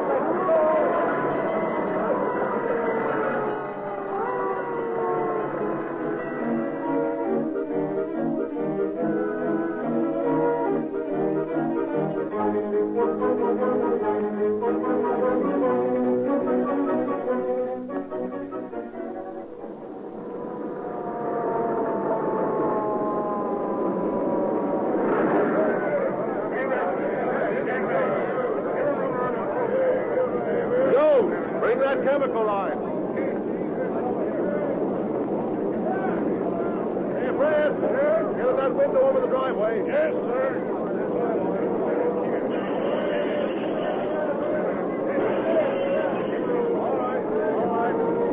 You'll have to be back. We've got to get these lines in here. I turned in the alarm. I saw it start. There was an explosion. Hasn't been anybody living in there either. All right, Jones, right up there.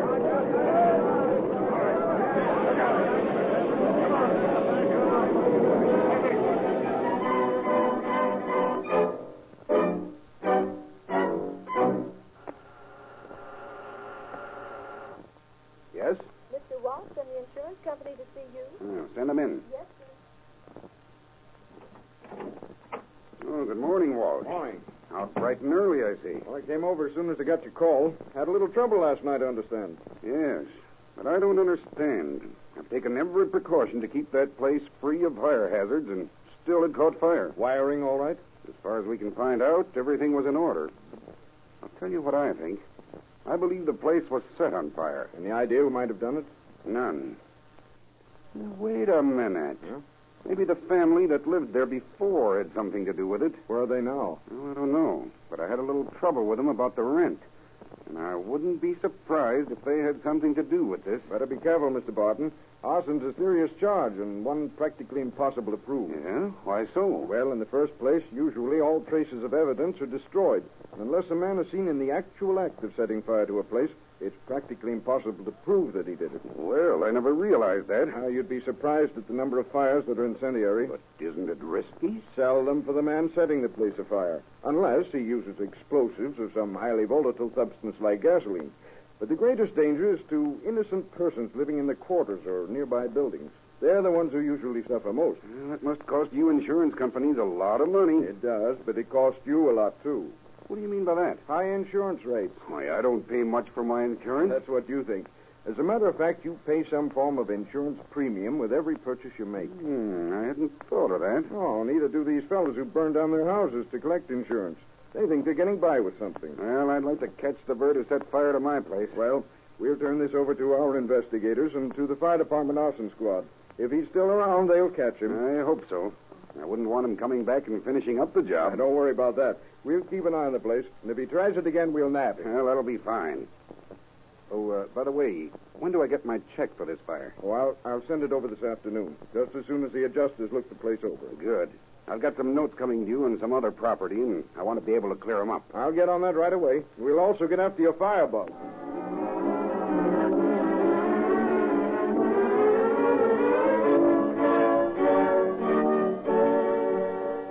But though investigators worked for weeks on the case, no trace of the firebug was found. The insurance check was duly paid, the property repaired, and new tenants found for the house on West 42nd Street. Phew, what a job. What a job. This was the dustiest place I ever walked into. What'd you expect after being vacant 6 months? I know. Mrs. Thompson says this is a jinx house. Who's Mrs. Thompson? She lives next door.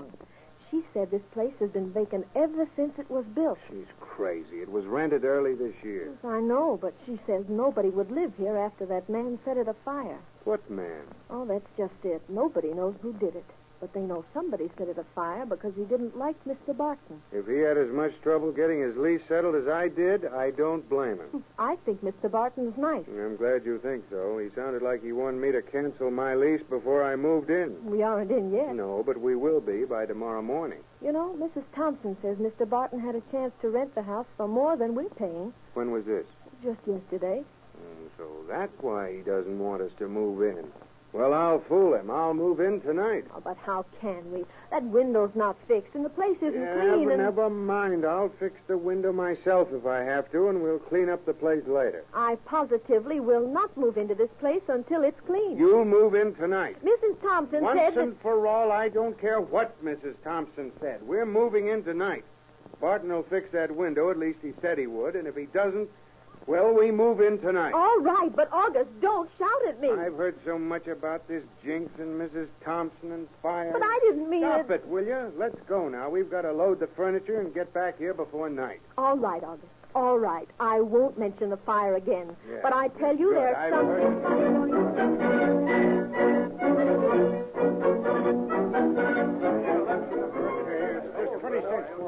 In a bar room on Whittier Boulevard, two men are talking. Good afternoon, Mr. Barton. How are you, Albert? How's things going? Oh, 6-2 and even. Have a good Christmas? Well, not very good. You know, being on the county and all. Yes, I know. Things have been a little tight this year. A little tight, huh? Been more than a little tight for me. Honest. Looks like I never will be able to pay you back what you done for me. Oh, don't worry about it. But I do. Well, maybe you'll be able to do me a favor someday. A favor? Yeah? Say, if I ever can, just let me know. I'll do that, Albert. Well, what do you have today, Mr. Barton? Let's see now. I think I'll have a glass of beer. Glass of beer, yes, sir. Anything to eat? Well, maybe you'd better bring me a Swiss cheese sandwich on Russian rye. Swiss on a Russian. Right away. And there's your beer. Oh, thanks. Quite a head on it. Creamy. I thought you liked it that way. That's good beer. Yeah. Hey, how'd you like to make a little money, Albert? Money? That's what I said. All depends on what I have to do for it. Well, I've got a job you could do for me. Honest? Yeah. You could make $10 or $15 at it. $10 or $15? That's right. What doing? What time do you get through work here? Oh, in about a half hour. A half hour, eh? I'll tell you what I'll do. I'll drive you out and show you the job. Swell. If you want it, I'll make the necessary arrangements. Sure. I'd like to look it over. I think you can take care of it all right.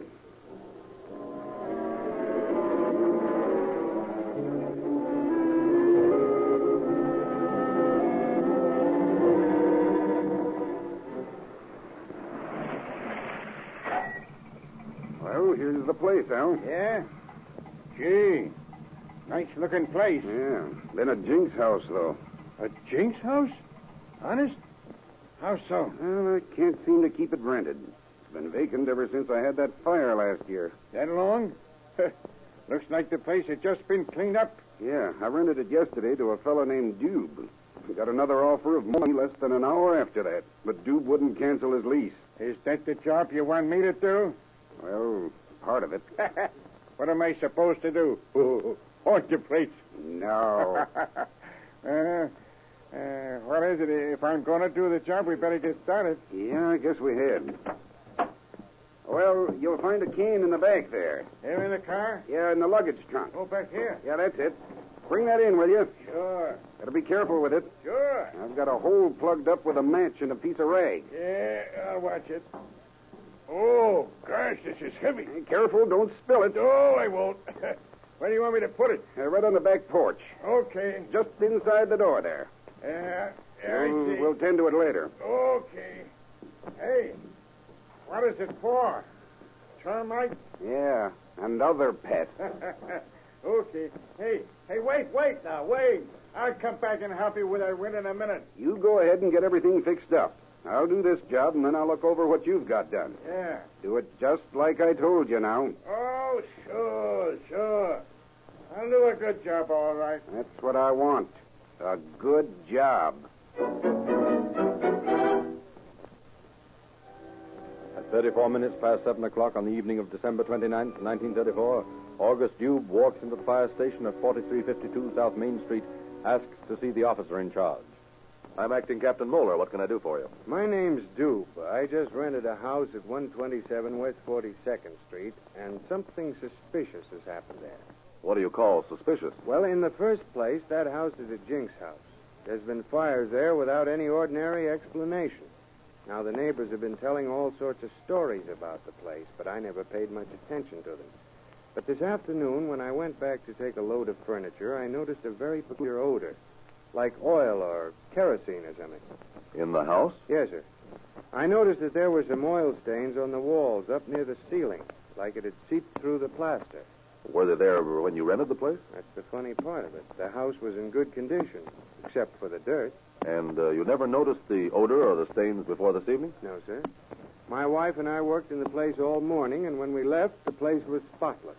When we came back, the stains were there. Do you know whether or not anybody was around the place after you left? No, I don't.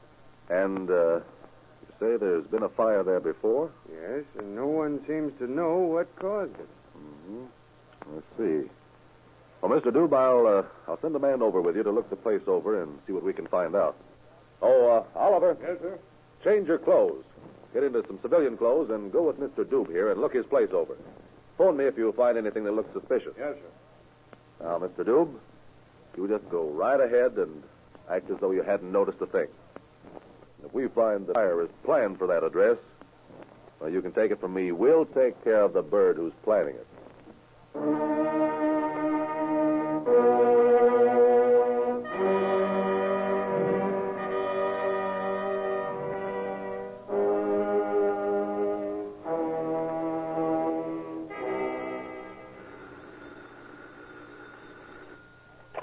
Engine Company 22, Moeller. I looked over that house on 42nd Street. It's a plant, all right.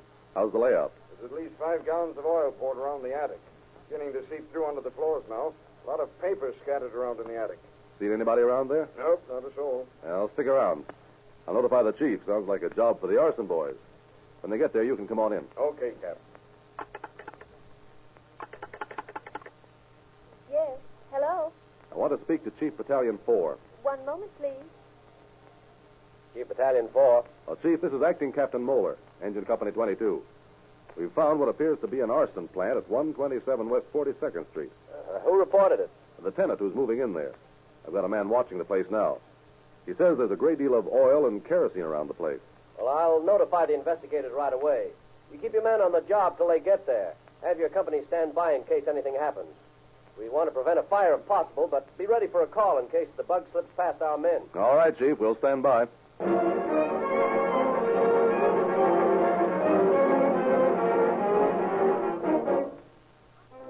Battalion Chief Boone notified investigators Hare and Schubert of suspicious conditions at the address Moeller had given him. The two men make a thorough search of the place, finding a well-laid plant for a fire.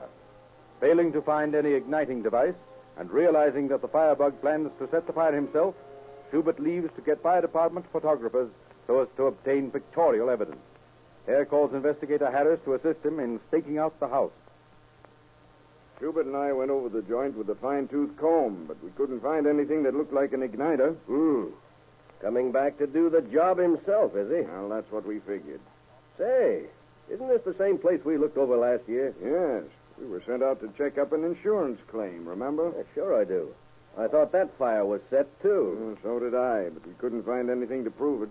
Well, looks like we've got him with the goods on him this time. Yes, if he shows up. With that much oil in that place, we've got to get him before he sets it off. You're telling me.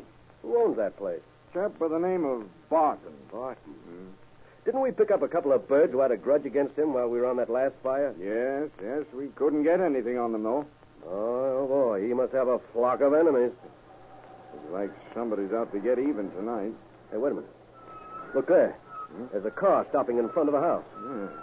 Maybe that's our man. Looks like he's having a little trouble parking that jalopy. Bit under the weather, if you ask me. Yeah. He's our man, I'll bet on it. Now he's going around the back. Hey, come on. All right, now you take that side. I'll go around to the right here. See him anywhere? No, don't. He went back of those palm trees, though, I think. I'll meet you in the back. Okay.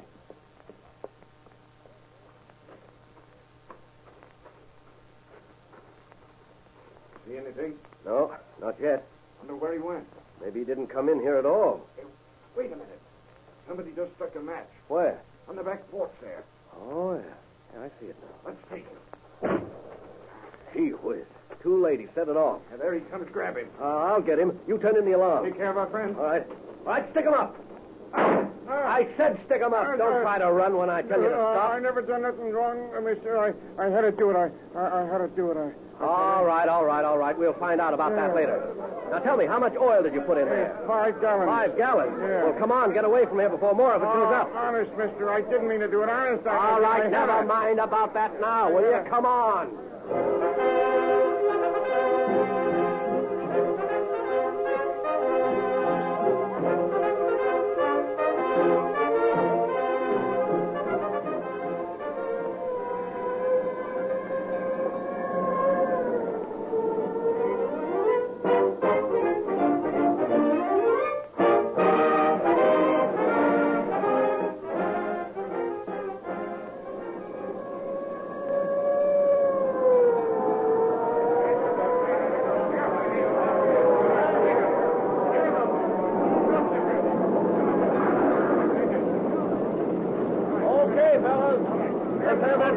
right in here. All right, step back there, will you?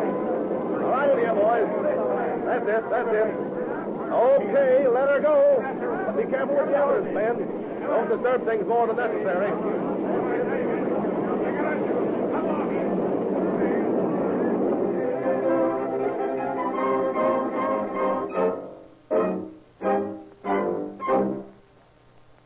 Everything under control, Captain? Yep, we've got all the top fires out, but I'm leaving a man here to watch for fresh outbreaks. How much damage did it do? Oh, not much.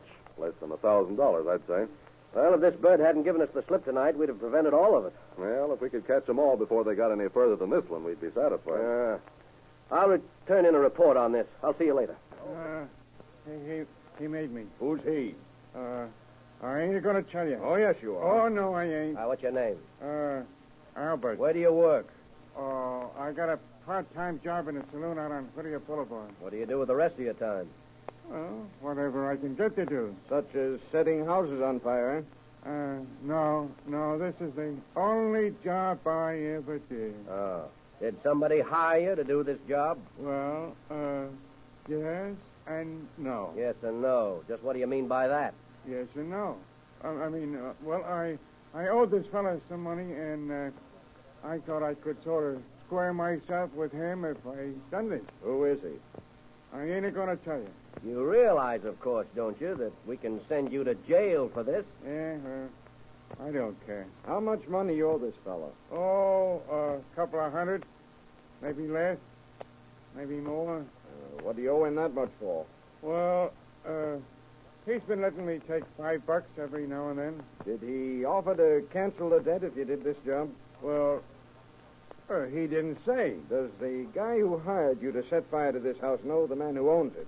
Why, yeah. Well, I guess he does. Has he got a grudge against him? Huh? I don't know. Have you? Me? No. Now, listen, Albert. If you're trying to hide something, to shield somebody, you're just wasting your time as well as ours.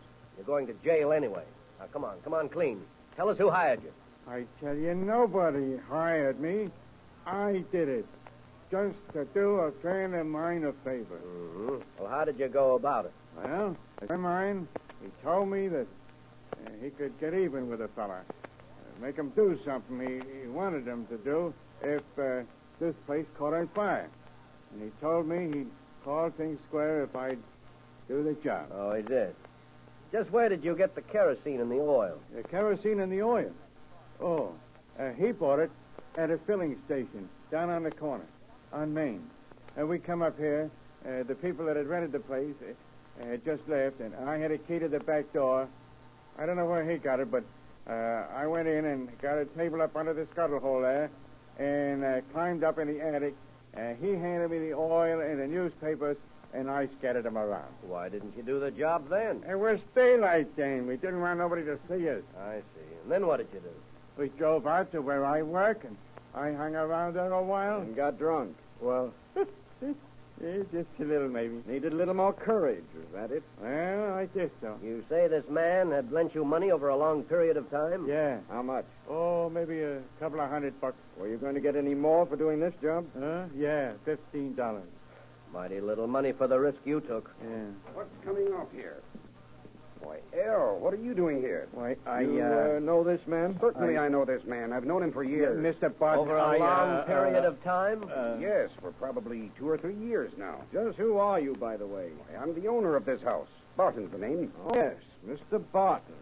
I remember you now. You had a fire here last year, didn't you? Why, yes, I did. How did you know? I'm Investigator Hare, Fire Department Arson Squad. Arson Squad? Why, what? Who? And I'm Captain Harris of the same department.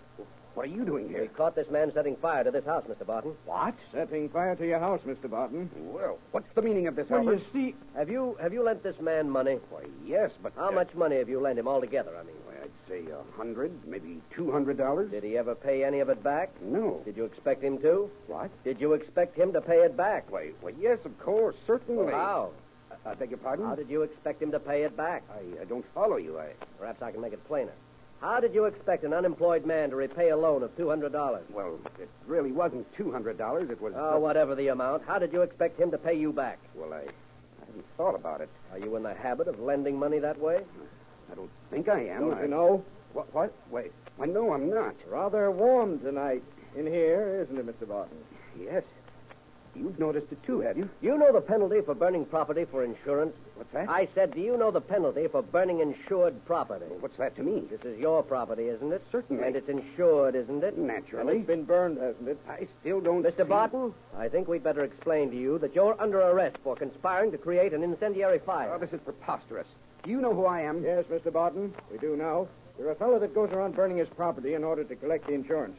You tried that several times before this. We couldn't pin it on you. We've got you now, though, red-handed. I'll have you dismissed from the department for this. You have no proof to connect me with this fire. That's what I thought, too, until you got so warm a few moments ago and pulled out your handkerchief. Oh, what's my handkerchief got to do with it? May I see it for a moment, please? Certainly. Here. Thank you. You see, we found a 5-gallon can out on the back porch. It had been full of kerosene just recently. It had a little air hole in the top of the can, too. Somebody had plugged that air hole with a match wrapped with cloth. That piece of cloth, Mr. Barton, came from the corner of your handkerchief right here. Do you see? All right. All right, I see. And that's why we're arresting you for burning insured property. I didn't think about that plug. Yeah, evidently not. Tell me, did you set fire to this house before? I said, did you set fire to this house before? Yes. Yes, I did. Why? Why? I'll tell you why. All my life, I was a home of my own for my family. And I couldn't afford one. But finally, I saved enough money from my job and I bought a house. But it caught fire. The insurance company said I set it on fire, and they wouldn't pay me. But I didn't. I tell you. Right then, I made up my mind I'd get another house, and I'd insure it for every dollar it would stand, and then I'd burn it. I'd show them. They'd pay me the next time. Well, I did it. I did it, and it worked. I stood there watching the flames mount higher and higher, and I heard them roar. Those flames meant money to me. Plenty of money. I did it again and again and again. I wanted to see those flames burn into the soul of the insurance company as they seared mine when I watched my first house burn down. That's why I did it. And I'd do it again. I'd do it again, I tell you. I'd do it again.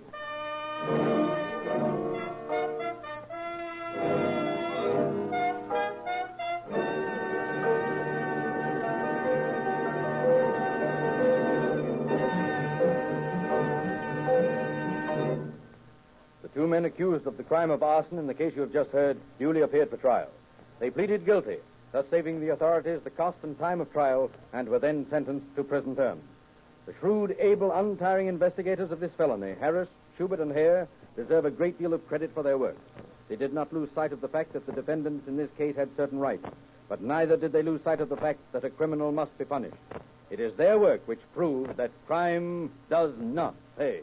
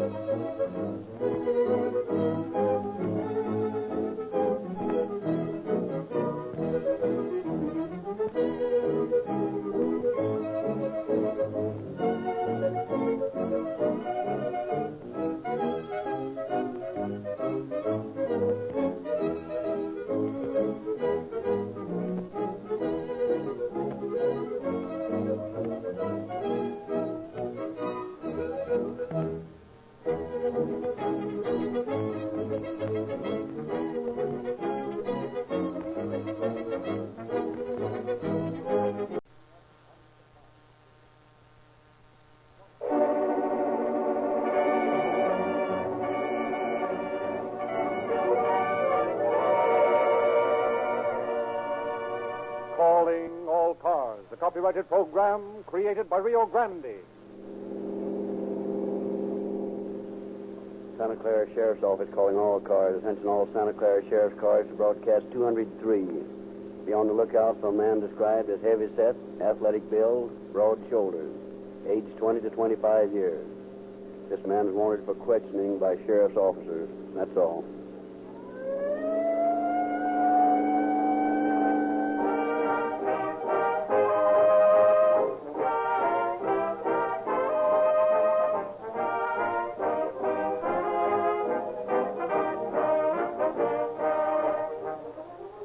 Officers of the law would be badly handicapped in their war against crime if they had to fight it out with ancient, obsolete flintlock guns.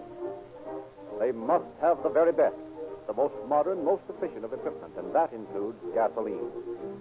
It is therefore a highly significant fact that more police cars, fire engines, ambulances, and other emergency equipment are powered by Rio Grande cracked gasoline wherever it is sold than any other brand. When the officials of 30 leading cities and counties of California not only recommend but specify the exclusive use of Rio Grande cracked, they are not experimenting. They passed through the experimental stage long ago when they tested all the various makes. They decided on this superior motor fuel because Rio Grande is the only gasoline which has all the qualities absolutely essential to peak emergency performance.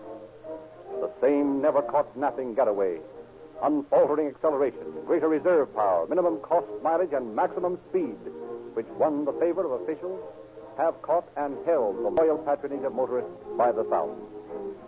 If you have not done so, give Rio Grande cracked gasoline the chance to prove itself. It will repay you manyfold by always giving your automobile police car performance, a possession that means happier days for both your motor and your pocketbook. So do yourself a good turn by visiting your Rio Grande dealer tomorrow morning. Begin the wise habit of automatically asking for police car performance. Rio Grande cracked gasoline, the most highly recommended gasoline in the West.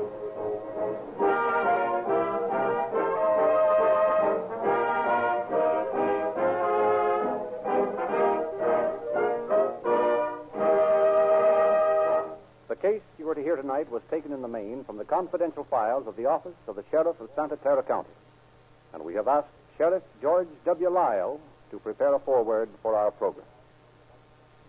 Occasionally, a person who is not an habitual criminal conceives what seems to him to be a foolproof crime, which he can commit without having to pay for it. Such is the case tonight in the story which has been selected for dramatization. It concerns the crime committed by a man whose previous record was clear. He failed to foresee, or at least to give value to the fact, that his act would bring more suffering to his own and the family of his victim than any amount of other trouble could bring him. Not only the criminal, but at least half a dozen other persons have had to pay for his crime of vengeance. He went into prison a stalwart man. He will come out, if he ever does, a broken and disillusioned old man who will know that crime does not pay.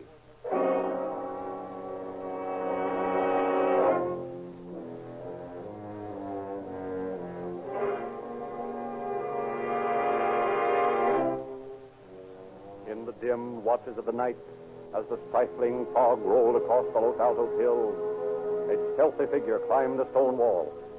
Cautiously, he made his way across green carpeted lawn toward a small door. He opened it carefully, then, cat-like, stole silently to a room where a man and a woman lay sleeping. He paused to listen to the measured breathing of the sleepers. With fingers that trembled with excitement, he switched the hall lamp. In his hand there gleamed the vicious two-edged blade of a knife. He struck.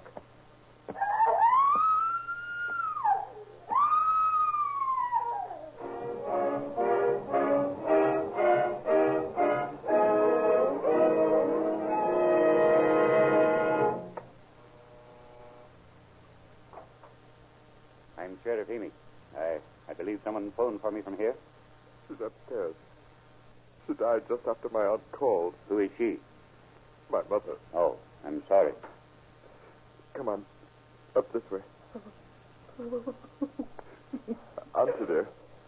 This is the sheriff. It's the room at the top of the stairs. When did this happen? Just a little while ago. We phoned you immediately. I came over as soon as I could get dressed. Right in here. Good Lord. You are Mr. Regan? Yes. You'd better get medical attention at once. You're losing a lot of blood. Has the doctor been called? Yes. A doctor's been called. It's too late now. She's dead. Your wound, though. I'm all right. It's only a flesh wound. Looks like a pretty nasty cut. Nice in here, Doctor. Thank you very much. I'll see what can be done. Oh, good morning, Sheriff. What's the... Oh, I see. Oh, pretty bad cut, isn't it?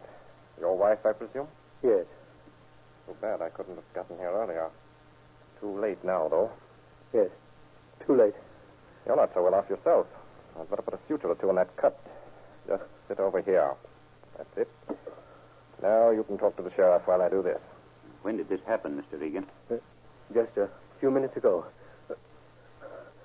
I was in bed asleep. I heard my wife screaming. I woke up and saw a man bending over her. He had a knife in his hand, and he was slashing at her. I got out of bed and lunged at him. That's when he caught me in the shoulder here. Then he ran out into the hall. What did he look like? He was a young man. I'd say between 20, 25, broad-shouldered, quite a large man. You have any idea who he was? No, I didn't get a very good look at him. I take it that knife on the floor there is the one he used. Yes. I haven't touched it. Well, don't. As a matter of fact, we'd better go into another room and leave everything here just as it is. Oh, through, Doctor? Just about. Are those your trunks, Mr. Regan? Yes. We just arrived from Manila a few days ago. We're visiting my wife's sister here, Mrs. Bucks. Was he the one I met downstairs? Yes. Who was the young man? That's my stepson, Charles Smith. He lives here with Mrs. Bucks. Oh. Was it dark in here when you woke up? No. The night lamp was on. Oh, do you leave it on all night? No. The man must have turned it on himself. You say you're from Manila. There's any enemies there? None that I know of. I don't believe I have an enemy in the world. Well, I ask that because it seems such a strange attack. I doubt if a white man would use a knife just like that when they're on the floor. It's more the sort of a thing a Filipino would use. No, I don't think it was a Filipino. He was heavy-set, a large man. I chased him as far as the door. My wife was gurgling, moaning, and trying to speak. I turned and saw that she climbed out of bed and had taken a few steps toward the door. It was awful. Is that how the bloody footprint came to be on the floor? Yes. That was my wife's footprint. She started to fall, and I caught her and put her back on the bed. Mrs. Buck and I did all we could to stop the blood, but it was no use. I realized she was dying. I ran to the phone and called the doctor and your office. All right, there you are. Now we can go downstairs. You think Mr. Egan will be all right, Doctor? Yes, if he takes it easy for a day or two and doesn't get too much excitement. I think it would be a good idea to let him rest a while now. Don't ask him too many questions. All right. I'd like to question some of the others anyway. Right in here, Sheriff. Doctor. I'll be running along if you don't mind. There's nothing more I can do here. All right, Doctor. Thanks. Thanks a lot. Take it easy now. Don't talk too much. All right. I won't. Jane, Sheriff Emig wants to ask a few questions. I think I'll rest a bit, if you don't mind. Not at all. And now, Mrs. Buck, was anything taken from the house as far as you know? No, there wasn't a thing touched. As far as we know, the man ran right out the same way he came in. I heard him run past my door just as I got out of bed after hearing the commotion in my sister's room. Is that all you heard? No. Just a moment after the man ran out, I heard a car start up in the driveway outside the house. There's one thing certain. Whoever did this had a grudge against Egan and his wife. Oh, I can't imagine who it could be. I wonder if it would be an inside job. That stepson of Mr. Egan. He fits the description of the murderer. Oh, he couldn't possibly do a thing like that. He couldn't be nursing a grudge against his mother for divorcing his father and remarrying. Not Charles. He never hated anyone in his life. I wonder if you'd mind asking him to step in here a minute. I'd like to talk to him. Not at all. He's right here in the hall. Oh, Charles. The sheriff wants to talk to you. All right, Arthur. Charlie, how old were you when your mother married your stepfather? Oh, I was about 8 years old. I notice you still use your real father's name. Why? Well, when Mother married again, I was in school, and it would have been embarrassing to change it. Mm-hmm. How do you and your stepfather get along? Oh, we're pals. He said I could use his name if I wanted to, but nowadays, changing your name all of a sudden. Everyone knew me by my real name, so I just kept on using it. I see. Do you know of any enemies your stepfather or your mother might have who would do this sort of thing? No. Oh, there's no one I know who hated Mother and Dad that much. In Manila, might have been different. Here in the States, everybody seemed to like them. I only went to Manila for the summer vacations, you see. I don't know who their enemies might be. Oh, Dad. Mrs. Buck told me you were asking Charles some questions. And I felt that I probably could give you more information about the family than he could. What made you think I was asking him about the family? Why, I don't know. I suppose I just thought it would be the logical thing to do under the circumstances. I see. Well, as a matter of fact, I have been asking him something about the family. But now that you're here, perhaps you can supply the information better. Just what would you like to know? What did you do in Manila? I was president of the exporting firm of Egan and Churchton. I married my wife about 10 years ago. Her divorce had been one of those mutually agreed upon things. Which I've often heard of, but have never seen. Anyway, there have always been the most amicable relations between us and Charles' father. As far as natives went, we never had any trouble while we were on the island. I used to live with Major Churchton and his wife, who's my sister. That was before you married? Yes. I don't like to mention this, but you seem to want to know everything. The more I know, the better picture I can form of the motives behind this attack. Well, about 6 months ago, Churchton and I agreed to dissolve partnership. My sister, his wife, and my wife had never gotten along. I stood it as long as I could. And then we decided to break up the firm. After the dissolution, Major Churchton sued me for the goodwill. He didn't believe that he'd received enough money for his share. The suit is pending. Of course, what I'm telling you has nothing to do with my wife's murder.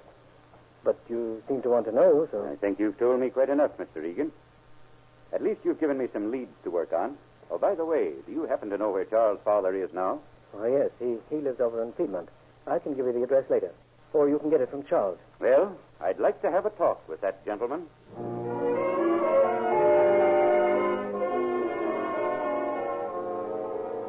A search of the estate revealed a series of footprints, evidently made by the murderer in entering the house and in fleeing from the scene of his crime. Sheriff Emig turned his findings over to investigators from the district attorney's office, and on the following afternoon, we find him in the office of Chief Wallman of the Oakland Police Department. This case has me up a tree, Bodie.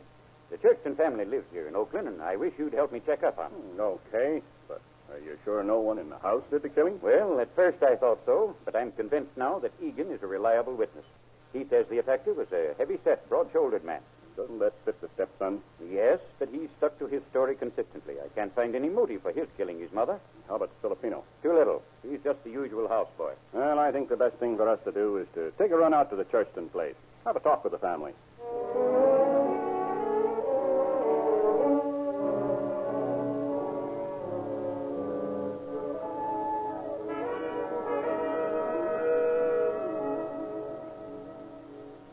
Major Churchton, this is Sheriff Emig.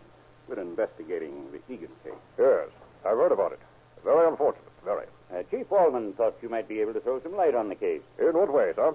Well, to put it bluntly, there seems to have been a little trouble between you and Mr. Egan, and we thought... If you thought any member of my family murdered Mrs. Egan, you're mistaken, sir.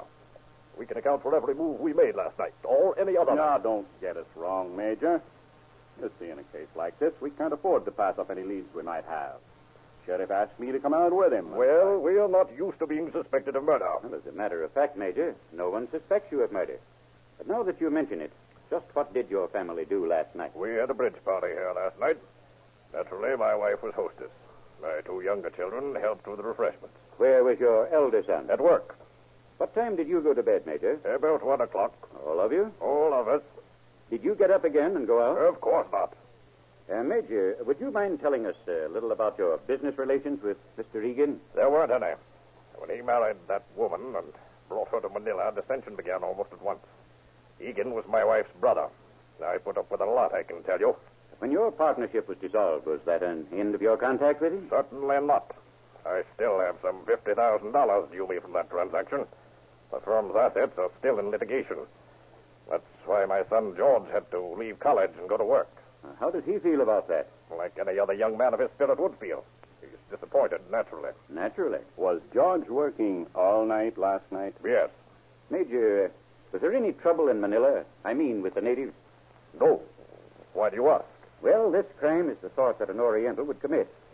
Hardly a crime characteristic of a white man. Or perhaps a man who had spent much time in the Far East might commit. No, there was never any trouble like that. You say your son worked all night last night? Yes, from 9 until 5. I see. Well, thanks, Major.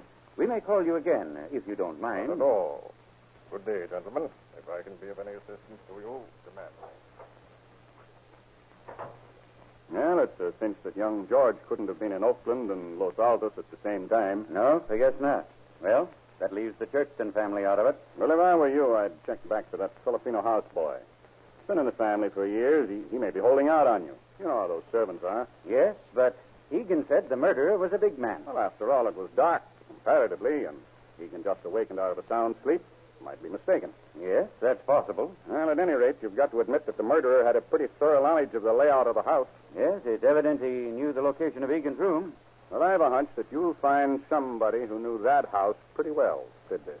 Well, when I get back to Los Altos, I'll go into this thing from every angle. Meantime, let's run down and see what your men have found out about fingerprints on that knife.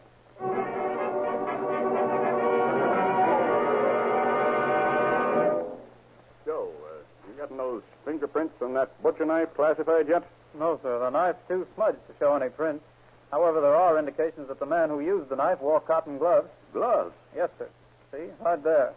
There's an enlargement of one of the smudges. Those crisscross lines are fabric lines. Can you tie that? Well, that lets the Oriental element out. Yep. While you were gone, a couple of men from the DA's office brought in this 5-gallon can of kerosene.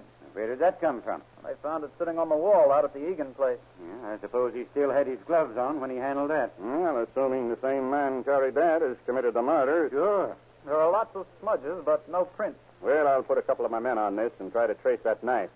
Might as well look for the well-known needle as for the place that can was sold. Did you take pictures of these things, Joe? Yes, sir. Well, we'll run them in the evening papers. Maybe somebody will recognize them.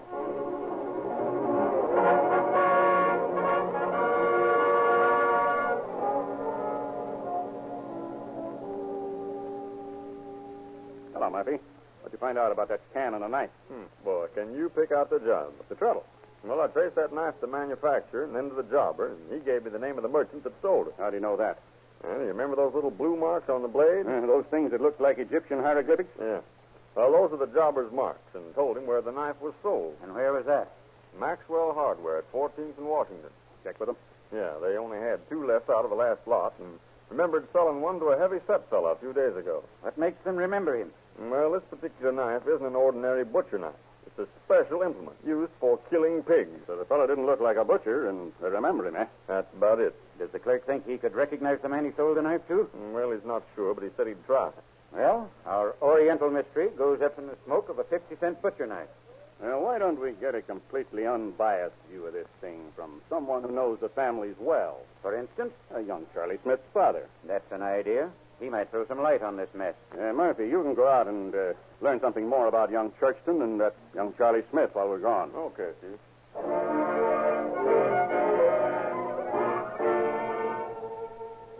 A few hours later, found the Oakland chief of police and Sheriff Emig in the sitting room of a large and luxuriously furnished house in the exclusive Piedmont section of the city. Mr. Smith, we're trying to get a little information about some of the people who might possibly be involved in this Egan case. Oh, yes, I know. My son came over to see me this morning. We thought that with your knowledge of the two groups, you might have some of the information that we lack. May I ask you rather a personal question, Mr. Smith? Certainly. I understand your divorce was a very quiet affair, a mutual agreement. That's right. I preferred to let my wife go than to spend my life bickering and quarreling about non-essential things. I realized that the boy would be happier with her than with me, so he lived with his mother. I saw him occasionally. And how were your relations with the Egans? As friendly as possible under the circumstances. Just what position does Mrs. Buck occupy in this setup? Mrs. Buck is the real power behind the firm of Egan and Churchton. She always held the majority of the stock. Most of the money in the firm was hers. Evidently explains how Mrs. Egan had so much influence. Yes, it does. Of course, Churchton and Egan took out good money in salaries, but after Egan married Mrs. Buck's sister, things didn't go so smoothly with the firm, and the Churchtons came over here to live. Was pressure brought on Churchton to get him out? I rather think that Mrs. Egan prevailed upon her sister to force the issue in that case. I understood they bought the major out. Well, they paid him in cash for his stock, I believe, but he felt that he never received a just amount for his holding. Yeah, he told us that a suit was pending against the firm. Yes, and I doubt that there's any civil court in this country will allow his claim. All this is very interesting, Mr. Smith. I wonder if you know of any enemies that either the Major or Mr. Egan might have made in the island. I'm not prepared to answer that, Sheriff. I really don't know much about the way the Egans and the Churchtons lived in Manila. I wouldn't be surprised, however, now that my ex-wife is dead, to see the Major back in the firm. Is that so? It was really she who prevailed upon Mrs. Buck to force him out. She never did like the Major. Well, Mr. Smith, I think that's about everything we need to know. And thank you very much for being so kind as to help us out. Not at all. Anything I can do, I should be glad to do. Thank you, Mr. Smith. Good day. Good morning, gentlemen. I hope I've been of some assistance to you. Did you hear what I heard? That Mrs. Egan never did like the Major? Yes. I think our best bet is to pick up the Major and ask him some questions. Well, better go easy. After all, he's a prominent man. Besides, he's already told us that he was in bed last night. Nothing to keep him from getting up, committing a murder, and going back to bed.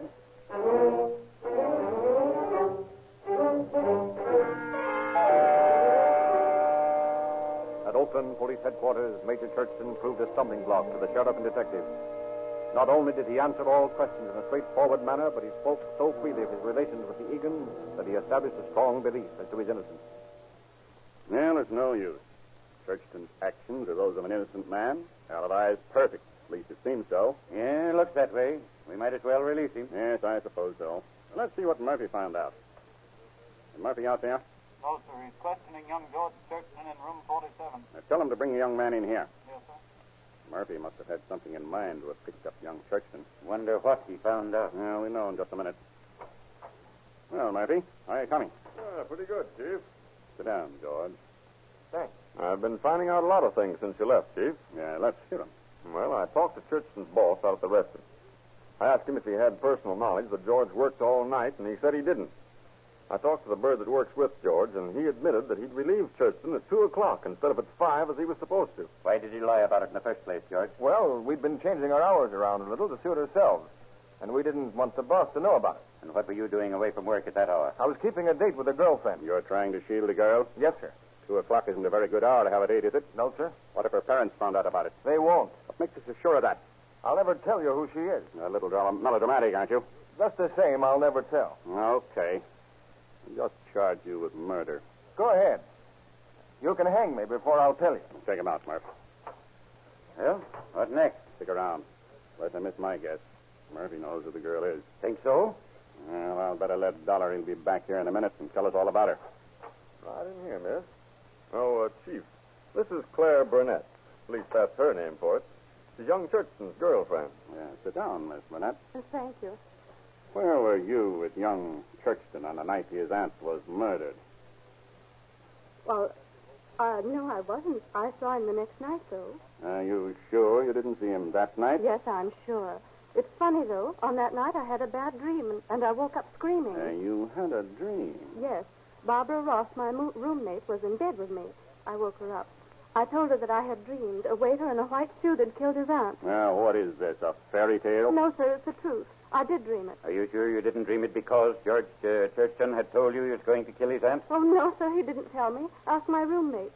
She'll tell you I had that dream. It isn't the dream we're doubting. It's the convenience of it, coming right at this time. We've checked with the roommate. This girl's telling the truth as far as it goes. Well, dreams aren't acceptable as evidence. It's a sin. Churchton is trying to conceal the identity of his girlfriend because he's afraid she'll admit he told her he was going to murder his aunt. No, that's not true. As a matter of fact, he told you that if his aunt were out of the way, all his family troubles would be over, didn't he? No, he didn't. Bring Churchton in, Murph. Miss Burnett, I think we ought to warn you that you're in a tough spot. What do you mean? You're concealing valuable information that we need in this case. We can hold you as a material witness until Churchton is brought to trial. However you look at it, you lose. Claire, Oh, George. what are you trying to do to her? Trying to get the truth, Churchton. Well, she doesn't know anything about it. We have reason to believe she does. I tell you, she doesn't know anything about this affair. You probably haven't heard about the dream of hers. What dream? George, don't let them trick you into saying anything. All that stuff about dreaming of seeing a way to kill his aunt. Well, we think she knows more about this than she's telling. As a matter of fact, we think she's in on it. Maybe she even helped you do it. I tell you, she had nothing to do with it. I'll tell you who did it. I did. Nobody helped me. I killed my aunt, and I'd do it again. I had to leave college because of her. I had to work as a waiter because of her. I never had a chance to live like other kids my age. No fun, no dates, no money, nothing but work. Every night the same thing. Work. Standing there night after night, Watching other kids have a good time. Watching people make hogs of themselves. Don't, George. I watched Dad worrying about money, worrying about the firm. I brooded over it for a long time. And then I decided that the best way out of it was to kill her. Oh, George. I went up to my aunt's house, to Mrs. Buck, late at night. I knew where my aunt and uncle were sleeping. I switched on the light and I killed her. And I'm glad I did it.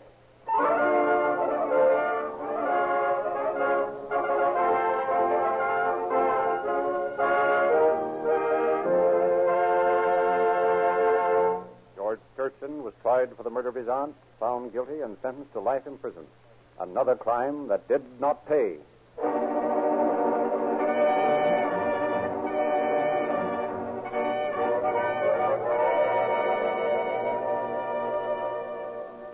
Why are Sinclair motor oils so universally popular with millions of motorists in 45 nations of the world? This is the answer. No matter what the climate and regardless of sudden changes, this world-favored lubricant refuses to either break down from heat or congeal from cold. It is both heat-proof and cold-proof because the patented Sinclair process completely removes petroleum jelly and wax, the very parasites which make most so-called good oils break down under summer heat and become sluggish when put to the cold test of winter weather. If you have not yet joined the international parade of motorists throughout the world who rely on this superior lubricant, now is the time to Sinclairize for safety. Take on a crankcase full of Sinclair Opaline, the smoother, tougher motor oil that keeps its smooth, even flowing temper in all kinds of weather. Sinclair Opaline comes to you in the sealed, tamper-proof cans at only 25 cents a quart. Better ask your Rio Grande dealer for a refill tomorrow morning before your motor comes down with an attack of automotive influenza. Inoculate your motor against cold weather ailments. Sinclairize for safety with Sinclair motor oils at the same Rio Grande station where you're in the habit of getting your police car performance Rio Grande cracked gasoline. The motor fuel which officials and the drivers of emergency equipment have made the most highly recommended gasoline in the West.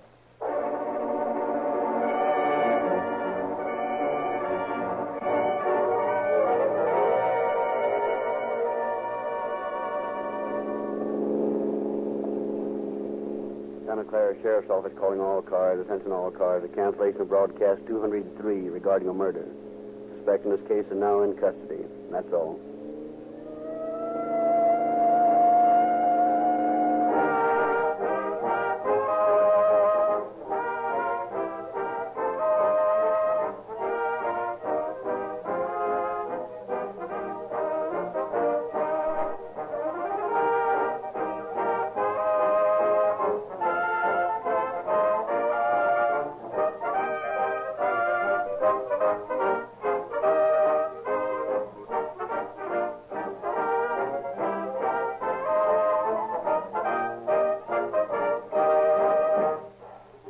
Narrator Frederick Lindsley, bidding you good night for Rio Grande.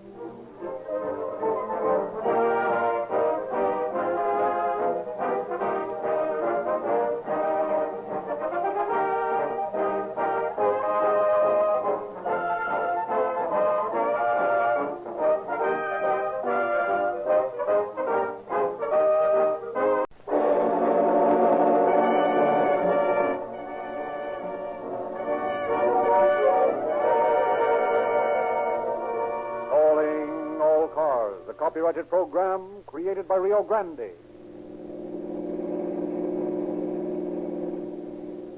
Los Angeles Police calling all cars. Attention all cars. Broadcast 204 regarding a fight at Grand and Jefferson. See the man and keep the peace. Rosenquist.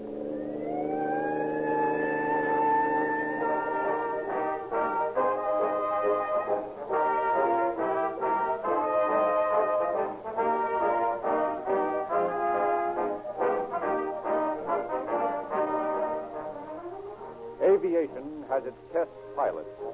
The automobile industry, its test drivers and proving grounds. And California, with more automobiles than any other state in the Union, is the proving ground for gasoline. Here, the test drivers are the men at the wheels of police cars, fire engines, ambulances, and other emergency equipment. They are the men who drive the most. These impartial authorities, after trying all makes of gasoline, unhesitatingly say, Rio Grande cracks gasoline all the way. And the proof of their statement lie in the fact that last year they drove 55 million miles with Rio Grande cracked gasoline exclusively. Back of that unsolicited, unpaid-for recommendation are the reasons which make it easily understood. Rio Grande cracked continues to deliver quicker starting, steadier acceleration, longer mileage, greater reserve power, and the maximum speed of which a car is capable. Their reasons are your reasons, too. Enjoy police car performance in your automobile. Get more at less cost by habitually dropping into your Rio Grande dealers for Rio Grande cracked. Drive in for a tank full tomorrow morning, and you'll come back for more, thoroughly understanding why Rio Grande cracked is the most highly recommended gasoline in the West.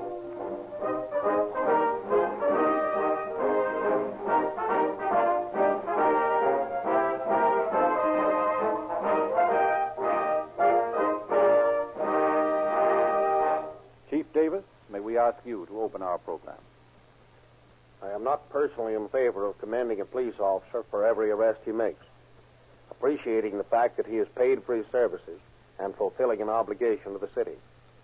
However, in this case we're about to hear, I have personal knowledge of the handicap the officers worked under, and when they succeeded in bringing their man to justice, it would seem negligent to let such work pass without commendation for such faithful service.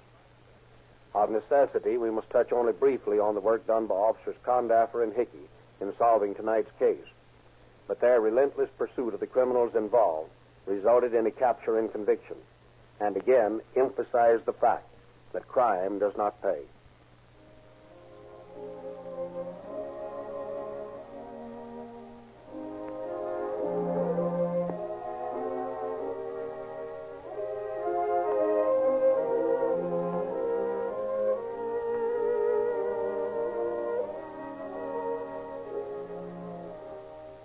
How's Mrs. Blackmore tonight? Pretty well, thank you. Mr. Blackmore? You're looking swell. Nobody'd ever think you just had a baby. Young Mr. Blackmore is just 3 days old today. 3 days. Seems like you've been in here 3 years. You miss me? I'll say. A lot. The doctor says I can go home next week. I want you to stay as long as the doctor says for you to. No getting up and running around like you did before. Oh, I'm all right, darling. We're strong women, we Blackmores. That's a healthy-looking son you've got in the nursery out there. Have you seen him today? Sure. That is, as much as they'd let me. Gosh, you'd think babies were poison, the way these nurses herd you around. It's you who's poison to the babies. Oh, I won't hurt him. Why can't I just hold him? Doctor's orders. Ah, gee. Gosh, that's half the fun, playing with them. You'll have plenty of time for that when we get home. You'll probably have your hands full with 2 youngsters and a wife to take care of. I couldn't ask for anything Oh, better. darling. You better run along now. It's almost feeding time, and the nurse will throw you out. I'd like to see her try it. Now you go on. Get out of here before you're thrown out. All right. I'll be back tomorrow, just as soon as I get off work. All right, darling. Goodbye.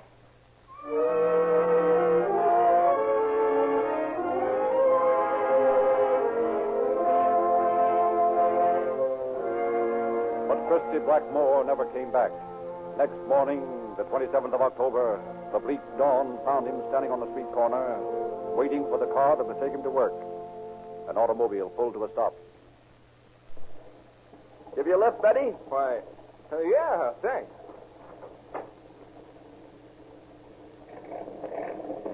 A little chilly this morning. Plenty cold, if you ask me. Where do you work? Over across town. I always transfer on Grant. I go straight through. I'll drop you at Grand and Jefferson. How's that? That'll be fine. Hey, why don't you look what you're doing, you mug? Who are you talking to? Talking to you, you dumb truck. You almost ran into us back there. That's to you. I ain't been near you. Oh, yeah? Just stop that car for you, and I'll get near you. Go on, beat it. Listen, Mug, I'll knock your teeth on your truck you get hard with me. Oh, yeah? Say, that guy sounds like a foghorn. Who does he think he is, anyway? Oh, some punch-drunk pug, I guess, from the looks of him. They're still following you. Let them follow. I don't care. Well, you can let me out at the next corner. Okay. Hope you get to work on time. Oh, thanks. I've got lots of time. It isn't far from here. I'll let you out before the light changes. Okay. Thanks a lot for the lift. Don't mention it. Be seeing you.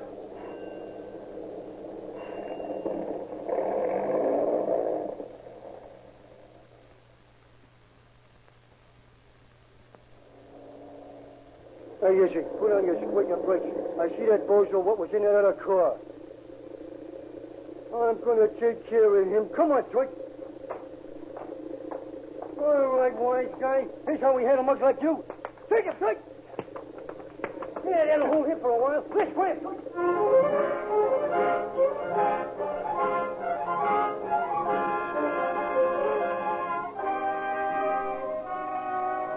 3 days later, Christy Blackmore dies from the injuries received at the hands of his brutal attackers. Detectives Condaffer and Hickey begin the hopeless task of rounding up witnesses to the assault. And then, at the coroner's inquest...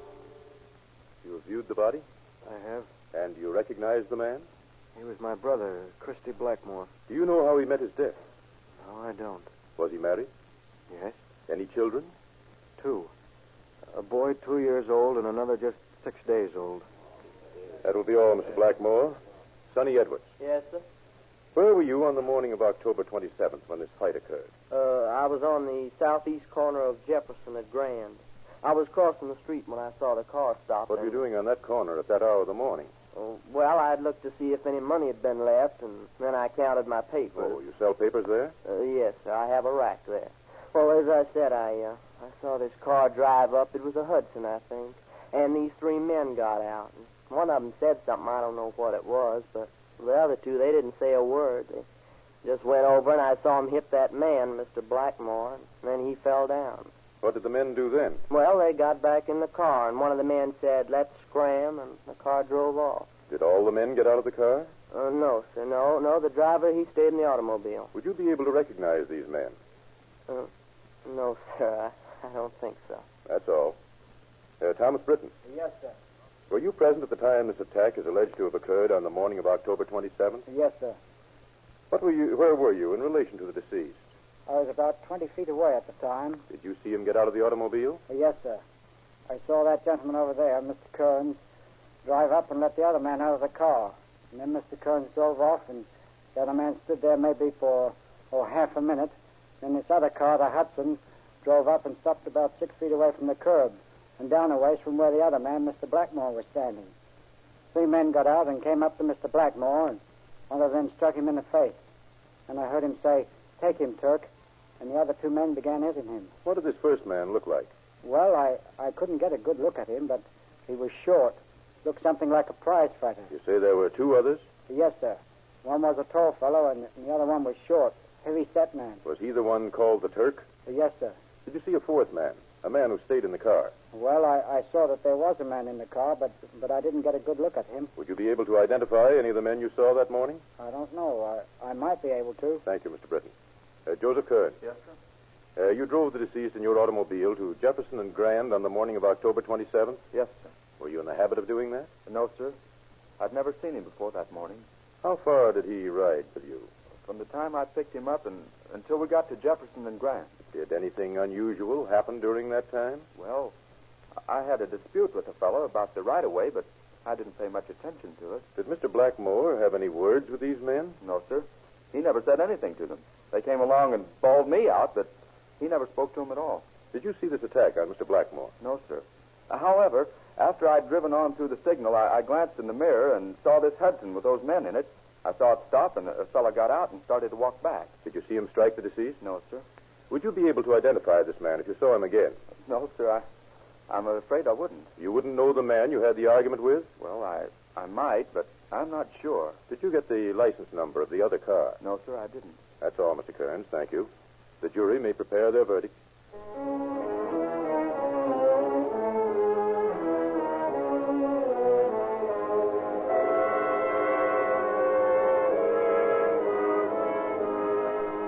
A few days later, Chief of Detectives James Bean sends for Lieutenant Condaffer and his partner, Jerry Hickey.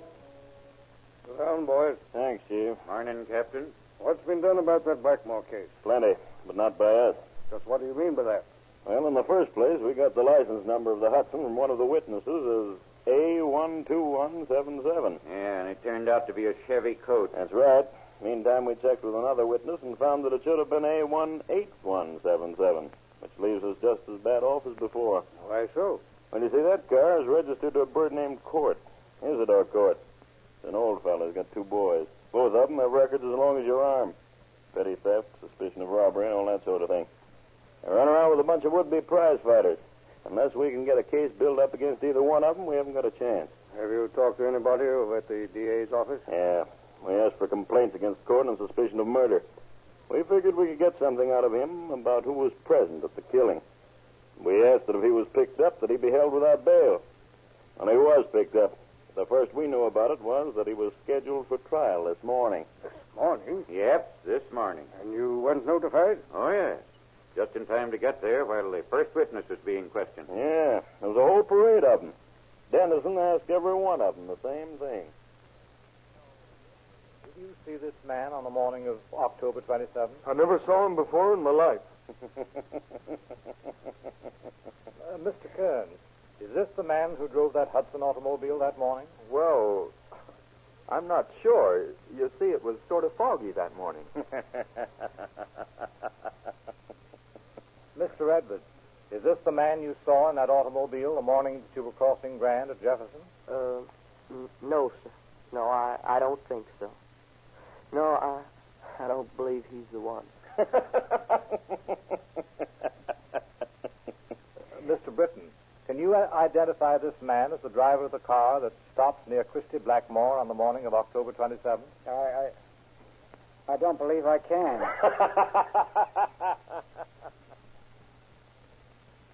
All the time, Court sat there, laughing out loud. The only thing I can figure is that somebody got to those witnesses before we did. Intimidation, you mean? Exactly. Well, what do you suggest? Well, I've got an idea. Maybe a screwy one, but then again, you can never tell. It might work. What is it? We might try it. You remember Blackmore's brother? Yes. Well, let's get hold of it. Get him to go to one of the newspapers and see if one of those sob sisters will run this story as her own idea. Maybe we can get some reactions from other witnesses that we don't know about now. Well, it's worth trying anyhow. Get in touch with him and let's see what happens. Right.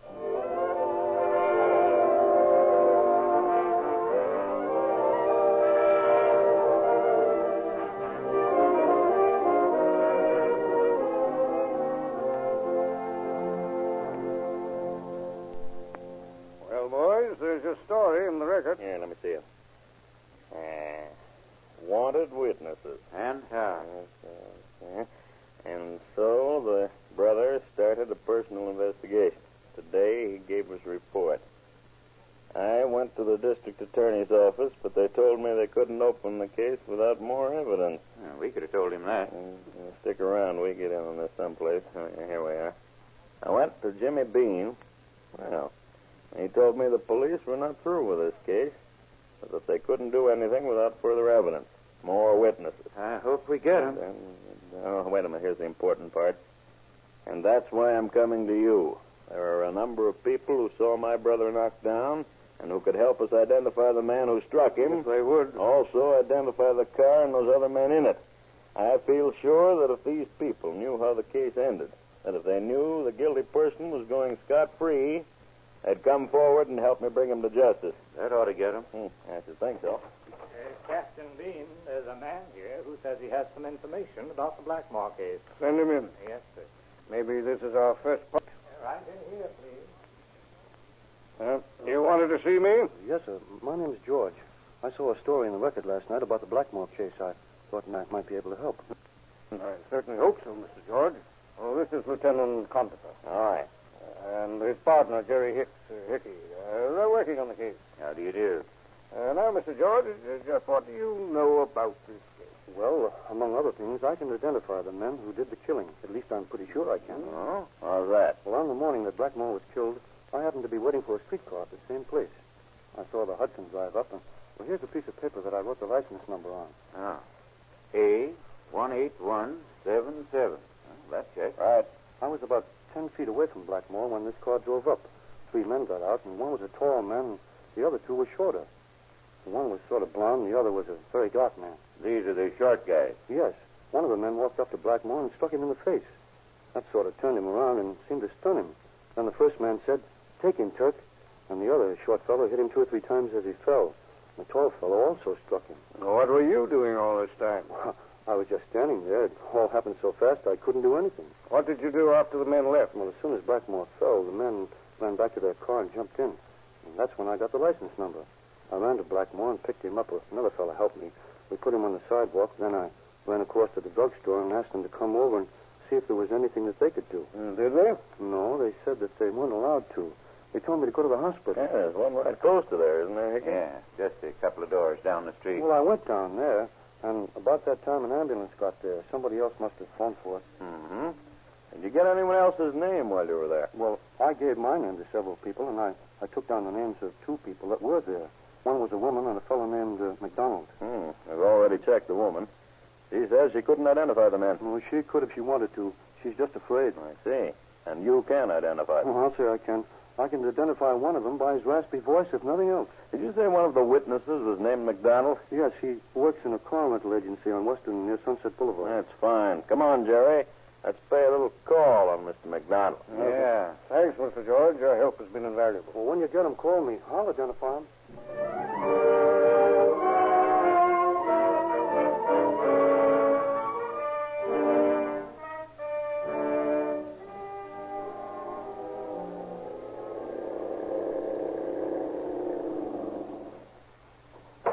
I'm looking for Mr. McDonald.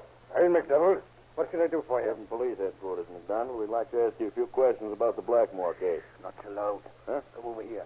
How did you get my name? A fellow named George gave it to us. What's the matter with you? What are you looking for? Listen, if those birds see me talking to you, they'll give me a dose of what Blackmore got. I've got a wife and kid, you see, and I don't want to get mixed up in this. No, don't worry. We're not going to make trouble for you. We just want the man who killed Blackmore. Look, there's a place right up the street here. It's a place like this. As a matter of fact, the same guy owns it. I was in there the day Blackmore died. 3 fellas came and started talking to this fella. One of them... Let me take your packet, will you? What's the matter with Izzy's Hudson? Hey, the cops is looking for it. We was driving it this morning. We hit a beat guy up. Yeah, what's the beef now? Hey, shut his mouth off. We let him have it. You're going to get in a jam beating people up like that? Yeah, sure, will you? Well, how about the packet? Okay, take it. But you got to get me a set of tires for it. I'll take care of that. Well, look, I didn't see him when he came back, and I don't know what happened. But next time I saw the packet, it had a new set of tires on it. In about 2 or 3 days after that, it was 3 days. I was over there again, and this bird comes in, the blue Hudson, and he says... Give me $5, Sam, for some flowers. Flowers for who? The toy kicked off this morning. We sent any flowers. Wasn't he with you the other morning when you kicked that guy around? Yeah, can you beat that? The both of them dying the same day. Turk was punch drunk anyway. Yeah, $5. I still think it's a waste of money. What do you care? You got a set of tires for that packet awful cheap. Yeah, that hot stuff's going to get me in stores someday. Well, you're always singing the blues, ain't you, Sam? So long, you croaker. I'll see you later.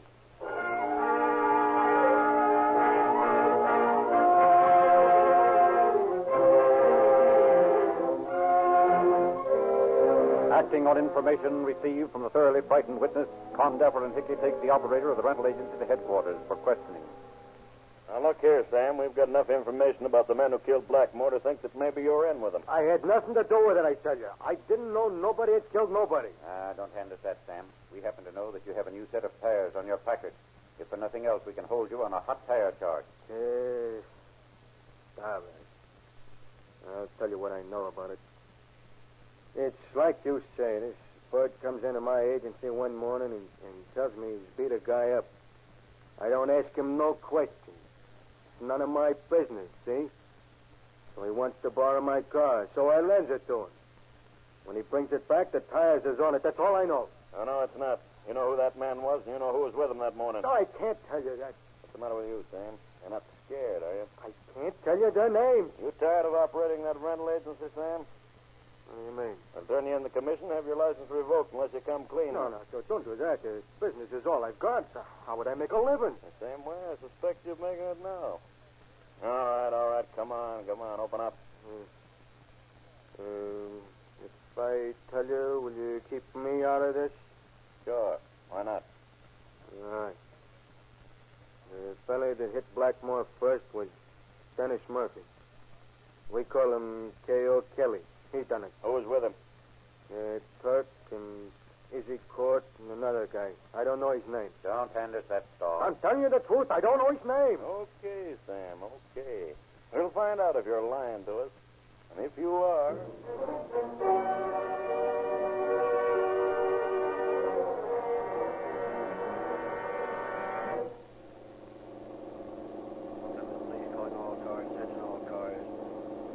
broadcast 204. Be on the lookout for 3 men driving a blue Hudson sedan with a red stripe around the body.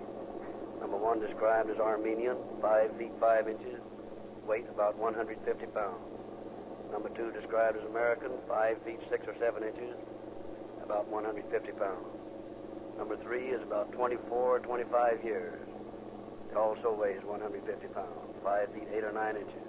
These men are wanted for murder. That's all. Good.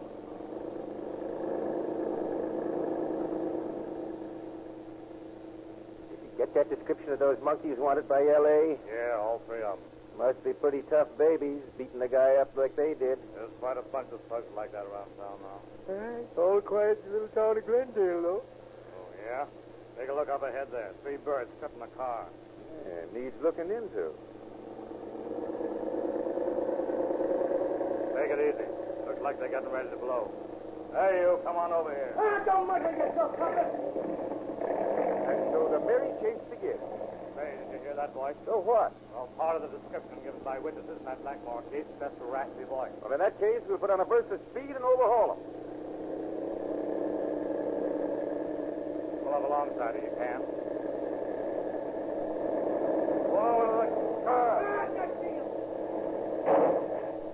Yeah, there goes a perfectly good fender. Let him get ahead of them. I'm going to take a tire off that hack. Pull it steady now. Nice shooting. We'll put you on the pistol team. Crowd him over. Keep your hands where I can see them. Here's a set of bracelets for each of you gentlemen. Oh, I hate funny coppers. Not half as much as I hate punk crooks. Say, Haiti, look at this. A 38 S&W. My. Carrying concealed weapons, too. Resisting arrest. And stealing auto accessories. Let's put them away.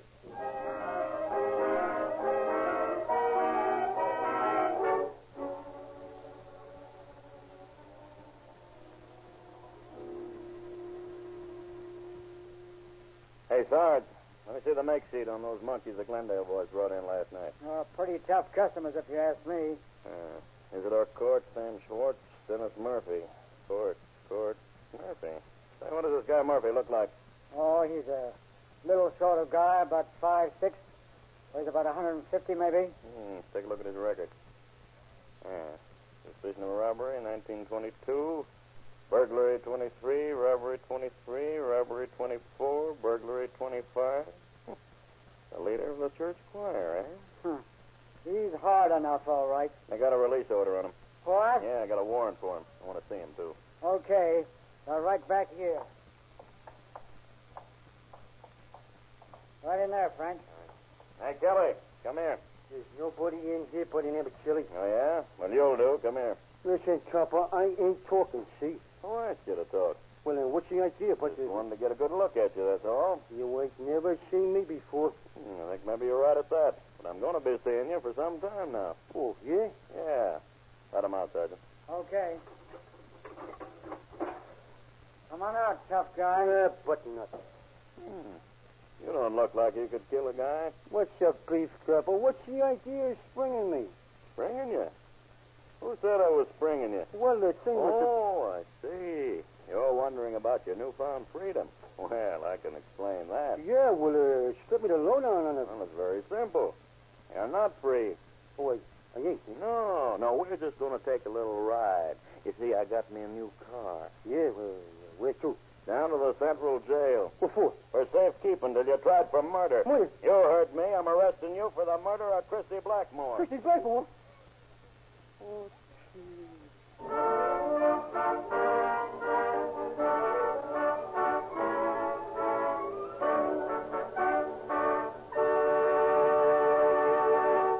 You can't fool the millions of motorists in 45 nations of the world who swear allegiance to Sinclair Motor Oil, nor the 52 railway systems, 150 major airlines, airports, and airplane manufacturers, and the great fleets of ocean-going vessels, which have given the phrase Sinclairized for safety worldwide significance.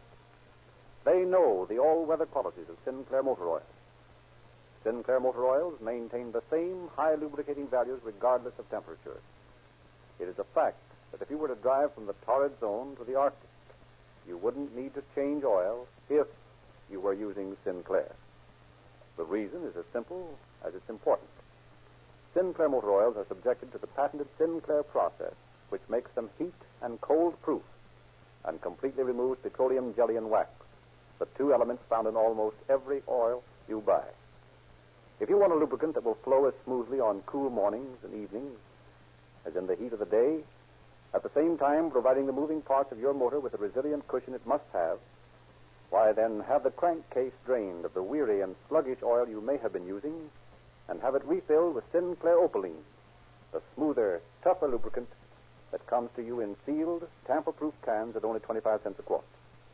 When you drive into your Rio Grande dealers tomorrow morning for your supply of police car performance, Rio Grande cracked gasoline, Sinclairized for safety with all-weather Sinclair motor oil.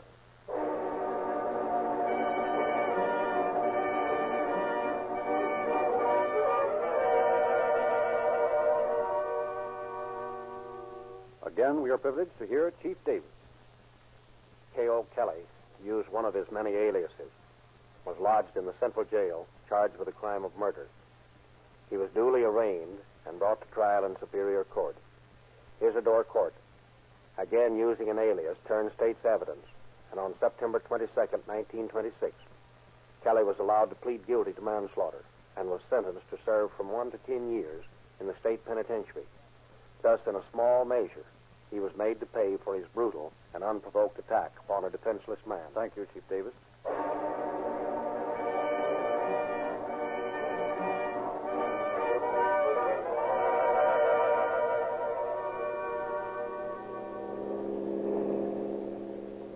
Los Angeles Police calling all cars, attention all cars, to cancellation broadcast 204 regarding a fight at Jefferson and Grand.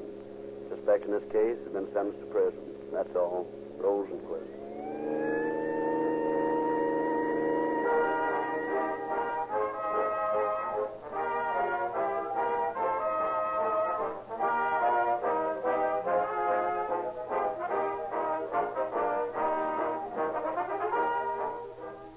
This is your narrator, Frederick Lindsley, bidding you good night for Rio Grande.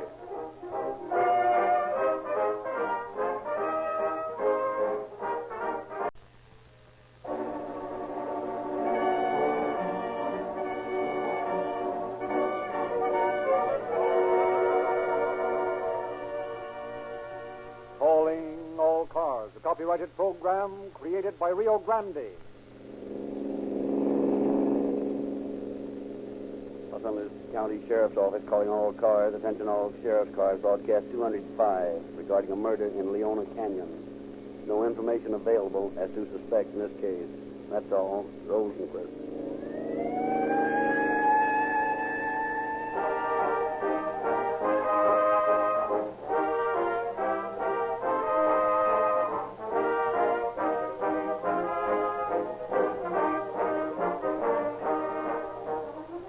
Today, more than ever before, the American consumer is asserting his buying power, individually and collectively.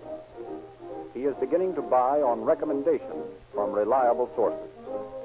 He analyzes the sales stories on gasoline, for example, and discards the weak-kneed generalities claimed for many brands.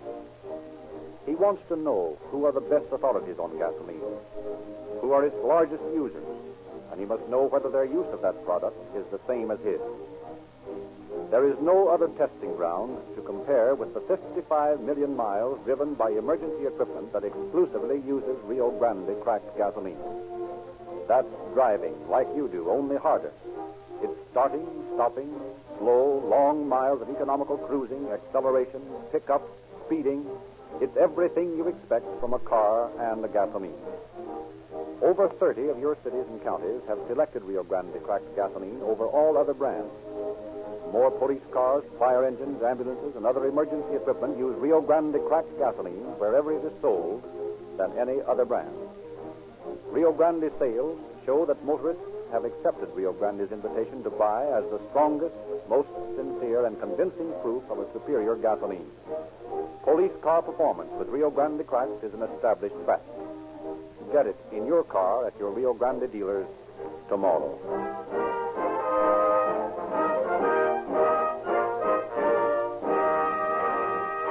We are happy to have present again at the Calling All Cars broadcast a representative from the Sheriff's Office of Los Angeles County.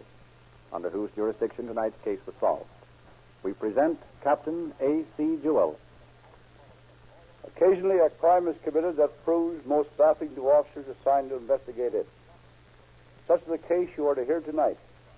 With the most meager clues which to work, the officers who resolved this case prepared such a complete file of evidence that both defendants were caught and brought to trial in record time. We are proud of the efficiency of our department, of the work which the men of the sheriff's office do.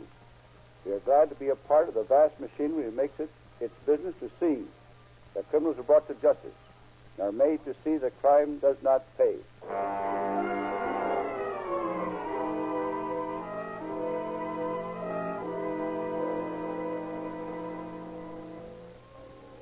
In a little house in Leona Canyon, two men stand staring at the body of a man.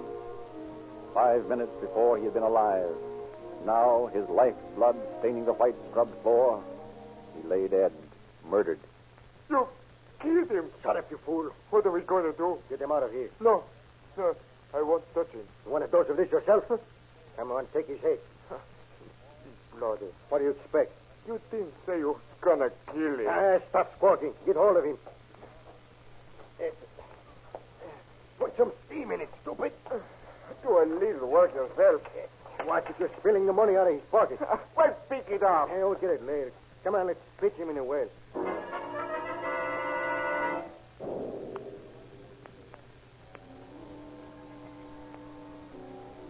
On the morning of May 18th, Tenant Farmer Juan Aratucho and a companion make their way along the winding road leading to the cabin of Theodore Wallman.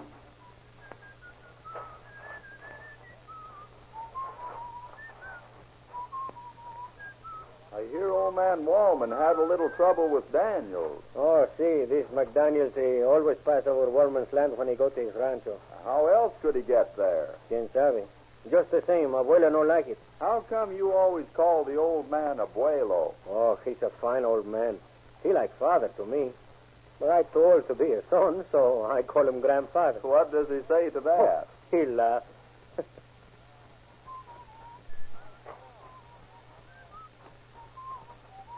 I don't see the old man around anywhere.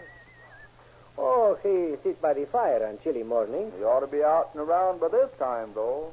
Maybe, I think so. We're going to see, eh? Padre misericordioso. Mother of saints.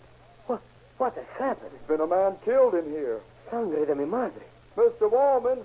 Oh, Mr. Wallman. He's not here. Where could he be? He's bound to be here somewhere. Look, somebody dragged something through the yard. Yes, it leads toward the well. Let's look. There's blood on the ground. And on the side of the well. We'll have to move these boxes. Maybe they hid him in there. Dios mío. That's old man Wallman down there. He's dead. Let's go get the constable. No, we better call the sheriff. All right, but let's do it.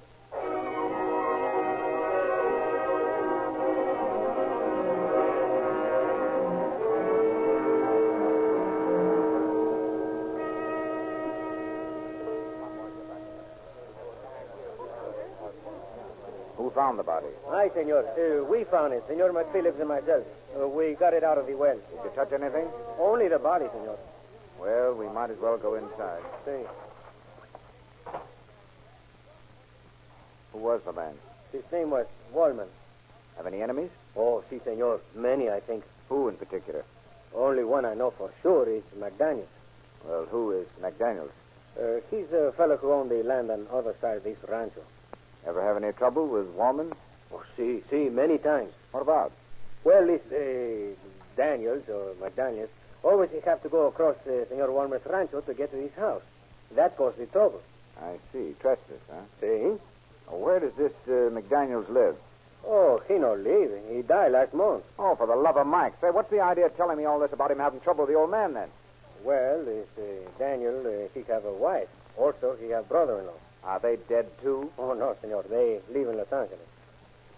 Well, just how did this Daniels happen to fight with the old man? Well, senor, one day, this Daniels, he come to the rancho, and he start across the road, and Senor Wallman... Get off my property. Now, what's eating you, you old fossil? Who's bothering your property anyhow? Can't hurt none to walk across it. Look here, young fella. Don't you get tough with me, or I'll have the law on you. I've had enough of this. I'm getting fed up with your griping about trespass every time I have to walk across your blame old cow pasture. Now go on, get the law. Get half a dozen laws if you want to. I'm gonna walk through here when I get gosh darn good and ready. Over my dead body you are, by granny. Maybe that can be arranged, too. Oh, so you're threatening me now, are you? Sure I'm threatening you, you persimmon-eating old toad. You've been threatening me ever since I've been living here. I'm getting fed up with it. I'm warning you. The next time you make a crack at me, you'd better be prepared to back it up. I'm prepared to back it up right now. Then you better start doing it. Come down off that porch and square up. Wait, you old fool! Got a fun. You're too old. Abuelo, hey, what's the matter here? Senor Daniels, what'd you do? This old fogey started a row again about my passing through his land. Darn right I did. I mean it, too. You keep off my property. Oh, abuelo, don't get excited. Senor Daniels is him no harm to you. Just the same, I don't want him around here. Now get you. All right. I'm going. But I'll be back. When I do, I'll settle with you once and for all. I'm ready for you anytime. No, wait a minute, abuelo. Remember, Senor Daniels, he have a weak heart. I'll say he has. And it's yellow besides. I'll teach him a lesson. That's the last time Senor Daniels was over here. Well, I'll make a note of that. Anybody else around here who had trouble with him? Oh, lots of people, Senor. He had many enemies. You know any of them? Well, there is his son, the oldest one. He has a deed to this place. Maybe Where is he? He operates a rancho. Okay, I'll see about him later. Anybody else? Well, he has a nephew who lives down in the valley. The nephew owes him lots of money. That's so? See? Well, I'll look this place over. Go out and tell those two deputies I want to see them, will you? Si, senor.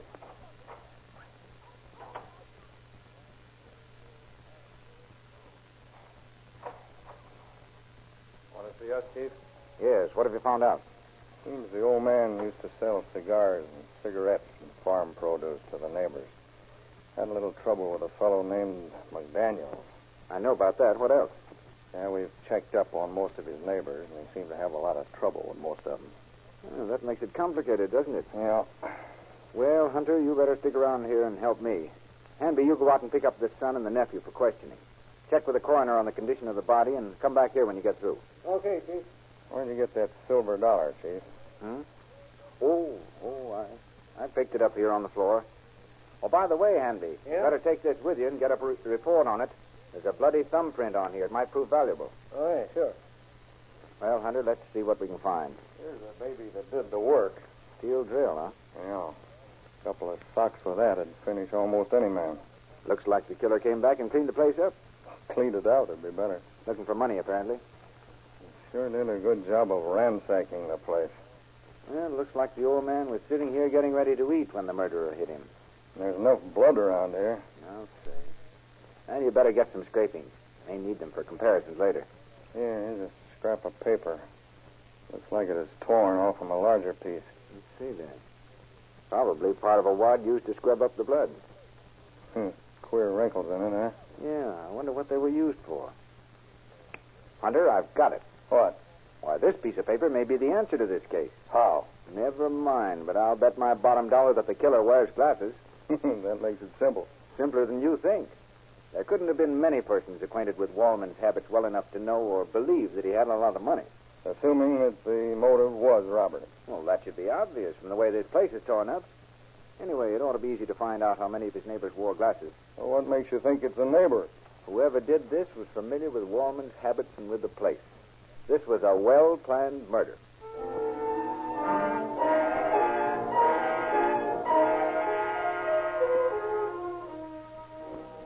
The officers made a thorough search of the house without uncovering further clues of value. Late that night, Wright, Hunter, and Hanley meet for a conference. Well, what did you boys find out? It looks like a murder for revenge to me. The old man was killed with that drill, apparently. Struck 3 times. I checked all of McDaniel's relatives, and none of them wear glasses. The undertaker told me he saw 2 men in a Ford truck headed toward the ranch. Yeah? He passed them as he was taking the body into Lancaster. They slowed down and looked back, and one of them had on glasses. Did he know either of them? No, but I checked up with some of the people living around here, and there have been 2 men seen in the canyon from time to time who answered those descriptions. Anybody know who they are? One of them is a partner of this fellow McDaniel, the one who dropped dead last month just after he had that trouble with Wallman, you know. I see. Who was the other one? McDaniel's brother-in-law. Now we're getting somewhere. I checked on the McDaniel story. Apparently another of many rows the old man had with people who crossed his land. He wouldn't let them build a road through his property and was always kicking about trespass and things like that. Did Wallman have enough trouble with anybody to make them sore enough to do this job? I don't think so. What it looks like to me is that these 2 young fellows decided the old man had a little money and made up their minds to get it, that's all. Yeah, that's the way it looks to me, too. Assuming that they are the ones who did the job. Well, I'm going back out there in the morning and look the place over again. You better stick around and check up on those fingerprints we picked up. Okay.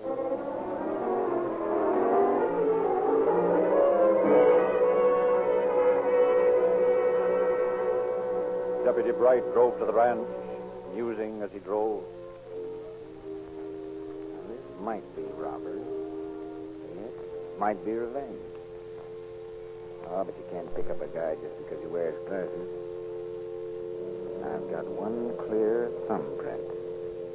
He had enemies. No money. May have been trying to make him tell where the money was.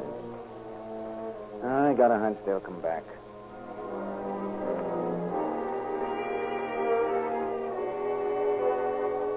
Bright drove on to the ranch, and as he drove into the Woolman yard, he saw 2 women wandering about the place. He parked, and the women approached. Senor, have you seen Mr. Adams? Why, no. Who's Mr. Adams? Oh, he lives here. We just drove out from the town to get the furniture. Furniture? See? Oh, yes, the furniture, sure. We thought we'd better come out and look at it first before we bought it. He said it belonged to a relative of his. An uncle, I think it was. Are you sure this is the right place? Oh, sure, senor. We saw the name on the mailbox. It was the name that he told to us.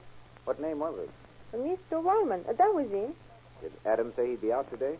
Si, senor. He said that he would be out to stack the furniture this evening. But still, we thought we'd look at it first. After all, we don't want to buy a pig in a sack. No, that wouldn't be a very good idea. I don't like to wait in here much longer, though. Well, I'll tell you what I'll do. I'll be around here for a while. If Mr. Adams shows up, I'll tell him that you were here. I will give you my name and address, senor.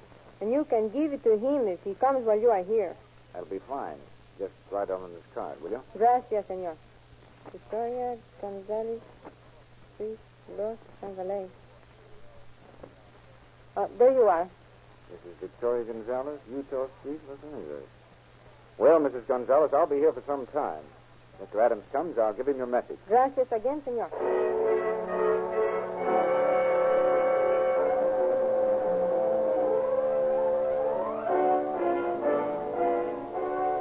Leaning over the door of the woman's truck before he had gotten underway, Bright ascertained that the address he had given him was authentic.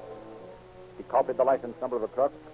Then, as she drove away, the deputy drove his own car into the now empty garage and waited.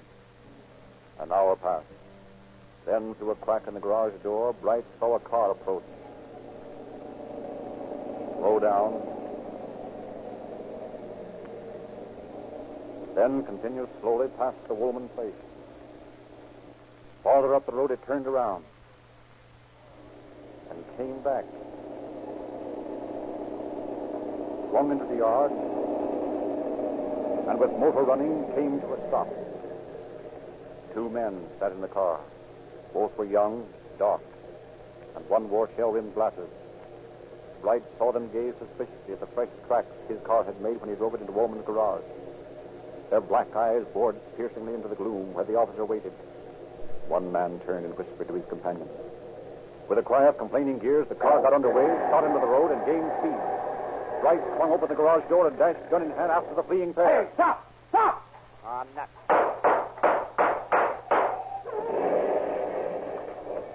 Well, that'll hold him for a while. Okay, monkeys. Stay where you are. Hey, you come back here. All right, come on. I'll take you in anyway. We'll get your buddy later. What is it, senor? What are you arresting me for? Suspicion of murder at the moment. We'll find some more charges later. Oh, no, senor. I didn't do it. Willie, Who's Willie? He's the man who ran away. He did it. Oh, yeah? Well, we'll find out about that. I didn't do it. He did it. What's your name? Alfonso Rincon. Who's the other fellow? Willie Adams. Okay, Rincon. I'll just handcuff you to the car till I can get to a telephone, and we'll pick up Mr. Adams.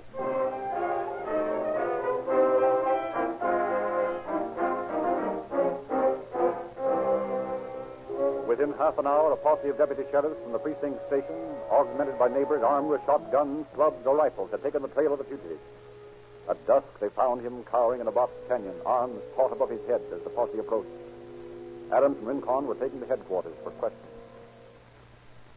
What's your full name? Willie Adams. Sure it isn't William Granado? Sometimes. Do you know a man named Wallman? Yeah. How long have you known him? 2 years, maybe 2.5. Ever have any trouble with him? No, I never had any trouble with him. Where do you live? On her ranch. By her, you mean Mrs. McDaniels here? Yeah. Do you know anything about her husband? Well, she told me he died. I don't know. You don't know whether he's dead? No, I don't. Did Mr. McDaniels ever have any trouble with Wallman? Think they had trouble? Same trouble all the time. Did you see Mrs. McDaniels on Sunday, the day that Wallman died? Yeah, about 1 o'clock. Where? At the ranch. She was with that fellow, Vic Lund. Who else was with her? I don't know. Any other man? I don't know. Was anybody up there with you? Alfonso, her brother, he was with me. How did Mrs. McDaniels get to the ranch? She drove up. Alone? No, that other fellow, Lund, he was with her. What was said to you by either of them? He said, don't say nothing about it. Just give me the money and keep quiet. Don't say nothing about any trouble. How did you happen to go to Wallman's place? Those fellows, Alfonso and Lund, and she, they wanted to talk to him, so we all went up there. Wallman, he wanted to say something. They didn't say nothing. He hit him over the head. They killed him. Who hit him? Alfonso. Then what did they do? They picked up the money and put him in the well. Did you pick up any money? No. You didn't pick up this silver dollar? No. I never picked up anything. Oh. How much did you get? About $6, I think it was, and some pennies. Now tell me, then what did Alfonso do? He said, I'm going to give you some money. Don't say nothing about this business. Alfonso killed him. Well, what did you do after you killed this man? I never killed him. They did. Oh, yes. You said that before, didn't you? Well, what did they do with him? They put him in the well. He piled the boards and boxes up on it. What was Mrs. McDaniels doing all this time? Just watching from the auto down by the barn. Are you absolutely sure she was there? Oh, sure. Are you sure Lund was there? Sure, he was there. Are you absolutely sure Alfonso killed Wallman? Yes, sir. Alfonso killed him. Is this the picture of the man who killed Wallman? Yeah, that's Alfonso. He did it. Is Alfonso this woman's brother? Yeah. Did she tell you she wanted this man killed? Yes. How many times did Alfonso hit him? 3 times. I think. You think? Amby, take Adams in the other room and bring in Lund. Okay. Come on, Adams. Lund, Captain Black wants to see you. Yeah, sure. Come in, Lund. Sit down. Thank you. Lund, do you know Alfonso Rincon? Yeah, a little bit.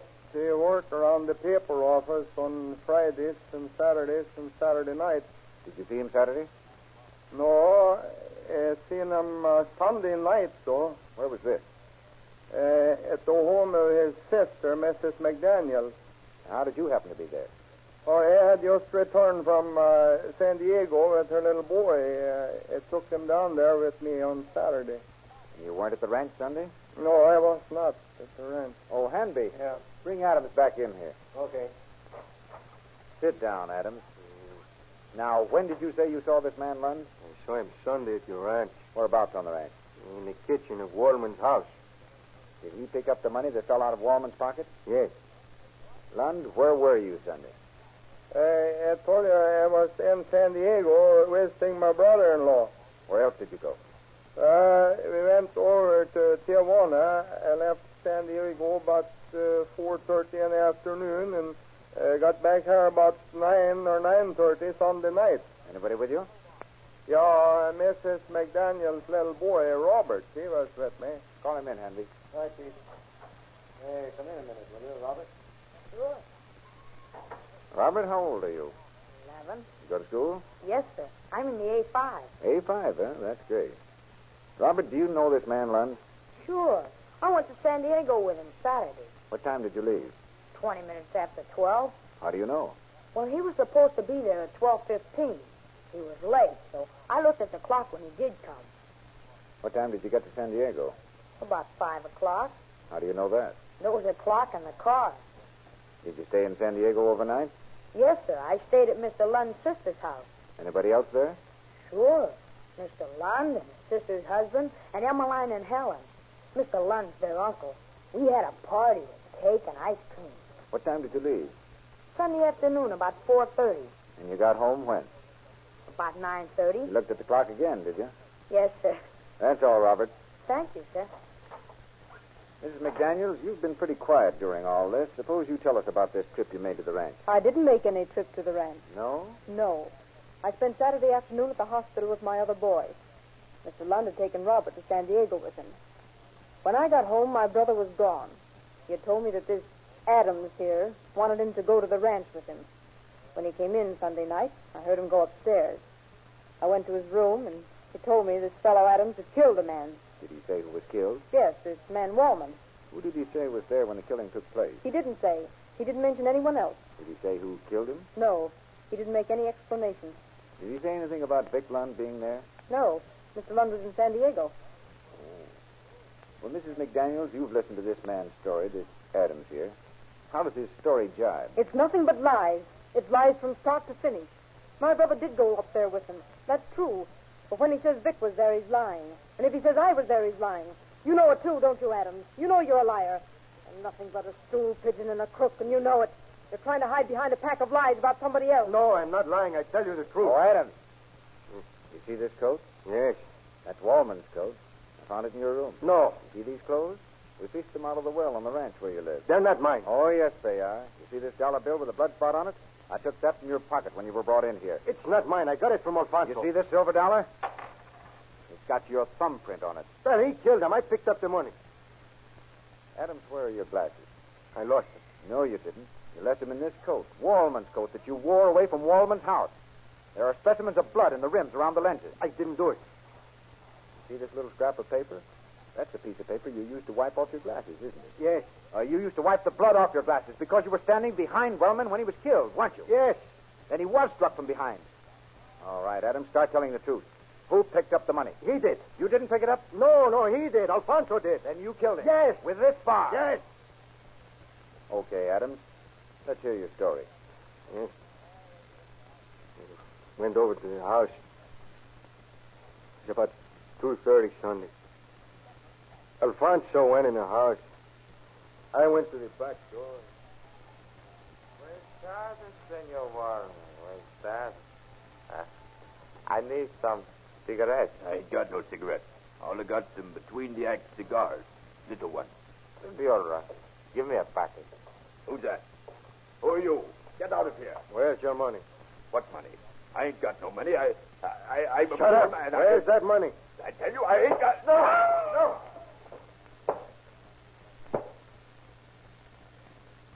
You see him. Shut up, you fool.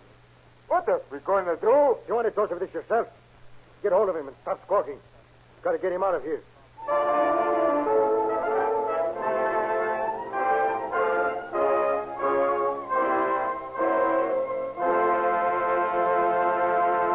Thus, with cold-blooded bluntness, Willie Adams confessed the murder of Theodore Wallman.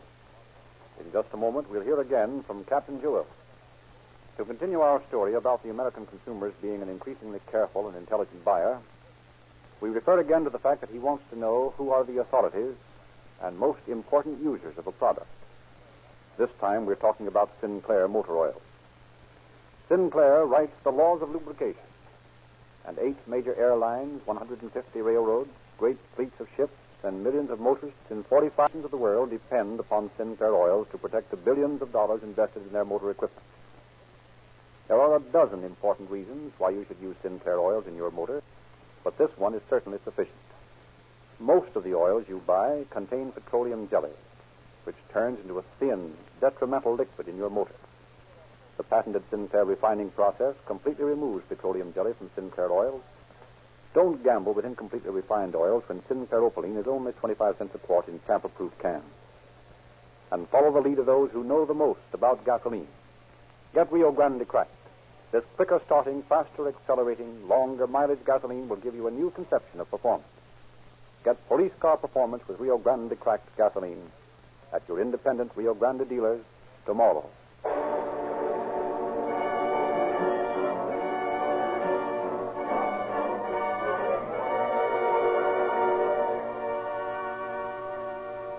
And now, Captain Jewell.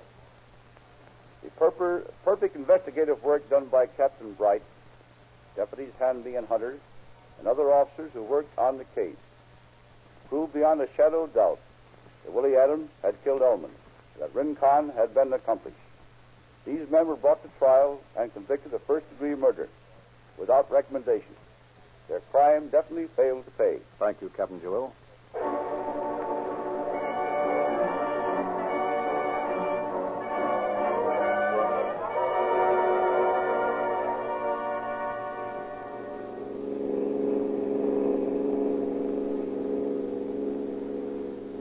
Los Angeles County Sheriff's Office calling all cars. Attention all sheriff's cars. A cancellation of broadcast 205 regarding a murder in Leona Canyon. Suspects in this case are now in custody. And that's all. Rosenquist.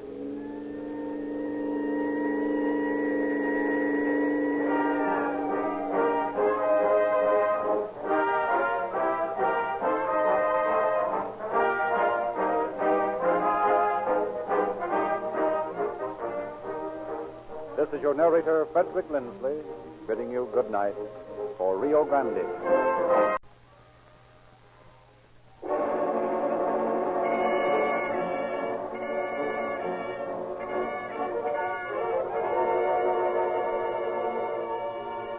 Calling all cars, the copyrighted program created by Rio Grande.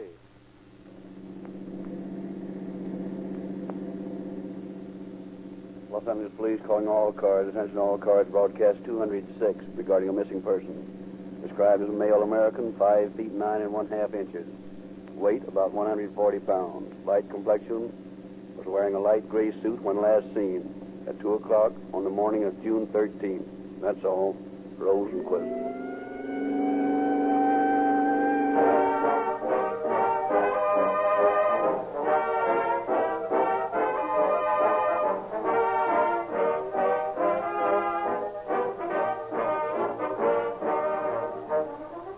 Most of us have learned to ignore the advice of amateurs as to the maintenance of our good health. Instead, when necessary, we seek the expert advice of a doctor. And so with the maintenance of your car. Pass up the whimsical advice of the amateur, one-day-a-week driver when it comes to gasoline, and follow the expert advice of those men who drive the most and buy the most gasoline. They are the drivers and buyers of gasoline for your police cars, fire engines, ambulances, and other emergency equipment. These qualified authorities say Rio Grande Cracked gasoline is the one and only motor fuel that has all the qualities which are absolutely essential in the peak performance of emergency equipment. Immediate one-punch starting, smoother acceleration, maximum available speed, greater reserve power, and longer mileage.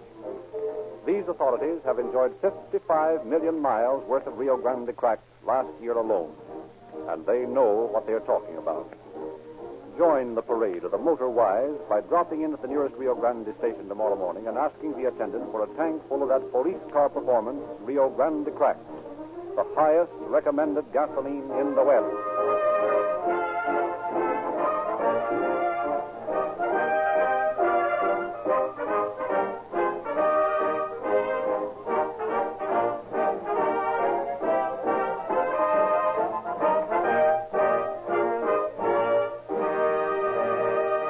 The sponsor of this program is glad of the opportunity of presenting authentic cases taken from the confidential files of the police department. It is also our privilege and pleasure to bring to this program Chief of Police James E. Davis. Chief Davis. Good evening, friends. In passing sentence on the criminal we shall soon hear about, the judge of the court recommended that the parole board take his words as literal in their strict interpretation, and that no mercy be shown in the execution of that sentence.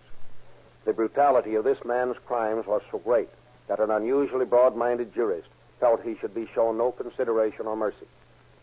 The swift and sure work of the police officers who handled the case made a further career of crime impossible for this man, and showed him and others most conclusively that crime of any sort does not pay.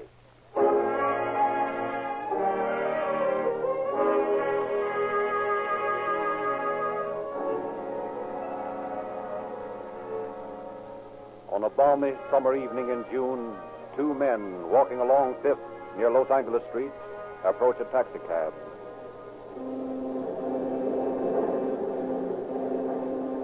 Hey, where's the taxi driver? He's inside playing pool. How you know? I saw him go in. I'll get him out. I'll get him. What's going on here? What's all the noise? We want to ride. Oh, I can't afford to ride. I got no money. I got plenty of dough. Come on. No, I don't want to ride. Come on, you're going for a ride and like it. Well, I'll go, but you won't like it. Get in. Where to? Anywhere. Anywhere in particular? Nah, just around. Okay, pal.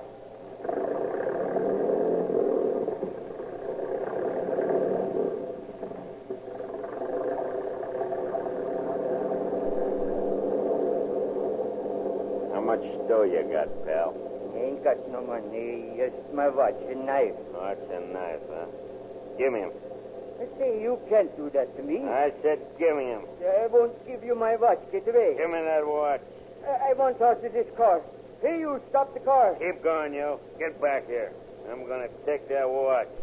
You can keep your knife. Yeah, what's this? Thought you said you didn't have no dough.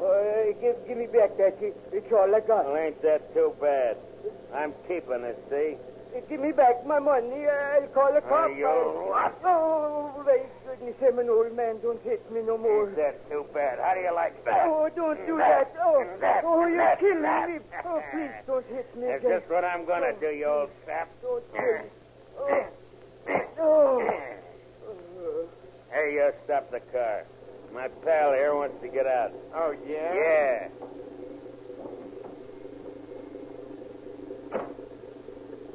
All right, buddy, get going. Where's your friend? He's staying here. Button your lip and let's go.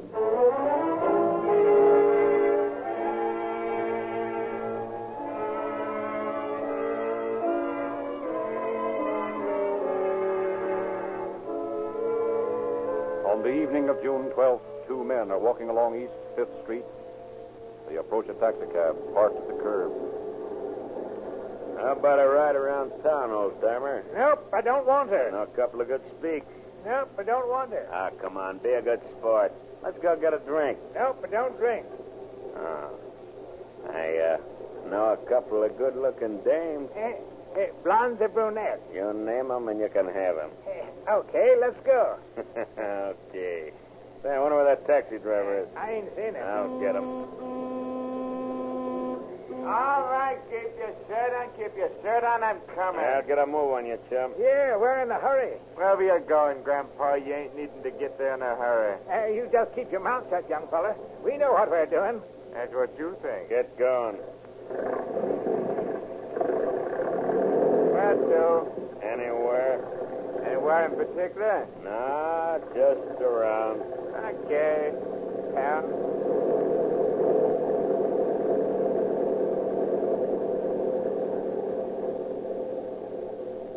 Got any money, Pop? A little. How much? Enough. Let me see it. Now, I want a drink. Okay, Pop. Wrap your lips around this. Yeah. Ooh. Hey, that's potent. Yeah, that's the way I like it. Give me another one. Okay, if you think you can take it. Here you are. Hey, got a kick like a mule. Yeah, it is, isn't it? Hey. How much dough you got, Pop? I got $50, I have. Whoopee! This is my night to howl. Whoopee! Yeah, go ahead, you sap howl. Hey, young fella, you get away from that pocket. Keep still. Get away from me. Let me out of here. Get back in here, you. Help!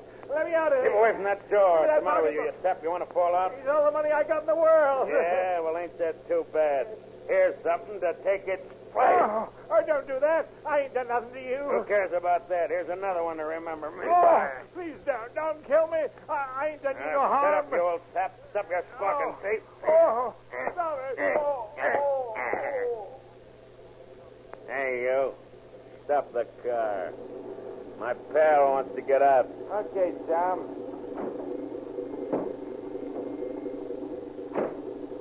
Okay, get going.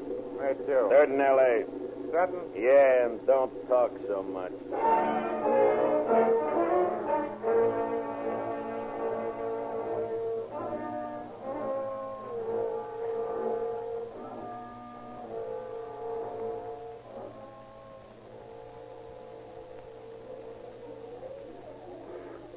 Well, hiya, babe. What are you doing here? What's it to you, big boy?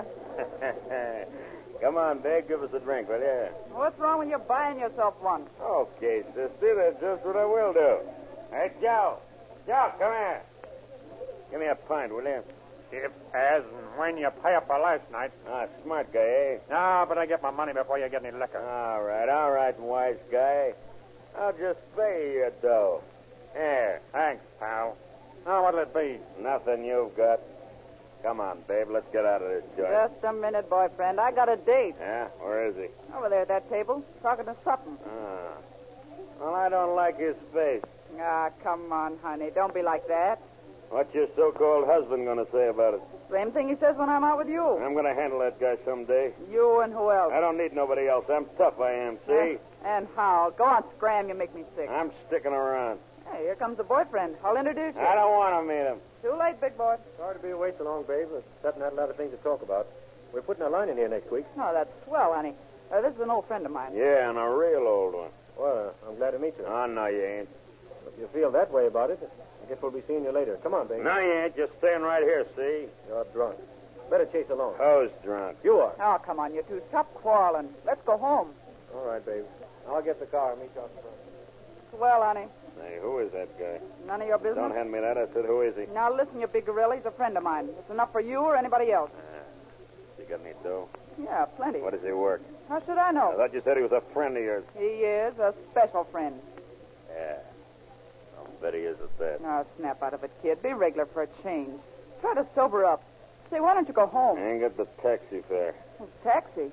For the love of Mike, take a bus. Bus? What's eating you? The last bus left for Hollywood an hour ago. Oh, is it that late? Oh, gee, I better be getting home. Come on, we'll drop you off. Okay. What'll your boyfriend say? He won't say anything. He's a gentleman. Oh, yeah? Meaning I'm not. Sometimes I doubt it. You know, you're going to shoot off your mouth once too often someday. So what? So I'll take a poke at that silly mug of yours, so what? What took you so long, babe? Oh, we had another argument. What about? I told that big boy we'd drop him off in Hollywood. Well, Oh, he's about broke, and the last bus is left. All right, if you want to take him. Up in the back. You sure I'm not putting you out? Shut up and get in.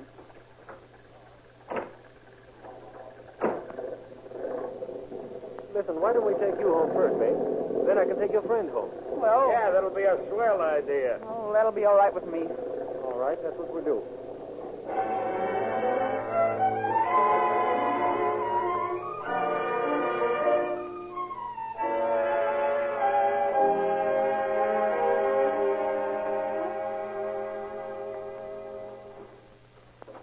Well, here we are, babe. Well, I'd like to have you come in, but it's a little late. Oh, that's all right. I'll see you Sunday. Okay, run along now. Throw that gorilla out anywhere in Hollywood. Good night. Be seeing you. Good night. Hey, want to get up in front? Yeah, might not be a bad idea.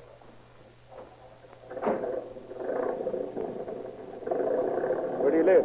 Hollywood. That's rather indefinite, isn't it? Anywhere out there will do.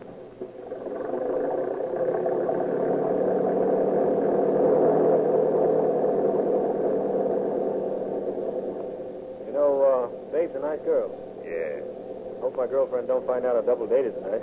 Two-timer, huh? Not exactly. I met Babe down at Sutton's after I took the girlfriend home. Babe's all right.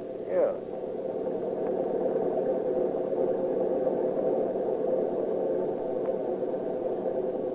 Okay, let me out here. Why, this isn't Hollywood. Never mind, I said let me out here. Just as you say, buddy.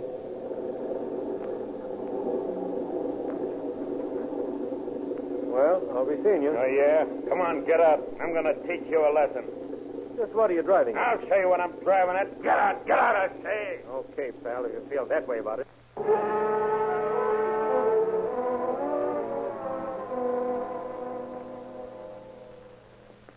Why, no. Mr. Welch hasn't lived here for 2 or 3 months.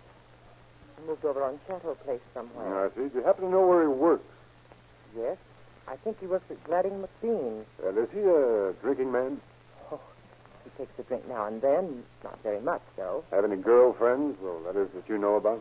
He used to go around with my stepdaughter quite frequently. Does she live here? No. She's staying with a friend of hers out on Wilshire somewhere. I see. Well, thank you. We'll go out and have a talk with her.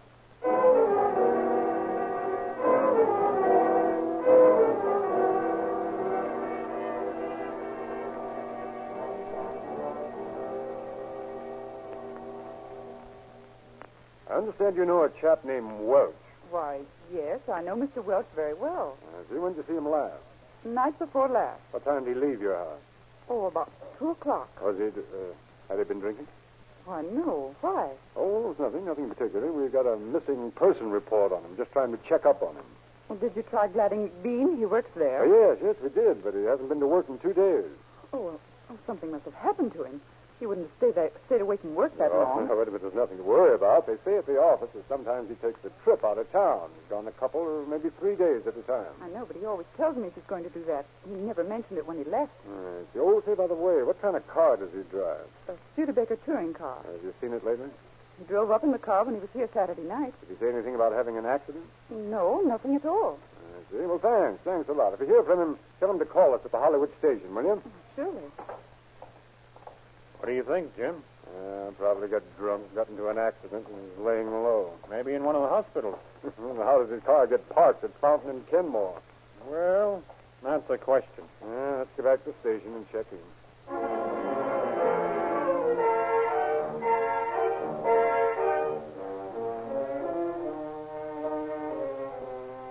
Returning to the Hollywood station, the 2 detectives find a message from Lieutenant Warren of the Wilshire Division requesting that they come to the Wilshire station immediately to question 2 girls who have come to Warren with information regarding the recent taxicab attack. Jim, this is Babe Wagner and Miss Detectives Mahoney and Kling. Hi, Miss Ryan. Hi. Wagner. Babe tells me she knows something about these taxicab beatings we've had lately. Yeah, where do we come in on? She says the fellow that's been doing them lives in Hollywood. Who's he? Well, his name's O'Brien. I'm not sure he's the right man, though. We'll find that out. Now, what's your information? Well, I was down at Sutton Saturday night with a friend of mine, and this fellow came in. Mm-hmm. He'd been drinking. He looked as though he'd been in a fight. I asked him about it. He said he'd been in a fight with a guy in a taxicab. So you know this fellow well? Yeah, pretty well. What else happened? Well, I got my boyfriend to take me home. When we left, we took Jack. That's O'Brien with us. Okay. He wanted to get to Hollywood, and the last bus had left. Take him with you? Yeah. Take him all the way home, huh? Well, the boys took me home first, then they went on to Hollywood. What makes you think this O'Brien is mixed up in these taxi fights? Well, I saw him Friday afternoon, and he said he was broke. Saw him again Saturday afternoon, and he had a lot of money and a new watch. Saturday night, he had still more money. He was complaining about not having more than one suit. Sunday morning, he comes over to my house and asks if he can change his clothes there. He has 2 suits. Oh, sir, this is all getting complicated. Listen, maybe you better start at the beginning. Well, this Jack O'Brien had a blue suit. Yes, that's what you said. Yes. Then he phoned me Sunday morning about 8 o'clock. He said he had an accident, and he wanted to come over and change clothes. What kind of accident? Automobile. Then what? Well, he came over and he had another suit, and his blue one was all bloody. Well, now we're getting somewhere. How did he say he got the blood on his blue suit? I told you he said he'd been in an accident, and a man had been killed. I told him he ought to report it to the police, and he said he couldn't because they'd get him for the Nelson job. Nelson? Yeah. Hey, that's the name of that Swede who got beat up and thrown out of that taxi. Yeah, you're right. All right, what else did he say? Well, he didn't say anything that I remember, except that he wanted to leave his blue suit and that he'd get it Monday and have it cleaned. Did he get it? Yeah, he took it down to the place where he works and had it cleaned. At least I guess he did. Did he leave anything else? Yeah, he left a shirt and some other things. I've got them in a bundle in the property room. They've been soaked in water, but there's blood on them. Okay, so what does this bird work? The Queen Anne Cleaners and Dyers. All right, you just forget about telling us all this till we pick up Mr. O'Brien. You happen to know where he lives? Nope, only that it's in Hollywood. All right, never mind, just forget about it. We'll check up on the cleaning joint first.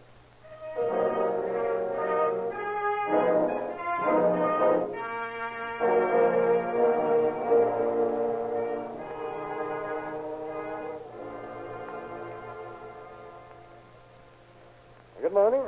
You the manager? Yes, sir. I'm Mahoney. This is Lieutenant Kling, Police Department. We're looking for a man named Jack O'Brien. He work here? Well, he did. What do you mean he did?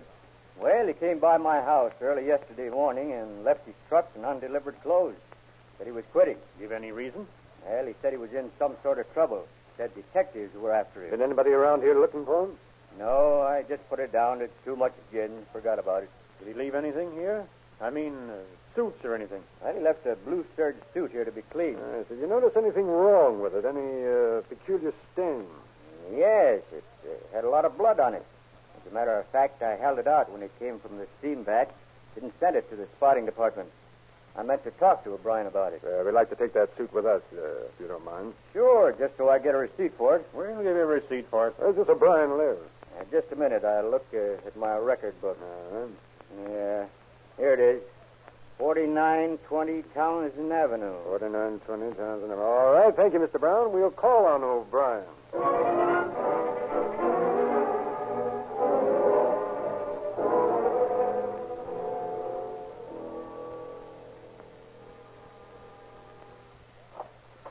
Well? Police officer. We're looking for Jack O'Brien. Never heard of him. Oh, yes, you have. We happen to know he lives here. And he's in some pretty serious trouble. Now, if you don't want some of it yourself, you'll tell us where he is. I don't know where he is. But he does live here. Sometimes when he's sober enough to get home. Does he pay his rent regularly? Sometimes when he's not too drunk to know what he's doing. Mm-hmm. Does he drink much?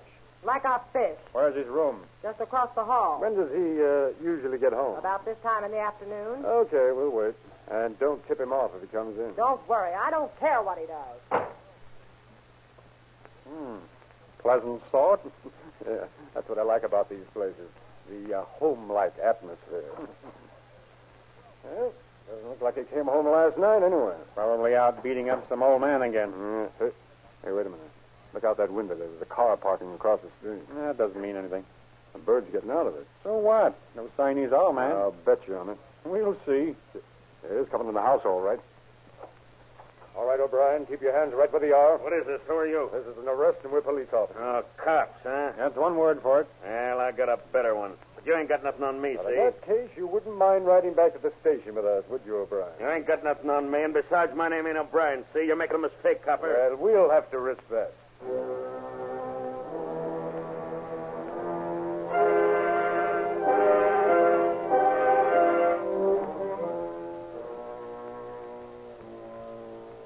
O'Brien is taken to the Hollywood station and allowed to cool his heels in the detective's office while Mahoney and Kling take his picture to be identified by his former employer and his two alleged victims.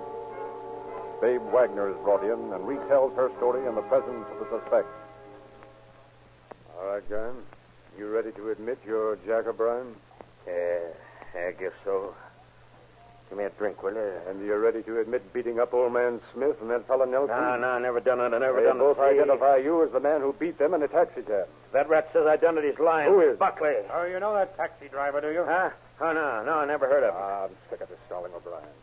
We're going to lock you up on assault charges. Jim, Charles Palmer's out here. Says he wants to talk to you about that missing person report on his roommate. Okay, send him in. I'll talk to him in a minute. Now, O'Brien, I give you just 1 minute to make up your mind to talk. Lieutenant Mahoney, Say, what are you doing with Welch's suit on? This ain't Welch's suit. It's mine. I bought it 3 months ago. You're lying, you rat. Hey, wait a minute. What's all this? That's Tom Welch's suit he's got on. He killed him. Now, take it easy. Take it easy. That's the suit Tom had on Saturday night when he left the house. What did you do with his body? I hit it. I never saw it. I don't know what you're talking about. Don't see? you lie to me. I'll break every bone in that thick head of yours. Tom was my friend. My pal, do you hear me? You killed him, and I'm going to kill you. No. None of that, Palmer. Now, lay off. Lay off, I tell you. Get O'Brien up, please. Come on, get on your feet. Let me at him. Let me finish him. Come on, O'Brien. Did you kill Welch? Answer me. Did you kill him? Yeah, I killed him. Where's the body? Back of a signboard in West Adams, out close to Hines Street. How'd you do it? I beat him to death with a rail in the back of his car. How did it happen? Well, I told him to stop the car. I told him I was going to teach him a lesson, see? He got out of the car and he said... Okay, pal, if that's the way you feel about it. I don't like your face, see? I'm going to change it. That's so. Yeah, that's so. All right, you like. That's so. You're going to teach me a lesson. I'm going to show you. Hey, put that bar down. What are you going to do with that? I'll show you what I'm going to do, you rat.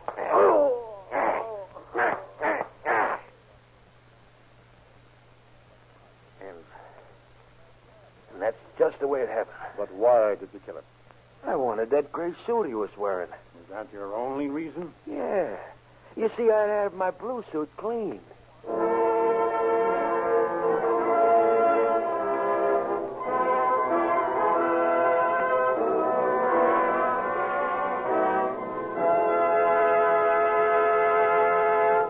Motorists by the millions in 45 nations of the world face the winter months with a smile, secured in the knowledge that whatever stormy winds may blow or warm spells intervene, they will have no motor worries with all-weather Sinclair motor oils in the crankcase.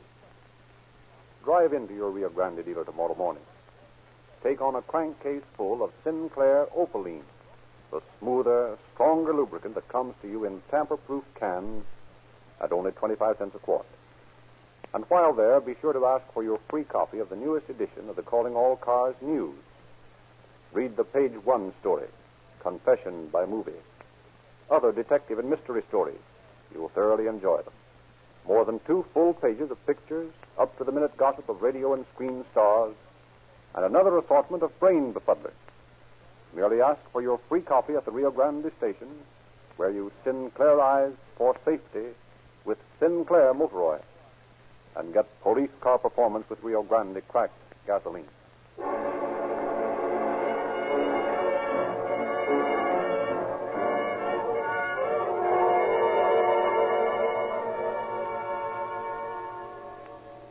Again, our pleasure to present Chief Davis.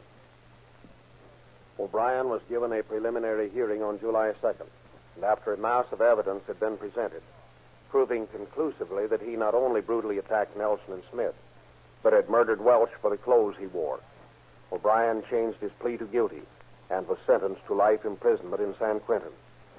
Thus, the sponsors of Calling All Cars present another lesson proving that crime does not pay. Thank you, Chief Davis.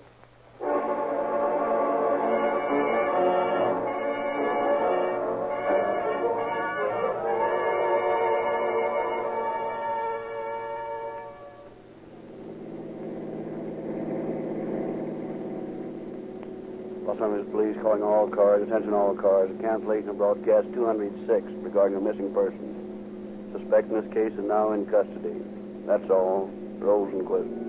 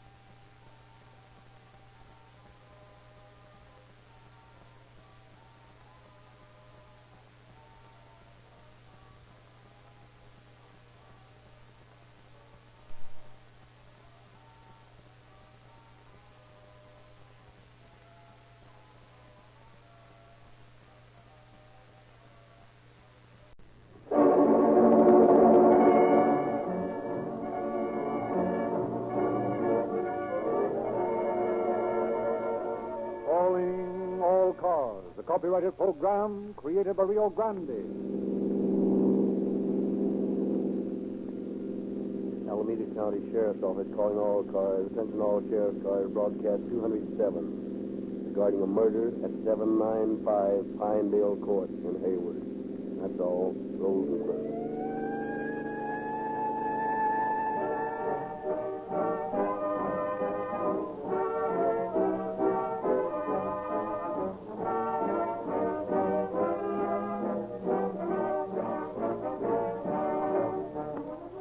When 150 of the world's leading child specialists praise the scientific methods used by Dr. Defoe and his staff in caring for the Dion quintuplets, it is little wonder that many of you parents follow the same formula in caring for your own children. It is natural for us to profit by the experience of others when that experience is crowned with success. And so it is easy to understand why so many thousands of you motorists have followed the lead of the most noted gasoline specialists who recommend and use Rio Grande cracked gasoline. These men, the drivers of your police cars, ambulances, fire engines, and other emergency public service cars, chose Rio Grande cracked over all other gasolines for its quicker starting, steadier acceleration, longer mileage, greater reserve power, and higher speed capacity. Their continued and exclusive use of Rio Grande cracked is based upon 55 million miles of experience during a single 12-month period. Profit by the valuable experience of those who drive the most and the hardest. Wheel into your nearest Rio Grande station tomorrow morning and begin getting police car performance in your own car with Rio Grande cracked, the gasoline that is preferred by thinking motorists throughout the West.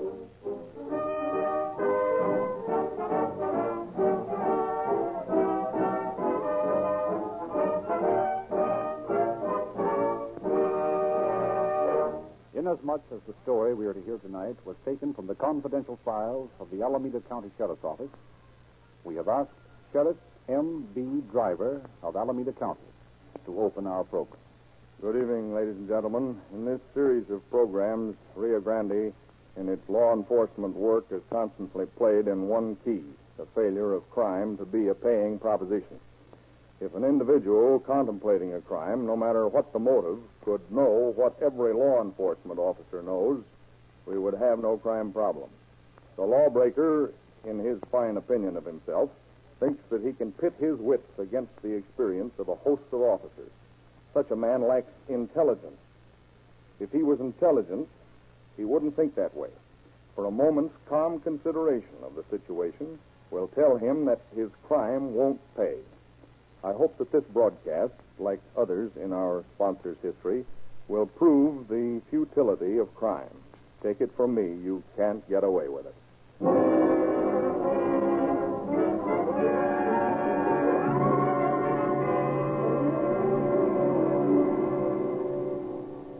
The scream of a siren knifed through the din of a driving rainstorm as Deputy Sheriff Douglas Webb and Grover Morrow sped through the gathering night.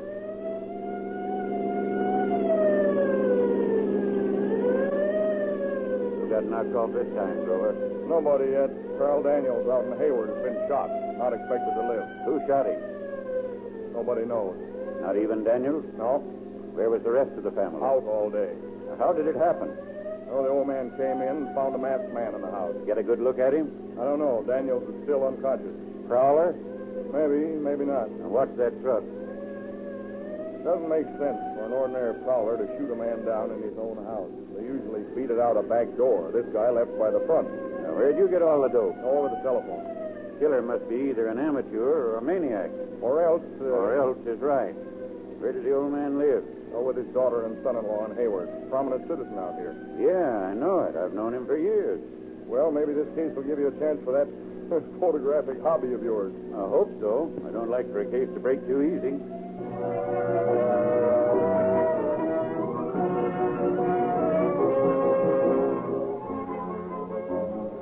Past winking street lights, through the rain-drenched town, into the sparsely settled countryside, by lonely farmhouses flew the police car, siren blasting the storm-tortured night.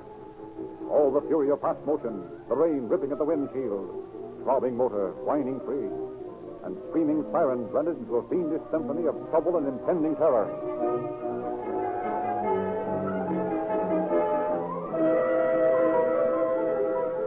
At last, the car swung into a graveled roadway and slid to a stop in front of a house in Pinedale Court. Journey's end, my lad. Huh. All the lights in the place on from the looks of it. Ominously quiet otherwise. Which marks you as deaf or unobservant.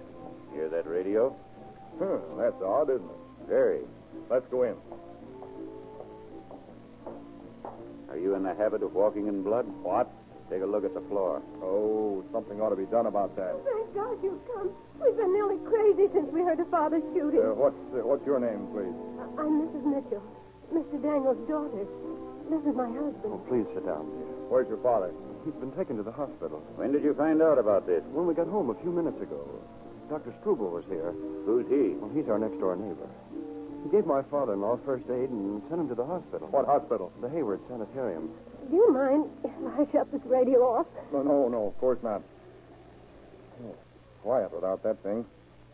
Now, Mrs. Mitchell, please tell us exactly what happened. Well, there isn't very much I can tell. We got home about 20 minutes ago. That is, Everett and I. We were surprised to find the front door partly open. Then we thought that maybe Father had left it that way. We walked in and stepped right into that awful pool of blood. Please, can't you make this as brief as possible, gentlemen? My wife's under an awful strain. Yes, we can see that. Well, she can't stand very much questioning. Yeah, that's plain. Neither one of us knows very much about this crime. Right after we got home, Dr. Struble came over and told us about it. How did this doctor find out about it? Well, he said Father staggered into his house. He'd been shot in the abdomen, but he managed to gasp out that he'd been shot by a masked man. Here, in the hallway? Yes. And then, evidently, the man had been waiting for him. Did your father-in-law have any enemies that you know of? None that I know anything about. Was your father-in-law out most of the day? Well, yes, he just returned. From what Dr. Struble told us, Father didn't know the man and couldn't give any reason for the attack. Have you been to the hospital yet? No. We would have gone right over there, but we knew you officers would be here in a little while, and, well, we wanted to be here when you came. And you don't know of any enemies he might have had? Well, no. Oh, he was the kindest and gentlest man I ever knew. Oh, there isn't a person living who would have hurt him. Yet somebody did. Have you looked to see if any valuables are missing? Well, no, we haven't. Well, my wife is too much upset. By the way, can I remove that blood? Oh, yes, surely. But don't disturb anything else. I'd like to clean that rug, too, if I may. Yes, go ahead. No. Better leave that. We'll be wanting to take that to headquarters. Webb, keep these people busy while I look around outside. Okay.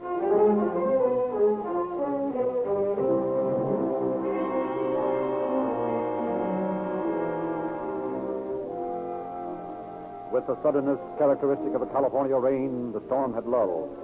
A gibbous moon shouldered over Grizzly Peak as Deputy Mull, flashlight in hand, prepared to survey the scene. Banana trees waved their monstrous leaves like shrouds for the dead. Tall palms rustled and chuckled in a ribald cackle of diabolic glee. With his flashlight, Mull traced the almost washed-out trail of blood over the sinister track the wounded man had followed. At the corner of the steps leading to the Mitchell home, Mull discovered a footprint. He was preparing to remove the turf when a police car pulled to the curb. What's doing, Mull? I just found what looks like a fairly good footprint. I got a call on this a few minutes ago. Figured it was about time the chief of police got on the job. So far, we've found absolutely nothing in the case except this footprint. Well, let's have a look at it. There it is, right there by that bush. Must have been a fairly large man. And evidently in a hurry. Yeah, must have been, judging by the distance this print is from the steps. So far, that footprint and a bloody rug are the people's exhibits in this case. Shine your light down here a minute, will you? Yeah, it's a pretty clear print. Grover, take a look at this. What's wrong? Nothing. See that little lump of mud? Yeah, but there's lots of mud in that print. Yeah, but take this magnifying glass and have a close look. That lump right there. That was on the man's foot before he came to this house. How do you know? Well, you'll notice there isn't another piece of mud around here exactly like that one on the print. What's different about this one? You see those tiny reddish particles in there? They're iron or some other metallic substance. Yeah, I do see them now. They sort of gleam under the light. The way I dope this out is that the killer picked this mud up in some other part of town. It clung to his shoe right where the heel joins the sole, and when he jumped down here, it was jarred loose. Well, it does fit that position in the footprint. It may sound fantastic, but I have an idea that if we find where that mud came from, we'll know a lot more about who shot Daniels. Boy, that's doping it out to a fine point. Well, it's not as impossible as it sounds. Not much. No, it isn't. My men know every inch of this town. We'll simply search till we find the spot that matches this specimen. Just like that, huh? Yeah. And when we've found it, we'll investigate every house and person in that neighborhood till we find somebody who's seen the man who made that print. You can think of the hardest job. Well, there's no telling what we'll uncover. Well, we'll just take this little dab of mud, put it in this envelope, and take it with us. Well, anyway, I think I'll dig this print up and take it in and have the boys make a moulage of it. Oh, and I think it might be a good idea to try young Mitchell's shoes in that print, too. And Daniel's, for that matter.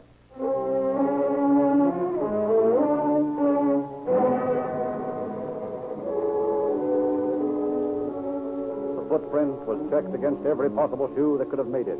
Yet no one was found who had been near the house on the fateful night. Every resident of Pinedale Court was questioned, but no one had seen or heard anything out of the ordinary. Next morning, Webb and Mull meet to compare notes on the investigation. Webb, I've thought about this case all night. I've got an uncanny feeling that we've overlooked a bet someplace. Not that I want to appear repetitious, but so have I. I refuse to believe in an absolutely clueless crime. What do you mean, clueless? Oh, there's a clue somewhere, if we can only find it. How do you figure this one is clueless? There's the footprint and that speck of mud. Oh, I'm not forgetting that, but that footprint is good only as circumstantial evidence after we get our man. But how about that mud? Well, between you and me, Doug, it's 1,000 to 1 shot that Chief Silva or his men will never find the place it came from. No, I got a feeling we've overlooked something that's vital, yet it's so obvious that we haven't noticed it. Why don't we go out and check over the place again? Wait a minute. I got it. Got what? Remember that radio? What about it? Well, when we started talking to Mrs. Mitchell, she reached over and turned it off. Remember? Now that you recall it, I do. Doesn't that strike you as a false note? How? Why should the radio have been playing at all? By George, you're right. Remember, they say they had just arrived. And when they came in, they found the place open and blood on the floor. Yeah, it's not very likely that under those circumstances they'd turn on the radio, is it? Not very. Of course, people do strange things under the stress of emotion, but I doubt very much whether they'd tune in a jazz program. Maybe Daniel... No, he couldn't have. According to the story he told Dr. Struble, he was shot immediately after stepping into the house.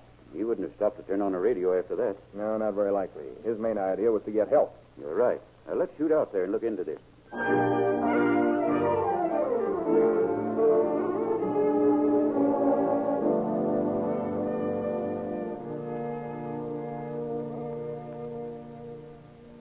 Mr. Mitchell, we're checking every angle on this shooting.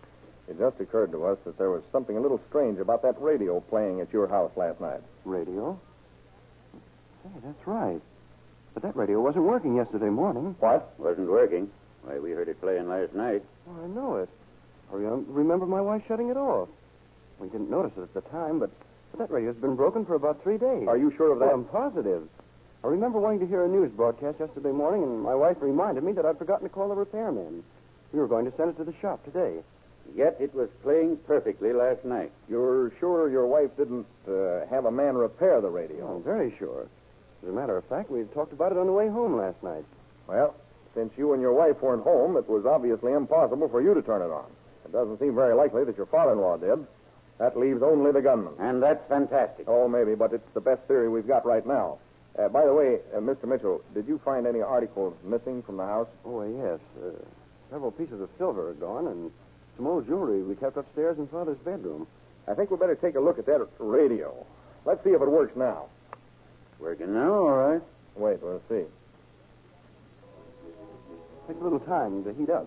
You ought to have one like them in the movies. Well, that settles it.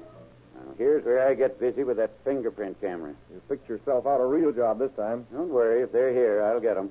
You'll probably find plenty of them. Oh, how can you tell which are the new ones? You can't.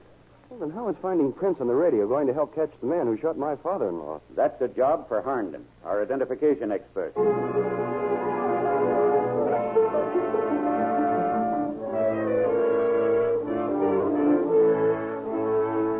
Under Harnden's direction, a check was made of every radio salesman and repairman who might have handled the interior parts of the radio. All of them were possible suspects, but one by one each was eliminated. Meanwhile, the work of Chief of Police Silva and his men was going on in another part of town. Then, on the 5th day after the shooting, Carl Daniels died. Slowly, remorselessly, the net of the law tightened around the slayer. Hello, Silva. I came over as soon as I got your call. What news?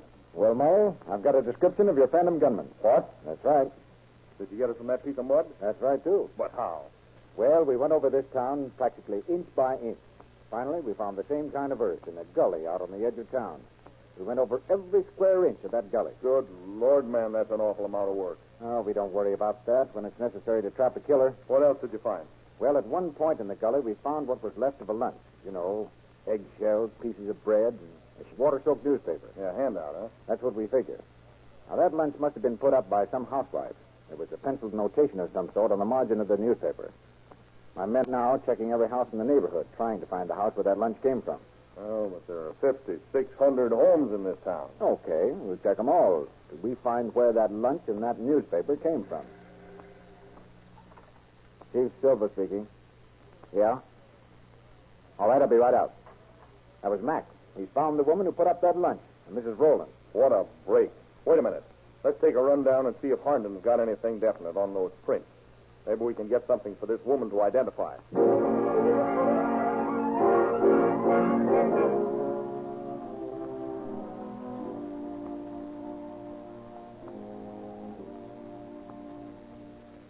Well, Harnden, what have you found out about those prints in the Daniels case? I've eliminated 5 of them. The 6th belongs to a man named Reed. Here's his card. We're getting hot, Louis. Joseph M. Reed, alias Rogers and Davis. San Quentin, 1923. Assault with a deadly weapon. Served 6 years. Released 1929. Got a picture of this bird, Harnden? Yeah, right here. A mud picture. Mrs. Rowland ought to be able to identify that. If that's our man. He'll have a hard time explaining how his fingerprints got on Mitchell's radio if he isn't our man. Oh, by the way, did you list that stolen silver and jewelry with the pawn shop? Yeah, with every shop in the Bay region. Good. That'll help. Let's show this stuff to Mrs. Rowland and see what she says.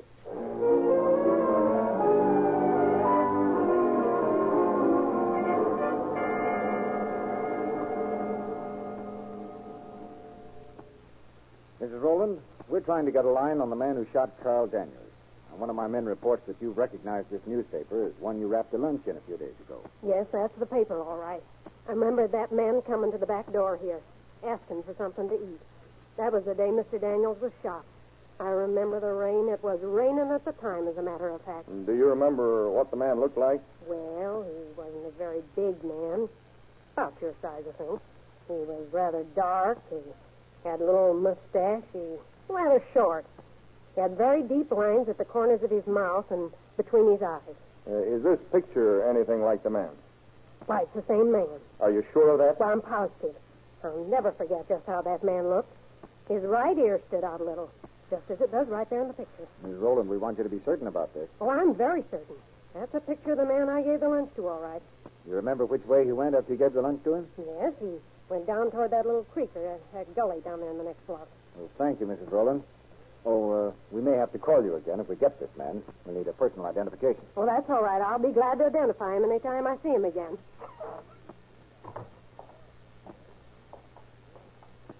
Well, Grover, looks like we're getting hotter. Yeah, it looks that way, but I still don't get the motive for the crime. Well, I haven't any doubt about Reed doing the job, though. Have you? No, but there are a lot of things unexplained. That radio, for instance. Well, it's got me, too. I can't figure that one out. I'm going down to the office to check up on this Reed guy a little further.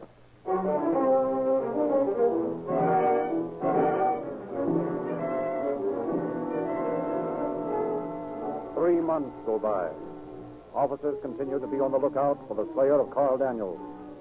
Then, one rainy afternoon, exactly 3 months to the day from the time of the murder, the telephone in the office of Deputy Mull shrieks a sinister alarm.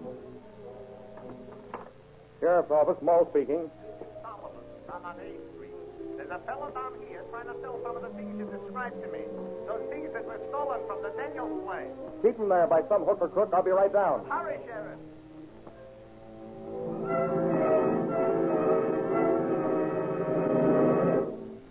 Hey, what are you trying to do? Kid me? That stuff's worth 10 times that amount. $5 is all I could give you. No more than my own mother. Why, you little runt. I ought to poke you in the nose. So go ahead. I still wouldn't give you any more than $5. That'll be about enough, Reed. Come along with me. For you. Sheriff's office. Try and make me coppers. My showcase, my unbreakable showcase. I've been hiding behind that trash can on the sidewalk. Keep out of sight. A carton's over the other. My fine plate glass window. Stop him. That ought to be all he's got. All right, Reed, get him up. You wouldn't have got me, copper, if I'd have had any more bullets. Yeah, maybe not. Come on, you mug. That'll hold you for a while.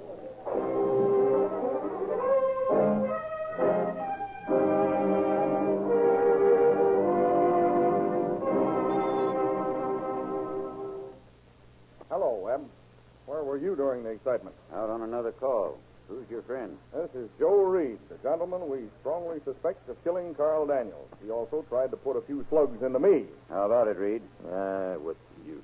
Sure, I killed him. Why? I don't know. It seemed like a good idea at the time.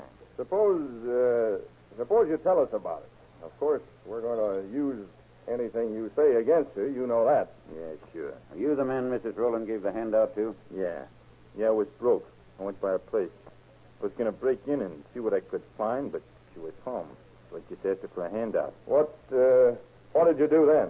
I went down the gully and got what she gave me. What were you doing in Hayward in the first place? I always worked a little time. You can get into places easier, and with folks at home, you can usually get something to eat. How did you happen to get into the Mitchell place? It was just an accident. I didn't pick it for no special reason. Just started working at the corner. I was going to work my way along the block. How did you get in? I used a skeleton key on the side door. Did you turn on that radio? Sure. I always do that. It makes the neighbors think the folks is home. They don't suspect nothing. But the Mitchell radio was out of order. Sure. But I fixed it. I used to fix radios in Quentin. I learned it there. How come we didn't find any fingerprints except on the radio? I always wear gloves when I work. It keeps my hands clean. I had to take them off when I fixed the radio, though. That was a mistake. Yeah, I know that now. How did you happen to shoot Daniels? Well, I was upstairs going to the dresser drawers, and I looked out, and I see this fella coming up the walk. I run downstairs, and when he come in the front door, I let him have it. But why? I don't know. I guess I get excited too easy. What did you do after you got away? I went over to Frisco and got me a room. I gave the jewelry to my girlfriend, Conchita. But she tried to toot-on me, and I took it away from her. And tried to sell it to Sally, huh? Sure. I needed a dough. Where's this girlfriend now? She went down to Mexico City. Some bird stabbed her one time. Now listen to me, Conchita. I tell you many times, I will not stand for you being with Pablo. Who do you think you are to be telling me who I can go with and who I cannot? Just the same, I am telling you. And you are going to do as I say. Listen, I sent better men than you are to jail in this state.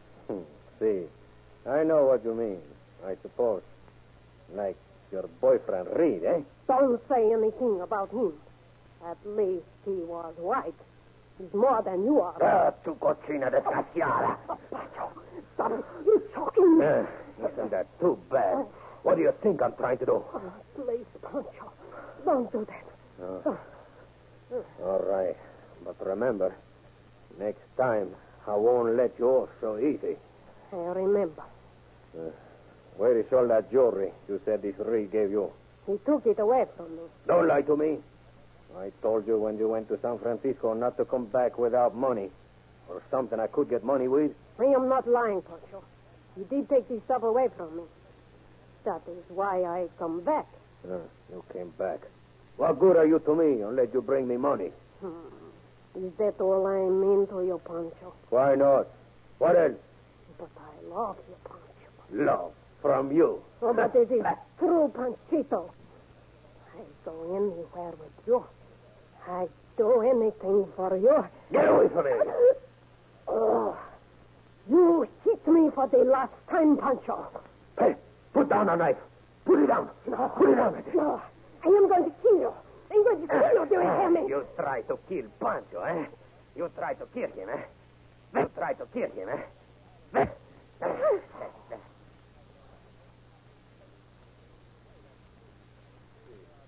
Tell me something. How come you guys was looking for me? I didn't leave no traces of my work except the radio. Well, we got some pretty good prints off of that radio, and Chief Silver's men traced you by the mud you left in that footprint in front of the Mitchell house. Gee, I never thought of that. I knowed my old lady was right. She always told me to wipe the mud off in my feet.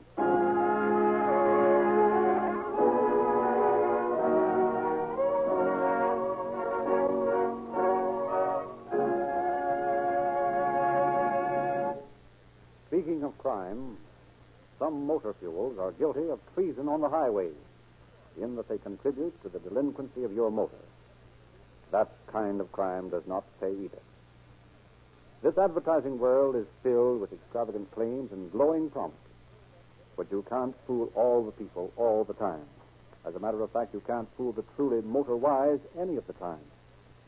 The officials of 30 leading cities and counties throughout California know what they are doing when, after putting all motor fuels through their paces, they issue orders that only Rio Grande cracked gasoline shall be used to power their emergency equipment. They were looking for a gasoline that would deliver maximum performance at a minimum expenditure of the taxpayers' money, and they found it in Rio Grande cracked. We do not ask that you take our word for it. We do believe that the experience of these officials is an eloquent, unsolicited, and unpaid-for testimonial that should convince every prudent motorist to find out for himself.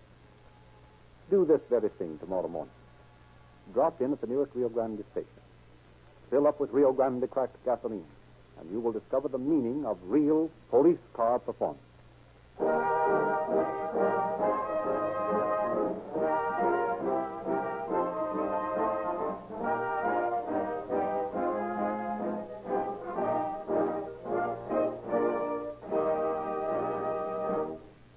Reed, in view of his confession, received a life sentence in San Quentin, where he is now incarcerated. Thus ended a case that was a mixture of modern criminological science and old-time tried and true police methods. And thus is added to the records another crime that did not pay.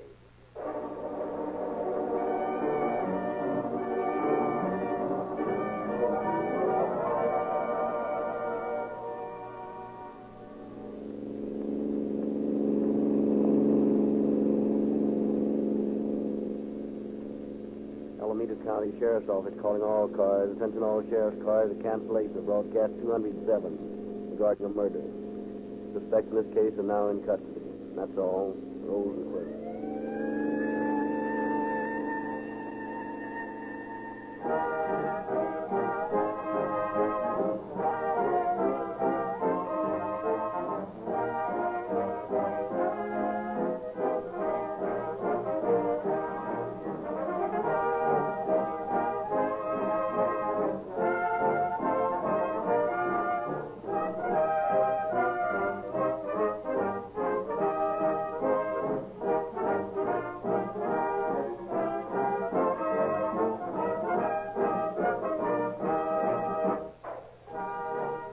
This is your narrator, Frederick Lindsley, bidding you good night for Rio Grande.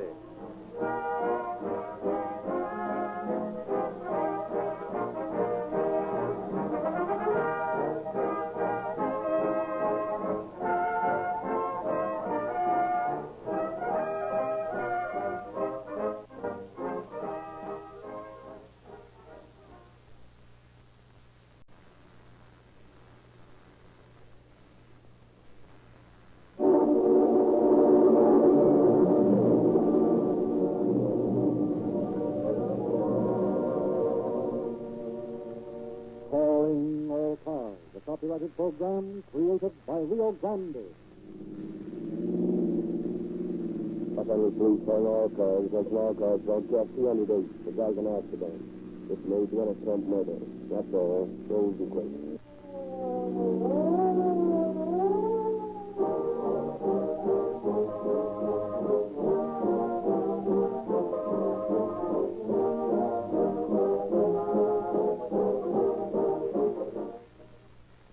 What kind of a tune does your self-starter play these brisk mornings? A short and sweet chord in G or a lengthy funeral dirge? If your motor doesn't take its cue at the first downbeat, don't blame the starter. your gasoline is off-key.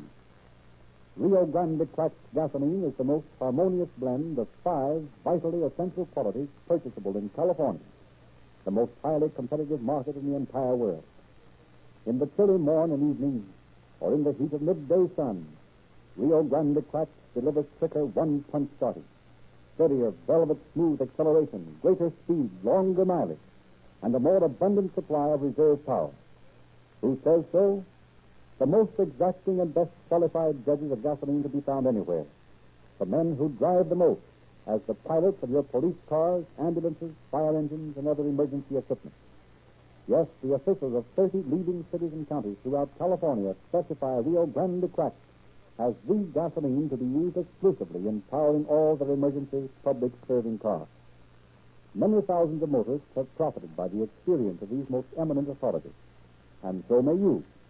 There's a tank full of police car performance gasoline waiting for you at the nearest red and white station of your friendly Rio Grande dealer. Drive in tomorrow morning and call for it by either name, Rio Grande cracked or that police car performance gasoline. They mean the same.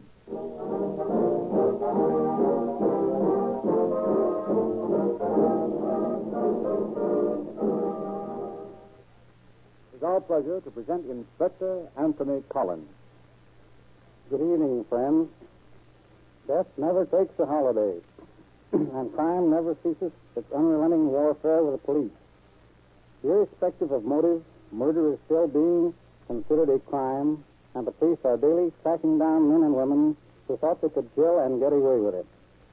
Occasionally, a crime is so cleverly disguised that apparently the criminal does get away with his crime, but sooner or later, officers of the law will unravel the chain of clues that leads eventually to the capture and punishment of the offender. Tonight's story is stranger than fiction case. Obviously, we cannot use the name of the major motion picture studio in which it occurred, or the names of stars or directors, but that in no way to detract from the fascination of this intrigue and its solution.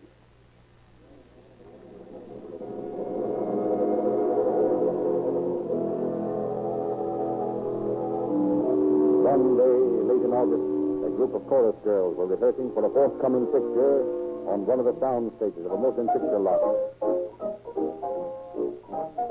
For the love of Mike, don't you James know what a hit kick is? It's 1, 2, 3 kicks. The simplest routine on earth. You learn it in kindergarten, and you James are muffing it. Try it again. From the beginning? Yes, from the beginning. 1, 2, 3, 4. 1, 2, 3, kick. 1. Stop it! Stop it! Dancers you're supposed to be. Why don't you go back to the house where you belong? And you. Oh, me? Yes, you. What are you imitating? A leaping fawn or a dying duck? A dying duck? No, it's not a dying duck. And I don't know what a leaping fawn is. Well, watch yourself do that hip kick in that mirror over there, and you soon will know. Now, look. This is the last time I'm going to show you. Oh, thank goodness for that. And no life time. Now, watch. 1, 2, 3, 4. 1, 2, 3, kick. Oh, why didn't you say you wanted a hip kick? Listen to her. Oh, there's another one that Nelson Dame picked out. All right. Come on, let's do it. Maybe someday a cameraman will want to take a picture of this. I'm afraid. All right, let's go, Joe. From the beginning? Yes, the beginning. 1, 2, 3, 4. Stop it! Go to lunch. Go somewhere. Get out of my sight. Go out in the alley and practice. What did I ever do to deserve this? Dumb bunch, ain't they? Dumb. Any one of those dames could start an asylum all by herself. Well, why don't you pick them out? Pick them out? Me? Pick them out? Don't make me laugh. Say, if I had my way, I'd throw the whole line out. And those lousy tunes with them. Explain, Sammy. You're one of those casualties with a piper pan. You gotta have tunes people can work with. Now, look at that junk. Listen, that's a song. Now, you heard something about tears, Elizabeth. You may have, but you didn't hear half enough. The person who wrote those songs ought to be shot. I never in all my life. Sammy, this is the lady who wrote the tunes. Oh. You claim to be the lady who wrote these tunes. Yes. You're the man who was producing the dances, aren't you? What do you mean, was? It's now a question of who's the most important around here, you or I. If I have any influence, you're out. Listen, lady, I got a contract. Frame it. Those numbers are going into this picture, you're going out of it. Now, suit yourself.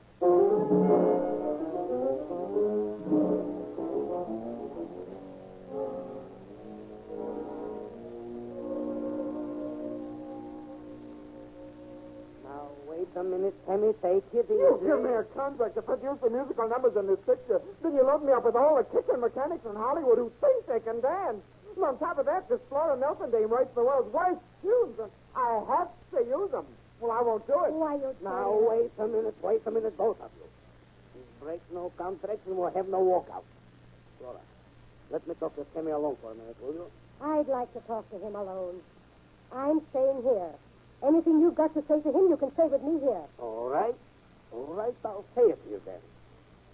Sammy, you're absolutely right. If you can find better girls for the line, hire them. As far as the music is concerned, we'll use a couple of Flora tunes, and we'll call him Dave Messner to do the rest. You mean we can get Dave out here from New York, and I can fire those mechanics? Fire and hire anybody you choose. You are the boss. How about this Flora dame? She's my order. Get busy. Okay, boss. Now let's go over to stage 8. We're paying an orchestra overtime now. We ought to be ready to rehearse that song from the new picture. Okay, boss. But if I told you all I know about this dame, you wouldn't argue with me. I'm not arguing with you, Sammy. Listen, you little rat. Keep your trap shut about me, or something's liable to happen to you. Not to you, sister. I can take anything you can hand out.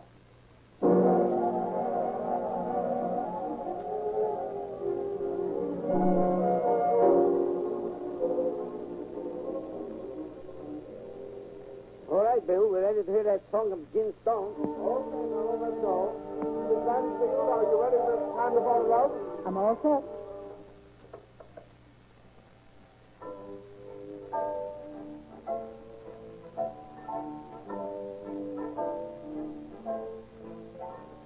The stars are all aglow, and skies are blue above. Jesus sits alone, this night was made for love. The hour is growing late, so you really couldn't wait. It's time for you to fall in love with me. It isn't right to wait, sweet moments such as this. We should both make haste to find romantic bliss. The stars will fade away, so don't let your heart delay. It's time for you to fall in love with me.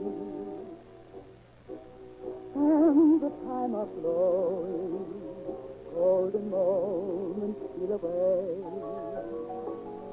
Oh, we'll soon be going.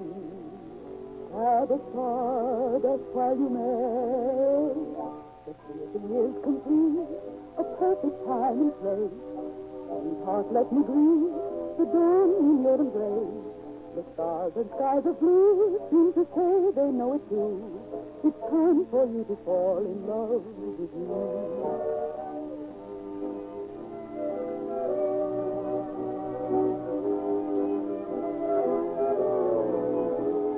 The hour is growing late, so you really couldn't wait. It's time for you to fall in love with me.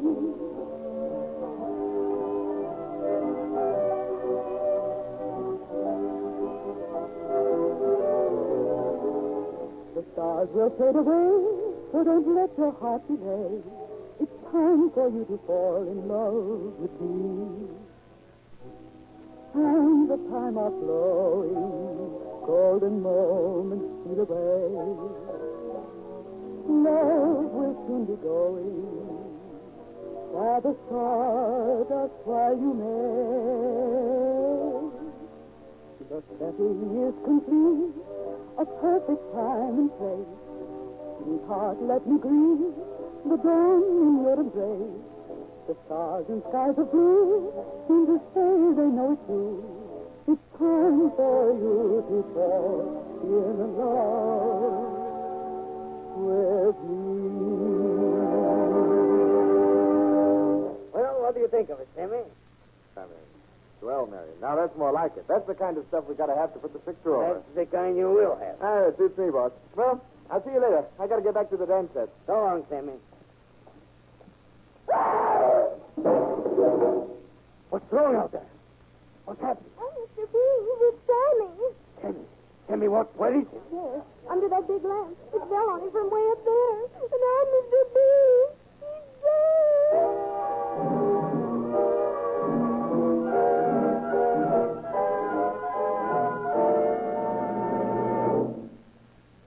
What'd you see today? Oh, nothing much. Bill and I went over that accident case out the studio. Accident? What happened? Some guy walked under a lamp. The lamp was on its way to the floor from the catwalk, and the guy isn't with us anymore. Who was he? Name's Fabian, I think. Yeah, Sammy Fabian. Isn't it a little unusual for those lamps to fall? Well, that's what I thought. I just had a talk with Captain Wallace. I reported his probable murder, incidentally. Murder? What makes you think that? Oh, just some things I overheard. Sanderson speaking. Sanderson, I want you and Tommy Devlin to follow through on that movie studio case.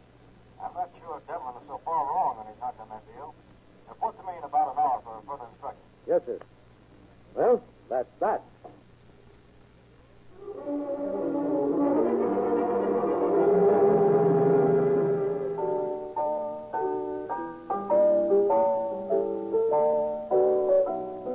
Meantime, in the Smart New York apartment. Hello, Sally. Mr. Dave Metzner, I believe, at the New York Nexus. Oh, come on in, darling. I'm hard at work. Yes, I heard you. Come on, Sally. I want you to hear it. I knew it. Here it comes. Oh, but you'll like this one.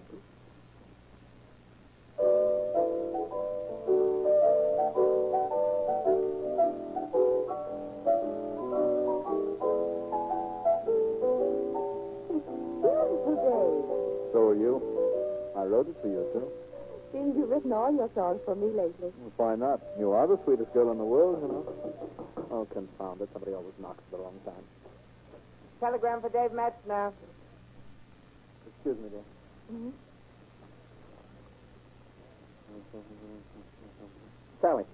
Sally, listen. Want 4 tunes by August 15th for use midnight merriment. Name, own price, tease.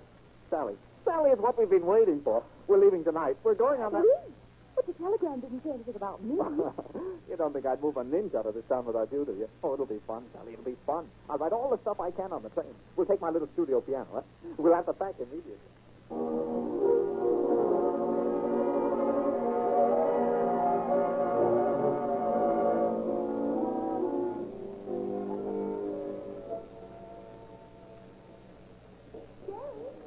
Wait for me. Well, what's the matter? I want a magazine. Oh, you won't need it. You can listen to my songs. Come on, we only have 4 minutes. Well, don't you dare miss that train.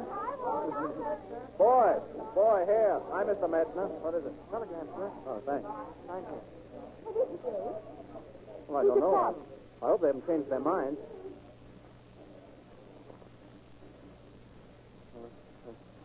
Sally, listen. Dave Metzner, Grand Central Station, New York. Have you ever noticed the similarity in rhythm between the clicking of a railway car wheels and the foxtrot Nola? Unsigned. I wonder what the devil that means.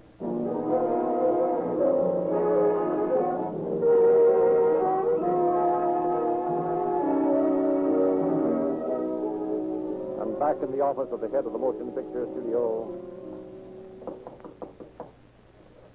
Come in, Joe. Sit down. This is Tommy Devil from the Examiner and Lieutenant Sanderson from the police department. Hi, boy. They would like to ask you a few questions about that accident yesterday. Anything I can do to help, I'd be glad to do. Sammy was a swell guy. Well, just what happened, Joe, as you saw it? Well, I didn't exactly see it. You see, I was out in the alley talking to the girls after Sammy bawled them out. And, what did he bawl them out about, Joe? Well, that was after he had his run-in with Flora Nelson, and he was sort of excited and everything, you know. Who's Flora Nelson? That's songwriter here in the studio. Go on, Joe.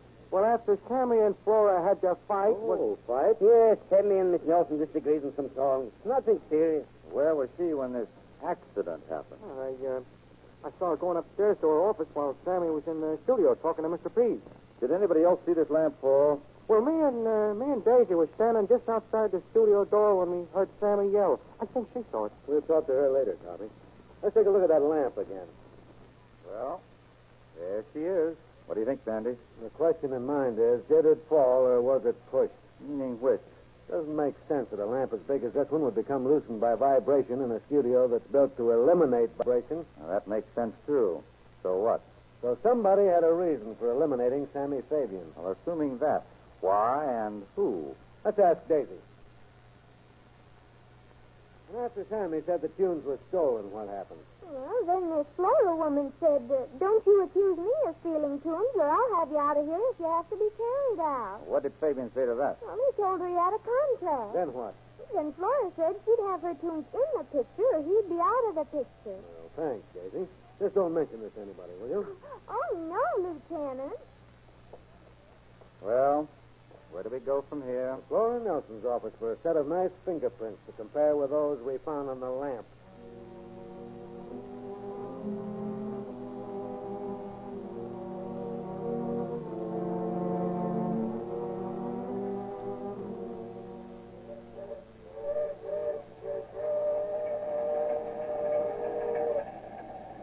It's ridiculous. It's silly. I've got to get this done. I've got to work. How can I work if only those wheels would stop that infernal clicking? Can't let Sally know. Can't let anybody know. They think I'm crazy.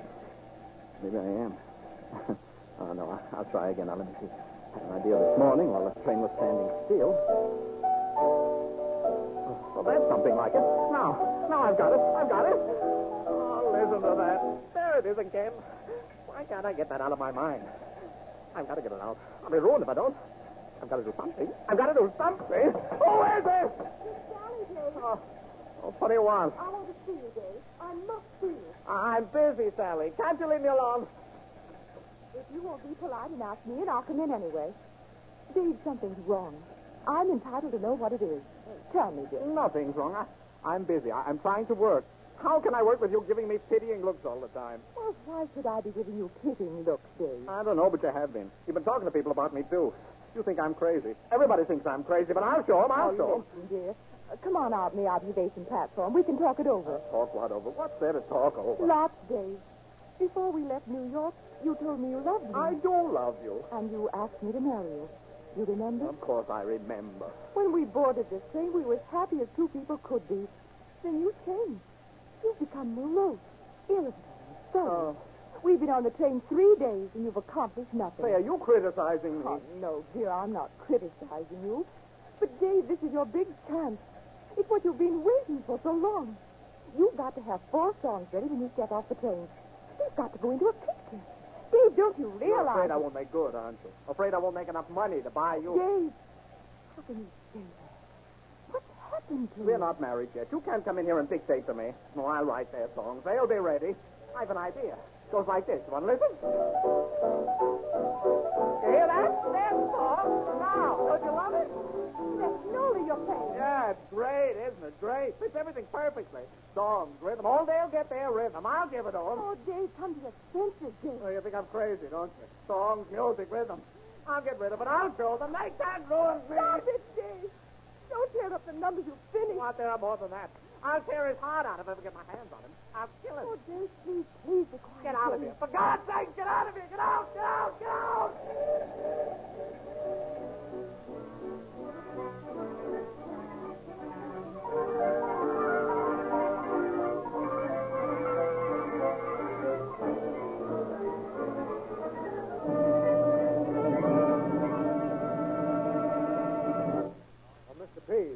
Look, would you mind waiting just a minute, Mr. Henderson? I'm awfully busy right now. Oh, sure. Go ahead. We'll wait. I've got the production with thousands of dollars spent already. I bring the man out here from the East to write songs, and all he brings me is a nervous breakdown and a fixation for singing Nola. Nola? Why, that's right. Mr. Pease, you say this man had a nervous breakdown on the train? Yes, he's in the hospital now. Anybody you know of who might not want him to get that job? Listen, Henderson, you're making a melodrama out of this case. You've been snooping around here a week now, and all you've got is a few fingerprints and a theory. I'm telling you, Sammy Fabian's death was an accident. His breakdown of Metzner's is just a coincidence. It's bad, it's unfortunate, and to me it's costly, but it's still a coincidence. Yeah, maybe you're right. Oh, good morning, Miss Nelson. Good morning, Mr. Sanderson. How's business this fine, rainy morning? As usual, Miss Nelson, as usual. Go into my office, Flora. I'll listen to the songs later. Excuse me, won't you, Mr. Fenton? Oh, sure. Don't mind us. We'll be around. Say, wasn't Nola the name of that song we found in her office? Yes, and that's the name of the song she scribbled on that scratch pad. Hey, Tommy, chase down to the Hollywood Telegraph office and check up on telegrams leaving here last week. I've got a hunch. I'll wait in the outer office.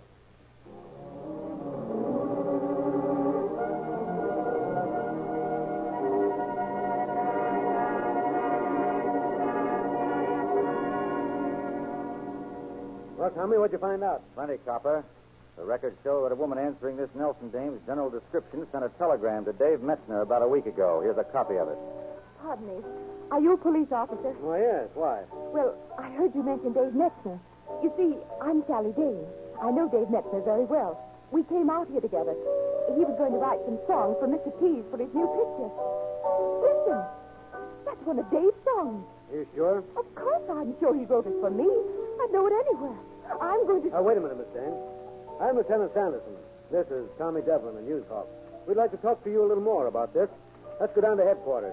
I have a feeling we're about to crack this case.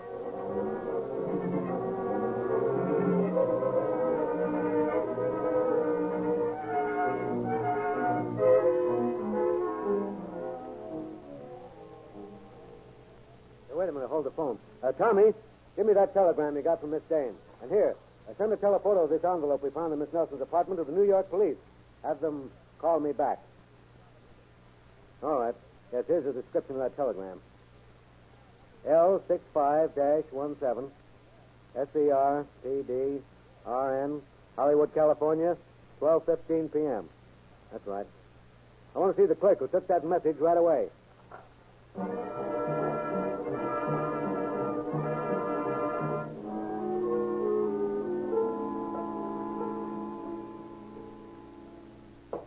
Come in.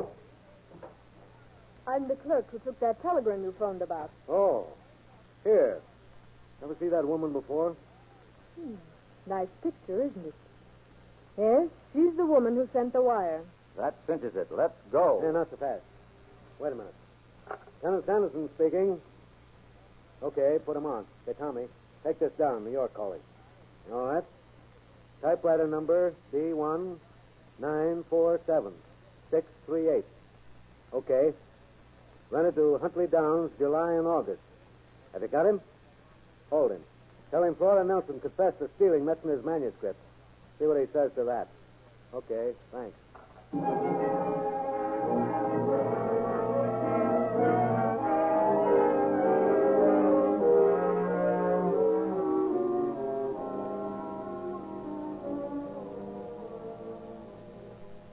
I've sent for Miss Nelson. She'll be here in a moment. Come in. Oh, come in, Flora. You know Lieutenant Sanderson and Mr. Devlin. I've seen them around. They would like to ask you a few questions. I told them you wouldn't mind. What kind of questions? The kind the police usually ask, Miss Nelson. Police? Do you mind? Why, no, not at all. I understand the late Mr. Fabian didn't think much of your music. But I didn't think much of the late Mr. Fabian. So I understand. Just what do you mean by that? I also gather that you didn't care for one Dave Metzner. How does that concern you? It doesn't directly. You see, stealing copyrighted works is handled by the federal authorities. It's a lie. Who says I stole Dave Metzner's song? Huntley Downs, a gentleman now in custody of the New York police. Flora, is this true? I'll answer that for you, Mr. Pease. Downs has confessed that he stole the songs and sent them to Miss Nelson. In her apartment, we found burned copies of both songs. How dared you go into my apartment? We can also prove that she sent a telegram to Metzner in an attempt to ruin him. Suppose I did send him that wire. I didn't think he was that near nuts. Well, if you gentlemen are through asking questions, I'll go. So sorry. But there's a little matter of killing a man still to be settled. You've got your nerve making such accusations against me. You can't prove a thing. Miss Nelson, the police don't go about making statements they can't prove. Now, we'd like to have your side of the story, but we must remind you about it being used against you. May I see you to our police car? Any objection if I use Mr. Pease's washroom a moment? I'd like to powder my nose. None at all. You won't need it, though. Not where you're going. Maybe not. Mind if I use your phone, Mr. Pease? Thanks. Listen, sister. Get me the Examiner City desk. Better keep your eye on that dame, Sandy. No other doors to that place. You won't run away. Hello, Ed? Here's a lead on that studio case. Lieutenant Leroy Sanderson of the police department, following every possible clue, succeeded today in arresting Flora Nelson for the murder of... Wait a minute. Hello, Ed. Kill that story. Here's a new lead. Faced with arrest for the murder of Sammy Fabian, studio dance director, and possible charges of stealing copyrighted songs, Flora Nelson committed suicide this afternoon by shooting herself from the washroom. What? Oh, nuts. Make it her head, then.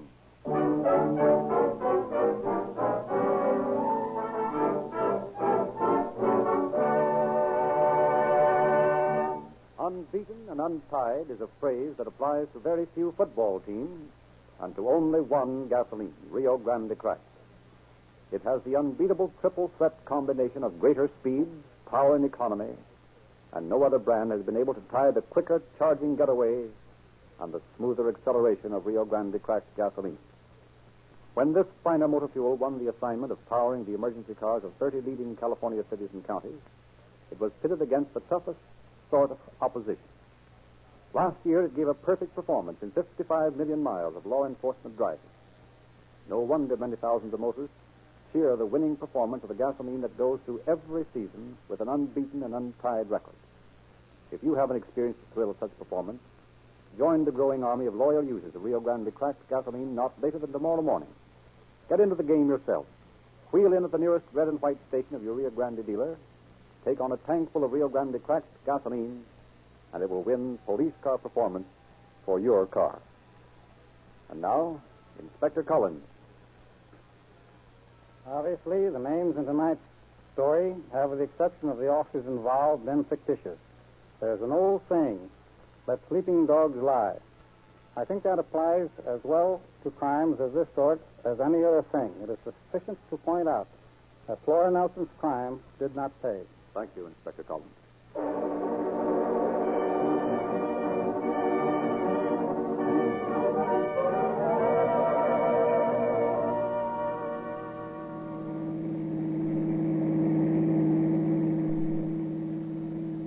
Los Angeles Police calling all cars, attention all cars. Cancellation broadcast 208 regarding a murder. Suspect in this case committed suicide in the presence of arresting officers. That's all. Golden Cliff.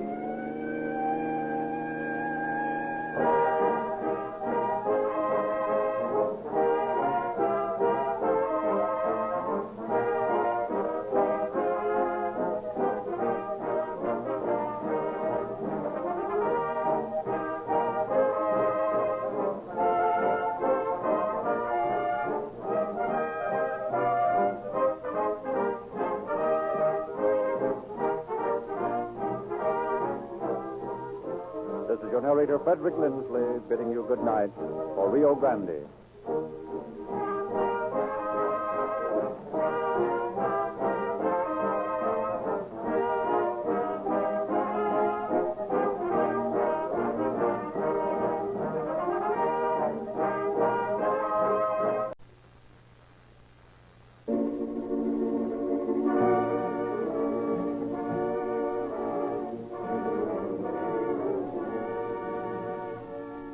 Calling all cars. Copyrighted program transcribed and dedicated to the prevention of crime. Calling all cars, attention all cars, broadcast 209. Regarding a kidnapping, suspect described as male, American, 6 feet 1 inch, weight 175 pounds. He's heavily armed and dangerous. That is all. Gordon.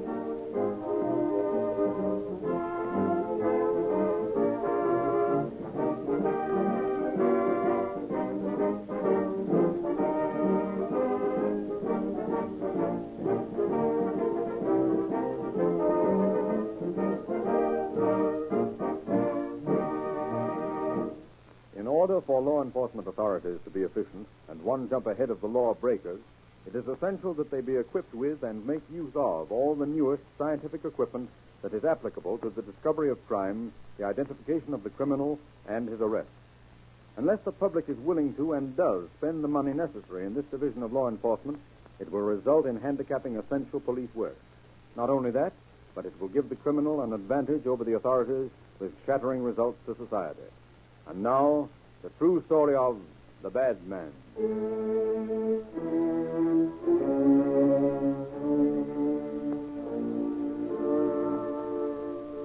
Chillicothe, Missouri. Well, Floyd, you're pretty young to be in a place like this. Never mind the Horatio Alger stuff. Young men, we don't tolerate an attitude like yours in this institution. You will obey the rules of this reform school and conduct yourself in such a manner as will make your stay here as brief as possible. I got a year to do. All right, I'll do a year. That's enough. According to your commitment, you were found guilty of petty theft and impersonating an officer. You realize that you're starting the wrong way, don't you? Do I have to stay in here? Until I've finished talking to you, yes. Well, make it snappy then. I'm not interested in preaching. All right, guard. Take him out. Come on, Floyd. All right, stop shoving.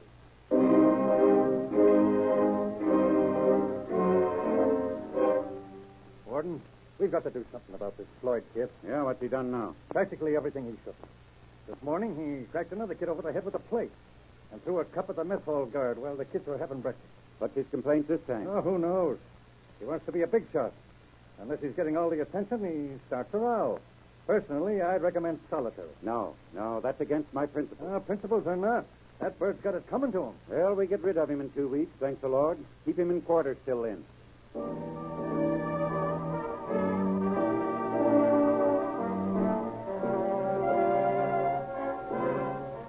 Federal Penitentiary, Leavenworth, Kansas, 2 years later.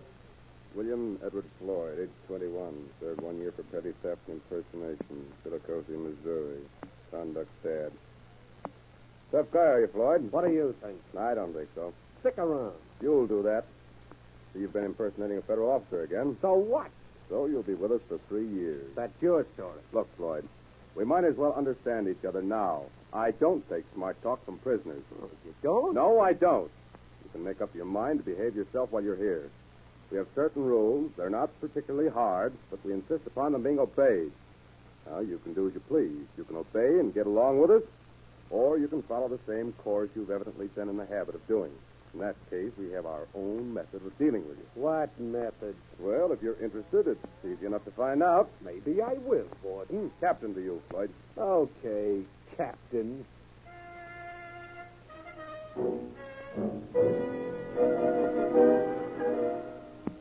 This is the 3rd week in solitary for Floyd, Captain. Is he ready to be good? Well, that's the question. Personally, I don't think he ever will be what we call good. Well, how much longer has he got to go? 6 months. I'll make out a transfer on him.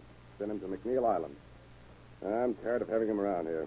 That boy's an incorrigible if I ever saw one. To say nothing of being an exhibitionist. Well, let's get him out of here.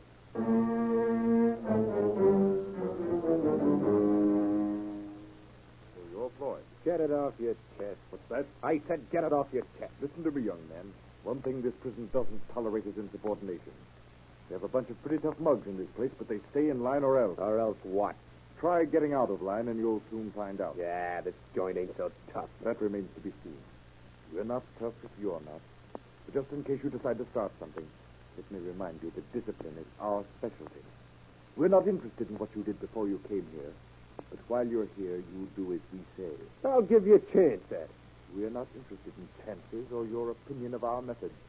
You'll obey rules or suffer the consequences. Take him out, guard.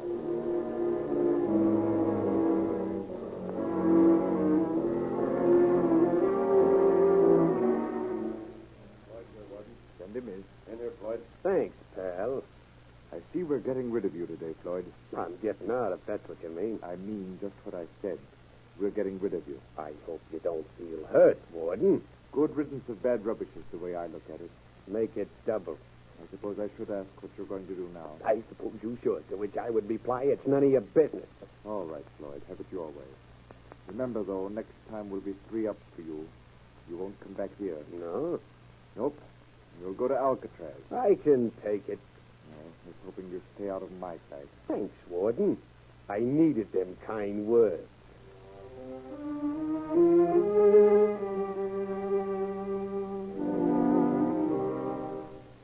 Your name's Floyd? Yeah? And this time you're in Alcatraz. That's what it says, don't it? So you are tough, eh? Yeah.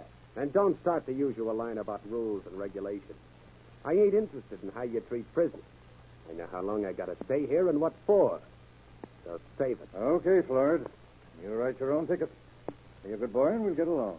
Try any rough stuff and we'll go to town. Yeah, so I've heard. Don't worry about me, Warden. I'll do as I please. I generally do. Yes, I've heard that too. But according to your record sheet, you haven't gotten by so well. I've made out. I'll be seeing you, Warden. Well, that's what I'm afraid of.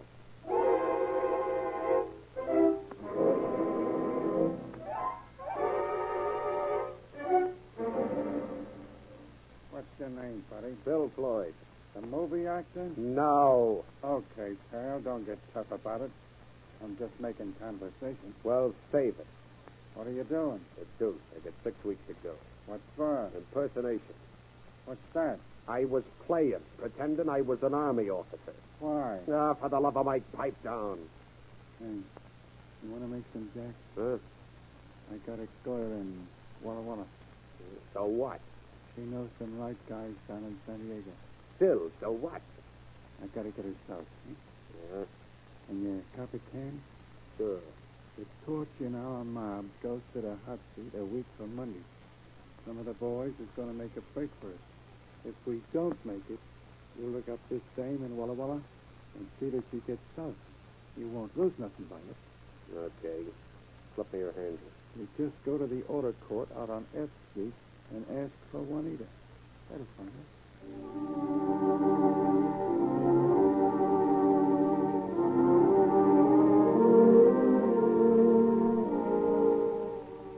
Well, Floyd, you didn't turn out so tough after all. From which you conclude I've learned a lesson. Maybe. Maybe is right.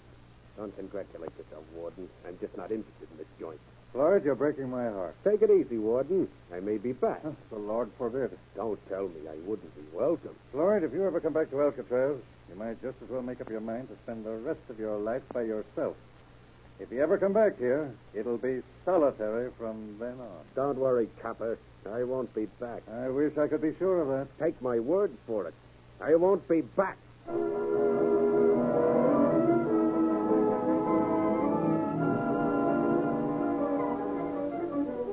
Just outside the city of Walla Walla, a motorist gives the young men a lift.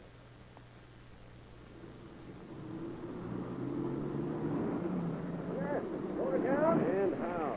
Okay, get in. Yeah, that nice weather we're having. Yeah. Nice for walking. Yeah. Why don't you try it? Now. What? Get out.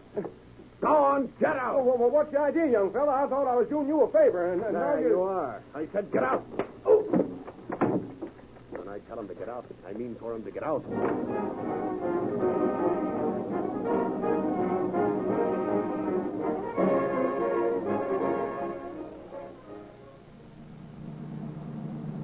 Yes, sir. It sure is a nice car. Radio and everything. Have to see what we can get here.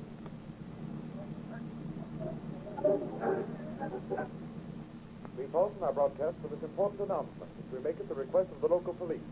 All officers and citizens are warned to be on the lookout for a man driving a black sedan, license number MB2026. This man held up James Smith of Walla Walla today, taking Smith's automobile after administering a severe beating to the motorist. This man is described as being 6 feet 2 inches tall. Severe beating. Why, I didn't hit that guy but once. Looks like this heap is hot. I guess I'll have to get a transfer. Floyd abandoned the car and took another, which he found on the parking lot. By easy stages, he traveled south, posing now as an army officer, at other times as a G-man. Finally, in an auto court near San Isidro, Floyd ends his quest. So, you're Juanita. Yeah? Who are you? Tom sent me. Where'd you see Tom? The same place where he'll be for the next 10 years. Alcatraz. Let's go outside. I don't want the kids to hear us. Whose kids? Mine. We can sit in my car. Parked back here in this shed. When did you get in? This morning about 2. I've been chasing you all the way from Walla Walla. Nice car. Where'd you get it? I promoted it from a guy from Texas. Unfortunately, his license plates were a little conspicuous. I had to change it. Oh, hot car, eh? You might call it that. Well, what's the plan? That's for you to suggest. Tom said you knew some right guys. Plenty of them. Things are hot right now. Well, we'll make them hotter. Where are you going? Looking around. It will take a run into the city. See what we can find. You better watch yourself. These boys down here are tough. Yeah, I can take it.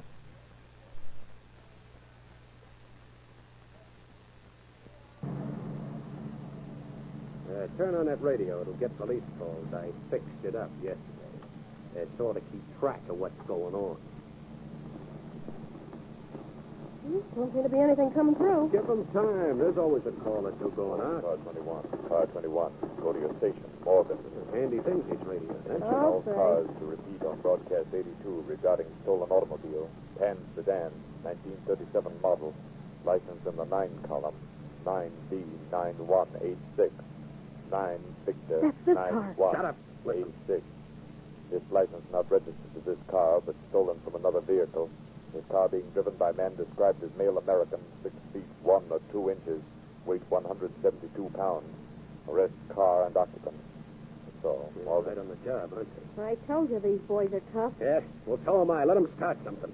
How come all you torch guys are so handy with a rod? Well, they start blasting at us, and we blast back. Hey, here comes a motor cop. Keep your trap shut. I'll do the talking if he stops. Maybe he ain't spotted us yet.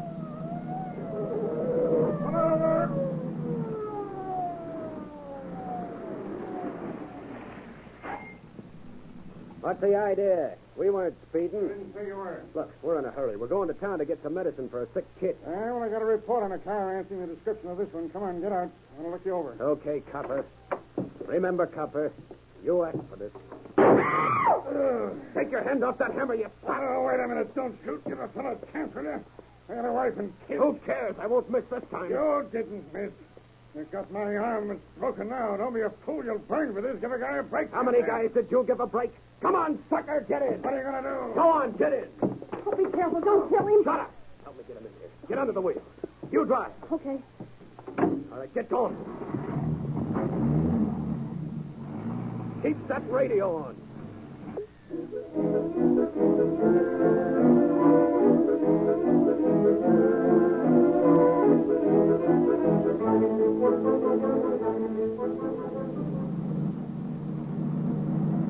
How much further are we going to haul this guy? Watch for a side road. We'll dump him out.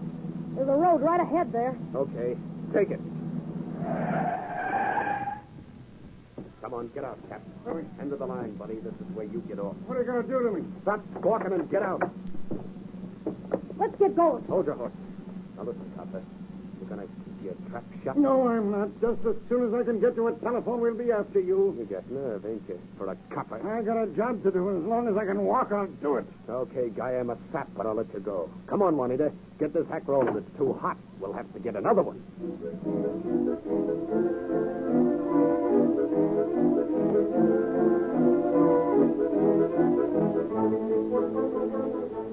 Calling all cars. Attention all cars. This may be in your district.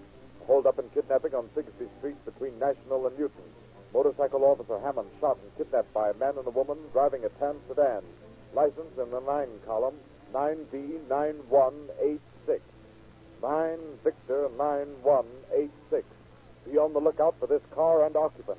This man is dangerous. That is all.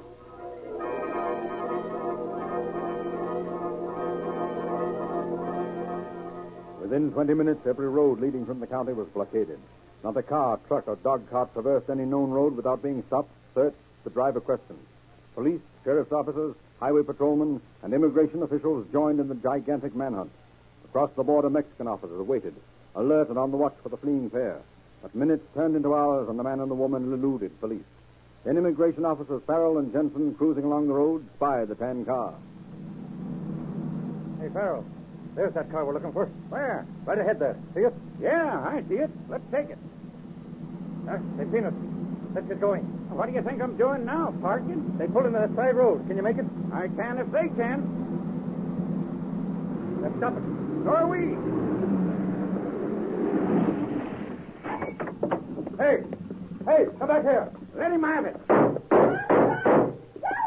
Come on over here. There's something out there in those bushes. I'm going to blast them. No, that's Tony. Don't shoot Tony. Who's Tony? Oh, he's my boyfriend. He was drunk. I was just walking around to get him sober. Oh, yeah? In that tan car? Oh, no. We weren't in the car. We were just walking. What was Tony in such a hurry about? Oh, he has no passport, and he was afraid. I'll bet he was at that. Hey, Johnson, take a look. A woman's coat and hat, a 45 empty shell, and a lot of blood on the front seat. So, you were just walking your boyfriend around, were you? Come on. You're going to jail, sister, if Hammond can identify you.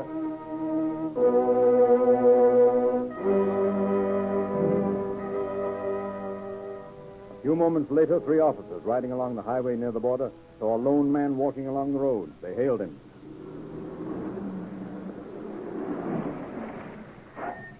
Hey, you. Come over here. What's on your mind? What are you doing out here at this time of night? I've been to see my girl. I'm on my way home. You expect us to believe that? That's your affair, friend. You can either take that or take...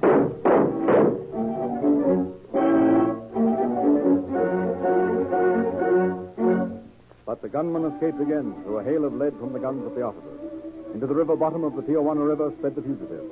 Hour after hour, police from both sides of the river mingled with sheriff's deputies and immigration men scouring every foot of the rough terrain on the qui-vive for the desperado. As dawn broke, officers who had been on duty all night were sent home for their greatly needed rest. Other officers were sent to take their places. Relentlessly, the manhunt went on, the net growing tighter about the fleeing gunman. Sometime during the night, Floyd made contact with friends and, changing clothes, appeared next day at a home just outside Tijuana. Good morning. Look, do you mind if I rest a while in that shed out back of the house? Yes? I said, do you mind if I stay in that shed? ¿Qué dice, señor? No comprendo inglés. ¿Usted no habla español, no? What the... nuts. Look, what's that place there, over there? Oh, el radio estación. XJMO. Oh, radio station. Thanks. I'll try that.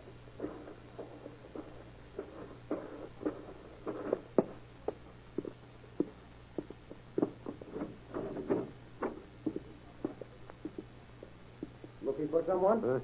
Oh, yeah. Yeah, I was looking for Juan Matenis, you know him? No, what does he do? Do? I don't know. He's supposed to work here. Well, I'm afraid you have the wrong place.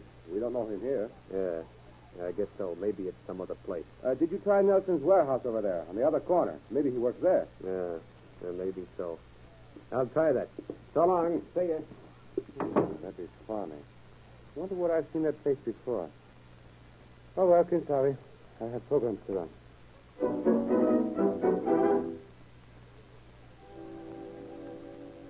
What do you want in here? I want to stay here a while. Well, I'm the watchman here, and I can't let you hang around here. That's what you think. I'll hang around here as long as I want it. Okay, wait a minute. Are you Floyd, that guy that shot Hammond over in San Diego? So what? I know you now. I saw your picture in the paper this morning. Listen, you better keep your trap shut if you want to live and do well. No, sir, you can't scare me. I'm going to call the police. Yeah? Make another crack like that and I'll let you have it. You'll have to catch me first. Come back here, you fool! There, that sap. You'll have every cop in Mexico around here. Well, I'll barricade this joint. Stick it out.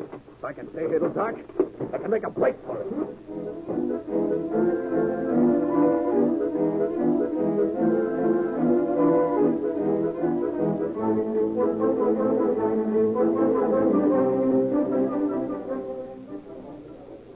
Right in there, senor. You see the warehouse there. All right, men, spread out. Get to places where you can see without being seen. Let's blast him out. All right, Floyd. Come on out. Come and get me, chopper. All right, men. Let him have it.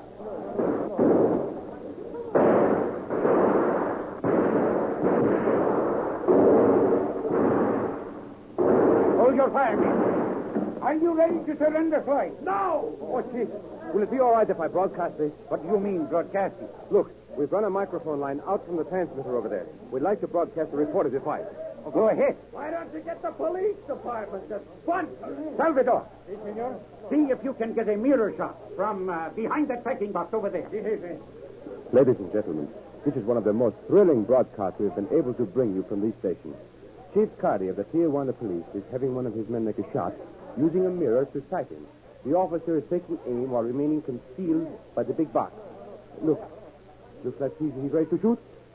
Yes, He's about to make it. Oh, boy. That Floyd must be a crack shot. He broke that mirror the officer was using. All right, me. Chief Cardy is changing his plan of battle. Take your fire. We will try to catch his instructions to his men. Salvador, take your fire. One. Get a ladder. That one over by the building there. Try to pry a part of that roof off. Salvador. Si, senor. Get your rifle out of the car. Climb up on that roof next to the building. See if you can get a shot at him from there. Si, senor. Pronto. All right, men. Start firing. The crowd is growing every minute. There must be at least 3,000 or 4,000 people here. Emigration officials from across the river have been trying to get Chief Cardy to let them join in the fight. But, as you know, it is against the law for officers from other countries to bring arms into Mexico. Chief Sears from San Diego is out here. And there's Captain Kelly of the San Diego Police. They brought over a bunch of gas shells and some gas bombs. Chief Cardy is getting ready to shoot the gas into the warehouse. We doubt if it will do much good, though, because the front of the warehouse, that is, the gable part, is open. The building is being repaired and enlarged. There they go. They're firing gas into the building. Floyd seems to be escaping most of the gas. Does not look as though it went far enough back into the building. After all, Chief Cardy is taking a pretty big chance of getting hit by one of Floyd's bullets. Floyd is keeping up a pretty steady fire from the warehouse. He seems to be using at least 2 guns. Oh, here comes Jensen, an immigration officer who arrested Floyd's woman companion last night. Looks like he's going to confer with Chief Cardy. Maybe we can pick it up. We'll crank up the gain a little and see. Chief, let me see if I can get this mug to surrender. All right, go ahead. Hey, Floyd, what do you want, cop? Come on out. You can't get away with this. You'll have a lot worse time squaring this beef if you don't surrender now. Oh, yeah? You want me to come out and let you beat me up and send me back to Alcatraz, do you? Not to you. Here's a present for you. He's all yours, Chief. Salvador, bring that machine gun. Master, senor. We've been trying to protect the merchandise in that building. Now we must get the prisoner. Ready, senor. Fire.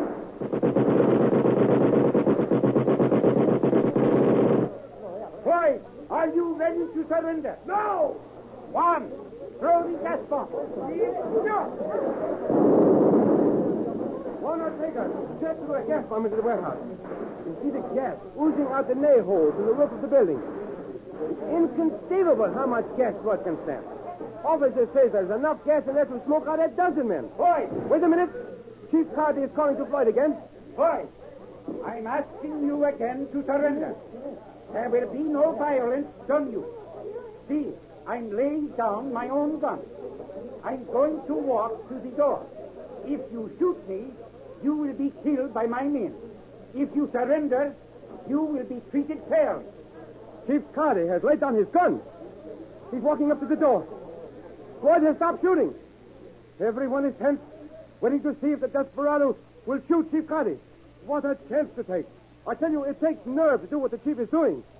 He reaches the door. All right, Floyd. He is standing there. He's speaking to Floyd again. Come out, Floyd. All right, I'm coming out. There is Floyd. He's come out of the building. He's taking hands with Chief Cardy. He surrenders.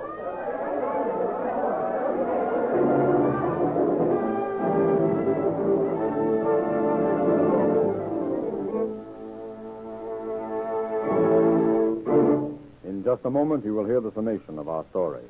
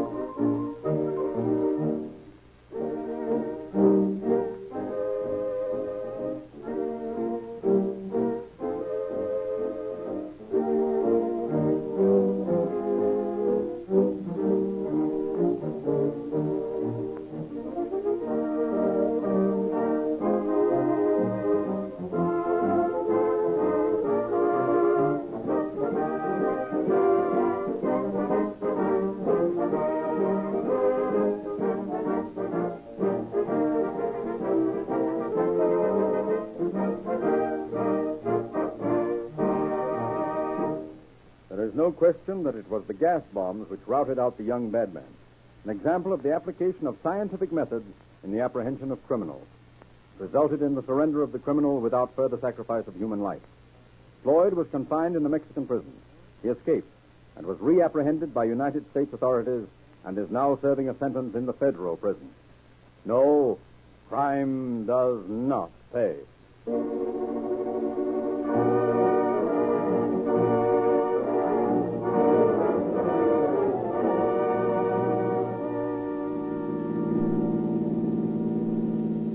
Calling all cars, attention all cars, cancellation of broadcast 209. Suspect in this case now in custody. That is all. Gordon.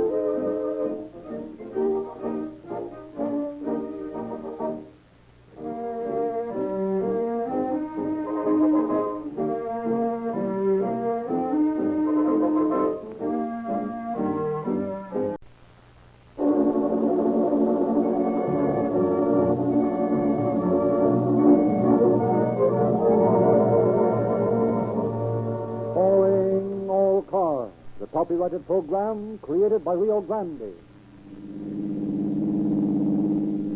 Los Angeles Police calling all cars. Attention all cars. Broadcast 210 regarding an escaped prisoner. Suspect described as a male American, 5 feet 11 inches. Weight about 170 pounds. This man escaped from an officer while en route to Los Angeles. Is thought to be hiding in the Tobaccoville Mountains. This man is dangerous. That's all. Rosenberg.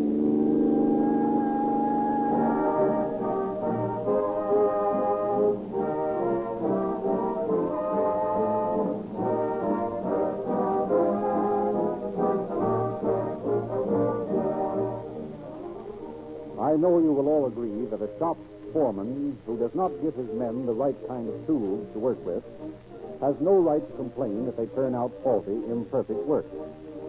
Likewise, you are the boss of your car, and if you provide it with an inferior or average gasoline, you've no one to blame for an inefficient motor but yourself. But power it with Rio Grande cracked gasoline, and you have every right to expect, and you will get, the same faster getaway, steadier, purring acceleration, longer mileage, greater reserve power, and maximum speed, which the drivers of police cars and other emergency equipment get by always filling up with Rio Grande cracked gasoline. Because they demand all of these essential qualities, the officials of 30 leading cities and counties specify Rio Grande cracked as the gasoline used exclusively to power their emergency public service cars. Be a good boss. Give your car the best gasoline there is to work with. Drop in at the red and white station of your friendly Rio Grande dealer tomorrow morning and give your car the means of delivering police car performance by taking aboard a tank full of Rio Grande cracked, the most highly recommended gasoline in the West.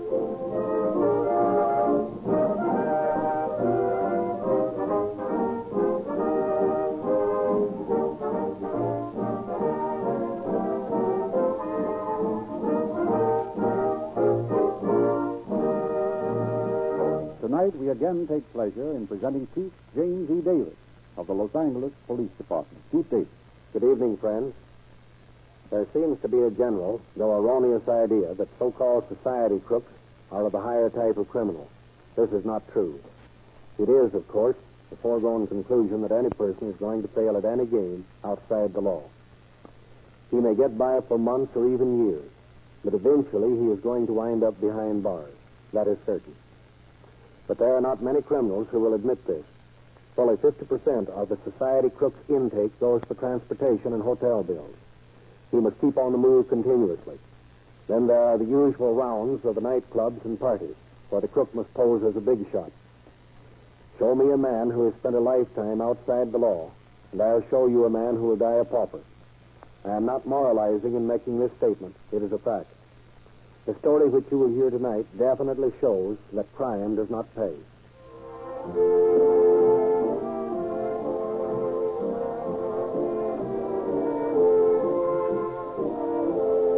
In a hotel in downtown Los Angeles, a man and a woman are dancing. Oh, you're a pretty good dancer. Where'd you learn? Oh, I've been around. You're not so bad yourself. Thanks. You live here in a hotel? Mm-hmm. You been here long? Oh, about a week. You know many people? Not many. Where are you from? Denver. You married? At present. What do you mean at present? Well, I'm thinking of not going back. See. You like a drink? Oh, I don't mind.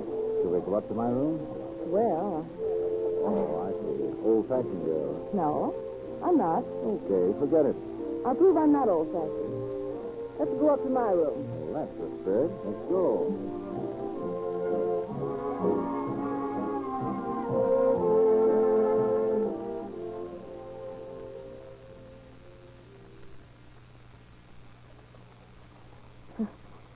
I always have trouble getting this key in.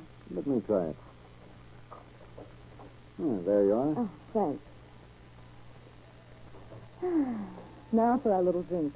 Right here. I always have a full flask with me. Oh, I'll call for some ice and seltzer water. Okay. Hey, is this a picture of your husband? Over there? Oh, yes. Room service, please. Can you send up some ice and seltzer to 309? Hey, he's not a bad-looking hombre. He's got a disposition like a bear. I don't see how he could have with you around.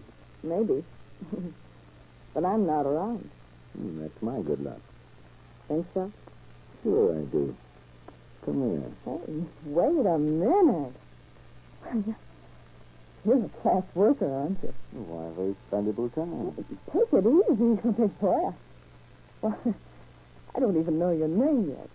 Is that necessary? Well, I might get tired of saying, hey, you. You won't have to call me. I won't be far. Sure of yourself, aren't you? I have to be. Oh, yes? Room service. Just a minute.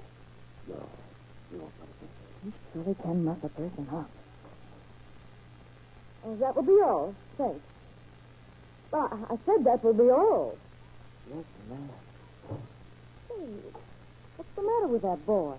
How should I know? Come on, let's drink. Say when? When? You seltzer? Well, here you are. Here's to it. To us. Come on, sit down. Here. Oh, gee. That's so tight. Can't take it, huh? We'll see. It's a nice ring you're wearing. Oh, engagement. Good-looking watch. Yeah, anniversary. Must have set the old man back a pretty penny. Oh, he can stand it. He's got plenty.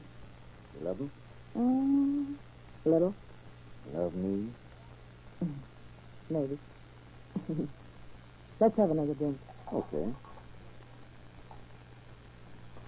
Enough? Okay. Well, here's to you. To you. Now we're getting somewhere. Sleepy?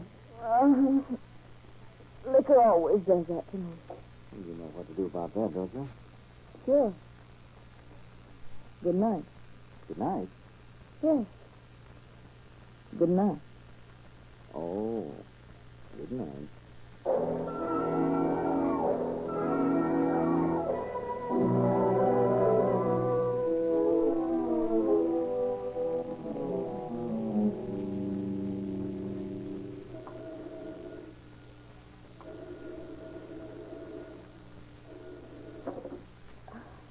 Yes?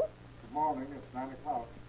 So what? You left a call for 9 o'clock. Oh, did I? Oh, well, all right. Thanks. What's wrong? Oh, my watch. My ring. I've been robbed. Oh, call the police.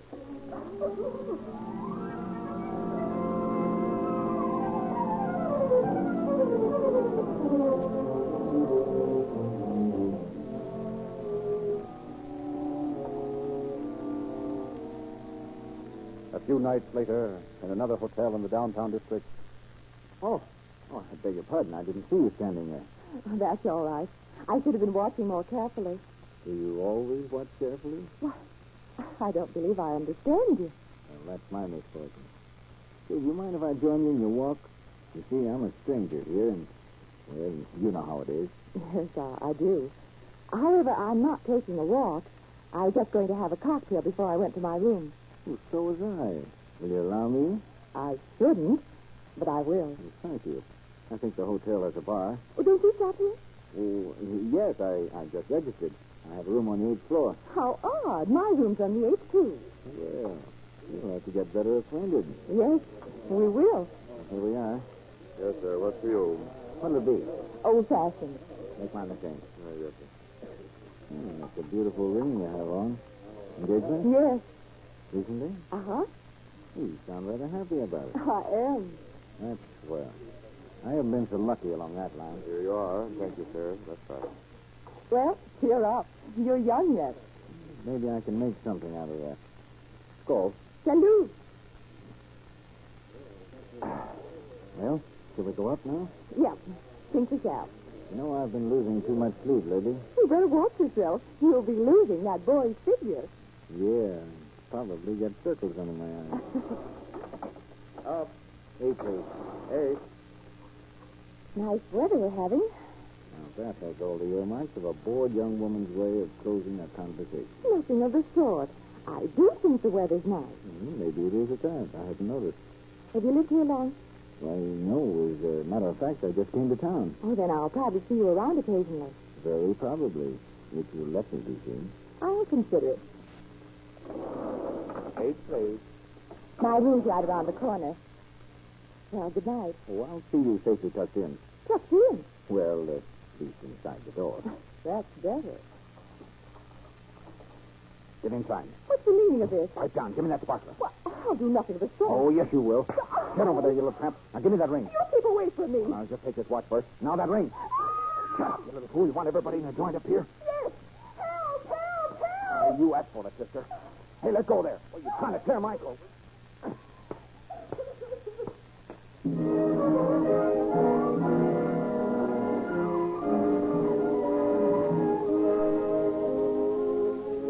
Hours later, the bruised and battered girl recovered consciousness. Sobbing with hysteria, she dragged her way to the telephone, summoned the hotel manager. That horrified official called the police, and Detective J.E. Morris of the robbery squad, working alone, responded to the call. No, Miss Martin. Now try to calm yourself and tell me what happened. Well, I met this man downstairs. Yeah? I was coming around the corner in the lobby, and he bumped into me. I didn't think anything of it at the time. Probably deliberate. So we went in and had a drink in the bar, and he said he lived on this floor. Had you mentioned your floor before he said that? No, I don't think I did. Then what did you do? Well, we came up in the elevator together, and he said something about tucking me in. Make any other propositions? No, I resented his attitude a little. He seemed defensive. Then I unlocked the door. When I did, he opened the door and shoved me into the room. I said something to him, and he struck me. Then he asked me for my ring. Did you give it to him? No, but he caught hold of my wrist and jerked my watch off. Then he pulled the ring off. I screamed for help, and he started beating me. Tore your finger up quite a bit, didn't you? Yes. You'd better get to a doctor, have that fixed up. Now then, Miss Martin, can you give me a description of this man? Oh, yes, sir. Oh, I just thought of something. Yeah, what's that? Well, when he hit me the first time, I sort of fell to one side, and I grabbed his coat pocket, the breast pocket. It had a card in it, and when I tore the pocket, I held onto the card. He grabbed part of it away from me, but here's the other piece. Yeah, see that a moment? F-E-R. Evident as the last part of a name. Have any idea what this man's name was? No, I never saw him before. F-E-R. That might be anything from a firm name to an ash can. F-E-R. I want my ring back. I don't care about anything else. I just want the ring back.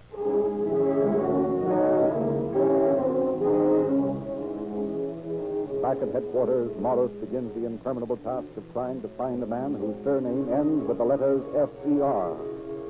Hour after weary hour, he pores over record cards of arrests in similar cases, always hoping against hope that he'll find a name ending in F-E-R. Banker, Battler, Bauer, Baxter.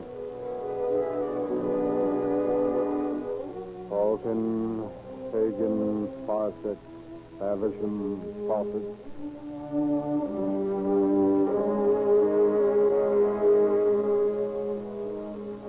Lincoln, Longgreen, Longnecker, Lugger.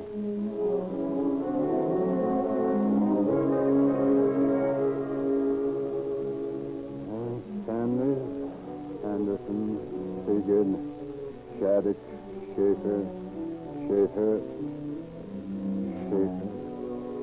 F-E-R, S-H-A-F-F-E-R, Schaefer. That's it, Schaefer. Charles B., 5 feet 11, weight 170, blonde hair, blue eyes, suspicion of robbery. 1926, 1927. That's my man. Same method of operation, same description. Okay, Mr. Schaefer, I'll be seeing you.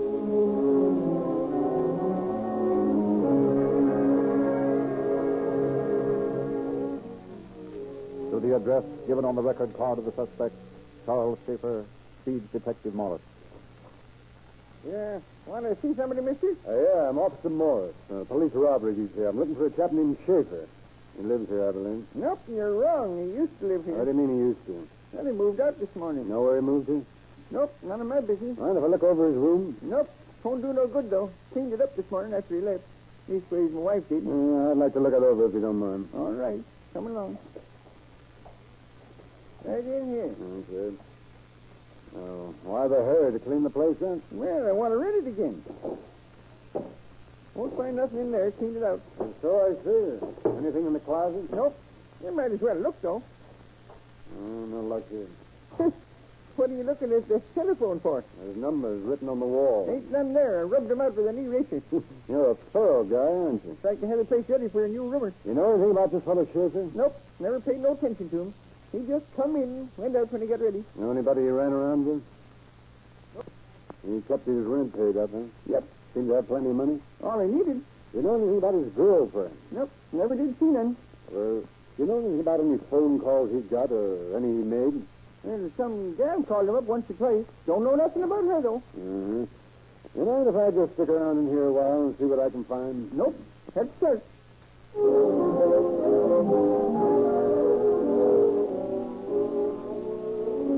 Although Morris went over every inch of closet and places about the room where a clue might be hidden, the officer found nothing. Still in his mind, there lingered the thought that somewhere in that room was a clue, something important that he had overlooked. Day after day, he returned to the house, but each time his search of the room was fruitless. Then, one day, almost a week after his first search, he made a final trip to the room. I'm sorry to trouble you again, but I'd like to look that room over again. All right. I shouldn't think you're crazy, though. Maybe so. I got a hunch I've overlooked something in that room. All right. Come on in. Look at it till you're blind if you want to. You know, what I like about you is your spirit of cooperation. Yep, I thought so. Well, why don't you start looking? Oh, don't worry about me. Just go on about to it. Just sit here for a minute. He's a bedbug. Sit down completely.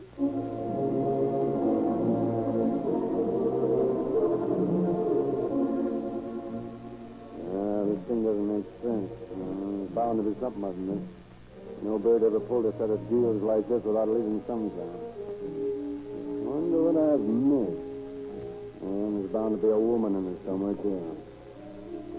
What's that, a piece of paper sticking out of the baseboard? Just a piece of paper.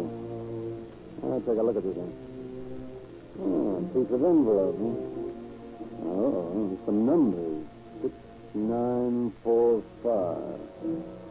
6945. I've got it. That's a telephone number. I've got Mr. Schaefer right where I want him.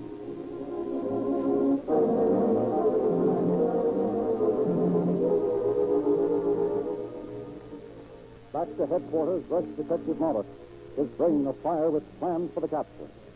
Hurriedly he began calling the number 6945, using every possible Los Angeles exchange. 6945. Mr. Schaefer there? Never mind. 6945. Oh, hello, Charlie Schaefer there. Okay.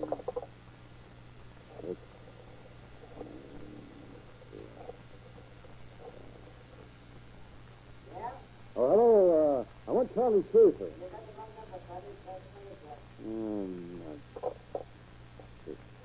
Thus, weary hour after hour, Morris dials telephone numbers all to no avail. Schaefer is not known in Los Angeles. Then, in desperation, Morris takes the number and goes to the office of Special Investigator Claude Peterson of the telephone company. Hey, Claude, I've got a number here. I know it's a phone number. I've tried every exchange in Los Angeles. Now I want to check your long-distance calls and see if we can find out where that number is. You haven't by any chance lost your mind, have you? I don't know. I'm beginning to wonder. And just the same, I want to check those calls. How far back do you want to go? 6 months, if necessary. Okay. Let's get down to the file room and get at it.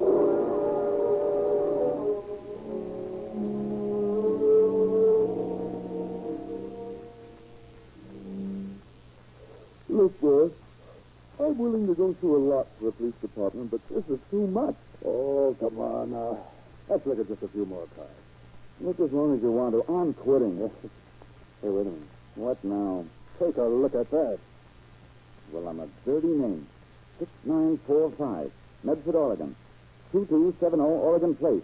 Well, can you try that? I think I can. Right to the coattail of Charlie Schaefer.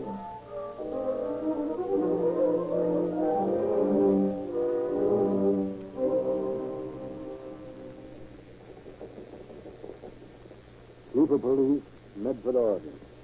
Please go to 2270 Oregon Place and arrest and hold Charles B. Schaefer. This man's wanted for robbery by the Los Angeles police. Notify Morris. Robbery is there. 45 minutes later, Morris. Robbery. LAPD. Have Charles Schaefer in custody. Found him at the address given by you. Advise disposition.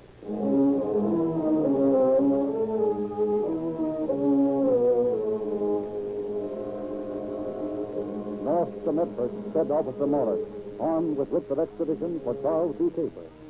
In Medford, however, he meets with delay. Then, one day at the railway station in Medford. I tell you, Morris, you're foolish to try to make this fit as ill as you are. No, I've been here 3 weeks now. I've got to get this bird back for trial. But what if something happens to you? You won't be able to defend yourself or do anything if you decided to get tough. I'll keep an eye on him. Yes, but you've already spent 2 days in the hospital. You're not well enough to be up now. Oh, it's okay. The doctor gave me a prescription to take with me. I'll be all right. Okay, have it your own way. Okay, I'll be seeing you sometime. So long, Morris. Let me know if you need any help.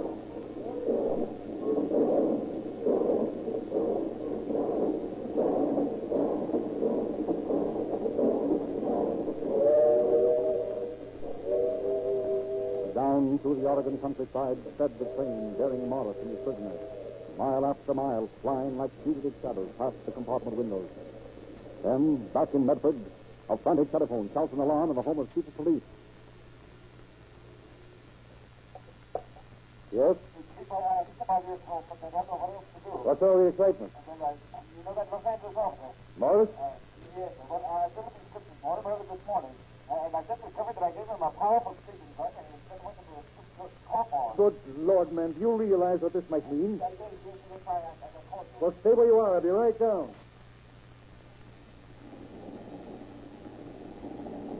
Back on the train, Officer Morris, having taken the tablets according to the doctor's instructions, lies sleeping in his berth. Above, handcuffed and manacled at the sleeping officer below, a restless prisoner tosses in his bed. Stealthily, silently, he removes from a small truck a pair of flat-nosed pliers. Carefully, he places them in the double side of the fearless handcuffs and twists hard against the case-hardened steel. Bit by bit, grinding his teeth with pain as the metal cuts into his flesh. Schaefer pries at the cuffs. Little by little, he loosens the rivet that holds in prison. At last, his hands are free. Cautiously, he ties the shackle about his ankle. It is loose. Tearing at the flesh of the ankle, the chain is forced down and off. Then, as the pale fingers of dawn push back the curtain of snow-blanketed night, the train labors up to the Hatchie grade. Dropping suddenly to the corridor, Schaefer makes his way to the vestibule, opens the top door leading to the steps, and lets himself off into the snow. The summit reached, the train begins its downward flight as the fugitive takes stock of his surroundings. Our scene shifts now to the office of the sheriff of Kern County. Highway Patrolman William Snare reports for duty. Hi, Reynolds. Anything doing? No, not much. Prisoner got away from the Los Angeles office. He's gone up to the Tehachapi grade. Hey, the boys over at Mojave found one of our stolen cars. That's about all. Well, let's take a run over to Mojave and pick up the car. Got a description of the prisoner? Yep, right here. His record looks like a tough customer, doesn't it? They're all alike to me. Yeah, getting me scared, and I'll outshoot any of them. Well, better get started. Looks like it's liable to snow again today. Keep your eyes peeled for any stray cars. We've had a lot of them stolen lately. Yeah, regular epidemic.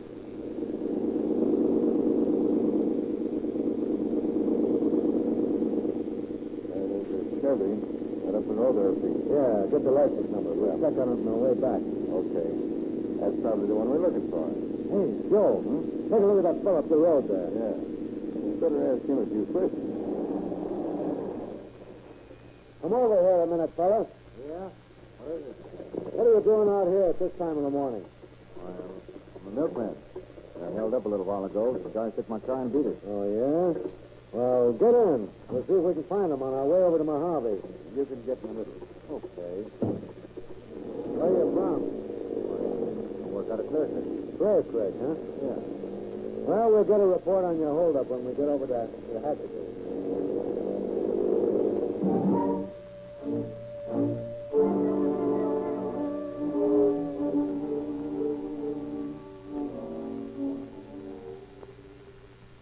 Joe, come here.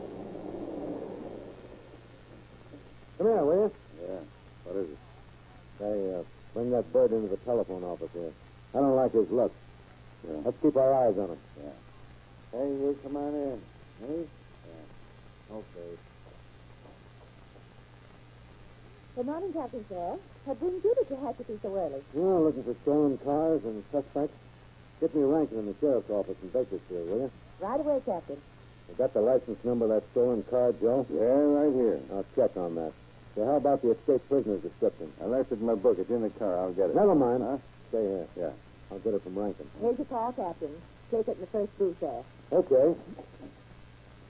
Hello, Rankin. So give me a description of that prisoner that got away from Morris. Yeah? Yeah? 5'11". Yeah. Well, I think we got him. Hey, what are you trying to do? What do you think you're taking me back for? Say, don't get tough, young fella. We're taking you back whether you like it or not. Oh, you think so, do you? Hey, Yeah, give me we'll that pick this gun. guy up on the road and we're walking around on the way over to Mojave. Billy's got my gun. Put that gun down. That's the you, copper. You got him, Bill. Hello, Rankin. So never mind the description. Notify Morris that we got his man. And send out the coroner.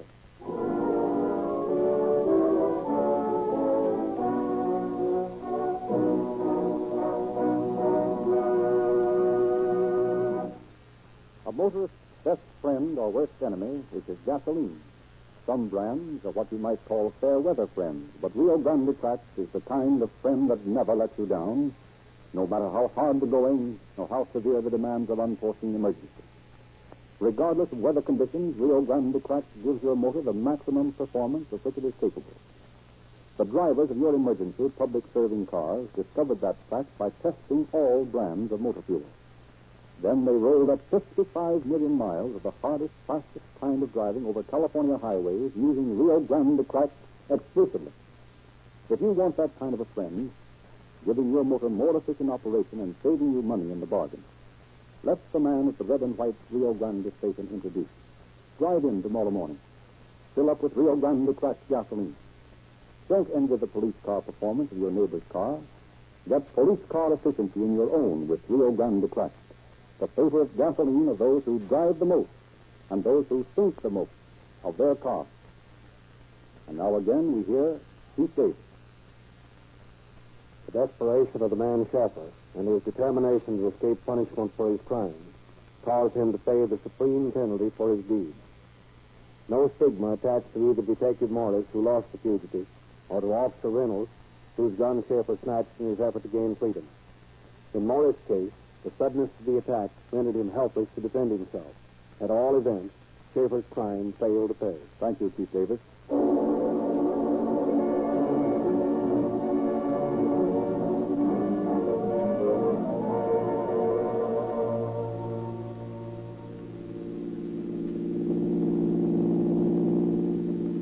Police calling all cars, attention all cars. The cancellation of broadcast 210 regarding an escaped prisoner. This man shot by highway patrolman Snare while resisting arrest. That's all. Rolls and please.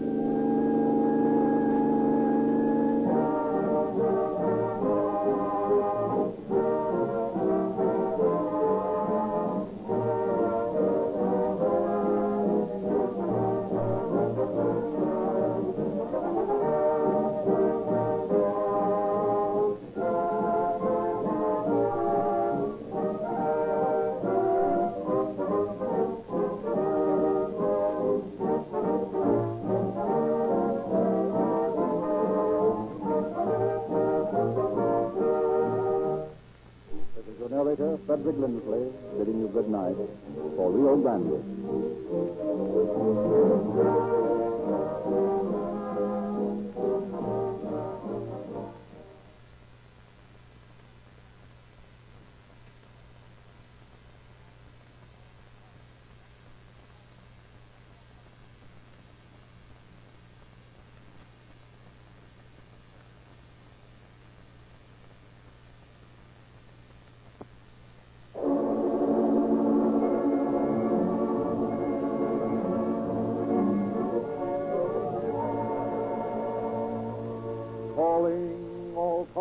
Copyrighted program created by Rio Grande.